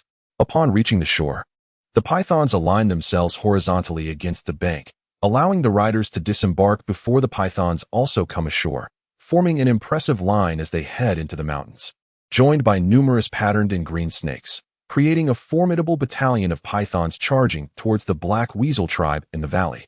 The Black Weasel tribe members have also emerged from their caves, armed with weapons, young men and women, numbering around 60 to 70. Thus, in terms of numbers and momentum, the Black Weasel tribe appears to be at a disadvantage. They should not be able to contend with the Python tribe. Indeed, Chief, then we shall not hesitate. Defeating the strong will naturally lead to the subjugation of the weak. No, Chief, let us wait until the 2 tribes have clashed before we intervene. Just as you mentioned when the clam and the snipe fight, the fisherman profits. We shall be that fisherman. Very well. Haha. Our strategist has now taken to using idioms. Apart from dispatching all operatives, Yuan positioned the flocks of giant birds and savage dragons behind as a precaution. Then he made his way to the thicket at the mouth of the narrow valley to lay an ambush and await developments. What puzzled Yuan and his team was that while the scouts had reported the presence of pythons in the forests and waters throughout the area, none could be seen at that moment. Had they all been summoned by the Python tribe to engage in battle? If so, this tribe must be incredibly formidable, capable of summoning and controlling snakes for their own purposes. As these thoughts coursed through Yuan's mind, a mix of astonishment and fear gripped him. He resolved that no adults from the Python tribe should be spared. However, he could not annihilate the entire tribe. A few elders and women and children should remain to pass on their tribe's art of summoning and controlling snakes. The remaining members of the tribe on the island would suffice. These warriors could be entirely eradicated. Just as he contemplated this, Yuan suddenly received a report from the operatives that the 2 tribes had already set the battlefield in the Snakeskin Valley. The 2 sides had yet to clash, each observing the other from the periphery of the battlefield, with their respective commanded animals, the Python army and the Black Weasel army, engaged in fierce combat. Haha, how could I have overlooked this? The weasels and martens are cousins, both natural enemies of snakes, capable of preying upon them. Although smaller weasels may struggle against large pythons, If they attack in the hundreds or thousands, even the mightiest python would meet its demise. They would merely take a few weasels down with them. As this realization dawned on Gu Yuan, he involuntarily inhaled sharply, feeling a pang of recklessness regarding his earlier decisions and predictions. Both tribes exhibit great ferocity. Being fewer in number does not guarantee defeat. The pythons, though seemingly powerful, may not necessarily achieve victory. It appears I know far too little about the animal kingdom in this wild terrain. Determined to witness the clash between the pythons and the weasels firsthand, Gu Yuan recognized this as a rare spectacle of large-scale animal warfare, instigated by human interference, offering abundant opportunities for learning. Initially, Gu Yuan intended to observe the battlefield from the back of the Bird King.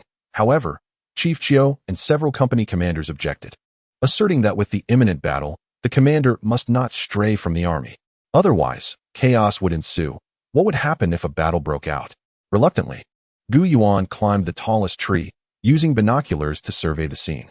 Fortunately, perched on a branch, he could capture the entire battlefield within his field of vision through the lenses. Of course, this was only within the range of the binoculars, as his 4 guards stationed in the trees could see nothing with the naked eye. Chapter 72. A sudden assault in terms of numbers. The Black Mountain weasels held a decisive advantage, estimated at a ratio of approximately 10-to-1 against the pythons. Although the python was significantly larger, with one capable of equating to several dozen weasels, their numbers were scarce, predominantly consisting of venomous species, with non-venomous snakes nearly extinct. Could this be related to the python tribe's consumption of snake meat?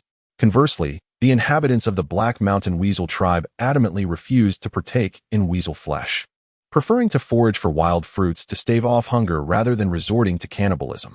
As Gu Yuan pondered these thoughts, he observed the python army losing its patience and launching an attack. The weasels, momentarily bewildered, were simultaneously seeking the opportune moment to strike decisively. A young Black Mountain weasel, roughly the size of a 4 to 5-year-old child, chose a python measuring about 15 meters in length and as thick as a bowl as its adversary. Utilizing its agility, the weasel darted and leaped to provoke and irritate the python, employing its bushy tail to confuse the serpent and occasionally whipping it against the python's massive body. Infuriated, the python retaliated with a fierce strike, raising its head and snapping its venomous fangs towards the weasel. The nimble weasel crouched low, twisting its body to evade the python's assault with remarkable grace. As the python attempted to reposition its body for another strike, the weasel refused to allow a second attack. With the speed of a black flash, the weasel launched itself into the air, tracing a beautiful parabolic arc, landing with all 4 paws firmly behind the python's head, effectively clinging to its neck. With a wide-open mouth, it sank its teeth between the python's eyes, refusing to relent. The python, consumed by rage yet powerless, began to roll in an attempt to crush the weasel beneath its massive bulk. However, in its effort to roll, the python forgot to lower its head. Otherwise, it would have been unable to roll at all. The weasel remained firmly attached, akin to a plaster on the python's neck, impervious to the crushing force. The weasel's sharp teeth sank deeper, and soon the python began to thrash violently, seemingly succumbing to the fatal bite that had penetrated its brain. As the once mighty serpent neared its demise, the Black Mountain weasel remained steadfast in its position. Finally, the python lashed its tail one last time before its body went limp. Only then did the weasel release its grip, leaping down with a sense of pride, wiping its mouth with its forepaws before cleaning its face, inadvertently smearing blood across its visage, which only lent it a more ferocious appearance. Yet, as the victorious weasel basked in its triumph, it stood on its hind legs, exposing its vulnerable underbelly. In a flash, a green venomous snake, over a meter long, launched itself from a nearby bush, accurately striking the weasel. After landing, it struck again, aiming for the weasel's vital area. The male weasel shrieked in agony, rolling on the ground until it could muster no more strength. With a final glance at the snake that had so effortlessly slithered away, it succumbed, its limbs stiffening in death. Meanwhile, on the battlefield, the fate of the python army was sealed. Nearly all had perished, leaving only a handful of small venomous snakes. Although the Black Mountain weasels had sustained losses, they still remained in greater numbers, advancing with the poise of victors toward the remnants of the python tribe. The remaining python warriors, numbering around 100, found themselves devoid of any fighting spirit, turning to flee as their animal forces had been decisively defeated. Their reliance on trained beasts proved to be their downfall. They were mere pretenders to strength, unable to alter the tide of battle.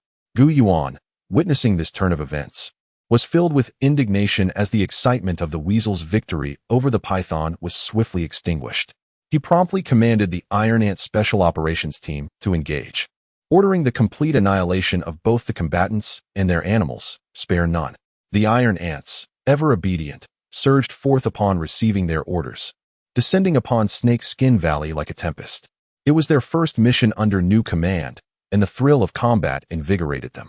Gu Yuan continued to oversee the battle through binoculars, orchestrating the operation remotely. In an instant, both sides became adversaries in the eyes of the flying ants. Their combat style diverged from that of the pythons and weasels. It was less bloody, yet infinitely more torturous for the foe, ensuring their agonizing demise. The legion of flying ants descended like a vibrant cloud, enveloping the fleeing humans and animals. Upon contact, they burrowed into flesh as if slipping into water, causing no immediate pain. However, once the humans and animals realized the invasion, they were met with excruciating agony, thrashing against walls and howling in despair as the ants gnawed at their bones and marrow. Some resorted to self-mutilation, tearing their own flesh apart, while others severed their limbs in a futile bid for relief, for the ants had infiltrated their very cores, causing not only pain but also numbness and dizziness. This silent war, marked by an overwhelming imbalance, resulted in deaths without a glimpse of the adversary, a horrifying and suffocating ordeal for humanity. The python and black mountain weasel tribes could scarcely fathom that this dreadful conflict was orchestrated by human hands, ultimately leading to their demise. As all combatants on both sides fell, the black mountain weasels perished, and the retreating venomous snakes met their tragic fate at the hands of the tiny flying insects. The first battle of the Iron Ants ended in resounding victory, executed with such subtlety that the enemy was often unaware of their impending doom. Flying Ant Special Operations Team. Heed the command. Withdraw from the battle and seek sustenance independently. Maintain a distance of at least 500 meters from the main force. Go forth. Chapter 73. The unexpected presence of stray soldiers' rustling sounds filled the air as the battle-worn flying ants emerged from the corpses of both humans and animals, taking to the skies with a flutter of wings. They did not gnaw at anything, merely creating holes, and certainly did not consume flesh, for they were not carnivorous. A significant number of those not engaged in the skirmish, upon hearing Gu Yuan's command, reluctantly joined the main group, marching towards the lair of the Black Mountain Weasel tribe. The elite team of agents, accompanied by a large flock of giant birds, took to the air to surveil the central island, ensuring that no creature escaped. As Gu Yuan urged his horse into Snakeskin Valley, he decisively commanded the advance of the divine army deep into the valley, where two towering stone walls stood opposite each other, each adorned with several cave entrances. From within these caves emerged the remaining women, children, and elders of the Black Mountain Weasel tribe, lamenting in despair, their cries echoing through the air, presenting a scene of utter tragedy. Several young boys had already perished, while young women and children writhed on the grass, wailing in anguish, their suffering palpable. Elderly figures wept nearby, helpless and distraught, some cradling infants in their arms. When Gu Yuan dismounted and approached with drawn sword, rather than expressing fear, the elders shouted defiantly, pounding their bare iron-colored chests and calling out with fervor. Gu Yuan struggled to decipher whether they sought help or were merely proclaiming their readiness to face death. Both he and General Chiu, sharing a remarkable consensus in thought and action, concluded that the Black Mountain Weasels were not appealing for aid, but rather challenging them to come forth and kill, as they had already resigned themselves to their fate. Thus, Gu Yuan dismounted to inspect the injuries of a middle-aged woman's arm and leg. Could it be the work of the flying ants? Was there an autonomous colony of formidable ants still at large? While Gu Yuan instructed General Chiu to establish communication with the tribespeople, assuring them that they would not harm the wounded but would instead provide assistance. He also ordered the procurement of dragon urine. The Black Mountain Weasels, filled with disbelief, gazed at Gu Yuan and his companions in terror. Disregarding their apprehensions, Gu Yuan sprinkled the dragon urine over the afflicted individuals. Soon, numerous flying ants began to emerge from the legs and arms of the patients. Witnessing the divine being's application of the pale yellow liquid, the suffering began to ease, and the elders became less resistant. Gu Yuan then commanded the fetching of clean water, which he poured over the patients, though it was primarily aimed at the emerging ants. Once the ants regained consciousness, he quietly admonished them for their disobedience, warning that had greater harm occurred, they would have faced dire consequences. He spared them this time, inquiring about their numbers and instructing them to take to the skies. Buzzing in unison, approximately 200 ants formed a square formation in the air, performing several rotations. Yuan estimated their numbers to be around 800. At that moment, he and the others observed a distressing sight. The flying ants circled above a patch of black mountain weasels sprawled on the grass, some motionless, while the majority writhed in agony. Yuan ordered more dragon urine to be poured onto the prostrate weasels, and soon, the number of flying ants emerging from their bodies far exceeded those from the humans. After reviving these creatures, Yuan similarly reprimanded them before commanding their expedition to the central island to eliminate any giant pythons and venomous snakes, ensuring that they inflicted pain without taking lives. The small ant colony obediently soared toward the central island. Having saved the lives of these individuals and some of the surviving black mountain weasels, the women, children, and elders of the tribe knelt before Yuan in gratitude, pledging their allegiance and joining the divine clan, seemingly without any coercion. Upon summoning all those from the caves, a total of 64 individuals and weasels emerged, a remarkable coincidence indeed. They gathered their belongings and followed the divine beings, marking the end of the Black Mountain Weasel tribe. Yuan established a divine outpost in the area, placing 100 dragon beasts in the Python Mountains and 150 giant birds within the forests. 50 divine soldiers took residence in Snakeskin Valley. In this mountainous region lay a copper mine, which Yuan designated for the approximately 800 flying ants, establishing them as a special task force to restrain the pythons and Black Mountain weasels, effectively serving as a lethal asset for the divine warriors. He instructed the sentries to eliminate any individuals or creatures from the two tribes who defied management and posed a threat to the divine clan, without hesitation.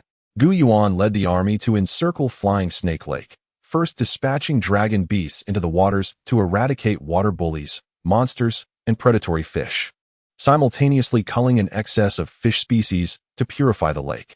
Following this, the soldiers constructed wooden rafts, and once they were afloat, Yuan led 2 companies of divine soldiers into the lake towards the central island while the others prepared a fire on the shore to cook and await their return. Upon reaching the island, the scene mirrored that of the Black Mountain Weasel tribe's cave, with the distinction that the pythons and snakes here were all lifeless, unlike the many surviving weasels in Snakeskin Valley. Particularly, the large pythons were notably absent, leaving only their carcasses behind, while the smaller snakes appeared as if toys discarded by children, now lifeless. Observing the writhing and contorted figures of the python tribe, Yuan proceeded with the same strategy, first summoning the flying ants before negotiating terms with the people. The ants, embedded within their flesh, some deep within the marrow, could not hear calls, thus, only dragon urine could summon them. The ants appeared to cheerfully accept their new arrangement, especially the white-winged queen ants, who danced gracefully like butterflies. Yuan watched with delight, though he remained unaware that this separation of the ant colony from the main force was the greatest reward for the flying ants, a discovery that would later serve as a motivational mechanism for the larger ant battalion. As the flying ants departed, General Chio's negotiations with the remaining members of the Python tribe concluded, resulting in the unification of the remaining 113 individuals into the Divine Clan, marking the end of the Python tribe's existence. Chapter 74. Strength through armament. Yuan retained 36 individuals from the Divine Clan, who, along with 30 members from the Python tribe and 30 from the Black Mountain Weasel tribe, cohabited on the island, all identified as villagers of Island Village. A village chief, a village doctor, a village teacher, and a village security team were elected, all of whom were originally from the Divine Clan. After constructing sturdy thatched houses for the islanders, providing them with tools, weapons, food, and fruit seeds, Yuan also left behind wooden rafts for the villagers. All provisions, including food rations, were allocated according to the Divine Clan's regulations. Yuan had reflected on his actions, realizing that at every outpost, in addition to deploying sentinels, he intended to establish a Divine Clan village nearby for the residents. This approach, although seemingly straightforward, could potentially lead to the formation of independent small kingdoms over time, resulting in a fragmented situation. These diminutive kingdoms could flourish and possibly unite against the central power of the Divine Clan Palace. However, ultimately, Yuan reassured himself, the fragmentation of lords? Impossible. As long as military and political power remained intertwined and mutually restrictive, the establishment of a dominant faction could not occur. He firmly held onto military authority, for it was only through armament that strength could be achieved. Crucially, he mandated that each village provide a quota of adults, regardless of gender, and a specified amount of food, fruit, and smoked meat annually. By concentrating adult males and females together, they not only served as warriors but also intermingled with individuals from other tribes. For instance, those hailing from the east upon enlistment would settle in the west after their service. Northerners would establish homes in the south post-retirement. This arrangement, while not conducive to familial elder care, had evolved into a collective elder care system within the divine clan, where no individual was solely responsible for their own parents, and all offspring belonged collectively to the divine clan. This system bore semblance to a unified structure where everyone had tasks and sustenance, a notion that once filled Yuan with joy and pride. He had never delved into philosophy, nor explored sociology or political science. Report to the chief. After traversing another 30 li, we shall arrive at the edge of a vast marshland, a patchwork of wetlands. There are shallow waters, land, mugwort, and sparse trees. But no towering species can be found. There is not a hint of human presence, nor even wild beasts. Only flocks of flying birds and small fish in the shallow waters. The fog is dense, shrouding the area in a misty haze throughout the day. We have roughly estimated this marsh to extend over 500 li in length from east to west and over 300 li in width from north to south, forming a rough rectangle. In the center, there are merely two peaks, one large and one small.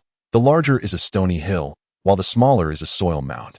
We paused atop both peaks. The stony hill was barren, whereas the soil mound was lush with vegetation, predominantly fruit trees, yet still devoid of towering timber.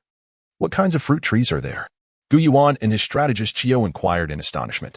From what we could observe, they resemble all the varieties in our golden orchard. No new species were sighted. This vast marshland offers no purpose for our entry and poses imminent dangers. Circumventing it would be excessively far. Are you certain no human tracks have been seen? Absolutely, Chief. Across the entire marsh, including the two peaks, not a single wild hare has been spotted. Yuan wished to inspect the periphery personally. He skillfully produced a rough map for consideration, reiterating his suggestion. Chief, there is no necessity to delve deeper or to circumvent. Observing the expectant gazes of Qiu and several captains, Yuan summoned them to sit and deliberate on their course of action. He first articulated one of his ideas for discussion. He proposed to leave behind 200 giant birds atop the two peaks and to install the divine clan's boundary markers on the larger stone peak. That sounds feasible, Chief. Dispatch a special operations team to accomplish the signage task, and then station the 200 giant birds for protection. With no wild beasts present, the waterfowl and fish can serve as sustenance, ensuring the sentinels do not go hungry. Qiu was the first to endorse this resolution. However, while awaiting consensus from others, Lady Yuan's terrestrial scout hurriedly reported that the seemingly solid land protrusions above the water, devoid of vegetation, had aroused their suspicion. Upon shooting arrows at them, they found the tips could not penetrate. When igniting fire arrows to adhere and burn, those formations stirred, rising on four limbs, revealing great heads and lantern-like eyes. Oh my! They are enormous giant crabs, resembling small hills, abundant and terrifying. The scout animatedly recounted, his expression vividly portraying the encounter. Haha! No wonder not a single beast is visible. They are all fleeing from the formidable giant crab horde. Noticing the chief's nonchalant demeanor, Qiu, whose face had turned pale from fright, exclaimed, Chief, those giant crabs are amphibious and carnivorous. What shall we do if they swarm us en masse? Yuan was momentarily taken aback, pondering. Indeed, the scout had disturbed them. Wouldn't they rush out for such a bountiful meal? This posed a genuine dilemma. These creatures, armored for protection, while slow-moving, could overwhelm and besiege with sheer numbers on the marsh's edge, diminishing any advantage of cavalry and infantry. Report. Movements have been observed throughout the marshland, with a particularly large circular formation, approximately 100 meters in radius. My goodness, that exceeds the size of a football field. Fire won't extinguish them, and arrows cannot pierce. How shall we confront this foe? Stay calm. Allow me to contemplate. For the first time, Yuan felt a twinge of panic. Nevertheless, after a moment of contemplation, he devised a silent method of extermination, deploying the flying ant special forces. Indeed, We possess the flying ant special forces. What is there to fear?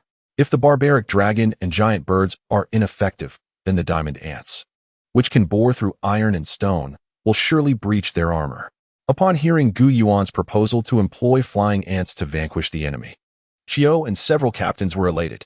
Their special forces had become an unstoppable force.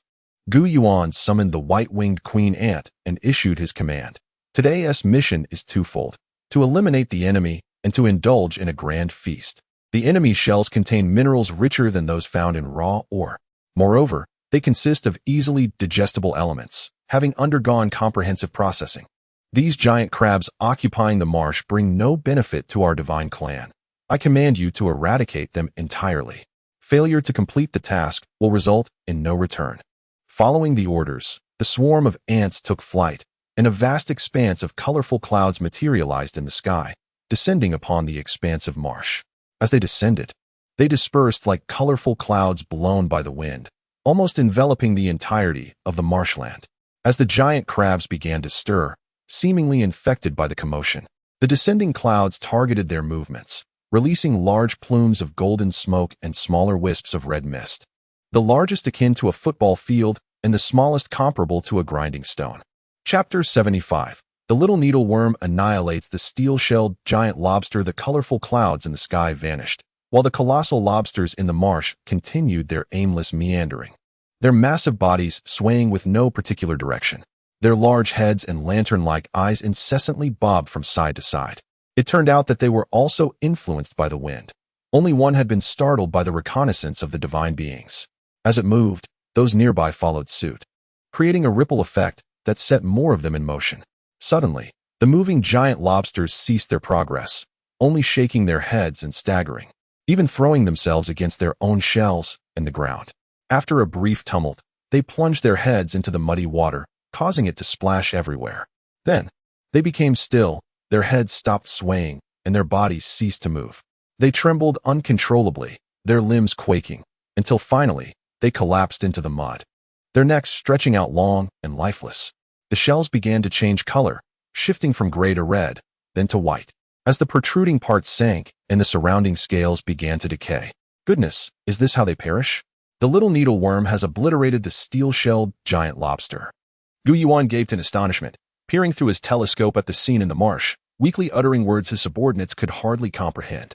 This battle unfolded alongside a grand feast.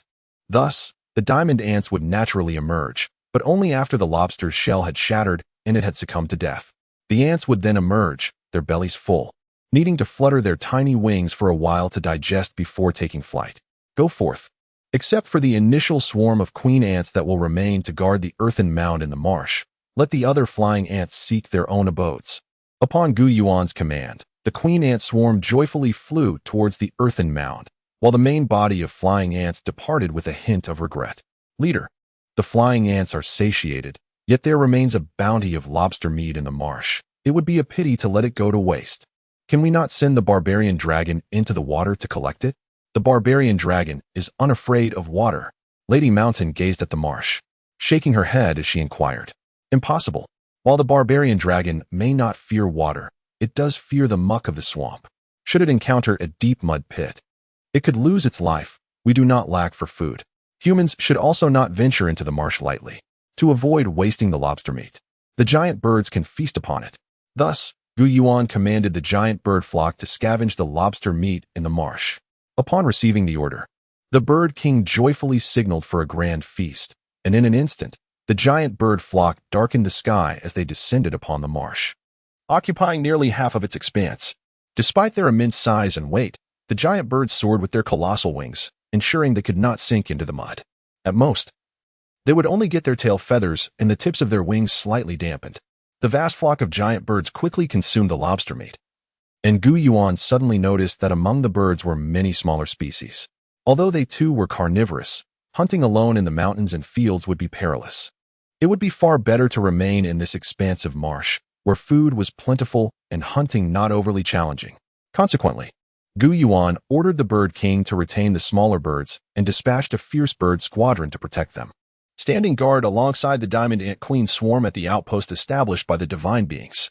This marsh would henceforth be known as Mingza. and these two peaks would be named Wingview Stone Peak and Wingview Earth Peak. The divine beings left behind approximately 1,200 diamond ants to guard the outpost, along with over 300 formidable birds of prey.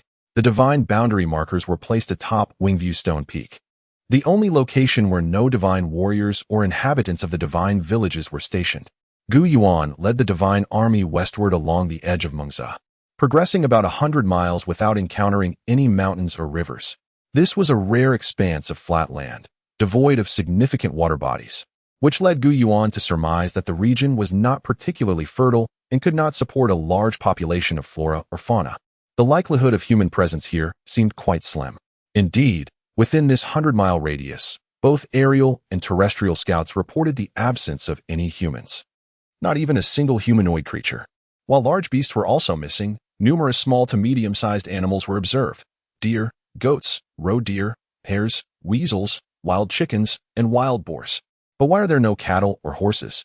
Yuan pondered, perplexed by this anomaly. Report, leader. Ahead lies a peculiar rocky forest of low, bald hills, riddled with strange stones with only sparse, low shrubs at the foot. Oh, how vast is this mountainous area? How low are the peaks? Yuan found this bewildering. A small hill on the plain was not unusual, but a forest of bizarre stones was indeed remarkable. The highest does not exceed 1,000 meters, and the mountainous area spans no more than 500 square miles. Is there no river or stream in the mountains? None. At least, none have been seen. Only a few ponds, each about 2,000 square meters. These ponds even have dry lotus leaves, and yes, I also spotted fish leaping from the water. Then we must establish another uninhabited outpost. Yuan mused, urging his horse forward. Just as they reached the edge of the mountainous area, a new report from aerial scouts came in, indicating that they had discovered numerous stone niches and caves deep within the bald hills, suggesting that the rocky peaks and ridges were hollow, riddled with openings like windows and doors. How astonishing! The bizarre shapes of the bald hills, with their diverse stone formations resembling human figures, an old man with a cane, a mother embracing her child, and a confrontation with a black bear. There were tree-like shapes.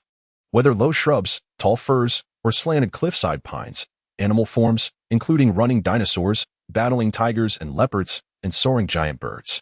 Countless openings abounded. Were there perhaps celestial beings residing within? Yuan resolved to stand atop a dinosaur to scrutinize the sights through his telescope. Indeed, the spectacle was breathtaking. No wonder, from afar, the hundreds of peaks and ridges in the mountains appeared so peculiar. Even the numerous honeycomb-like openings instilled a sense of dread and boundless imagination. The openings varied in size, some as large as caves, others as small as bird nests. Their entrances faced all directions, with the most remarkable being some openings at the mountain's summit that faced directly upward. Can they not collect rainwater? What else could these openings serve, if not as nests? Just as Yuan began to take interest, and was about to set down the telescope to conduct an in-person investigation, the Bird King's alarm sounded. What is it? Bird King? What danger could there be here? Before Yuan could finish, he observed through the telescope a gathering storm cloud rising in the western sky, coalescing from scattered wisps into a dense, ominous mass, soon darkening the horizon like an impending tempest. Chapter 76. Annihilation of the vultures. Dark clouds loomed over the desolate rocky mountain, drawing ever closer. Nearer, closer still, Yuan discerned that what appeared to be clouds was, in fact, a terrifying swarm of black birds. Goodness, are those enormous black crows? No, crows are not that large. Vultures. Black vultures. My word. They outnumber my legion of colossal birds. Retreat. Upon hearing Yuan's command to withdraw, the strategist Qiu and her companions, having already raised their gazes, could clearly identify the looming mass as a gathering of black birds. It was no longer a mere suggestion to retreat. It was imperative. Leader, look. There are large flocks of similar birds to the south and north. We must not retreat now, especially not expose the strength of the Vulture King. Quickly, let the flock conceal themselves within the woods and grass. This was the gentle voice of Ro, who stood firmly upon the rear of Yuan's steed. Although she did not lean against his back, she seemed as securely affixed as if nailed to the horse. Yuan felt a surge of excitement at her words. This clever girl was astoundingly perceptive. He promptly commanded the birds to conceal themselves as much as possible, ensuring that they would not confront the vultures at this critical moment. He then pulled Ro's petite form into his embrace, allowing her to perch upon the saddle, taking up only a small space. Ro leaned against Gu Yuan's warm chest, feeling no shyness, only delight.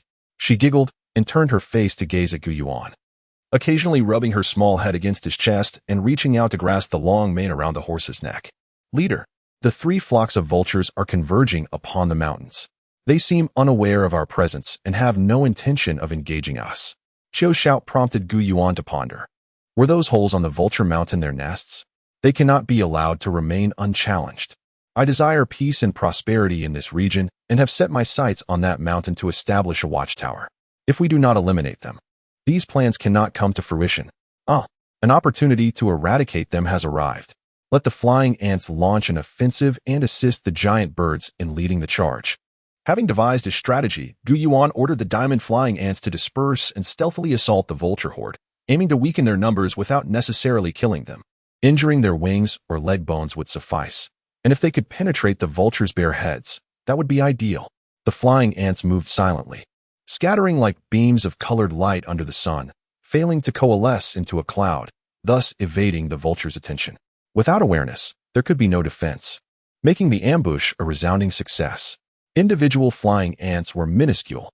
Even a group of 10 or 8 would go unnoticed by the giant vultures, especially given their dark bodies and swift movements. Just a fleeting shadow in the vulture's vision. At least 3 to 5 flying ants would target a single vulture, striking wherever possible while ensuring their own concealment, safety, and effectiveness, adhering strictly to the leader's orders. Before long, the colorful clouds of flying ants had each found their targets and vanished into the air. In truth, Gu Yuan and Qiu had misjudged the situation. They believed the vultures remained oblivious to their presence, but in reality, the vultures were preparing to attack, ravenous from hunger. Seizing the rare opportunity presented by such a large group of prey, particularly the manticore dragons, a veritable feast for the vultures. As the flying ants launched their surprise attack almost simultaneously, chaos erupted among the vultures. They scattered in a frenzy, some attempting to take flight only to tumble back down with a thud. Others rolled and crawled out of their nests, unable to stabilize themselves, resembling drunken revelers.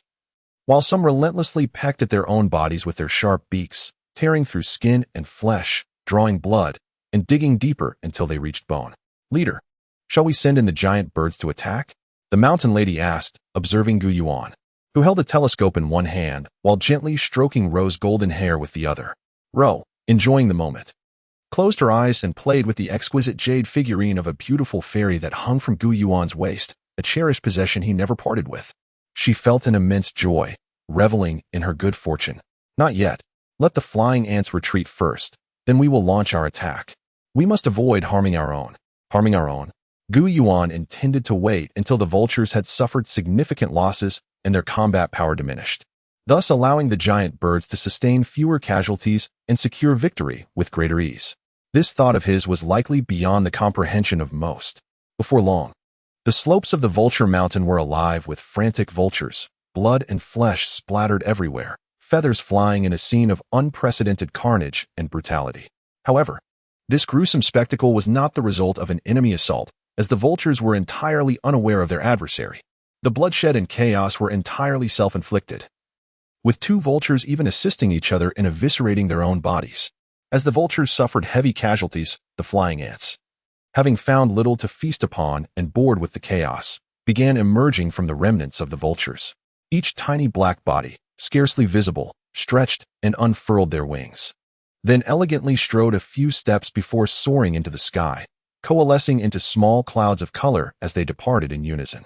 At that moment, just as the surviving vultures were preparing to catch their breath and regroup, Gu Yuan issued the command for the giant birds to attack. This unexpected onslaught proved to be a devastating blow for the vultures, who had just endured a harrowing ordeal. The giant birds descended, pecking and clawing, feasting upon the flesh of their adversaries. Originally ferocious, the giant birds showcased their prowess against the vultures' feeble resistance, each one a hero of battle, unstoppable in their advance. They obliterated every last vulture in this mountainous region, leaving only bloodstains and scattered feathers across the terrain and sparse groves. Are you all so insatiable? I have never withheld your rations. Eat your fill, but could you not leave even a few feathers for me? Just look at how splendid these feathers would be for crafting arrow fletching. Such a pity. Chapter 77. The astute inhabitants of Earth City as Gu Yuan strolled and lamented. Qiu and Shui could not help but stifle their laughter, pondering. O leader, allowing a weasel to feast on chickens is one thing. But letting a barbaric dragon devour a vulture only to regurgitate feathers? Is that even feasible? A lookout post was established, with 300 colossal birds, 100 barbaric dragons, around 1,000 golden flying ants, and 50 divine guards stationed, yet no settlements of divine beings were left behind. This land was not fertile, and the villagers would reproduce at a sluggish pace. Leader, let us name this place Vulture Mountain. Although the vultures are gone, a name will serve as a reminder, suggested Qiu, the strategist. To the southwest lay a bountiful region. Merely 100 miles away, one could sense a distinct change. The flora flourished, the fauna thrived, and even the fruits and grains became abundant. Leader, we've never tasted this fruit before. It's incredibly sweet, albeit the seeds are small and numerous, making them hard to spit out. I ended up chewing and swallowing them, exclaimed the squad leader, Mu Zhuang, as he rushed down a small hill with several warriors. Shouting excitedly, Yuan accepted a fist-sized red fruit handed to him by Mu Zhuang. Ah, dragon fruit indeed. It has many seeds, but they are edible. No need to spit them out. We must find more, perhaps strawberries as well. They searched diligently, but only discovered dragon fruit growing in a small valley by a brook, with no other fruits in sight. Report, leader. About 40 miles ahead lies a valley embraced by mountains, with a great river flowing north and south, where 2 large tribes reside across the river, each possessing fields, orchards, and settlements. In the town, there seemed to be 400 or 500 people, reported one of the scouts. What? 2 large tribes would mean over 1,000 people, Yuan exclaimed. Indeed, certainly more than 1,000. The fortifications are made of earth. Not like our structures built with water, grass, and mud. They are walls dug from sandy soil. What nonsense. Earth walls.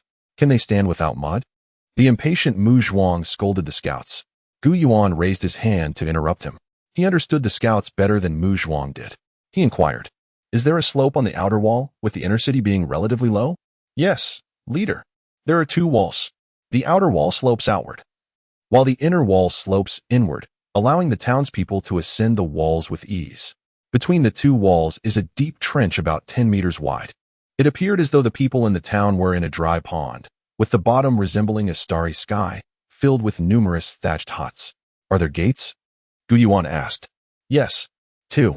They seem like 2 earthen openings. The scout responded. I have a sketch drawn by our squad leader. Yuan examined the layout of the town depicted in the drawing, which closely matched what he had envisioned based on the scout's descriptions. This was indeed a town excavated from a large earthen ridge, a significant endeavor fraught with danger, particularly during the excavation of the trench between the 2 walls. As they approached the earthen town near the eastern bank of the river, its appearance resembled a massive earthen mound with a flat top, featuring open caves. At that moment, thick smoke billowed from within, rising in dense columns and dimming the sunlight, causing birds to steer clear of the town's skies. Yuan halted his horse and gazed at this rare earth town, feeling a surge of admiration for its inhabitants.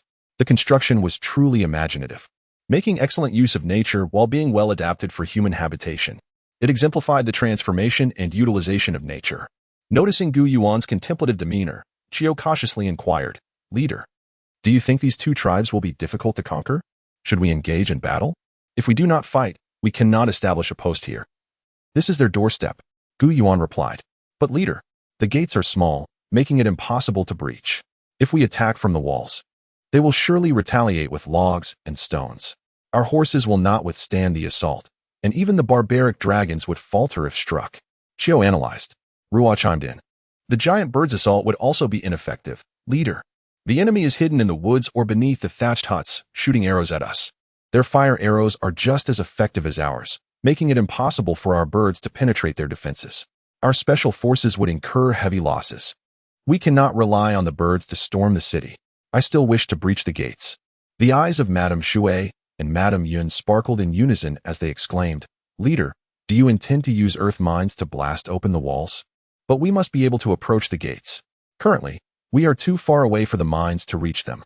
In my view, we should dispatch the golden flying ant special forces to deal with them. Mu Zhuang insisted, glaring with determination. No. Annihilating the entire tribe would leave us with a desolate city. What use is an empty stronghold? Ruo interjected softly yet firmly. Gu Yuan peered through his binoculars, scanning the surroundings.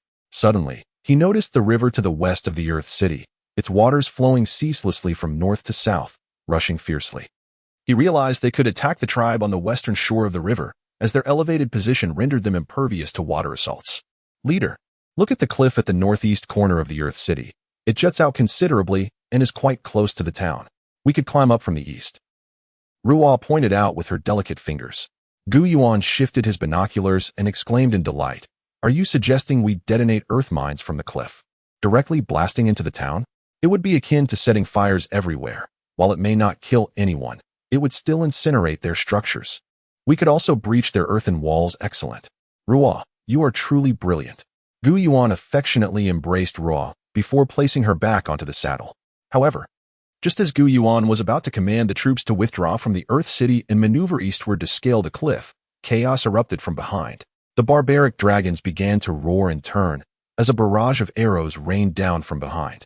The barbaric dragon group had already suffered injuries. Report, leader. The tribe on the western bank is crossing the river on hippos to ambush us. They outnumber us 2-1.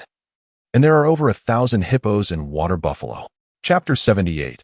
The first defeat before the inhabitants of this earthen city emerged. The divine clan must retreat. Otherwise, they would be encircled by the two tribes, resulting in dire consequences. Even if they could win the battle, the losses would be significant, rendering it an unwise decision in Gu Yuan's strategy. His plan dictated that if war was to be waged, it must be a decisive victory.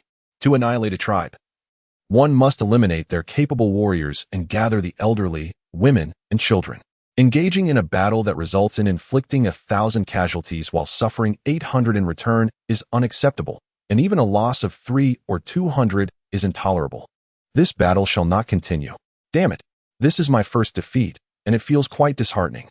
As Gu Yuan spoke, General Chiu was investigating the reconnaissance soldiers stationed at the rear and flanks of the formation. How could they have failed so miserably? Did the enemy sneak up on them without a hint of awareness? Gu Yuan intervened before General Chiu could ascertain the situation, not out of a desire to uphold military discipline, but because this time he had underestimated the enemy and neglected to deploy scouts to the sides and rear. Thus, the fault lay with the higher command, and the subordinates could not be blamed. Report, Chief. The people from the eastern earthen city have emerged, all mounted on creatures that resemble our horses in size, but with larger ears, lacking manes, and short tails. Are they donkeys, mules, or perhaps horse ants? Donkeys. They are donkeys. Upon hearing this, Gu Yuan's expression darkened, and he exclaimed, "I simply did not wish to suffer immediate losses. Do they truly believe we are frightened of them? We must set fire to their stronghold as we depart." Before Gu Yuan could finish, Ro, with a tinkling laugh, sprang from his embrace and shouted, "Special forces, assemble. Bring 10 rockets and mount the birds. Captain Yuan, take half to set fire to the eastern earthen city, while I take the other half to the western side. Remember, shoot the arrows and leave. Ignite only their thatched huts and grass shelters. No lingering in battle, no desire to kill. Depart." The clever girl orchestrated the combat with such vigor and precision. Gu Yuan nodded in satisfaction, fondling the jade statue of his dream lover at his waist. He found himself increasingly enamored with this little fairy statue, and correspondingly, with the clever and understanding Ro. It was undoubtedly a spiritual affection as described by the youth of the new era, devoid of any primal carnal instinct. Not to mention, as a leader, he lacked not for physical companions. His ordinary busyness rarely allowed thoughts of romantic pursuits. He was truly spiritually starved. He longed for a confidant of the opposite sex, someone with shared ideals, engaging conversations, and harmonious companionship. Undoubtedly, such connections were scarce in this wilderness, and even a hint of it was immensely captivating. Thus, Gu Yuan cherished Ro for her wit and perceptiveness. While retreating, they engaged in a trivial skirmish with the people of the western earthen city, allowing the divine army to withdraw. The inhabitants of the eastern earthen city caught only a glimpse of the divine clan's retreating figures before any confrontation could occur. Fires erupted in their rear, and thick smoke billowed from their city. Soon, riders emerged to report that their homes were engulfed by the arrows of the bird riders. Could the bird riders be the airborne forces of this fleeing tribe? A burly man adorned with a rooster feather approached a rotund elder, indistinguishable in gender, and respectfully inquired, "Has this fleeing tribe received assistance from divine beings?" The chief suddenly exhibited disrespect towards the shaman, who remained unperturbed, responding blandly, "Yes, they have divine assistance and are invincible. I have said before, do not engage them in conflict. We should befriend them and welcome them into the city." With a swift motion, the old shaman fell. Witnessing the chief slay the shaman caused a momentary uproar among the tribe, but soon tranquility returned. It turned out that this tribe had long been rigidly ruled by this brutal chief, instilling fear in everyone. They had learned to suppress their anger. Yuan and his companions were unaware of these events, having distanced themselves. However, the heavens and earth, which bore witness to the chief's actions, would surely believe that such a tribe could not thrive under the command of such a ruthless leader, and their downfall was imminent. We scarcely encountered any people, only observing smoke rising from the thatched huts, accompanied by a faint scent of meat, likely fish. We launched our rockets at the huts, igniting a great blaze. We did not wait to see if anyone attempted to extinguish the flames, and in hindsight, it seemed we had retreated too hastily. No, we remain uncertain of the enemy's true strength. What if they have numerous archers? We cannot take risks. Yuan consoled Ro. Passing by a lotus pond, Yuan, filled with enthusiasm, dismounted and raced to the water's edge. What did he see through the dried yellow leaves? He discovered some darkened water chestnuts and fox nuts. Chapter 79. The construction of Bagua village. Ancient Yuan prepared a slender rope, tying one end to a tree fork before casting it into the water. With a gentle pull, he extracted numerous seedlings still adorned with green and yellow leaves. As he continued to pull, more and more appeared, hindered by the lotus stems. Finding the task increasingly strenuous, he received assistance from the mountain and water women beside him. The others remained perplexed, watching Ancient Yuan and the peculiar items he was retrieving, utterly unaware of their leader's intentions. The strategist Chiu and Ro could only gaze wide-eyed in silence, as none among them could decipher the leader's plan. After drawing the seedlings ashore, Ancient Yuan leaped forward to grasp a handful, revealing beneath them dark, gray triangular water chestnuts and small round balls of fox nuts. He gestured for those nearby to help him gather these treasures, subsequently boiling them in a pot of water. Once cooked, Ancient Yuan taught them to peel the chestnuts. In an instant, those who partook were left astonished. Not only were they delectable, but also quite filling. Thus, everyone rushed to the pond to harvest more water chestnuts and fox nuts. Noticing the excitement surrounding the chestnuts, Ancient Yuan selected several robust warriors to accompany him to the water's edge to dig for lotus roots. He prepared the roots in two ways, one boiled and the other as a cold dish, once again leaving his followers in awe, their eyes bulging with surprise as they savored the flavors. "Ha ha ha! Now you must believe that it is not just meat that is delicious," they exclaimed. "Indeed, the leader is truly remarkable. Long live our leader." Several male leaders expressed their admiration, while the female warriors not only respected Ancient Yuan, but held him in boundless esteem, venerating him as a spirit of greatness. Upon returning to the Divine Clan Palace, a grand 3-day feast was held. Ancient Yuan convened a leadership meeting, summarizing the recent expedition and outlining the critical projects that lay ahead. It was revealed that the previously established outposts at intervals of 50 and 100 li had all been dismantled, replaced by 7 newly established 300 li outposts in 8 directions, now inhabited by villagers. The only remaining direction, southwest, encountered 2 resilient tribal settlements, which the Divine Clan had yet to conquer. Plans were underway to eliminate them in 6 months, aiming to construct a river-crossing city along the banks to house 300 villagers of the Divine Clan. "Leader, we should name that great river," exclaimed the chief of stakes, bewildered. "Very well, let it be called the Ba River. The future river-crossing city shall be known as Ba River City." With numerous tasks ahead, Ancient Yuan instructed to send for the second batch of 100 young monkey people for training. "Yes, I shall personally handle this. I will go with Ro immediately," declared strategist Chiu. Ancient Yuan approved, urging them to bring along more personnel and the manticore and giant bird. "Within the realm of our Divine Clan, especially around the palace, there will be no issues," strategist Chiu confidently asserted. Subsequently, Ancient Yuan meticulously delegated tasks, assigning responsibilities to individuals and entrusting key roles to frontline leaders. The Chief of Clouds led a group to assist Chief Bai and Chief Senghua in extracting silk, spinning linen, and weaving cloth. They crafted bathing suits resembling modern swimwear for the female operatives among the monkey people, ensuring greater hygiene and health for their horseback combat. Chief Yin led a team to aid Old Witch Yi in preparing winter and summer leather garments for the entire tribe. Chief Daqiao, along with his team, assisted Chief Yin and Old Knife in smelting and casting earthen explosives, firearms, and copper cannons, now adding grenade shells to their arsenal.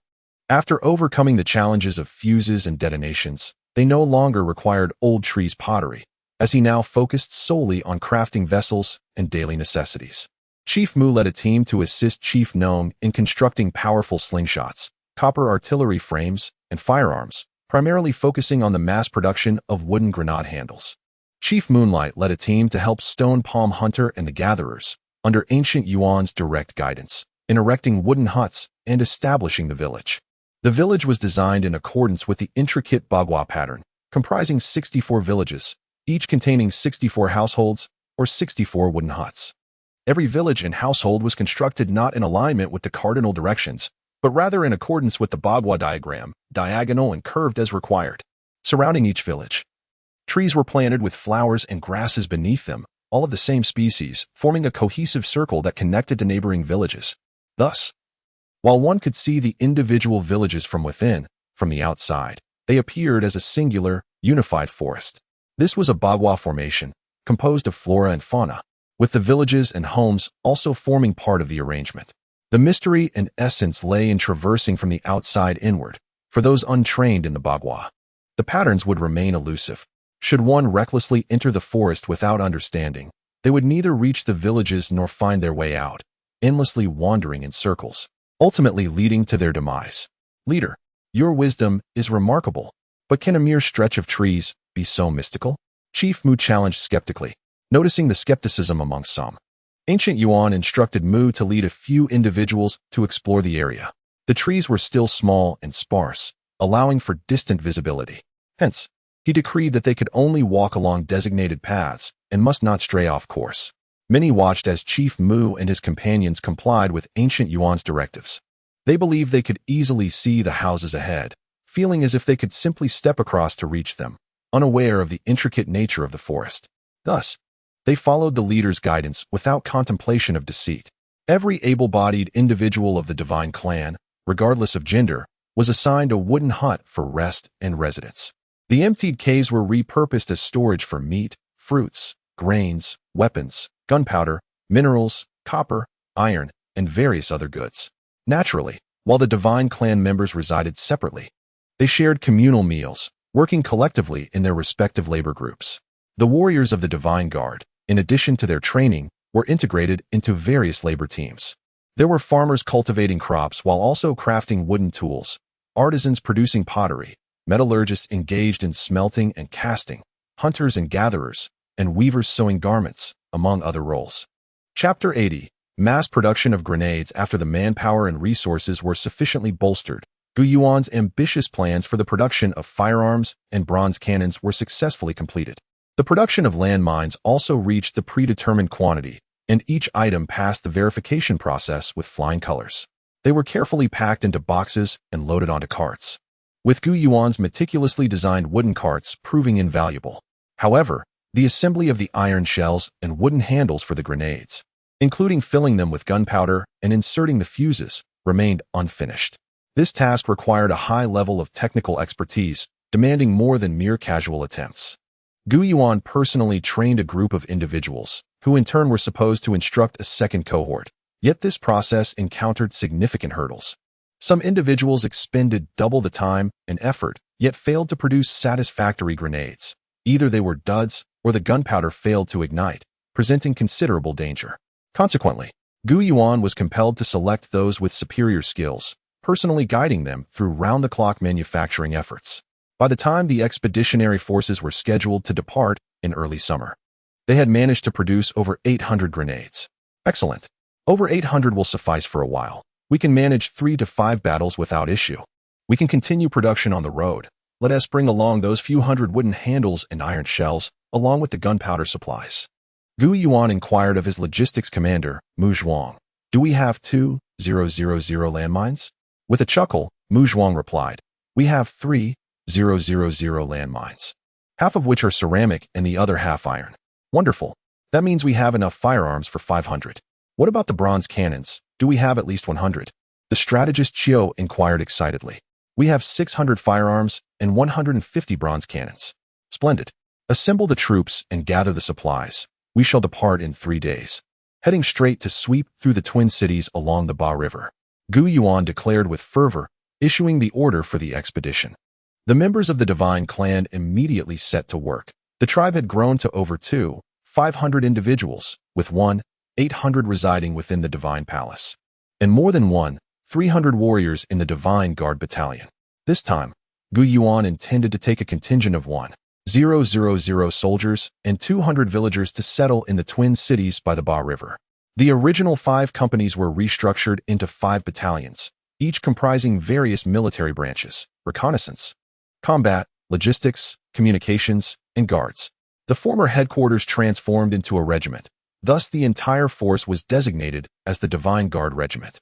The 300 individuals remaining at home formed the Palace Defense Battalion, tasked with patrolling and safeguarding their territory, working alongside the man-long, giant birds, terror crocodiles, and flying ants to create an impenetrable barrier around the Divine Palace.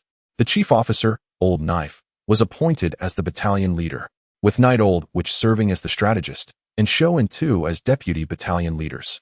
They integrated into their daily lives, assisting with tasks such as smelting, casting, farming, hunting, gathering, and textile production.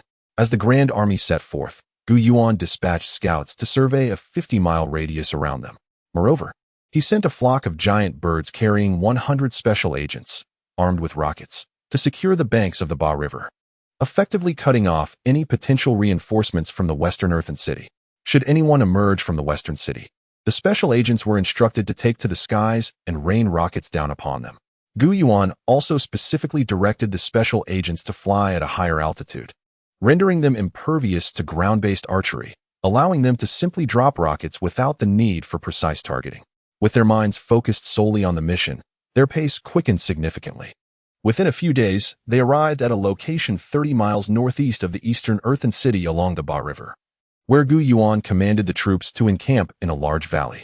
He led a contingent of 300 soldiers, including the firearm team, the bronze cannon team, and the grenade team, equipped with ample gunpowder and grenades as they advanced towards the earthen city. Under the cover of darkness, the man-long herd flanked the soldiers, with Gu Yuan at the forefront, equipped with night vision binoculars, stealthily approaching the predetermined vantage point on the northeastern cliff of the earthen city. There, he positioned 10 bronze cannons and 10 powerful catapults. As dawn broke, Gu Yuan dispatched 500 colossal man-long into the Ba River to assist the flock of giant birds in intercepting reinforcements from the western earthen city. He prepared the first round of artillery and landmines for a concentrated bombardment, ensuring that every corner of the earthen city's center would be struck. Fire. With Gu Yuan's command, the bronze cannons unleashed a volley of searing iron projectiles, raining down upon the heart of the city like a hailstorm. The thunderous explosion of the landmines devastated the unsuspecting inhabitants of the earthen city, sending them into a frenzy, crying out amidst the chaos, unsure of where to hide. Their gazes fixed on the skies above. The second round of landmine bombardment targeted the city gates. Prepare to fire. Indeed, the bombardment struck 2 of the city gates, with merely 3 or 4 landmines collapsing one entrance, effectively sealing it shut. The grenade team readied themselves for the assault. From both city gates, they aimed to seize the summit of the first earthen wall, crouching there to launch their projectiles and fire arrows for maximum effect. Charge! Gu Yuan observed through his binoculars as the defenders of the earthen city began to gather, with leaders and shamans emerging to organize a counterattack atop the walls. However, they were too late. The guards stationed on the walls were swiftly eliminated by the Divine Guard warriors. Captain Dajiao led the grenade team to lie in wait atop the first earthen wall, gazing down in astonishment. The space between the inner and outer walls spanned more than 10 meters, impassable without a bridge or ladder. What was more alarming was the depth. Looking down revealed a trench several dozen meters deep. Goodness! From below, this must appear as a narrow slit in the sky. How could they have excavated this without fear of collapse? Captain Dajia pondered, casting his gaze towards Gu Yuan's command flag atop the high cliff. Due to the outer wall being lower than the inner wall, visibility was limited to glimpsing the heads of those atop the inner wall, rendering the situation within the city obscure. However, Gu Yuan had a comprehensive view, aided by his binoculars to observe even the slightest movements in various corners. Noticing the warriors of the earthen city gathering at the base of the inner wall, Yuan signaled with flags, commanding Dajiao and his team to immediately unleash their grenades. The result was catastrophic. The warriors of the earthen city, attempting to scale the slope, were suddenly bombarded from above by an onslaught of unknown projectiles, leaving them bloodied and disoriented. The chaos escalated as a single grenade claimed the lives of both a leader and a shaman. Dajiao led the charge, throwing in a barrage of grenades before retreating to guard the city gate.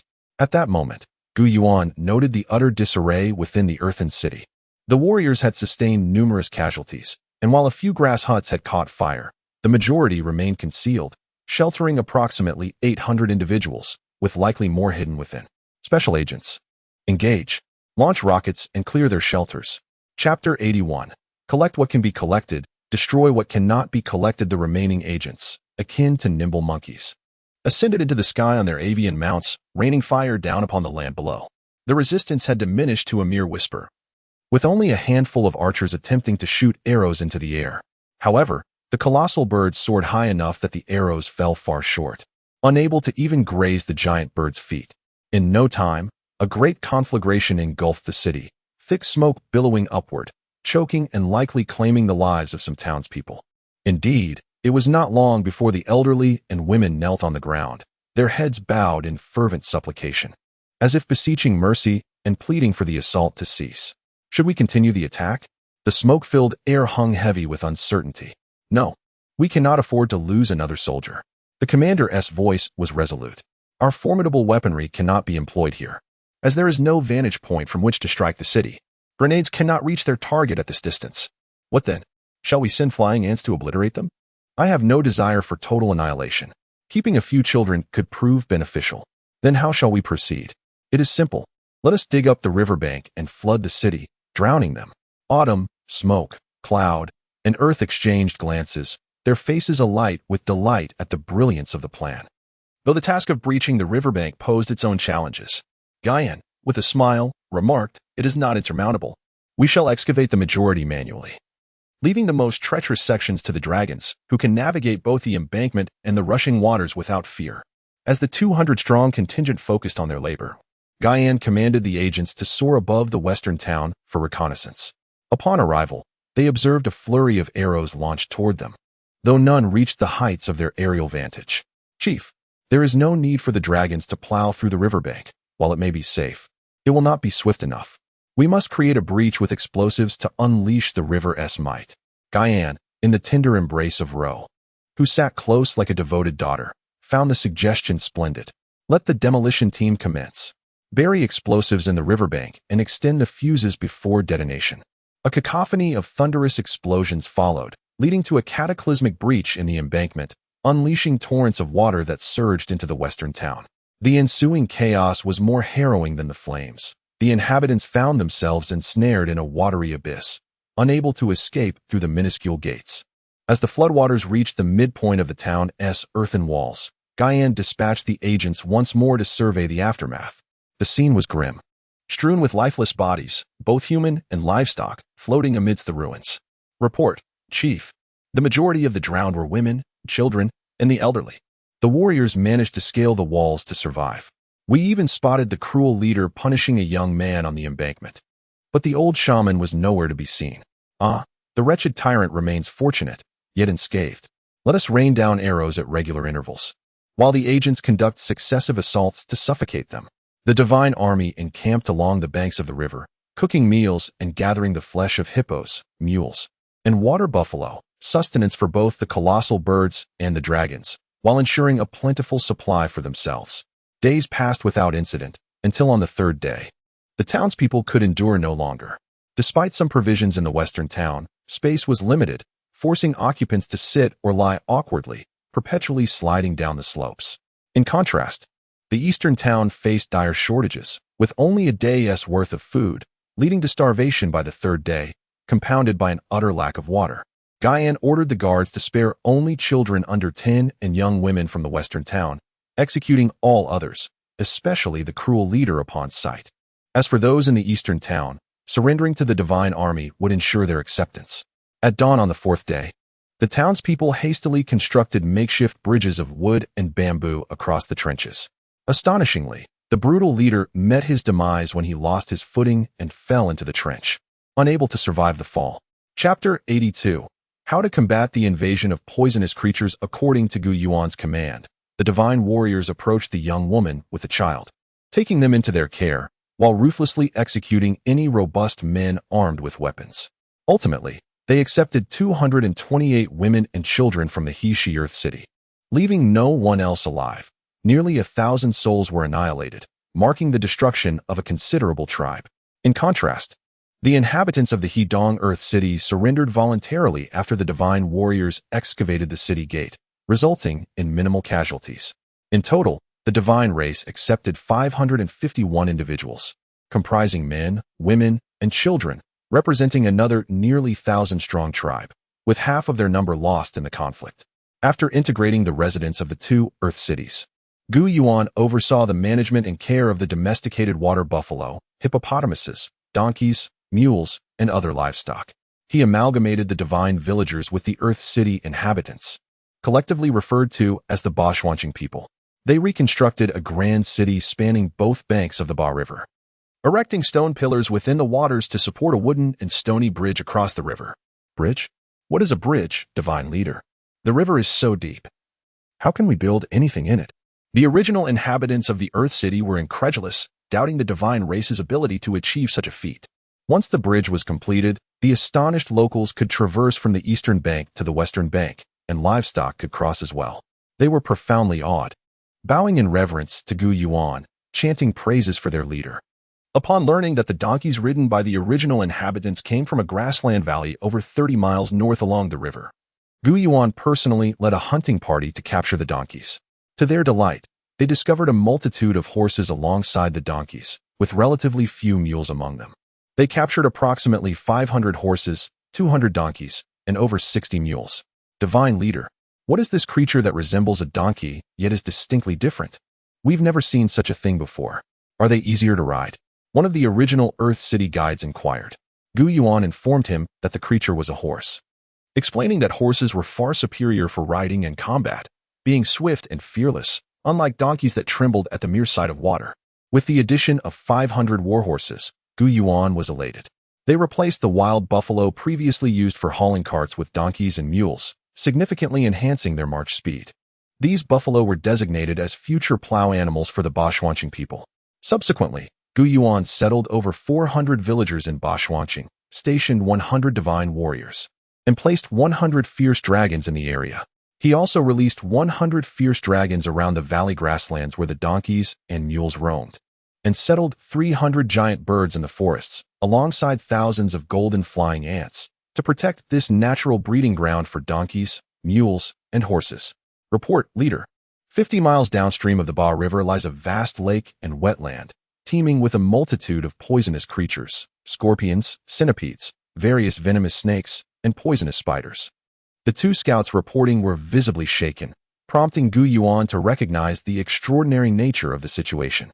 He urgently inquired, "Is anyone present?" The scout shook his head, indicating no signs of human presence. However, the poisonous creatures advanced in organized formations along the Ba River, densely covering the waters and banks. 50 miles away. They are approaching us. This is an invasion. Autumn, the strategist, rubbed his hands together in concern. What shall we do? Poisonous creatures are formidable foes.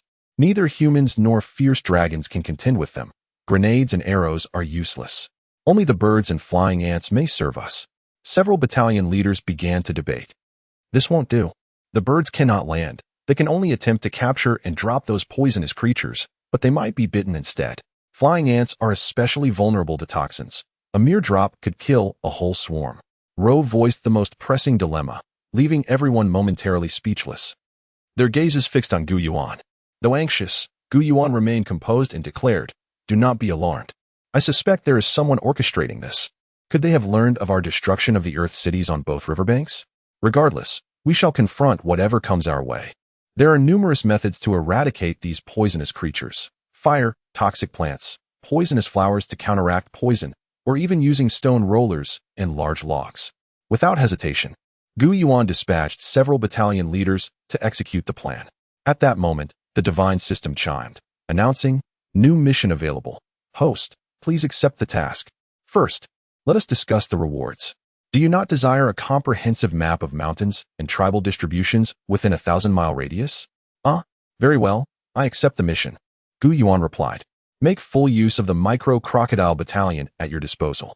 Expand your territory and ensure that waterways are connected wherever you go, keeping the crocodile battalion close at hand. Are they afraid of poison? They are less fearful than snakes.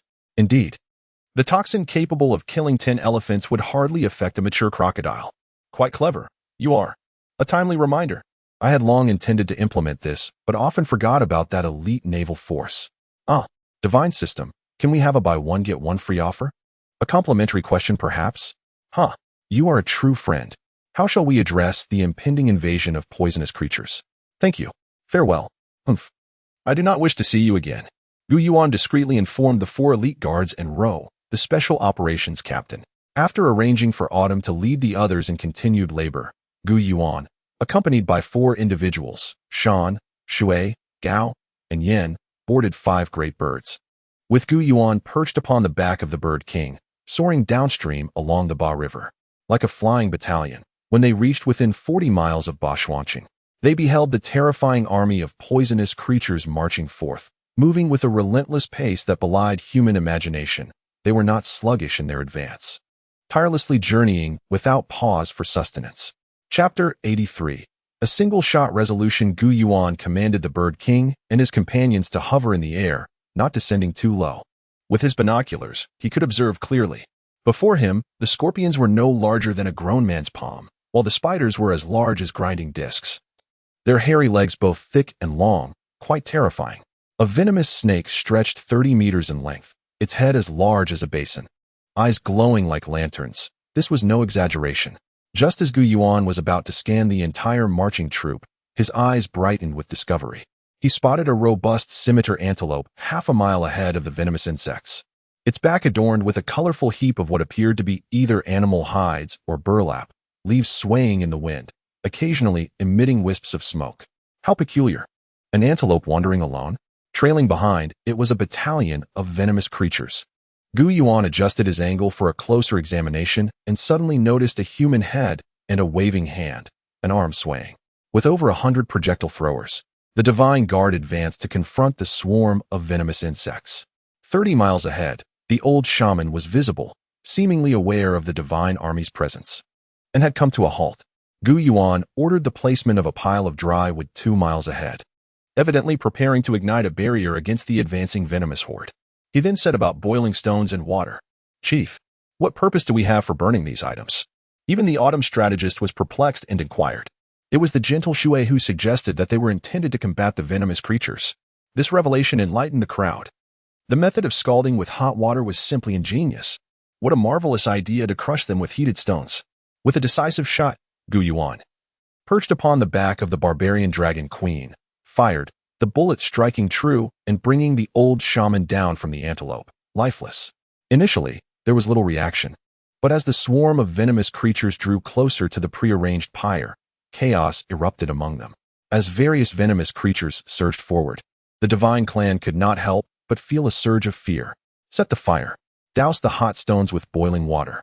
At Yuan's command, the disoriented swarm found itself in dire straits. The heated stones not only scalded but rolled over and crushed the venomous insects. Yuan personally led the charge, tossing burning torches into the ranks of the venomous army. In an instant, the sounds of charred flesh filled the air, accompanied by the acrid aroma of roasting meat. The venomous creatures, not lacking in cunning, lost their command and focus, and upon facing scorching flames, crushing blows, and scalding water, they turned and fled in panic. Chase them down. Annihilate as many as we can. In a moment, the divine clan, brandishing torches, pursued the retreating ranks of venomous creatures. This pursuit yielded an unexpectedly favorable outcome. The venomous creatures, being wild and devoid of any semblance of humanity, were caught unawares by the armed forces of a nearby tribe, numbering nearly 800, mounted on antelopes, who were quickly overwhelmed by the very swarm they had believed they could control. A cacophony of chaos ensued. Cries of despair echoing through the air. Heaven aids us. Launch rockets and landmines. Thus, with the engagement of the divine guard, The invading tribal forces found themselves utterly confounded, swiftly suffering heavy losses and retreating in disarray. Though the autumn strategist desired to capitalize on this victory, Yuan raised a hand to halt him. Let us wait a moment. They shall not escape far. Once the venomous creatures disperse, we will deal with these intruders. The venomous horde suffered grievously, incurring at least 80% casualties under Yuan's relentless assault of boiling water, torches, heated stones, and rockets. They fled desperately towards a nearby great lake and the marshland adjacent to it. Spur your horses and pursue. Bird King, take charge and supervise the men. Once we catch up, we shall assault together. Yuan orchestrated this unexpected battle with remarkable composure, though within, he too was navigating uncertainties, taking each step as it came. Chief, that individual adorned with the feathers of a golden pheasant, could he be the leader of the tribe? Shall you dispatch a divine shot to eliminate him? Autumn strategist inquired. No, he is unworthy of my divine bullet. Ro, send a team of agents to launch rockets. Yes, with a wave. Ro summoned 2 squad leaders to carry out the orders. In an instant, rockets and landmines erupted with deafening explosions, decimating the unnamed tribal forces. The remnants, numbering only a few dozen, were either injured or their antelopes wounded. Yuan commanded a halt to the pursuit. The remaining foes would be left to the Bird King. He instructed the Bird King to track them to their lair and eliminate them entirely, lest their stronghold remain elusive. The Bird King nodded in understanding and departed with alacrity. When Yuan, leading the divine army, arrived at the confluence of the Ba River, where the Bird King and his flock had settled to rest, they were met with a scene of astonishment. The tribe resided within a grand cave nestled behind a grove of bamboo, surrounded by towering mountains, with a crystal-clear stream flowing nearby. However, the sight just beyond the stream was utterly chilling. Chapter 84. The Cruel Beak-Crowned Crow. Initially, the bloodstains on the grass and the scattered remains of human bodies caught the eye, followed by the sight of several mutilated figures, both male and female, predominantly the elderly. Near the cave entrance, amidst the bamboo grove, lay the body of a child, also disfigured. A little girl's abdomen had been torn open, her intestines grotesquely protruding.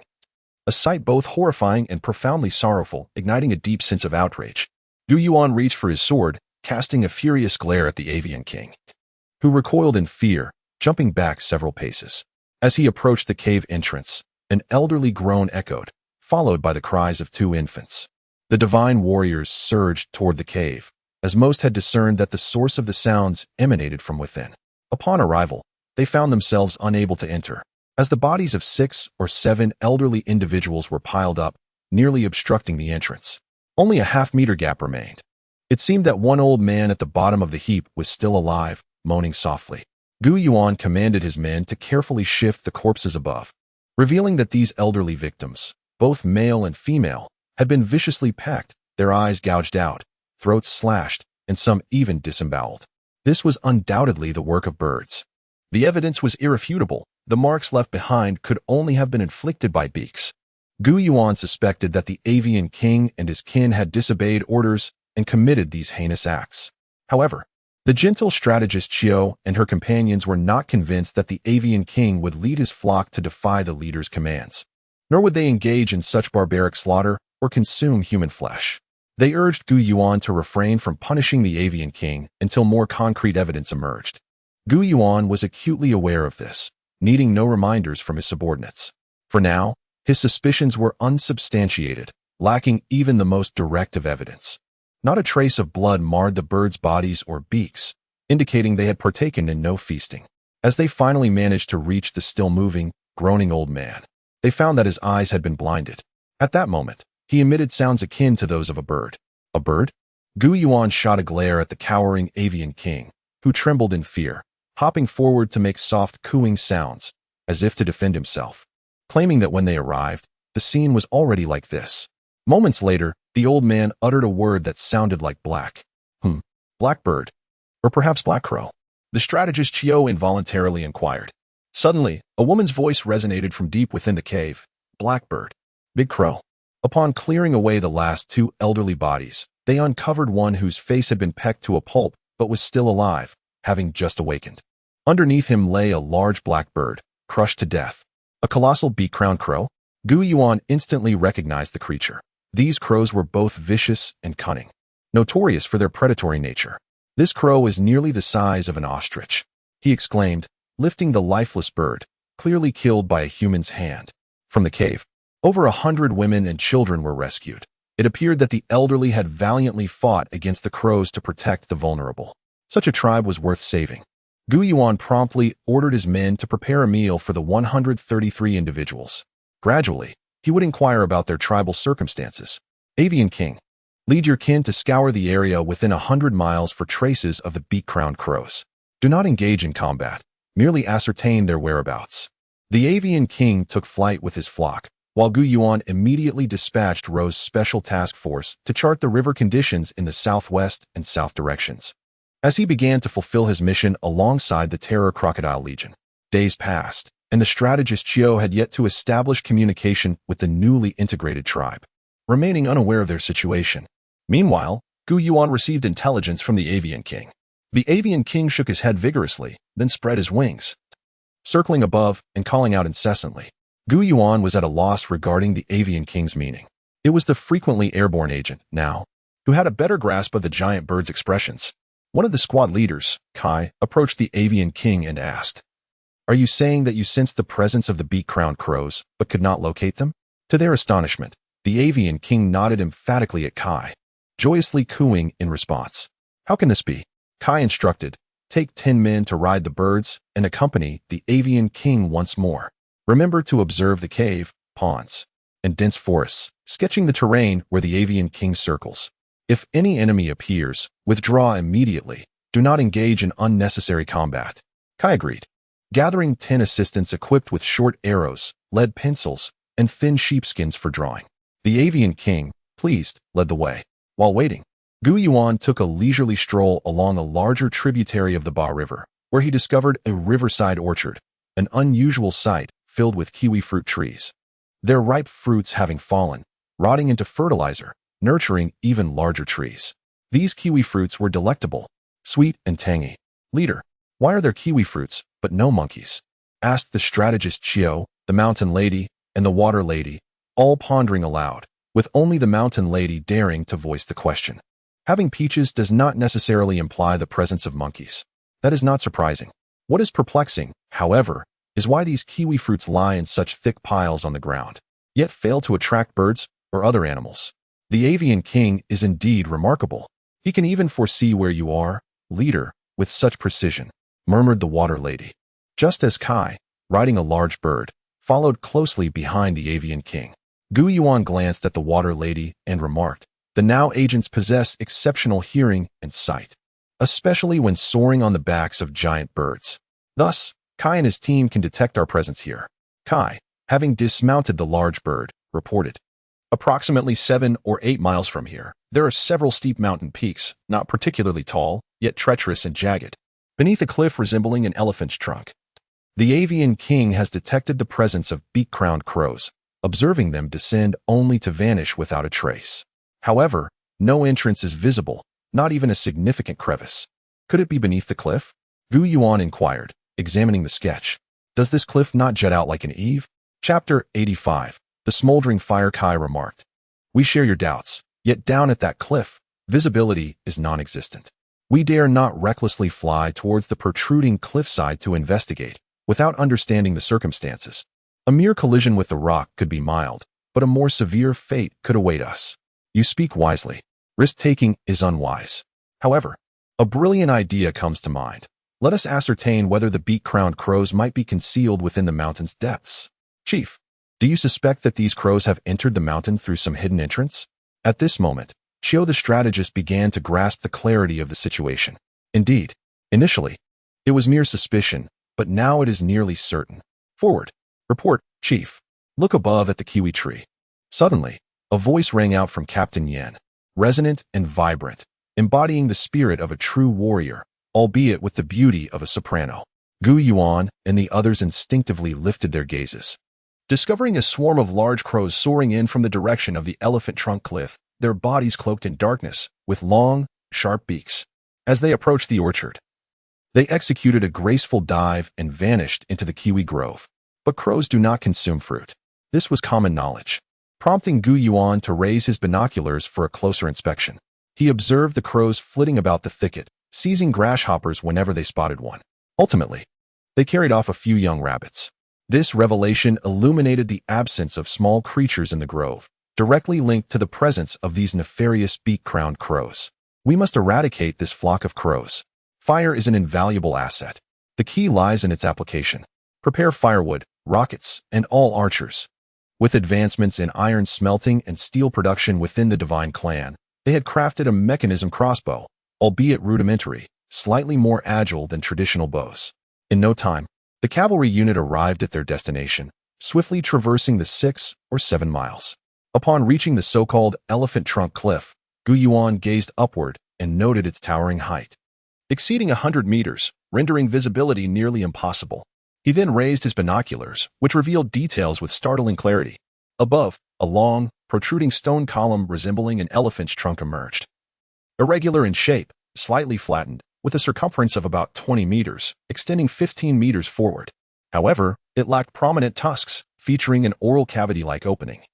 Completely obscured from above by the trunk, it appeared as if a large tongue extended from the mouth, forming a platform-like structure measuring 10 meters wide and 5 meters long. Slightly arched yet relatively smooth, resembling both a platform and a downward slope. Yuan deduced that the beak-crowned crows gracefully glided and circled down to land on this small platform before retracting their wings and leaping into the cavern. Within, it seemed they could not spread their wings to fly out. They would instead leap onto the platform to glide downwards and take flight. Ha ha ha. Utilizing this small platform for ingress and egress requires considerable skill. Yuan realized that executing his plan from below was futile. Lighting a fire on the ground would not suffice to fill the cavern with smoke nor reach the entrance. Chio and the mountain lady exchanged glances, pondering how to address such a lofty cavern. Water and smoke could not penetrate. Throwing earth explosives seemed equally implausible. Who could aim with such precision? Do not fret. Witness my strategy.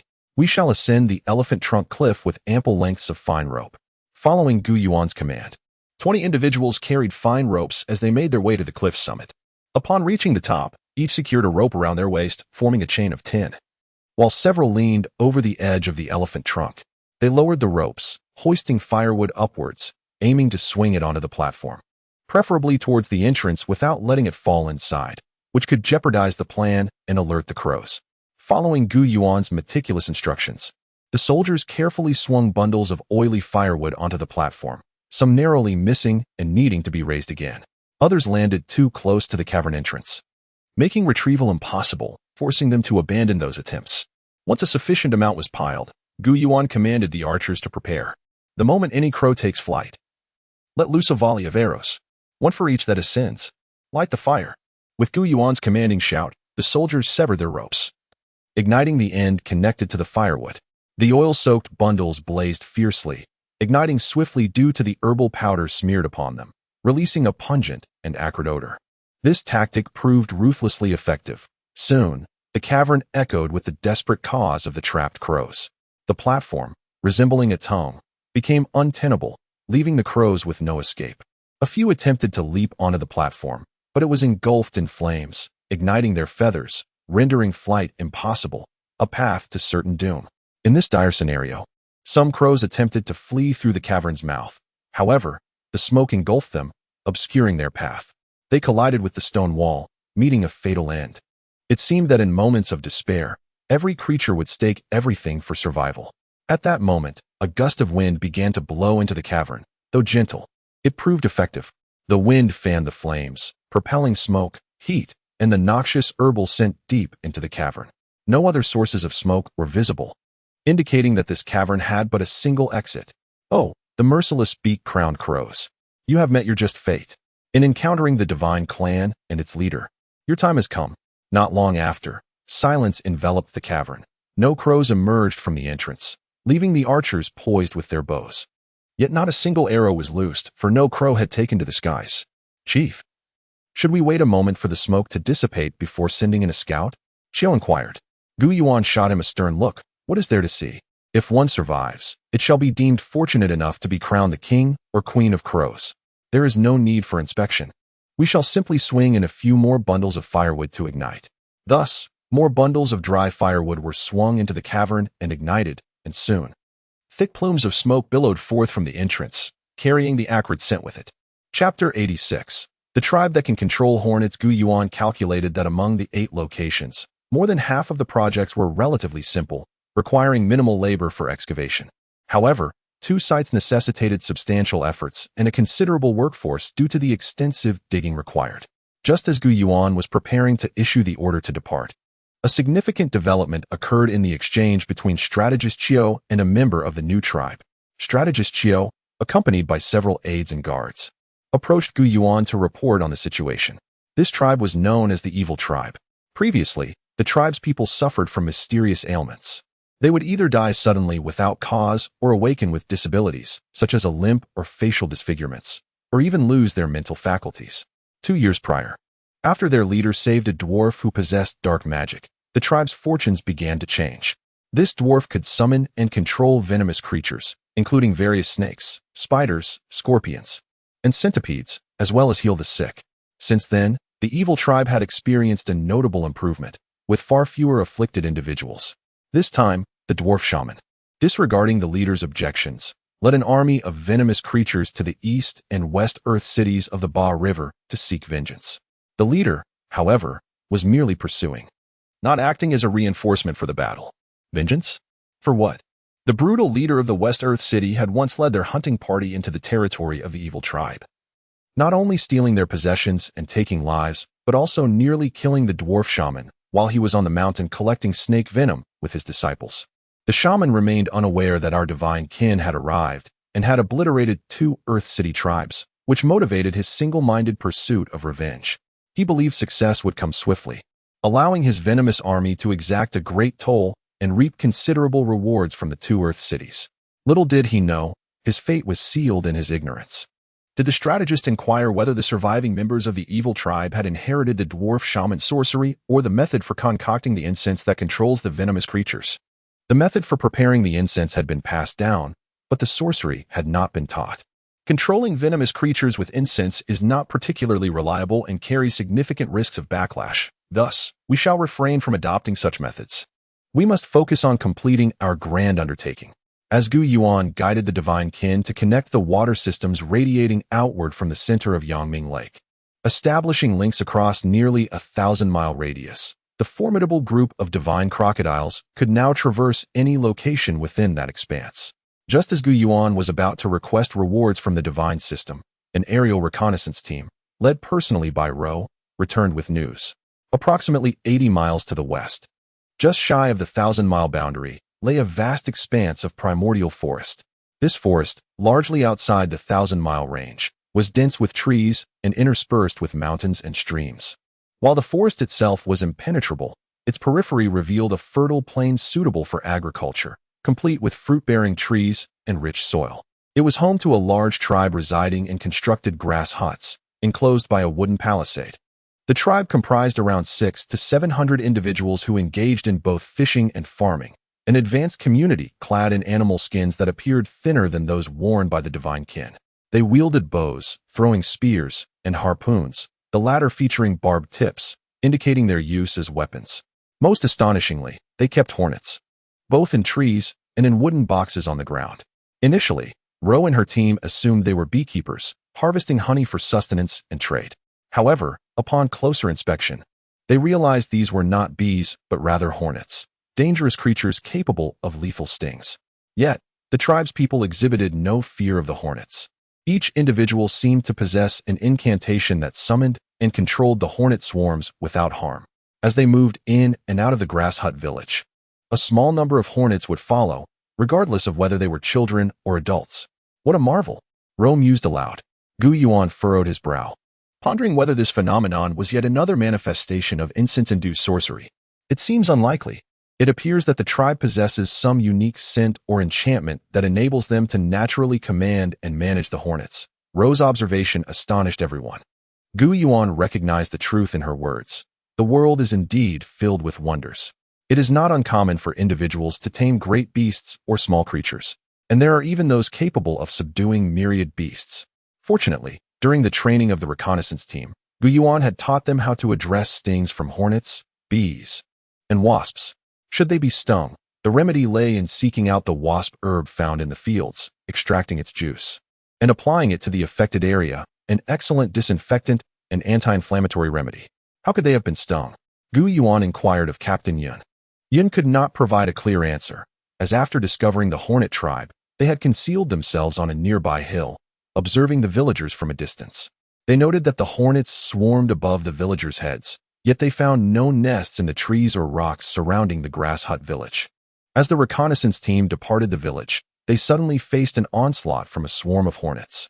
Unable to use fire, they resorted to waving branches to fend off the hornets, enduring considerable difficulty before managing to escape, sustaining injuries among several members. A few male warriors had stayed behind to ensure the group's safety, thus bearing the brunt of the stings. Yuan praised these injured warriors for their valor in protecting their comrades, especially the female warriors. Chief, we could employ fire as a tactic. Hornets are notoriously fearful of flames. Moreover, their huts are clustered closely together and would ignite easily. Captain Yin proposed. Ro quickly interjected, no. First, we would incur a great loss by burning down the forest. Second, whether from the air or ground, as soon as anyone enters their territory, hornets will follow. If we make any hostile moves, the hornets will surely sound the alarm, prompting a fierce response from both the hornets and their warriors. Is it truly so remarkable? Chapter 87. Striking on a rainy day. Captain Daqiao, like the others, found it hard to believe Captain Ro's assertions. However, Yuan was convinced and solemnly declared, indeed, it may be even more miraculous. Our aerial reconnaissance team and ground scouts could have been detected by their wasps while surveying them. It's just that they failed to see the threat posed to them, hence they did not pay it any heed. The ground scouts, perhaps due to their proximity, may have inadvertently provoked an attack upon their departure. Upon hearing their leader's explanation, everyone nodded in agreement. How can we allow others to slumber beside us as we lay in wait? We must eradicate this wasp tribe. Yet, the question loomed, what tactics should we employ? The group continued to deliberate, each presenting their thoughts. Yuan rallied his men to brainstorm ideas, realizing that approaching them was futile. Landmines and firearms would be ineffective. Luring them into battle was equally troublesome, as the presence of wasps posed a genuine challenge. Strategist Chiu was the first to speak, and several battalion leaders chimed in with their perspectives, yet none of their strategies proved viable. This tribe was indeed formidable. A mere swarm of wasps had thwarted the formidable aerial and ant forces, as both birds and ants feared the toxins, rendering them helpless against the wasps. Ro had remained silent for a while, observing Yuan's calm demeanor, hesitating to speak. She then silently regarded him, who was as still as a withered leaf fallen to the earth. For he had received a prize from the divine system, a distribution map of the mountains and tribes within a 1,000-mile radius, which he was intently studying in his mind. Strangely enough, this wasp tribe was absent from the map, fortuitously nestled just within the boundary, making it an oversight of the divine system's cartography. Surrounding it were numerous powerful tribes, and Yuan resolved to swiftly eliminate this wasp tribe lest it jeopardize his flourishing fortunes. As he pondered strategies, the prolonged silence began to instill fear in Chiu and the others. The mountain lady quickly approached Yuan, gently shaking his head, prompting him to suddenly leap up and exclaim, "I've got it! We shall attack on a rainy day when the wasps cannot fly." His shout startled everyone. They initially feared their leader had lost his senses. Leader, while attacking on a rainy day is indeed advantageous as the wasps cannot take flight, our birds, ants, rockets, landmines, and even firearms will be rendered ineffective as well. Let them be ineffective, Yuan retorted confidently. We can utilize grenades. First, we unleash a volley of arrows. Once we close in, we shall unleash the grenades. I refuse to believe we cannot annihilate this wasp tribe. But leader, if we do so, how many of the tribe's people will remain? Are we not aiming to acquire their wasp weaponry? We need only capture a few of their tribe members. It will soon become evident. It is likely not a natural ability, but rather a matter of sorcery. No, it is more likely the scent of incense. Yuan led 300 light cavalry archers and 300 light cavalry bombers into battle, each archer carrying 3 crossbow bolts and 30 arrows, while each bomber bore 3 grenades and 5 individual meteor hammers. Clad in conical hats and cloaked in raincoats, over 600 men advanced toward the wasp tribe's grass hut village. Upon the arrival of the divine guard outside the village, silence enveloped the area. Despite it being daytime, the torrential rain rendered everyone unable to engage in any activities. So they were all asleep within their grass huts. After a considerable time, a few hounds barked in the distance. It seemed the tribe had dogs, indicative of their advanced domestication skills. The downpour affected the wolves' hearing and sense of smell, and with the thunder echoing, Yuan and his cavalry's approach went unnoticed. First, we shall bomb, drive them out, then shoot arrows, Yuan ordered, altering the attack sequence. He commanded the first wave of 300 grenades to obliterate the perimeter of the Wasp tribe's grass huts, including the wooden barriers. In haste, the light cavalry charged in, and the second wave of 300 grenades detonated nearly all atop the grass huts, resulting in heavy casualties. Indeed, not a single Wasp could take flight. They lacked any offensive capability. The tribe members who had not perished within the huts fled in panic, disregarding the rain pouring down on their faces. Yet, they could not disregard the arrows of the invading forces. Yuan blew the horn, signaling the bombers to retreat while the archers launched their assault. The cavalry's shooting remained precise even in the downpour. A flurry of arrows rained down, and those emerging from the collapsed grass huts fell in droves. Without an opportunity to retaliate, this did not correspond with the reports of a formidable tribe. In truth, this tribe was not weak. It boasted a population of 700 to 800. However, they were entirely unprepared and could be said to have been caught in a dream, never anticipating an attack. Following another series of grenade explosions, they believed they were being punished by the heavens themselves, and not a single soul resisted. Not even one person managed to grasp a weapon.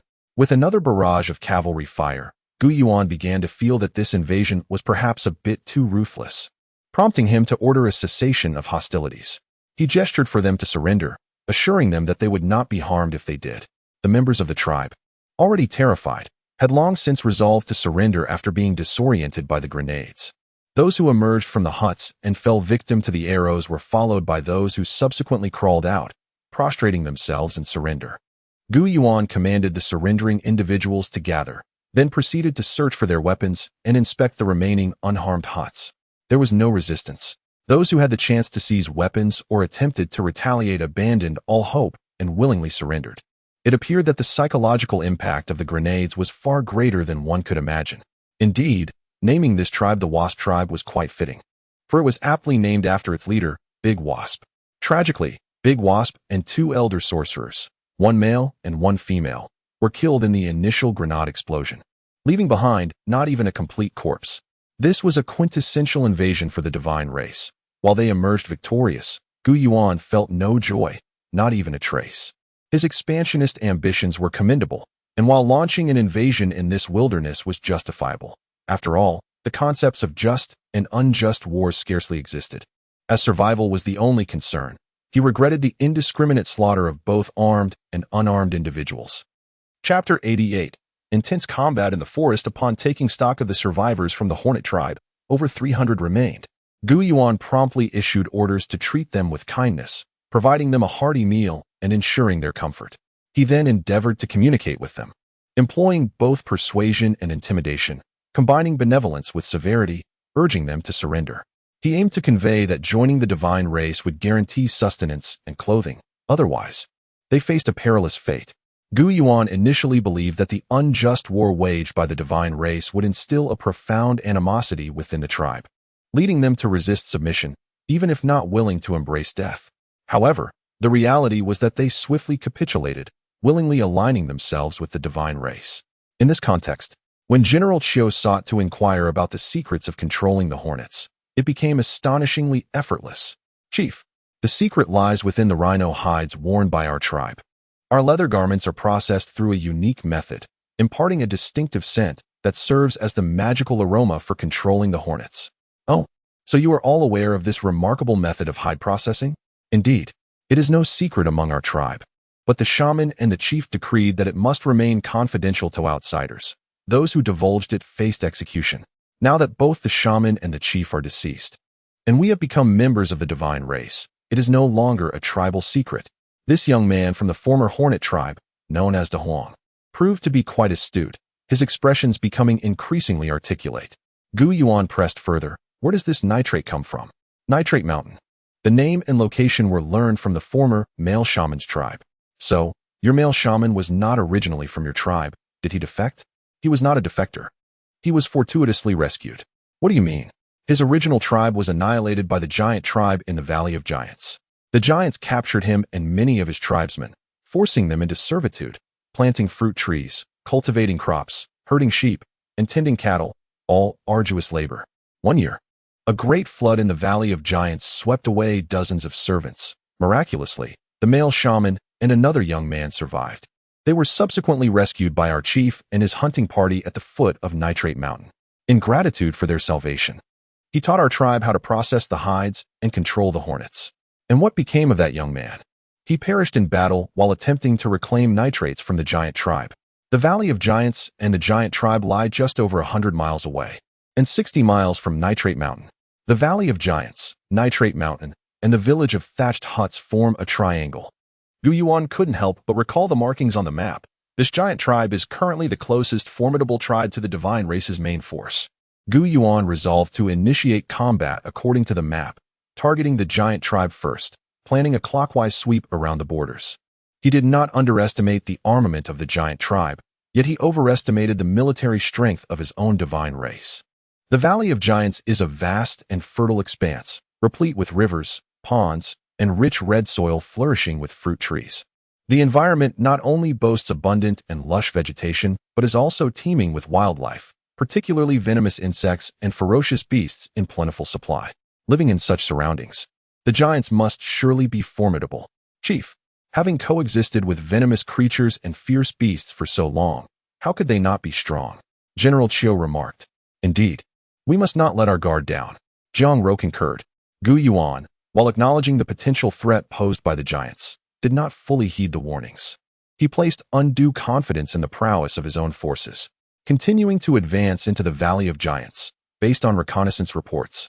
The stronghold of the giant tribe was believed to be located within a vast cave in the depths of the valley, with at least 8 miles remaining. Yuan began to deploy his troops strategically.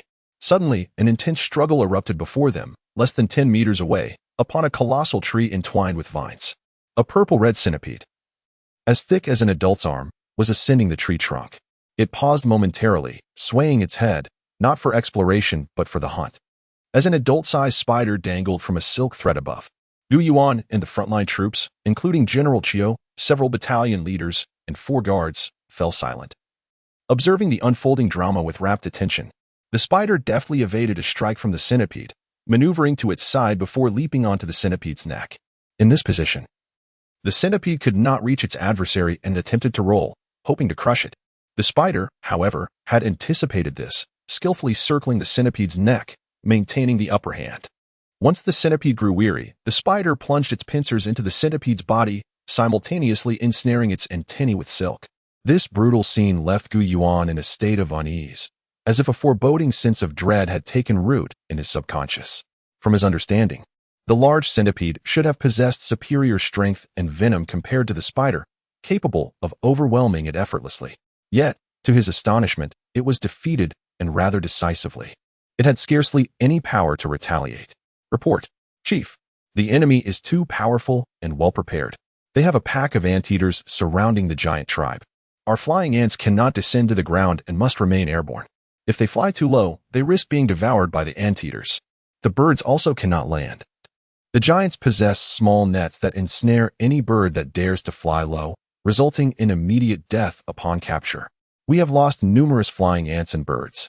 Goodness, have I truly erred this time? Retreat. But it was already too late. With a cacophony of shouts echoing, the giants could be seen charging toward the valley entrance. They no longer needed to ride any beasts, for their own legs measured 2 to 3 meters in length. With each stride, they covered several meters. And when they began to run, even the swiftest horse would be left in the dust. It was a desperate struggle. Chapter 89. The giant tribe raises a pack of wolves. This remark was made by Lady Mountain, for Yuan was not one to lose his composure so easily. He harbored intentions of confronting the giants, but he would never act recklessly. Yuan commanded, Mianlong team, retreat. Tuli team and Huichi team, take the front. All agents of the Nayat team, ascend higher in the air, and use rockets to engage them first. Upon receiving the orders, the divine guards swiftly assumed their battle formations. The Tuli team and Huichi team took the lead, with each Tuli team member accompanied by 2 shield bearers dedicated to their protection. Likewise, Every member of the Huichi team was shielded by a fellow soldier. Suddenly, from the ranks of the giants, a long spear darted through the air. Its head forged from black iron, and its shaft seemingly crafted from wisteria. As it flew, the tail trembled. This spear was aimed directly at Gu Yuan due to his distinctive attire. However, it fell short by 3 or 4 meters, grazing the shoulder of a divine guard. Leaving a wound that bled, Gu Yuan, peering through his scope, could not discern which giant had thrown the spear. The giants, both male and female, appeared as if they were molded from the same mold, tall and slender, standing upright like trees. Adults measured 4 to 5 meters, while even the toddlers stood over a meter tall. They fought not as a well-armed army, but as a populace united in battle, elders and children supported from behind, while the young and able surged forward. There was no visible leader, no shaman, nor any commander directing the combat, which made it impossible for Gu Yuan to open fire. He could not afford to waste precious ammunition on random shots. As the giants advanced another 20 meters, they began to hurl their spears. Gu Yuan ordered his warriors to use their shields for defense, taking cover behind them. Some spears possessed tremendous power, capable of piercing through the divine guard's shields and injuring them. However, aside from the Tuli's ability to bombard from 100 meters away, other weapons lost effectiveness beyond 70 to 80 meters. After enduring a barrage of attacks, Gu Yuan, witnessing the giants press forward, commanded a counterattack. The thunderous blasts of the Tuli team quelled the momentum of the giants' advance. However, the Tuli's bombardments could not continue indefinitely. Once they ceased, the giants surged forward, closing the distance to 50 meters. The effectiveness of close-range bombardments diminished, necessitating the repositioning of the Huichi team to the front, at distances of 40 meters. 30 meters. Fire. They must not allow the giants to close in too closely, for their speed was akin to lightning, leaving no time to raise their weapons. Thus, the two teams of gunners took turns firing, effectively repelling yet another wave of giant assaults. With a command from Gu Yuan, the rockets were unleashed. The aerial Nayad agents and the ground archers simultaneously released their arrows, though it was not a rain of arrows. The volley of hundreds of rockets rained down upon the giants, inflicting heavy casualties, causing them to retreat. They may have advanced swiftly, yet their withdrawal was even swifter. At that moment, Gu Yuan truly comprehended that this giant tribe existed in a state of anarchy. They had no leaders and operated independently, each pursuing their own agendas. Their collective defense against outsiders was purely for self-preservation. The only semblance of cohesion came from a few elderly giants, and notably, there were few elders among them, while children abounded. Why were there so few elders? As the divine guards pressed their assault and the giants retreated, the Mianlong Queen let out a piercing cry, signaling the bird king to swoop low and convey a message. Wolves. The wolf soldiers raised by the giants. It was unclear whether Ro truly recognized this or merely speculated, while Gu Yuan continued to observe through his binoculars.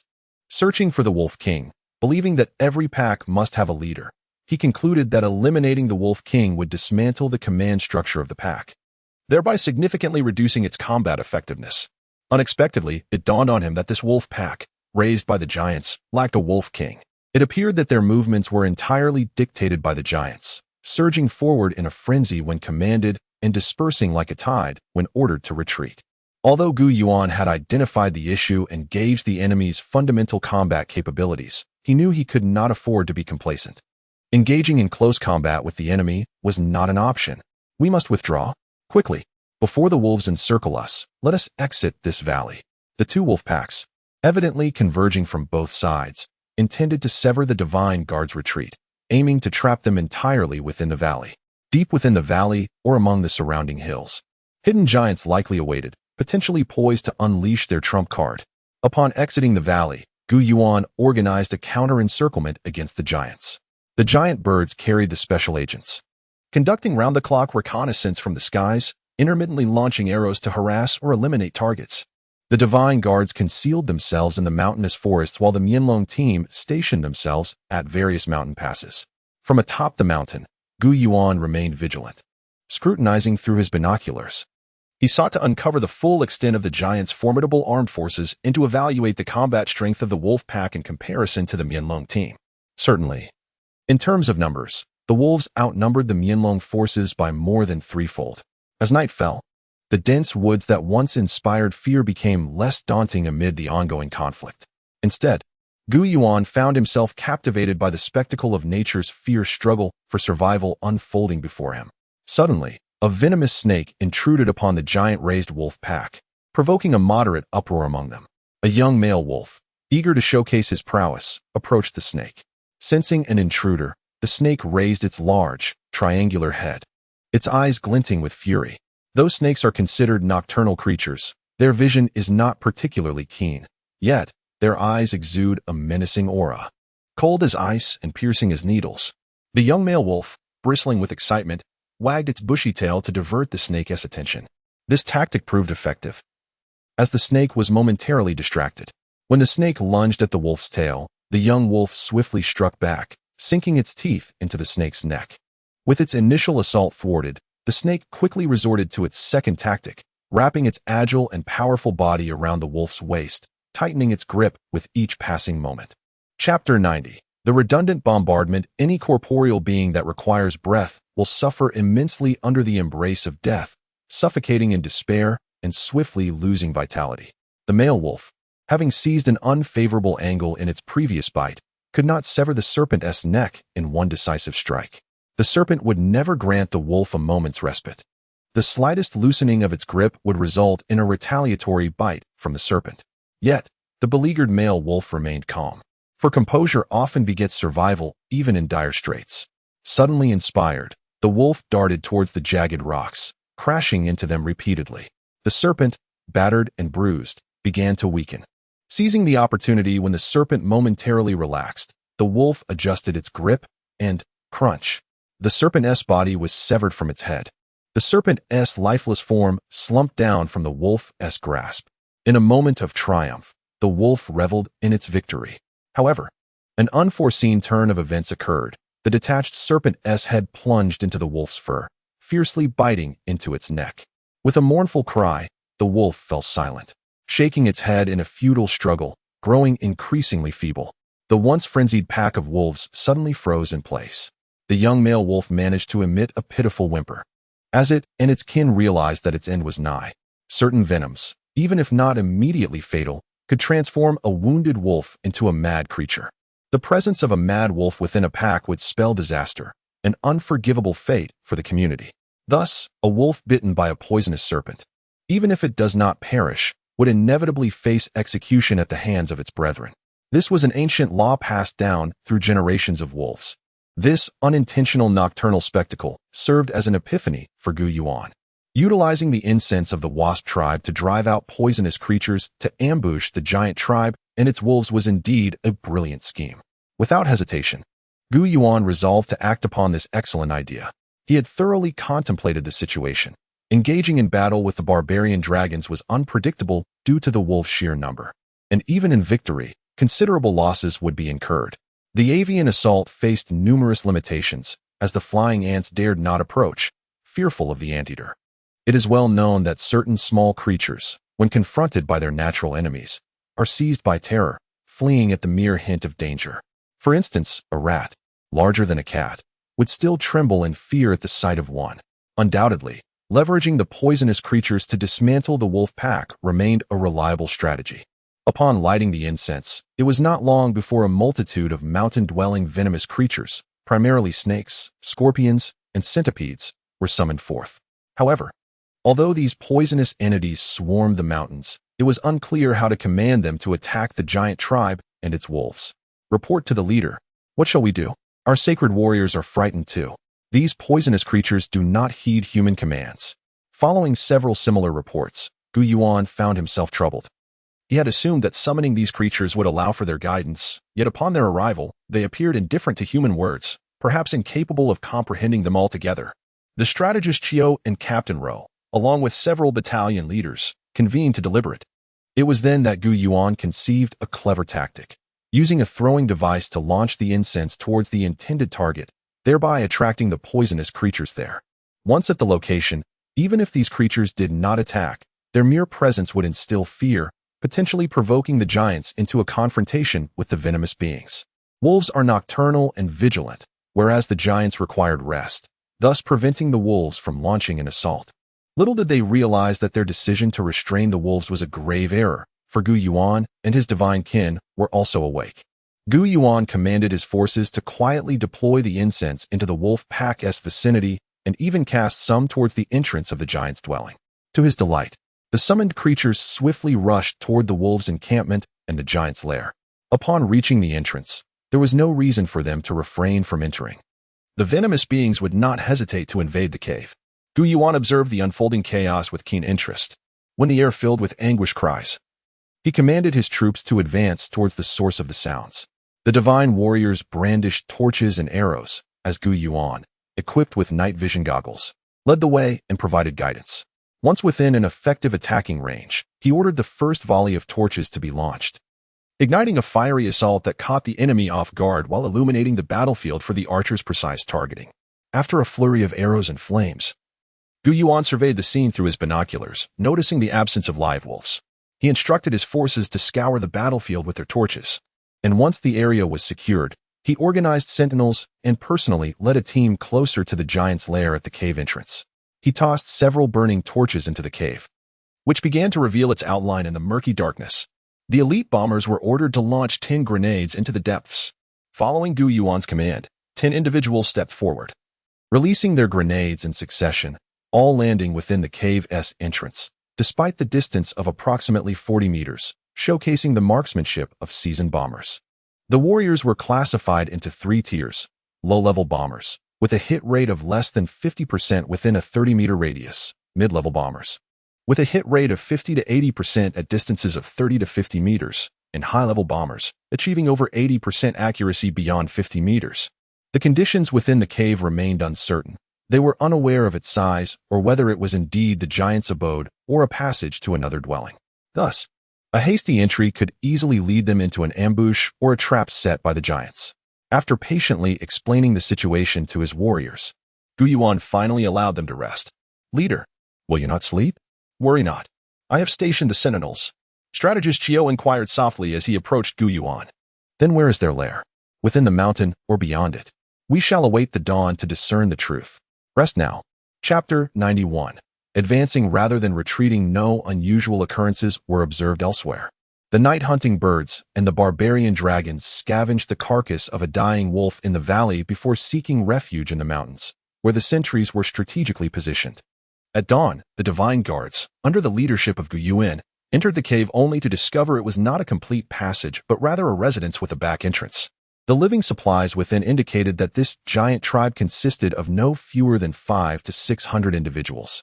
The cave system was extensive, with numerous chambers, clearly accommodating a large population while still possessing ample vacant space.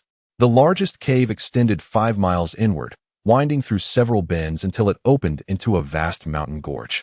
Standing at the gorge's edge, one could see that it spanned 5 meters in width and plunged 2 meters deep, with shallow waters devoid of stones. Only grass lining the bottom.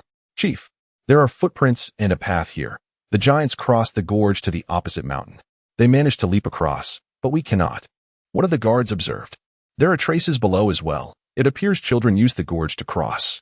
Autumn, the strategist, meticulously analyzed the situation, prompting Yuan to dispatch 2 reconnaissance teams along the trail to investigate while the rest retreated to a more open area with a riverbed and sparse woods, providing a strategic advantage for the divine guards. "Report. The giants are charging at us, armed with several spears, driving a pack of cheetahs," the scout urgently relayed. Just as he conveyed this information, several wolves burst forth from the giant's cave, closely followed by dozens of cheetahs. Cheetahs, the formidable hunters of the forest, possessed significantly greater individual strength than wolves. Their speed was akin to lightning, coupled with remarkable endurance, enabling them to swim and climb trees. In contrast, wolves struggled in water, as they were not adept swimmers. Cheetahs, however, could swim across considerable distances with commendable speed. Before Yuan could inquire about the whereabouts of the 5 scouts, he decisively commanded, "Firearm squad and archers, take rear guard. Eliminate the cheetahs and wolves, the rest withdraw." Despite the cheetahs' ferocity, they could not withstand the onslaught of hundreds of arrows and firearms. Thus, before they could reach the divine guards, the cheetahs and the leading wolves were swiftly dispatched. At that moment, a ravenous giant bird, ridden by a spy, arrived to report that the enemy was flanking from both sides, particularly the cheetah pack, which was exceptionally fierce. The bird king, Gugu, swooped down, capturing a person in its talons, with 4 accompanying guard birds, each clutching another individual. Scouts? How did they end up captured by the giant bird? Yuan and the others were taken aback. The giants dispatched several cheetahs to pursue the 5 ascending the mountain, while their armed forces divided into 3 groups to mount an assault. Clearly, the cheetahs and wolves that had emerged from the cave were merely a feint designed to divert the divine guard's attention. While the main force comprised hundreds of cheetahs and 400 to 500 giants, the 5 divine guards were no match for the dozen cheetahs, whether they chose to fight or flee. Just as they reached the mountain summit, cornered and with no escape, the call of the Bird King echoed above them. Thus, the scene unfolded where 5 giant birds seized the individuals and soared into the sky, leaving the frustrated cheetahs to leap in circles, gnashing their teeth on the mountaintop. How did the number of giants suddenly more than double? Are they residing in 2 different mountains?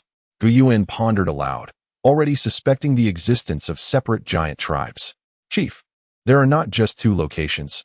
We have discovered at least 3 where giants dwell, totaling over 1,000, reported a reconnaissance team leader. We must retreat, but not backward. We shall advance. Before the enemy converges from both sides, we will infiltrate their rear and assault their stronghold. The reconnaissance battalion would traverse the gorge and collaborate with the airborne spy to obliterate the giant's lair, using incendiary arrows and grenades for a devastating strike. Chief, what about our barbarian dragon squad? Autumn inquired anxiously. Follow the main force through the woods. The flying ants will cover our rear, concealing themselves in the trees, and strike the giant's cheetahs when the anteaters are absent. With the plan in place, Yuan led the army through the valley and over the hillside, stealthily advancing toward the opposite mountain. With such a large contingent, horses, pack animals, and the massive barbarian dragon ranks, Yuan's forces moved at a slower pace than on the plains, where light cavalry could maneuver swiftly. Now, amidst the dense forest, the barbarian dragons traversed even more slowly. Meanwhile, the giants, having successfully cornered the cheetahs, found no trace of the divine guards. Based on their reconnaissance and the elapsed time, they deduced that the divine guards could not have retreated far. However, when they dispatched wolves and cheetahs to search for signs of the divine guards, they found no evidence of their departure from the mountainous region. The giants, in a frenzy, scoured the area, and it was a few wolves that uncovered the truth. The divine guards had not fled outward, but were delving deeper into the valley and forest. Consequently, the giants led their pack of cheetahs in pursuit into the dense mountains, anticipating that his forces would not move quickly enough and that the giants, with their wolves and cheetahs, would soon discover their whereabouts. Yuan had preemptively set traps and hunting grounds along their route, particularly in the form of minefields. Various obstacles were laid down, including tree bows, bamboo arrows, and bamboo stakes, all arranged by Yuan himself, alongside the engineers. Notably, the tripwire mines were crafted with thin ropes connecting grenade fuses, securely tied to the roots of shrubs or thick grass.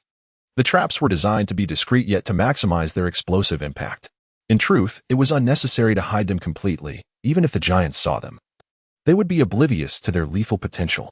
Yuan's series of defensive strategies to thwart the pursuing enemy had successfully thwarted their initial advance. Chapter 92. Weep for the fallen warriors. The strategy involving the flying ants was rendered moot, as the colossal beasts led by the giants were both numerous and diverse. Aside from wolves and cheetahs, there were also giant anteaters, elands, and rhinos in their ranks. A troop of anteaters trailed behind, leaving the flying ants paralyzed with fear. They dared not even hide, let alone attack. Thus, this line of defense was effectively nullified. The second hunting ground proved effective, as numerous giants and cheetahs fell victim to the traps. The giants filled the traps with the corpses of their kin and the cheetahs, exhausting all mechanisms. After surmounting the second hunting ground, 1/3 of the giants and their trained cheetahs had been vanquished. The giants, accompanied by their pack of cheetahs, gazed ahead at the valley, which bore striking resemblance to the heavily trapped thickets and forests of the past. They surmised that further traps lay ahead, prompting them to refrain from advancing and instead split into 2 groups to circumvent the area. To their astonishment, as the cheetahs led the way and the giants followed behind, they had barely traversed 200 meters when a thunderous explosion erupted, simultaneously affecting both the cheetah pack in front and the giants behind. Unbeknownst to them, they had unwittingly walked into a cleverly concealed trap. Yu had not underestimated the giants' intellect. After all, their brains were still functional and not rusted. Through careful speculation, he deduced that after experiencing such a severe blow, The giants would observe the ground and the surrounding trees for signs of tampering. Consequently, they would seek to avoid danger, opting to flank the area instead. Guyu astutely grasped this psychological tendency, accurately predicting that the giants would send the cheetahs ahead while they trailed behind. He deployed tripwire grenades, setting a high tripwire 30 meters wide, elevated 3 to 4 meters above the ground, perfectly positioned for the giants to encounter while running or walking. Subsequently, he laid a low tripwire, 50 meters wide, merely half a meter off the ground, ensuring that the cheetahs would inevitably trigger it as well. This strategic setup resulted in a simultaneous explosion that proved far more devastating than the traps. The blast disoriented the cheetah pack, decimating their ranks. And those fortunate enough to survive immediately fled, abandoning their loyalty to the giants. The beasts and livestock accompanying the giants, such as the elands and anteaters, suffered catastrophic losses, with most perishing in the explosion, and those that survived hastily retreated. As for the remaining giants, having exited the minefield, they had suffered grievous losses. They hastily regrouped, each clutching a dozen long javelins, frantically charging towards the distant divine kin. Guyu observed the approaching giants. Although their numbers were diminished, their strength remained formidable. With over 2 miles still to cover, he needed to devise an effective strategy to thwart the giants and safeguard his forces from significant harm. "Shall we command the giant bird flock to attack?" suggested General Chiao. No, Guyu quickly interjected. "The giants possess immense strength, capable of launching javelins beyond 100 meters, with some exceeding 200 meters. They pose a lethal threat to the airborne birds." His guards, the mountain and water sentinels, along with the smoke and cloud captains, were divided in their support between General Chiao and Guyu. Before Guyu could reach a conclusion, a cacophony of crying, shouting, and vehement curses erupted, vowing to eliminate the giant tribe. This uproar emanated from the divine kin warriors, or perhaps the reconnaissance battalion, who were now incensed. Typically, reconnaissance soldiers, being the most skilled in solo combat, were not easily provoked. What could have transpired? Guyu rushed to meet the approaching soldiers bearing news, who wept as they recounted the situation. The reconnaissance and special forces, along with the avian brigade, had launched an assault on the giant stronghold, only to be met with unexpected armament. The javelins they threw surpassed the range of arrows, and the divine kin's vine shields were pierced. As a result, the divine kin's reconnaissance soldiers and the giant birds suffered grievous casualties, with dozens perishing. Fortunately, the special agent managed to remain unharmed atop a giant bird, yet could not retaliate. Ultimately, it was Commander Yuan who personally piloted a giant bird, leading the special forces to soar high and rain down arrows, while the ground archers simultaneously unleashed their assault, successfully dismantling the armed giants left behind. In the aftermath, the divine guards harbored an intense animosity towards the giant tribe, ruthlessly exterminating them and leaving no trace behind. This marked the first instance of such brutal slaughter for the divine guard. Guyu found himself at a loss for words, mourning the loss of his reconnaissance soldiers, most of whom he had personally trained. The sheer number of fallen comrades weighed heavily on his heart. The plight of the giant birds was equally tragic. "Chief, none of the giants should be spared. They will never integrate with us, having lived alongside wolves and leopards. Their hearts as ruthless as those beasts." Commander Yuan sincerely cautioned Guyu. Prompted by Yuan's counsel, Guyu resolved to mobilize the diamond flying ants to attack the remaining giants. At this juncture, the flying ants were devoid of fear. With a single command from Guyu, over 1 billion of them surged into the sky, forming a vast expanse of colorful clouds. Strike the vital points atop the giants' heads. Eliminate them without leaving a single survivor. Even Lady Mountain was taken aback by Guyu's decree. This was unprecedented. It seemed that Guyu had developed a profound hatred for the giant tribe, fueled by the loss of his warriors. The battle concluded as the giants, clutching their heads, ran in all directions, colliding with trees and rocky walls in a chaotic frenzy. The giant tribe dissipated as one by one. They collapsed lifelessly to the ground. Reflecting on the arduous conflict with the giant tribe, Guyu conducted a self-assessment during the military summit, acknowledging that he had overestimated the combat capabilities of his divine guard. While their equipment and tactics were sound, their strategic thinking was lacking. In this untamed wilderness, one could encounter any manner of mystical or malevolent beings. The potential for cunning and ferocious creatures, as well as tribes capable of taming wild beasts, was limitless. Complacency was not an option, nor could one afford to overestimate their own abilities. Deep within, Gu Yu no longer believed he alone bore the wisdom and strength of a bygone civilization in this savage land. Following the meeting, there was unanimous agreement on Gu Yu's military reform proposals. The plan included the expansion of troop types: cavalry, infantry, naval forces, airborne units, artillery, reconnaissance, engineering, and communication troops, among others, totaling over a dozen variations.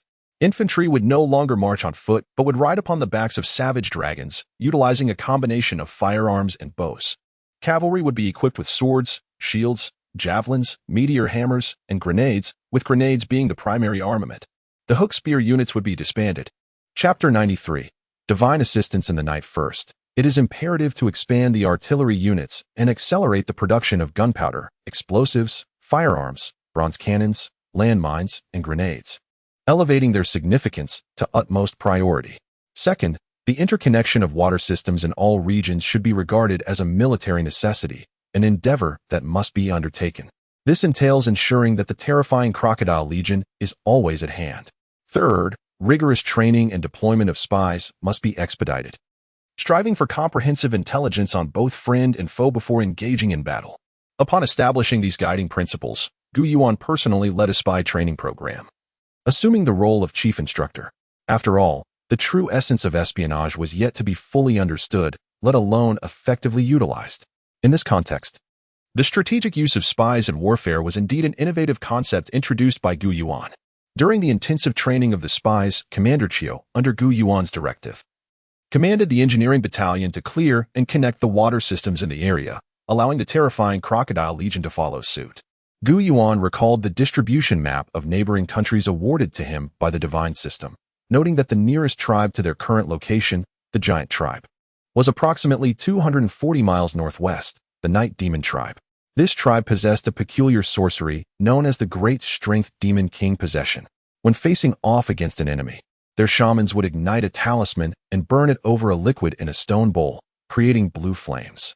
Warriors would drink from this bowl, thus becoming imbued with the power of the Great Strength Demon King, rendering them invincible in battle, fearless of life or death, and impervious to obstacles.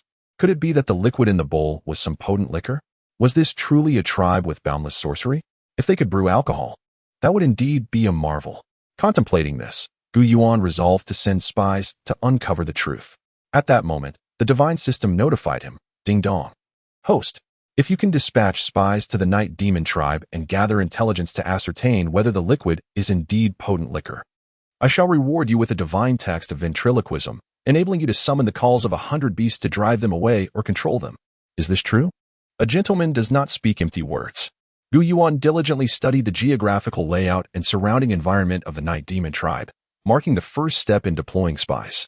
The second step involved sending Ruo to lead a team of giant birds for reconnaissance, specifically instructing Ruo to take only 4 guards, accompanied by an entire fleet of giant birds led by the Bird King, with thousands of them providing cover. In reality, this was merely a means to shield Ruo and her 4 companions. After dispatching the scouts, Gu Yuan advanced with his forces, connecting various water systems along the way, ensuring that every river, lake, and pond was linked, allowing his terrifying crocodile legion to flourish. Wherever they went, the presence of the terrifying crocodiles could be seen asserting dominance.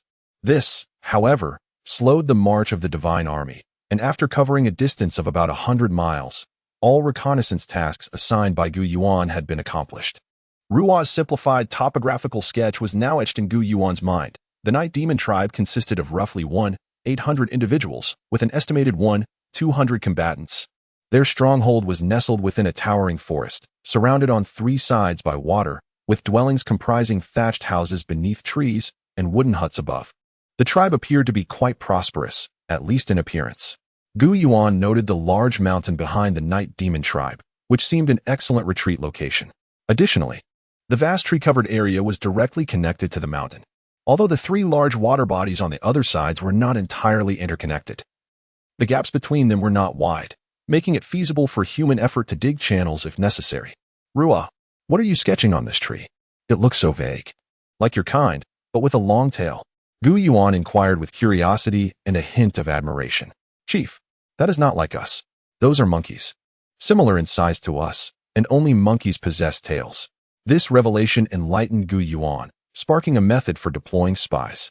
For the first espionage mission, lacking experience, confidence, and precise operational guidance, Yuan chose not to send Ruo, but instead dispatched 4 spies, 1 male and 3 females, named Spring, Summer, Autumn, and Winter, to live among the tree-dwelling monkeys and seek opportunities to approach the night demon tribe.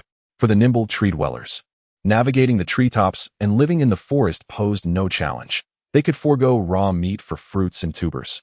Communicating with monkeys and cohabiting was also manageable, as they could quickly adapt. The most daunting challenge for the monkey spies, however, lay in their inability to communicate verbally, relying instead on physical confrontation to resolve daily issues and internal conflicts. In the monkey community, misunderstandings would not be settled through words as in human discourse, but through biting and bloodshed. Thus, Yuan selected Spring, Summer, Autumn, and Winter for their exceptional combat skills and resolute natures, unafraid of bloodshed and eager to engage in battle. Chief, do not worry. I understand both ourselves and the monkeys. They will quickly find their place among the monkey troop. The only uncertainty is whether they will attract the attention of the night demon tribe. Would those people capture them for amusement? Surely they would not kill them upon sight? Ruo asked, tilting her face back to look up at Yuan. Yuan chuckled and replied, "You underestimate my understanding of humanity. Upon encountering tailless beings resembling humans, curiosity will undoubtedly compel them to capture rather than kill. Curiosity is an innate trait of mankind. Then we shall wait with peace of mind." Just as Yuan concluded his discussion with Ruo regarding the 4 spies, Commander Chiu hurried over to report a peculiar occurrence. The task of clearing and connecting the water systems had not proven easy or swift. However, often after just a few days of labor, openings appeared. Several times, they noticed that areas left untouched during the day had mysteriously opened up by night, as if the water itself had carved a path, leaving no signs of excavation.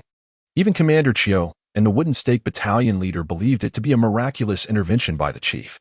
Is it divine assistance? Perhaps. Can't you observe discreetly at night? Yuan expressed skepticism and discontent with their methods. Chief, we did conduct secret observations at night and uncovered the truth, which is why we have come to report. It turns out it was our own divine warriors, the water generals, who assisted in the excavation. The terrifying crocodile legion in the water drove many delectable fish and shrimp toward the barbarian dragons. After feasting, the barbarian dragons used their feet, heads, and long necks to dig and push away the soil, thereby connecting the water systems. Ha ha ha. Truly miraculous. Our barbarian dragon squad and the terrifying crocodile legion deserve commendation. Commendation? Chief, what shall we reward them with? Chapter 94. Utilizing smoke as a weapon, what do they cherish most? Is it not the hearty consumption of fresh meat? Nothing else captivates them. Ah, I see now. My leader, let us bestow upon the barbaric dragons and terror crocodiles the spoils acquired from the giant tribe, the rhinoceros, the horse antelope, the anteater, and so forth. After all, they are of no use to us. Indeed, Master Chiu was correct. This is precisely the plan of Yuan. After rewarding the barbaric dragons and terror crocodiles, Yuan conceived a strategy as the army approached the periphery of the night demon tribe's waters. He commanded the barbaric dragons to navigate the waterways leading to the 3 major bodies of water during the night, allowing the terror crocodiles to follow, thus merging the previously disconnected waters into a cohesive whole. As anticipated, Captain Yuan arrived with several scouts, accompanied by reconnaissance soldiers who were coughing. Before they could speak, the bird squadron landed, and even the agents from the monkey troop were coughing.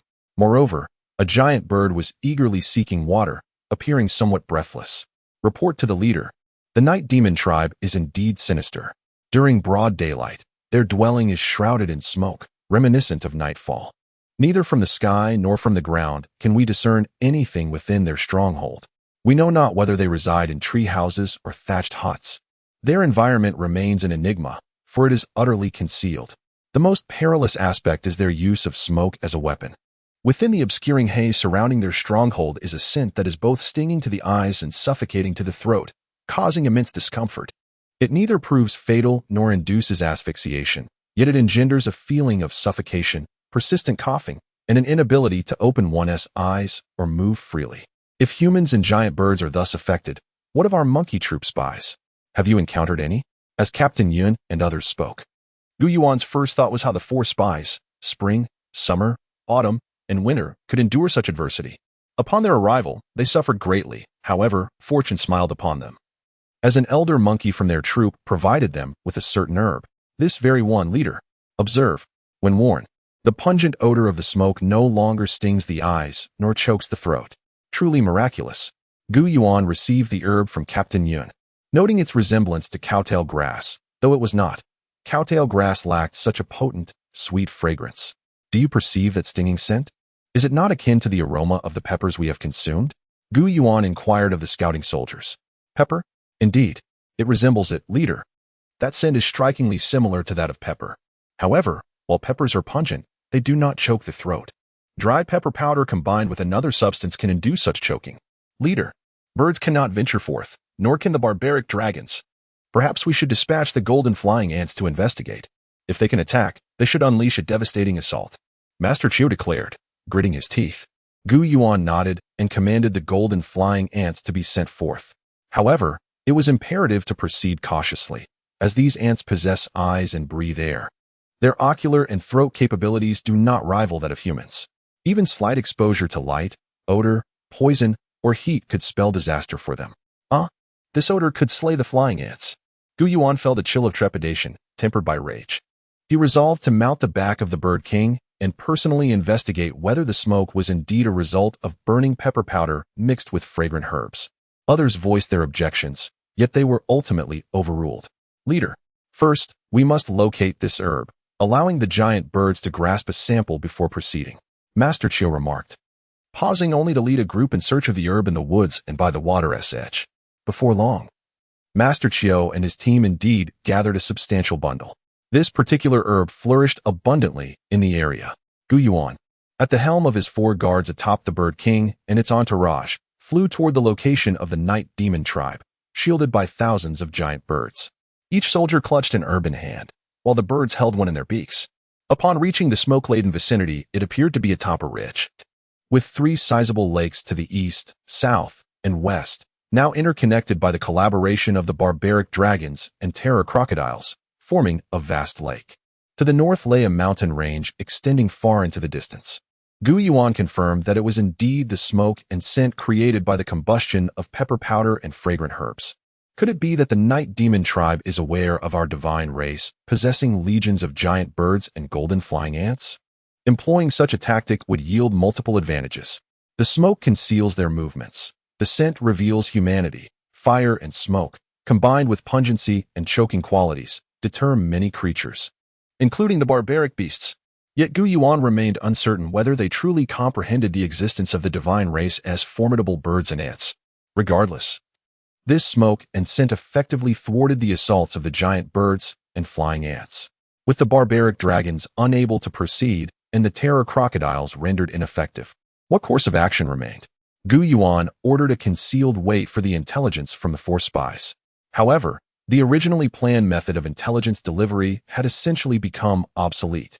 If birds could no longer approach, what then? Utilizing the monkeys and the monkey troop for communication. This was Yuan's second strategy for relaying information. Now the monkeys, armed with the fragrant herb, could approach the smoke and blend with the monkey troop. Yuan instructed Ro, emphasizing that whenever sending monkey spies on missions, they must diligently remind the monkeys to harness the strength of their troop, ensuring they neither migrate away nor fall prey to the night demon tribe's eradication. The aim was not to have the monkey spies protect the troop, but to earn their trust, remaining within their midst, thereby ensuring the troop's presence in this vast woodland. In truth, the monkey spies could easily integrate into the troop, provided they ceased wearing leather jackets or carrying bows and small swords. However, influencing this large monkey troop to refrain from migrating elsewhere proved to be a more formidable challenge. Yuan devised a plan, occasionally sending the monkey spies with offerings of food, primarily fruits, along with some grains that the monkeys favored. Leader, the toxic smoke of the night demon tribe is likely a strategy to conceal their whereabouts and living quarters, rather than a preparation for war. Thus, the ability to slay flying ants and thwart giant birds is purely incidental. At this moment, Ro articulated the correct inference that Yuan had contemplated but had yet to voice. Chapter 95, Swift Imitation of the Enemy's Advanced Weapons Leader. Intelligence from the monkey agents has arrived. Captain Yin reported to Yuan personally. Quick, let them in. As Gu Yuan's words fell, two monkey agents entered. One male and one female, both resembling small monkeys and devoid of any clothing. The intelligence they brought revealed that 4 monkey spies had infiltrated the night demon tribe several days prior. Shortly after their arrival among the monkey group, they were captured by the night demon tribesmen, who utilized a smoke sprayer to envelop the monkeys in fog, rendering almost all of them unconscious before seizing the 4 spies. Without capturing a single monkey, the 4 experienced no suffering during their captivity. They were merely bound with ropes for the tribe's amusement. Oh, that means they will quickly and comprehensively learn about the night demon tribe. Indeed, leader. In just 2 days, they have gathered significant information about the tribe. This wicked tribe has a population exceeding 2,000, with a combat force of 1,500. In addition to throwing darts and bows, they possess long-range arrow-launching vehicles, fire tubes, and smoke sprayers. These 3 weapons are quite intriguing. They must have sketched them, right? Inform them that they have done remarkably well. The next step is not to rush. Ensure your safety. Only spies who complete their missions and return unscathed are the most excellent spies. You must be bold yet cautious. You cannot be caught by them, nor can you avoid approaching the scouts. This is indeed a challenge for you. No worries, leader. The night demon tribesmen are reluctant to kill us. Sometimes 1 or 2 of us appear, while the others remain hidden, leading them to believe there are many more, which only intensifies their desire to capture us. You have all performed admirably. Proceed with caution. After sending off the 2 monkey agents, Gu Yuan meticulously examined the weapon diagrams created by the 4 spies, depicted on a palm-sized piece of thin tree bark using green plant juice. Although the internal structures of the fire tube and smoke sprayer could not be surmised, whether they contained mechanical springs or were entirely handcrafted, the structural principles of the long-range arrow-launching vehicle could indeed be deduced from the exterior drawings, particularly as Gu Yuan possessed substantial knowledge of such ancient weaponry. A purely wooden structure, devoid of metal springs, utilized bamboo and vine bows, supplemented with buffalo and rhinoceros tendons. Replicating this would not pose a significant challenge. Gu Yuan immediately took it upon himself to guide the military engineers in crafting a device capable of simultaneously launching 10 long-range arrows, with a range double that of traditional bows. Well, leader, you are truly remarkable. This can launch our earthen mines with greater accuracy than throwing, and its range exceeds that of a throwing device. Strategist Chiu instantly envisioned using this to deploy earthen mines, transforming the arrow-launching vehicle into a mine-launching vehicle. After hearing Strategist Chiu's innovative idea, Ro felt a twinge of defeat. She then fixated on the diagrams of the other 2 weapons in Gu Yuan's hands, saying, "Leader, if smoke and fire can be sprayed, can we not spray water? We cannot replicate their fire sprayers and smoke tubes. But could we create a water sprayer specifically to counter these 2 weapons?" Inspired by Ro's suggestion, Gu Yuan had an epiphany. Utilizing the principle of a piston, inventing a water gun or cannon would be entirely feasible. Without delay, he set about crafting a large water cannon, using a thin iron tube. With the piston power derived from vine bows and buffalo tendons, adding a manual pulling mechanism to release the combined force of the bow and tendons. With great strength, the water was propelled towards distant targets, effectively countering the flames from the fire sprayer and the smoke from the smoke tube. Truly gifted divine leader. The divine beings, immersed in the joy of successful experiments with the water cannon and mine-launching vehicle, were further elated when the monkey agents brought more intelligence, extremely significant and invigorating news. The so-called divine power incantation of the night demon tribe was, in fact, merely 2 phrases. I possess divine power, invincible. I utter the divine incantation, and blades and arrows cannot penetrate. Goodness, how clever. So those foolish night demon tribesmen charge into battle, heedless of death, like wolves? And about the so-called divine water. Although Chun and the others had yet to obtain it, they had learned that the tribe's shaman concocted it by crushing various fruits in a large clay pot. But further details remained unknown. The tribesmen themselves were oblivious. The shaman only permitted them to witness this process, with the subsequent steps shrouded in secrecy. According to the shaman, he needed to invoke a divine being to imbue the concoction with divine power, ensuring that whoever drank the divine water would gain such power. Purely a ruse. It appears that it is likely fermented fruit, alcohol. Inform Chun and the others that regardless of whether they can acquire the divine water, the next opportunity must be to withdraw. Just say I have already obtained the answer. Having received the answer, Chun and the others recognized that obtaining the divine water would merely serve to confirm their findings. Gu Yuan's orders prompted strategist Qiu and team leader Ro to immediately contemplate the challenge of extracting the 4 spies and the 10 disguised monkey agents. Leader, wait. How do we extract them? The enemy will surely follow. Group leaders A and B, along with C, D, E, F, G, H, I, J, K, and L, are in charge. Leader. Oh. So during the next attempt by the enemy to capture A and the others alongside Chun, we deliberately allow them to capture a few more, just one small group, 5 individuals. Then, once at the enemy's stronghold, we discuss and seek an opportunity for a forceful escape. As long as we can exit the enemy's smoke zone, it will be manageable. I will dispatch a flock of giant birds to rendezvous at the forest's edge. That won't do, leader. Those tribesmen keep a pack of small coyotes that roam the living quarters day and night, barking incessantly. While those little creatures may not possess many skills, they are exceptional trackers. I'm worried they might detect us and pursue us promptly. Chapter 96. The assassination plan for the Monkey King. Didn't he, the leader, say so? Use force to escape. If we're discovered or pursued, just kill them. The mountain woman, who had remained silent until now, spoke in a rough and powerful voice. Rin, somewhat flustered, exclaimed, "Report to the leader. It's bad. The Monkey King has betrayed us. All 5 members of Team A have been captured. This time, the capture wasn't the usual method of drugging the monkey horde, but rather a well-prepared net ambush, with the Monkey King leading the male monkeys to assist the Night Demon tribe in the capture. The 3 of us narrowly escaped at another hidden spot. Our team leader is currently tracking the monkey horde in secret. It must be very dangerous. Betrayed by the Monkey King? Tell me how that old monkey sold you out. Don't worry. Your team leader possesses the skill to remain concealed, and for the time being, he is not in grave danger." Gu Yuan became agitated upon hearing that a small team of his operatives had been captured by the Night Demon tribe, clearly showing signs of distress. Rin and Gue recounted the events to Gu Yuan.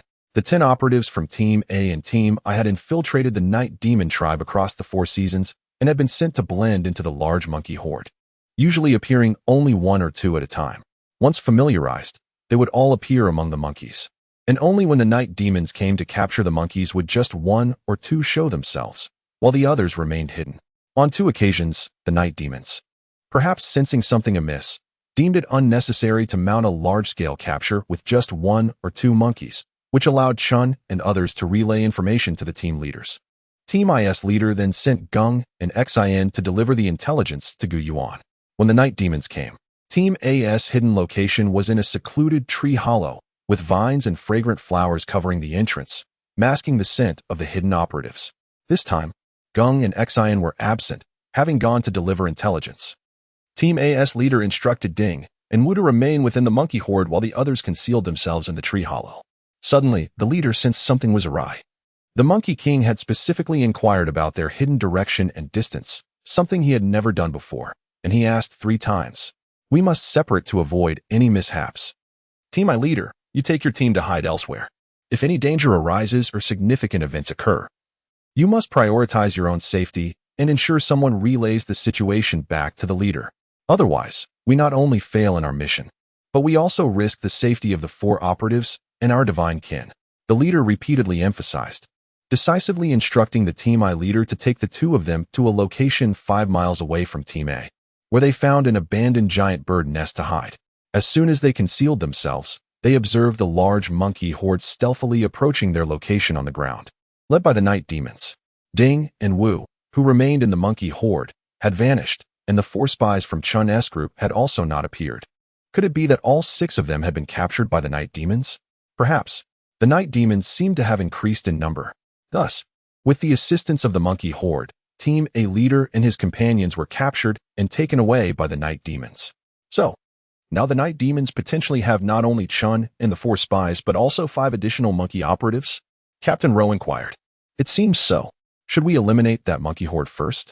Gu Yuan smiled, signaling Run and Gue to calm down, stating, eliminating them is necessary. But our primary objective must be to rescue our 9 heroes. I currently have 2 ideas. What do you think? First, assassinate the Monkey King. A new king would not collaborate with the Night Demons, allowing our intelligence to be relayed. Second, annihilate the monkey horde and replace them with our monkey operatives. If discovered by the Night Demons, we can infiltrate their camp collectively and, When the opportunity arises, rescue our comrades and fight our way out. No. Killing the Monkey King would incite war, and the entire monkey horde would engage in battle. Although we are confident in defeating the monkey horde, without them, it would be challenging for us, as mere monkeys, to convince the night demons of our allegiance. I understand a bit about monkey behavior. We must act collectively, armed with meteor hammers, slings, wooden sticks, etc. We cannot bring swords or bows. Engaging in a skirmish with the monkey horde, we can injure them without killing them. If we can subdue the monkey horde, it will significantly ease our next steps, whether to relay intelligence or to infiltrate and rescue. Ro's insightful words left everyone in attendance in awe, particularly Yuan, who admired the cleverness of this petite creature. Clearly, Captain Ro had combined Yuan's two strategies into a cohesive plan, implementing it with variability, which would undoubtedly deceive the night demons and rescue the monkey operatives.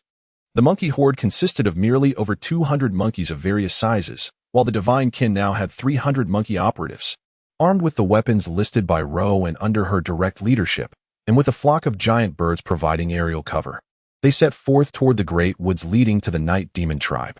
The battle between monkeys commenced, with the monkey operatives launching a fierce offensive, aiming to incapacitate rather than kill. Although the monkeys boasted greater strength and superior agility in the trees, the operatives were well prepared, possessing intelligence and having undergone rigorous military training, all while being slightly more numerous, enabling them to handle the combat with ease. One operative could take on 2 monkeys without difficulty. The monkeys relied on mere scratching and biting, which posed no threat to the operatives. They could neither grasp nor bite effectively. The battle raged for over an hour, with the operatives coordinating their efforts, using slings to trip a group of monkeys before launching a fierce assault, leaving them shrieking in pain and battered. Ultimately, those who remained defiant had their limbs broken. By the time the majority of the monkey operatives ceased fighting, the once agile monkey horde was now filled with injured monkeys, many of whom bore broken arms and legs. Ro, accompanied by several of her guards, specifically sought out the Monkey King. Initially, the old monkey, confident in his size and strength, underestimated Ro. With her guards at her side, the confrontation began. Chapter 97, Successful Escape. Upon entering the fray, Ro commanded the launching of the grappling hooks, ensnaring the legs of the Monkey King and his companions without pause. Following this, she ordered the release of the meteor hammer, targeting exclusively the heads and faces of the Monkey King and his entourage, leaving them bloodied and battered. Seizing the opportunity, Ro swung a baseball bat-like wooden club, shattering the limbs of the Monkey King and severing a significant portion of its tail, reducing the once mighty Monkey King to a state of fear and humiliation. Its gaze towards Ro now filled with trepidation. Thus, Ro issued a decree to the monkey troop, instructing them to coexist with the monkeys, and, when the night demons returned, to allow the night demons to incapacitate both the humans and monkeys with their smoke, subsequently transporting a considerable number of monkeys into their tribal territory. The Monkey King dared not voice any dissent or show even a hint of discontent or betrayal. Ro left behind 100 elite monkeys, while the remaining 200, under her direct leadership, concealed themselves in a distant valley, awaiting the moment when the night demons would escort the 100 elite monkeys into the tribe, compelling the monkey troop to approach the night demon's lair, coordinating from within to rescue captives, carry out assassinations, and disrupt the night demon tribe.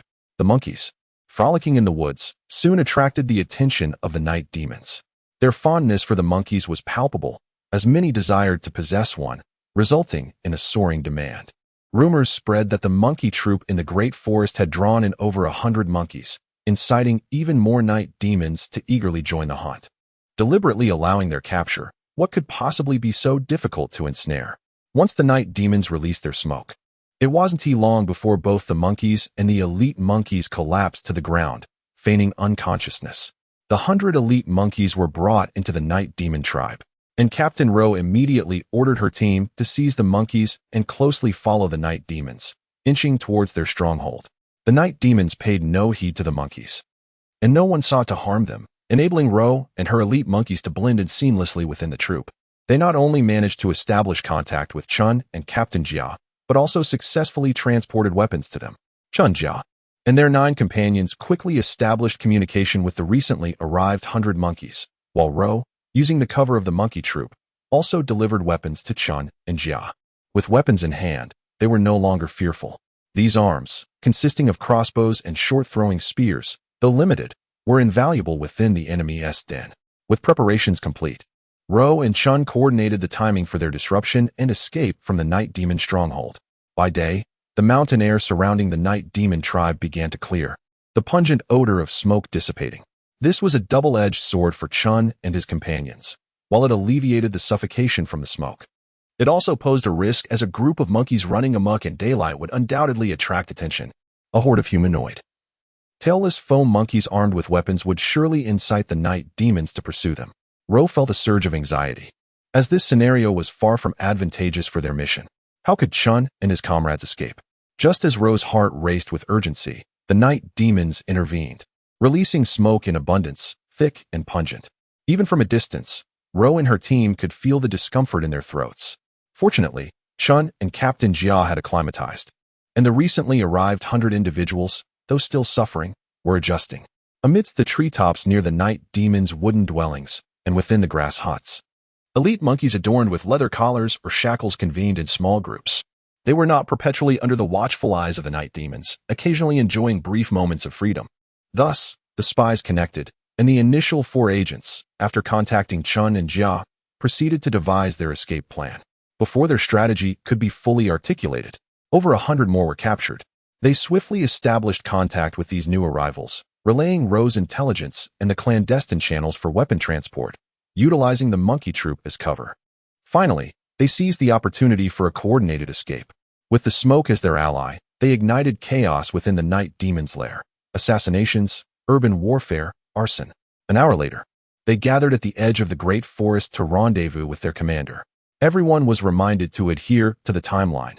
Unnecessary destruction was discouraged, as their primary objective was to escape, with all else being secondary.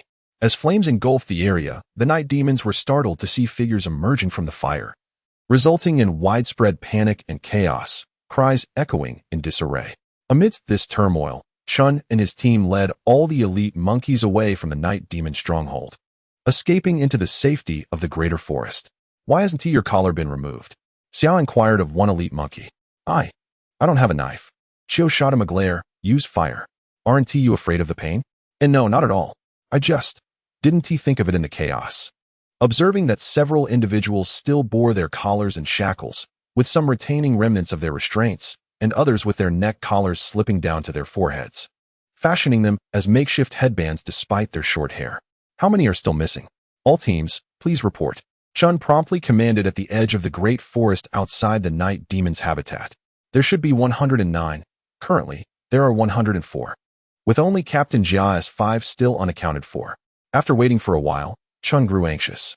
At that moment, Ro had already dispatched a team to assess the situation. As the designated time had arrived, "Dong, here, take this. It's a small portion of the Night Demon's so-called divine water that I secretly retained. You must deliver it to Captain Ro and ensure she hands it personally to the chief." Chun solemnly entrusted a tightly wrapped leather parcel to Dong. Chapter 98. The Incompatibility of Merit and Fault Indeed. "I am the captain of the action team, and I cannot abandon a single soul. No, it is far too perilous. We shall all go.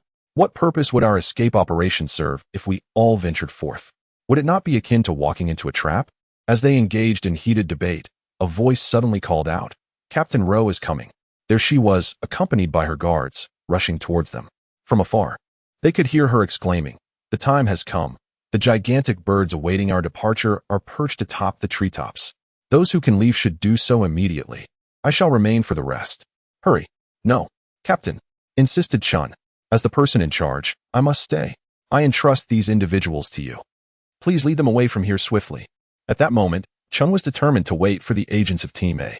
Meanwhile, Team A, under the leadership of their captain, was stealthily advancing towards the location of the great troop of monkeys. Having previously cohabited with the monkeys, the 5 members of Team A were not only familiar with the troop, but also well acquainted with the dense forest itself. Fully armed, they carried bows and arrows, and had also requisitioned meteor hammers and daggers from other operatives. They had already escaped the dwelling area of the Night Demons and reached the outskirts of the forest where Captain Ro awaited them. Yet, the betrayal by the Monkey King and the negligence of the Night Demons left a bitter taste in Jia's mouth, prompting him to resolve to confront the Monkey King before reuniting with Chun and awaiting Captain Ro's assistance. Familiarity made it easy for Team A to locate the great troop of monkeys in the densest part of the forest. The injured old Monkey King had not yet fully healed from his wounds, and new injuries had been inflicted upon him by younger male monkeys challenging his reign. Despite his injuries, the old Monkey King had managed to defeat his challengers and retain his position, demonstrating his undeniable prowess. Once they had chosen their angles and distances, the operatives of Team A, concealed within the treetops, prepared their short arrows for a precise strike. I will shoot the Monkey King, and you aim for his throat. You three, select the strongest young male monkeys as your targets. Once we are successful, we will fire 2 arrows to frighten the troop away. If any monkeys dare to attack us, we shall not only intimidate them, but also use our meteor hammers to eliminate a few. Captain, what if the monkeys retaliate for their king's death and attack us en masse? We would be in grave danger. What then? Inquired Bing. Jia pondered briefly before confidently responding. Our esteemed leader has mentioned, every animal's behavior is rooted in survival and is driven by the instinct to live. Therefore, upon witnessing the demise of their old king and the absence of a new leader, even the strongest young males will be susceptible to our arrows, and the troop will undoubtedly scatter in fear. We need not worry. Follow my command, aim at the targets, and release the arrows. Whoosh! 5 arrows flew towards their targets with remarkable speed and precision, striking the Monkey King and the 3 strongest young males, who plummeted from the treetops, lifeless. This sudden turn of events plunged the entire monkey troop into a state of panic and chaos. Seizing the moment, Jia gestured for his team, igniting a small torch to light the arrows. The first arrow struck the belly of a large male monkey, igniting its fur. This act not only revealed the operative's position but also prompted the other 4 arrows to find their marks, causing the targeted monkeys to screech in agony. Taking advantage of the commotion, they shouted to intimidate the monkeys. Following Jia's command, they notched their arrows, held their fire, and unleashed a deafening roar. Fire the arrows! Jia could no longer restrain himself and ordered another attack. The 5 arrows flew once more, causing the troop to scatter in a frantic bid for escape. Captain Chun, no need to wait. We are here, Jia called out. All eyes turned to him and his team, realizing they had already exceeded their rendezvous time by half an hour. The night demons were likely to have discovered the situation and were en route. Disobeying orders and acting independently, where has your team gone? Chun admonished fiercely. Jia felt a twinge of guilt, recognizing that they had indeed missed their rendezvous time. Especially upon seeing Captain Ro's arrival, he understood he had made a grave mistake, prioritizing his vendetta against the Monkey King over the group's safety, thus jeopardizing the optimal escape time for everyone. Embarrassed, Jia scratched his head and chuckled awkwardly. I apologize. I may have succumbed to a bit of personal heroism. I was so focused on avenging the betrayal by the Monkey King that I neglected everyone's safety and violated orders. I am willing to accept punishment. Chun, who had raised his fist, lowered it again, ultimately delivering a light kick to Jia, merely nudging him forward without moving his foot. Leave this place immediately, commanded Ro, her voice authoritative. Just then, a lookout rushed in with a report. Captain, a squad of armed night demons, approximately 50 strong, is approaching from half a mile away. Captain, you must lead the others to safety. Allow me to redeem myself by holding off the enemy here, Jia exclaimed passionately. And I too. Simply deliver the intelligence to the leader. We vow to hold the enemy at bay, Chun declared resolutely. Withdraw at once. You are all heroes, recognized by the leader. And not a single one of you shall be left behind. I will remain to fend off the pursuing enemies. Ro asserted decisively, her tone leaving no room for dissent. No, I shall stay to confront the enemy and redeem myself. Merit cannot compensate for fault. This is an order. All 109 of you who emerged from the night demon's territory must evacuate without exception. I will lead the 200 monkeys to deal with these 50 night demons. Chapter 99. The night demons are truly ugly in her tone. Ro now exuded an undeniable and unshakable authority. Both Captain Chun and team leader Jia, upon hearing her words, dared not voice a single contradiction. They swiftly led the individuals evacuated from the night demon tribe deeper into the forest to locate the flock of birds and mount their backs for departure. Captain Chun informed the Bird King that Captain Ro requested him to wait a while longer with 500 large birds at the designated spot. A communication soldier named Qin, with a resounding voice and clear diction, shouted to Chun and the others. Once Chun and his team departed, Ro commanded her special agents, the Niao, to ascend the trees. Reaching the highest branches, no matter how formidable the night demon tribe may be, They could not leap into the treetops.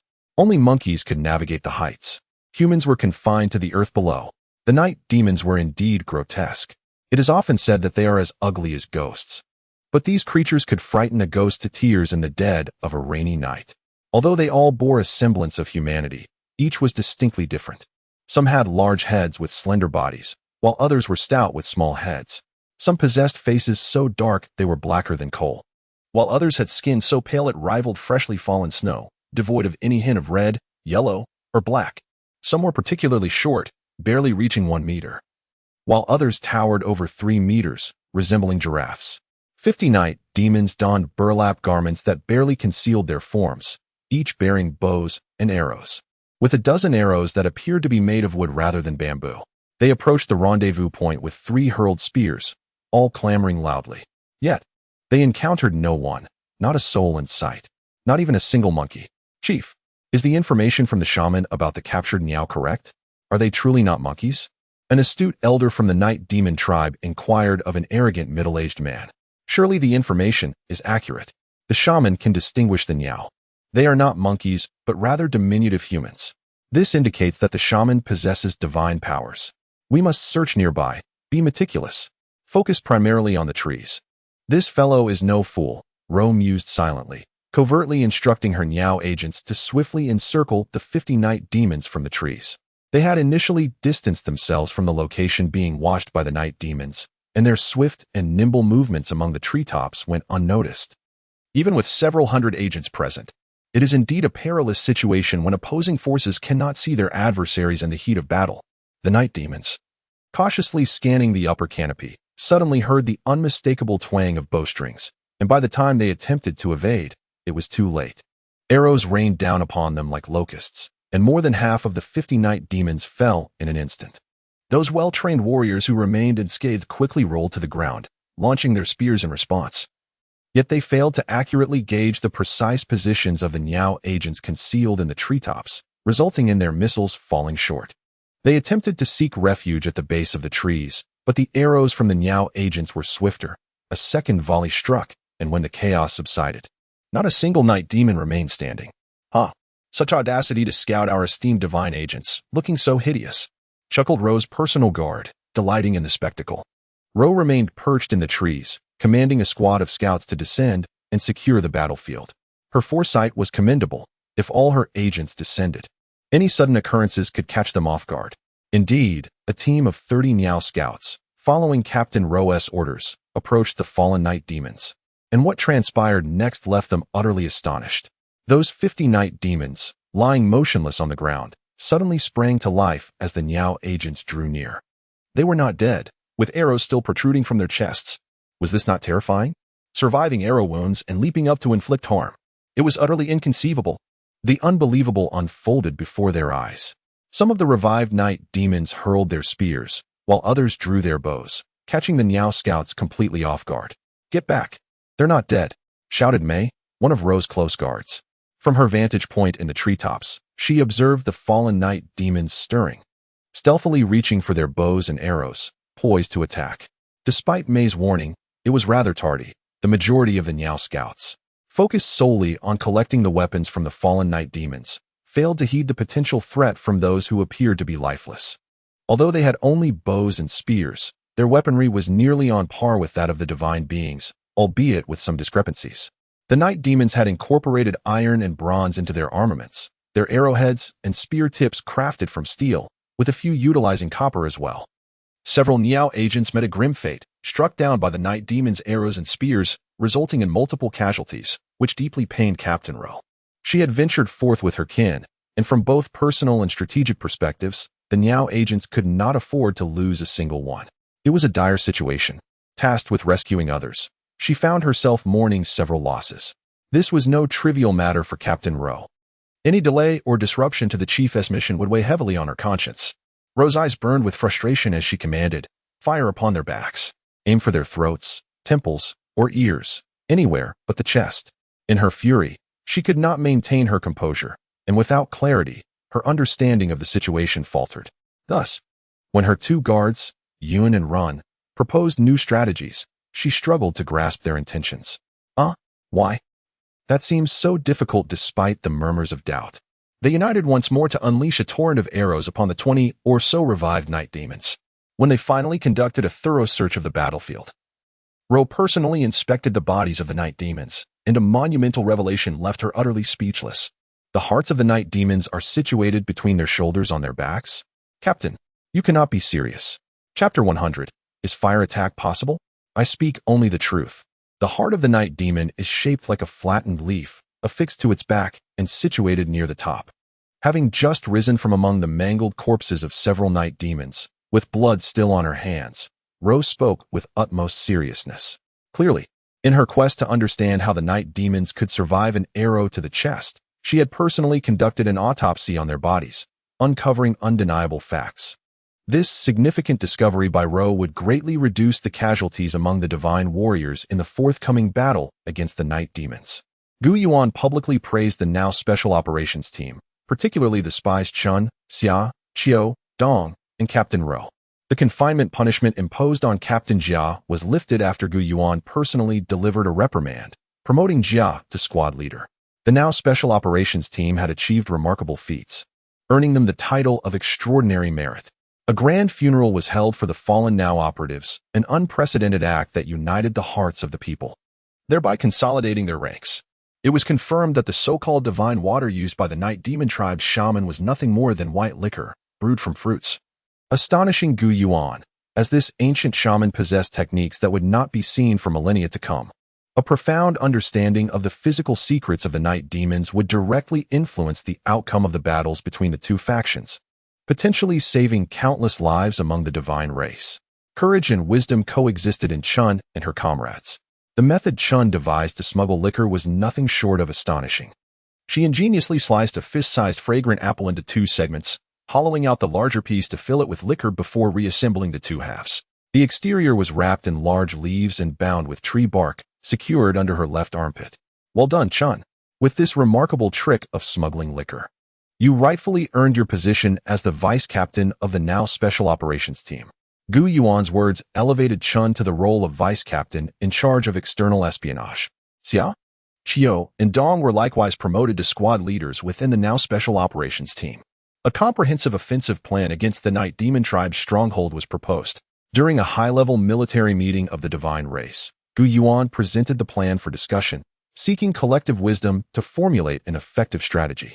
The Night Demon Tribe resided deep within the dense forest, bordered on the west and south by vast woodlands, the north flanked by sheer mountain cliffs, and the east traversed by a wide river, approximately 30 meters across, meandering past the eastern edge of the forest. Chief, the toxic smoke lingers only above the dense forest. We can deploy the now operatives carried by birds to hover above the forest, encircling and monitoring it, with operatives ready with bows and arrows at any moment. Proposed military strategist Qiu. Yuan nodded. This was essential. Peripheral surveillance was imperative. Ro suggested that the first wave of attack be modified to utilize a heavy throwing machine to launch earth mines into the forest, creating a disturbance to force the unaware night demons out. Although Chun, Xia, Qiu, Dong, and the operatives had ventured into the forest and encountered the night demons, they remained utterly ignorant of the paths within, easily becoming lost in the dense underbrush. Thus, Yuan's initial proposal of bombarding the area with cannons posed a significant risk of igniting the forest, potentially leading to uncontrollable flames. Ro's suggestion was indeed prudent, far more reliable than Yuan's initial concept. The crux was that without igniting the forest, advancing on the ground was unfeasible. The enemy lurked in the shadows while they remained exposed. The large barbarian dragon brigade could not engage in battle, nor could heavy weapons be deployed effectively, drastically diminishing their combat efficiency. Yuan patiently elucidated his initial thoughts on the battle plan to the assembly, explaining the rationale behind it. Chief, the dense forest connects with the vast woodlands. We cannot set fire, protested Xue and Yuan. Having observed the relationship between the two areas from the vantage of a great bird, interjected, Chief, while there is no buffer zone between the dense forest and the woodlands, the size, height, and density of the trees vary significantly. We can exploit the natural conditions, for instance, by igniting a fire during a southwest wind. The blaze in the dense forest will not spread to the woodlands. Yuan accepted Yun's suggestion and lauded her meticulous reasoning. leading the divine army to the outskirts. Yuan positioned them to encircle the dense forest from the west, southwest, and south. The air was thick with choking smoke. Not only could the great birds not approach, but even those on the ground found it unbearable, their eyes and throats burning. Cover your faces with damp cloths saturated in medicinal liquid and advance into the forest. Yuan commanded. The divine army approached the forest's edge, but the cannons and large throwing machines could advance no further. To their astonishment, there had been no sign of activity from the night demons thus far. Could it be that the night demons were entirely unaware of their impending attack? In warfare, knowledge of both oneself and the enemy is paramount. How could they effectively position sentries to respond to the dangers of battle? Yuan expressed his disbelief to those nearby. In truth, the night demons were oblivious to the divine race's approach. They had neither established sentries nor dispatched scouts to the forest's periphery. The earlier attempt to capture the now operatives was not conducted by a formal tribal army, but rather by a hunting party acting independently, motivated by the desire for personal gain. According to the old shaman, this vast forest was a land of fortune, where the spirit of the earth would usher in auspiciousness, attracting not only monkeys, but also diminutive beings resembling humans. Thus, the night demon tribe believed prosperity was within their grasp. The entire tribe remained ensconced in the hopeful anticipation of a bountiful life, oblivious to the encroaching danger beyond the forest. With a thunderous roar, the divine army's earth mines began to bombard the area.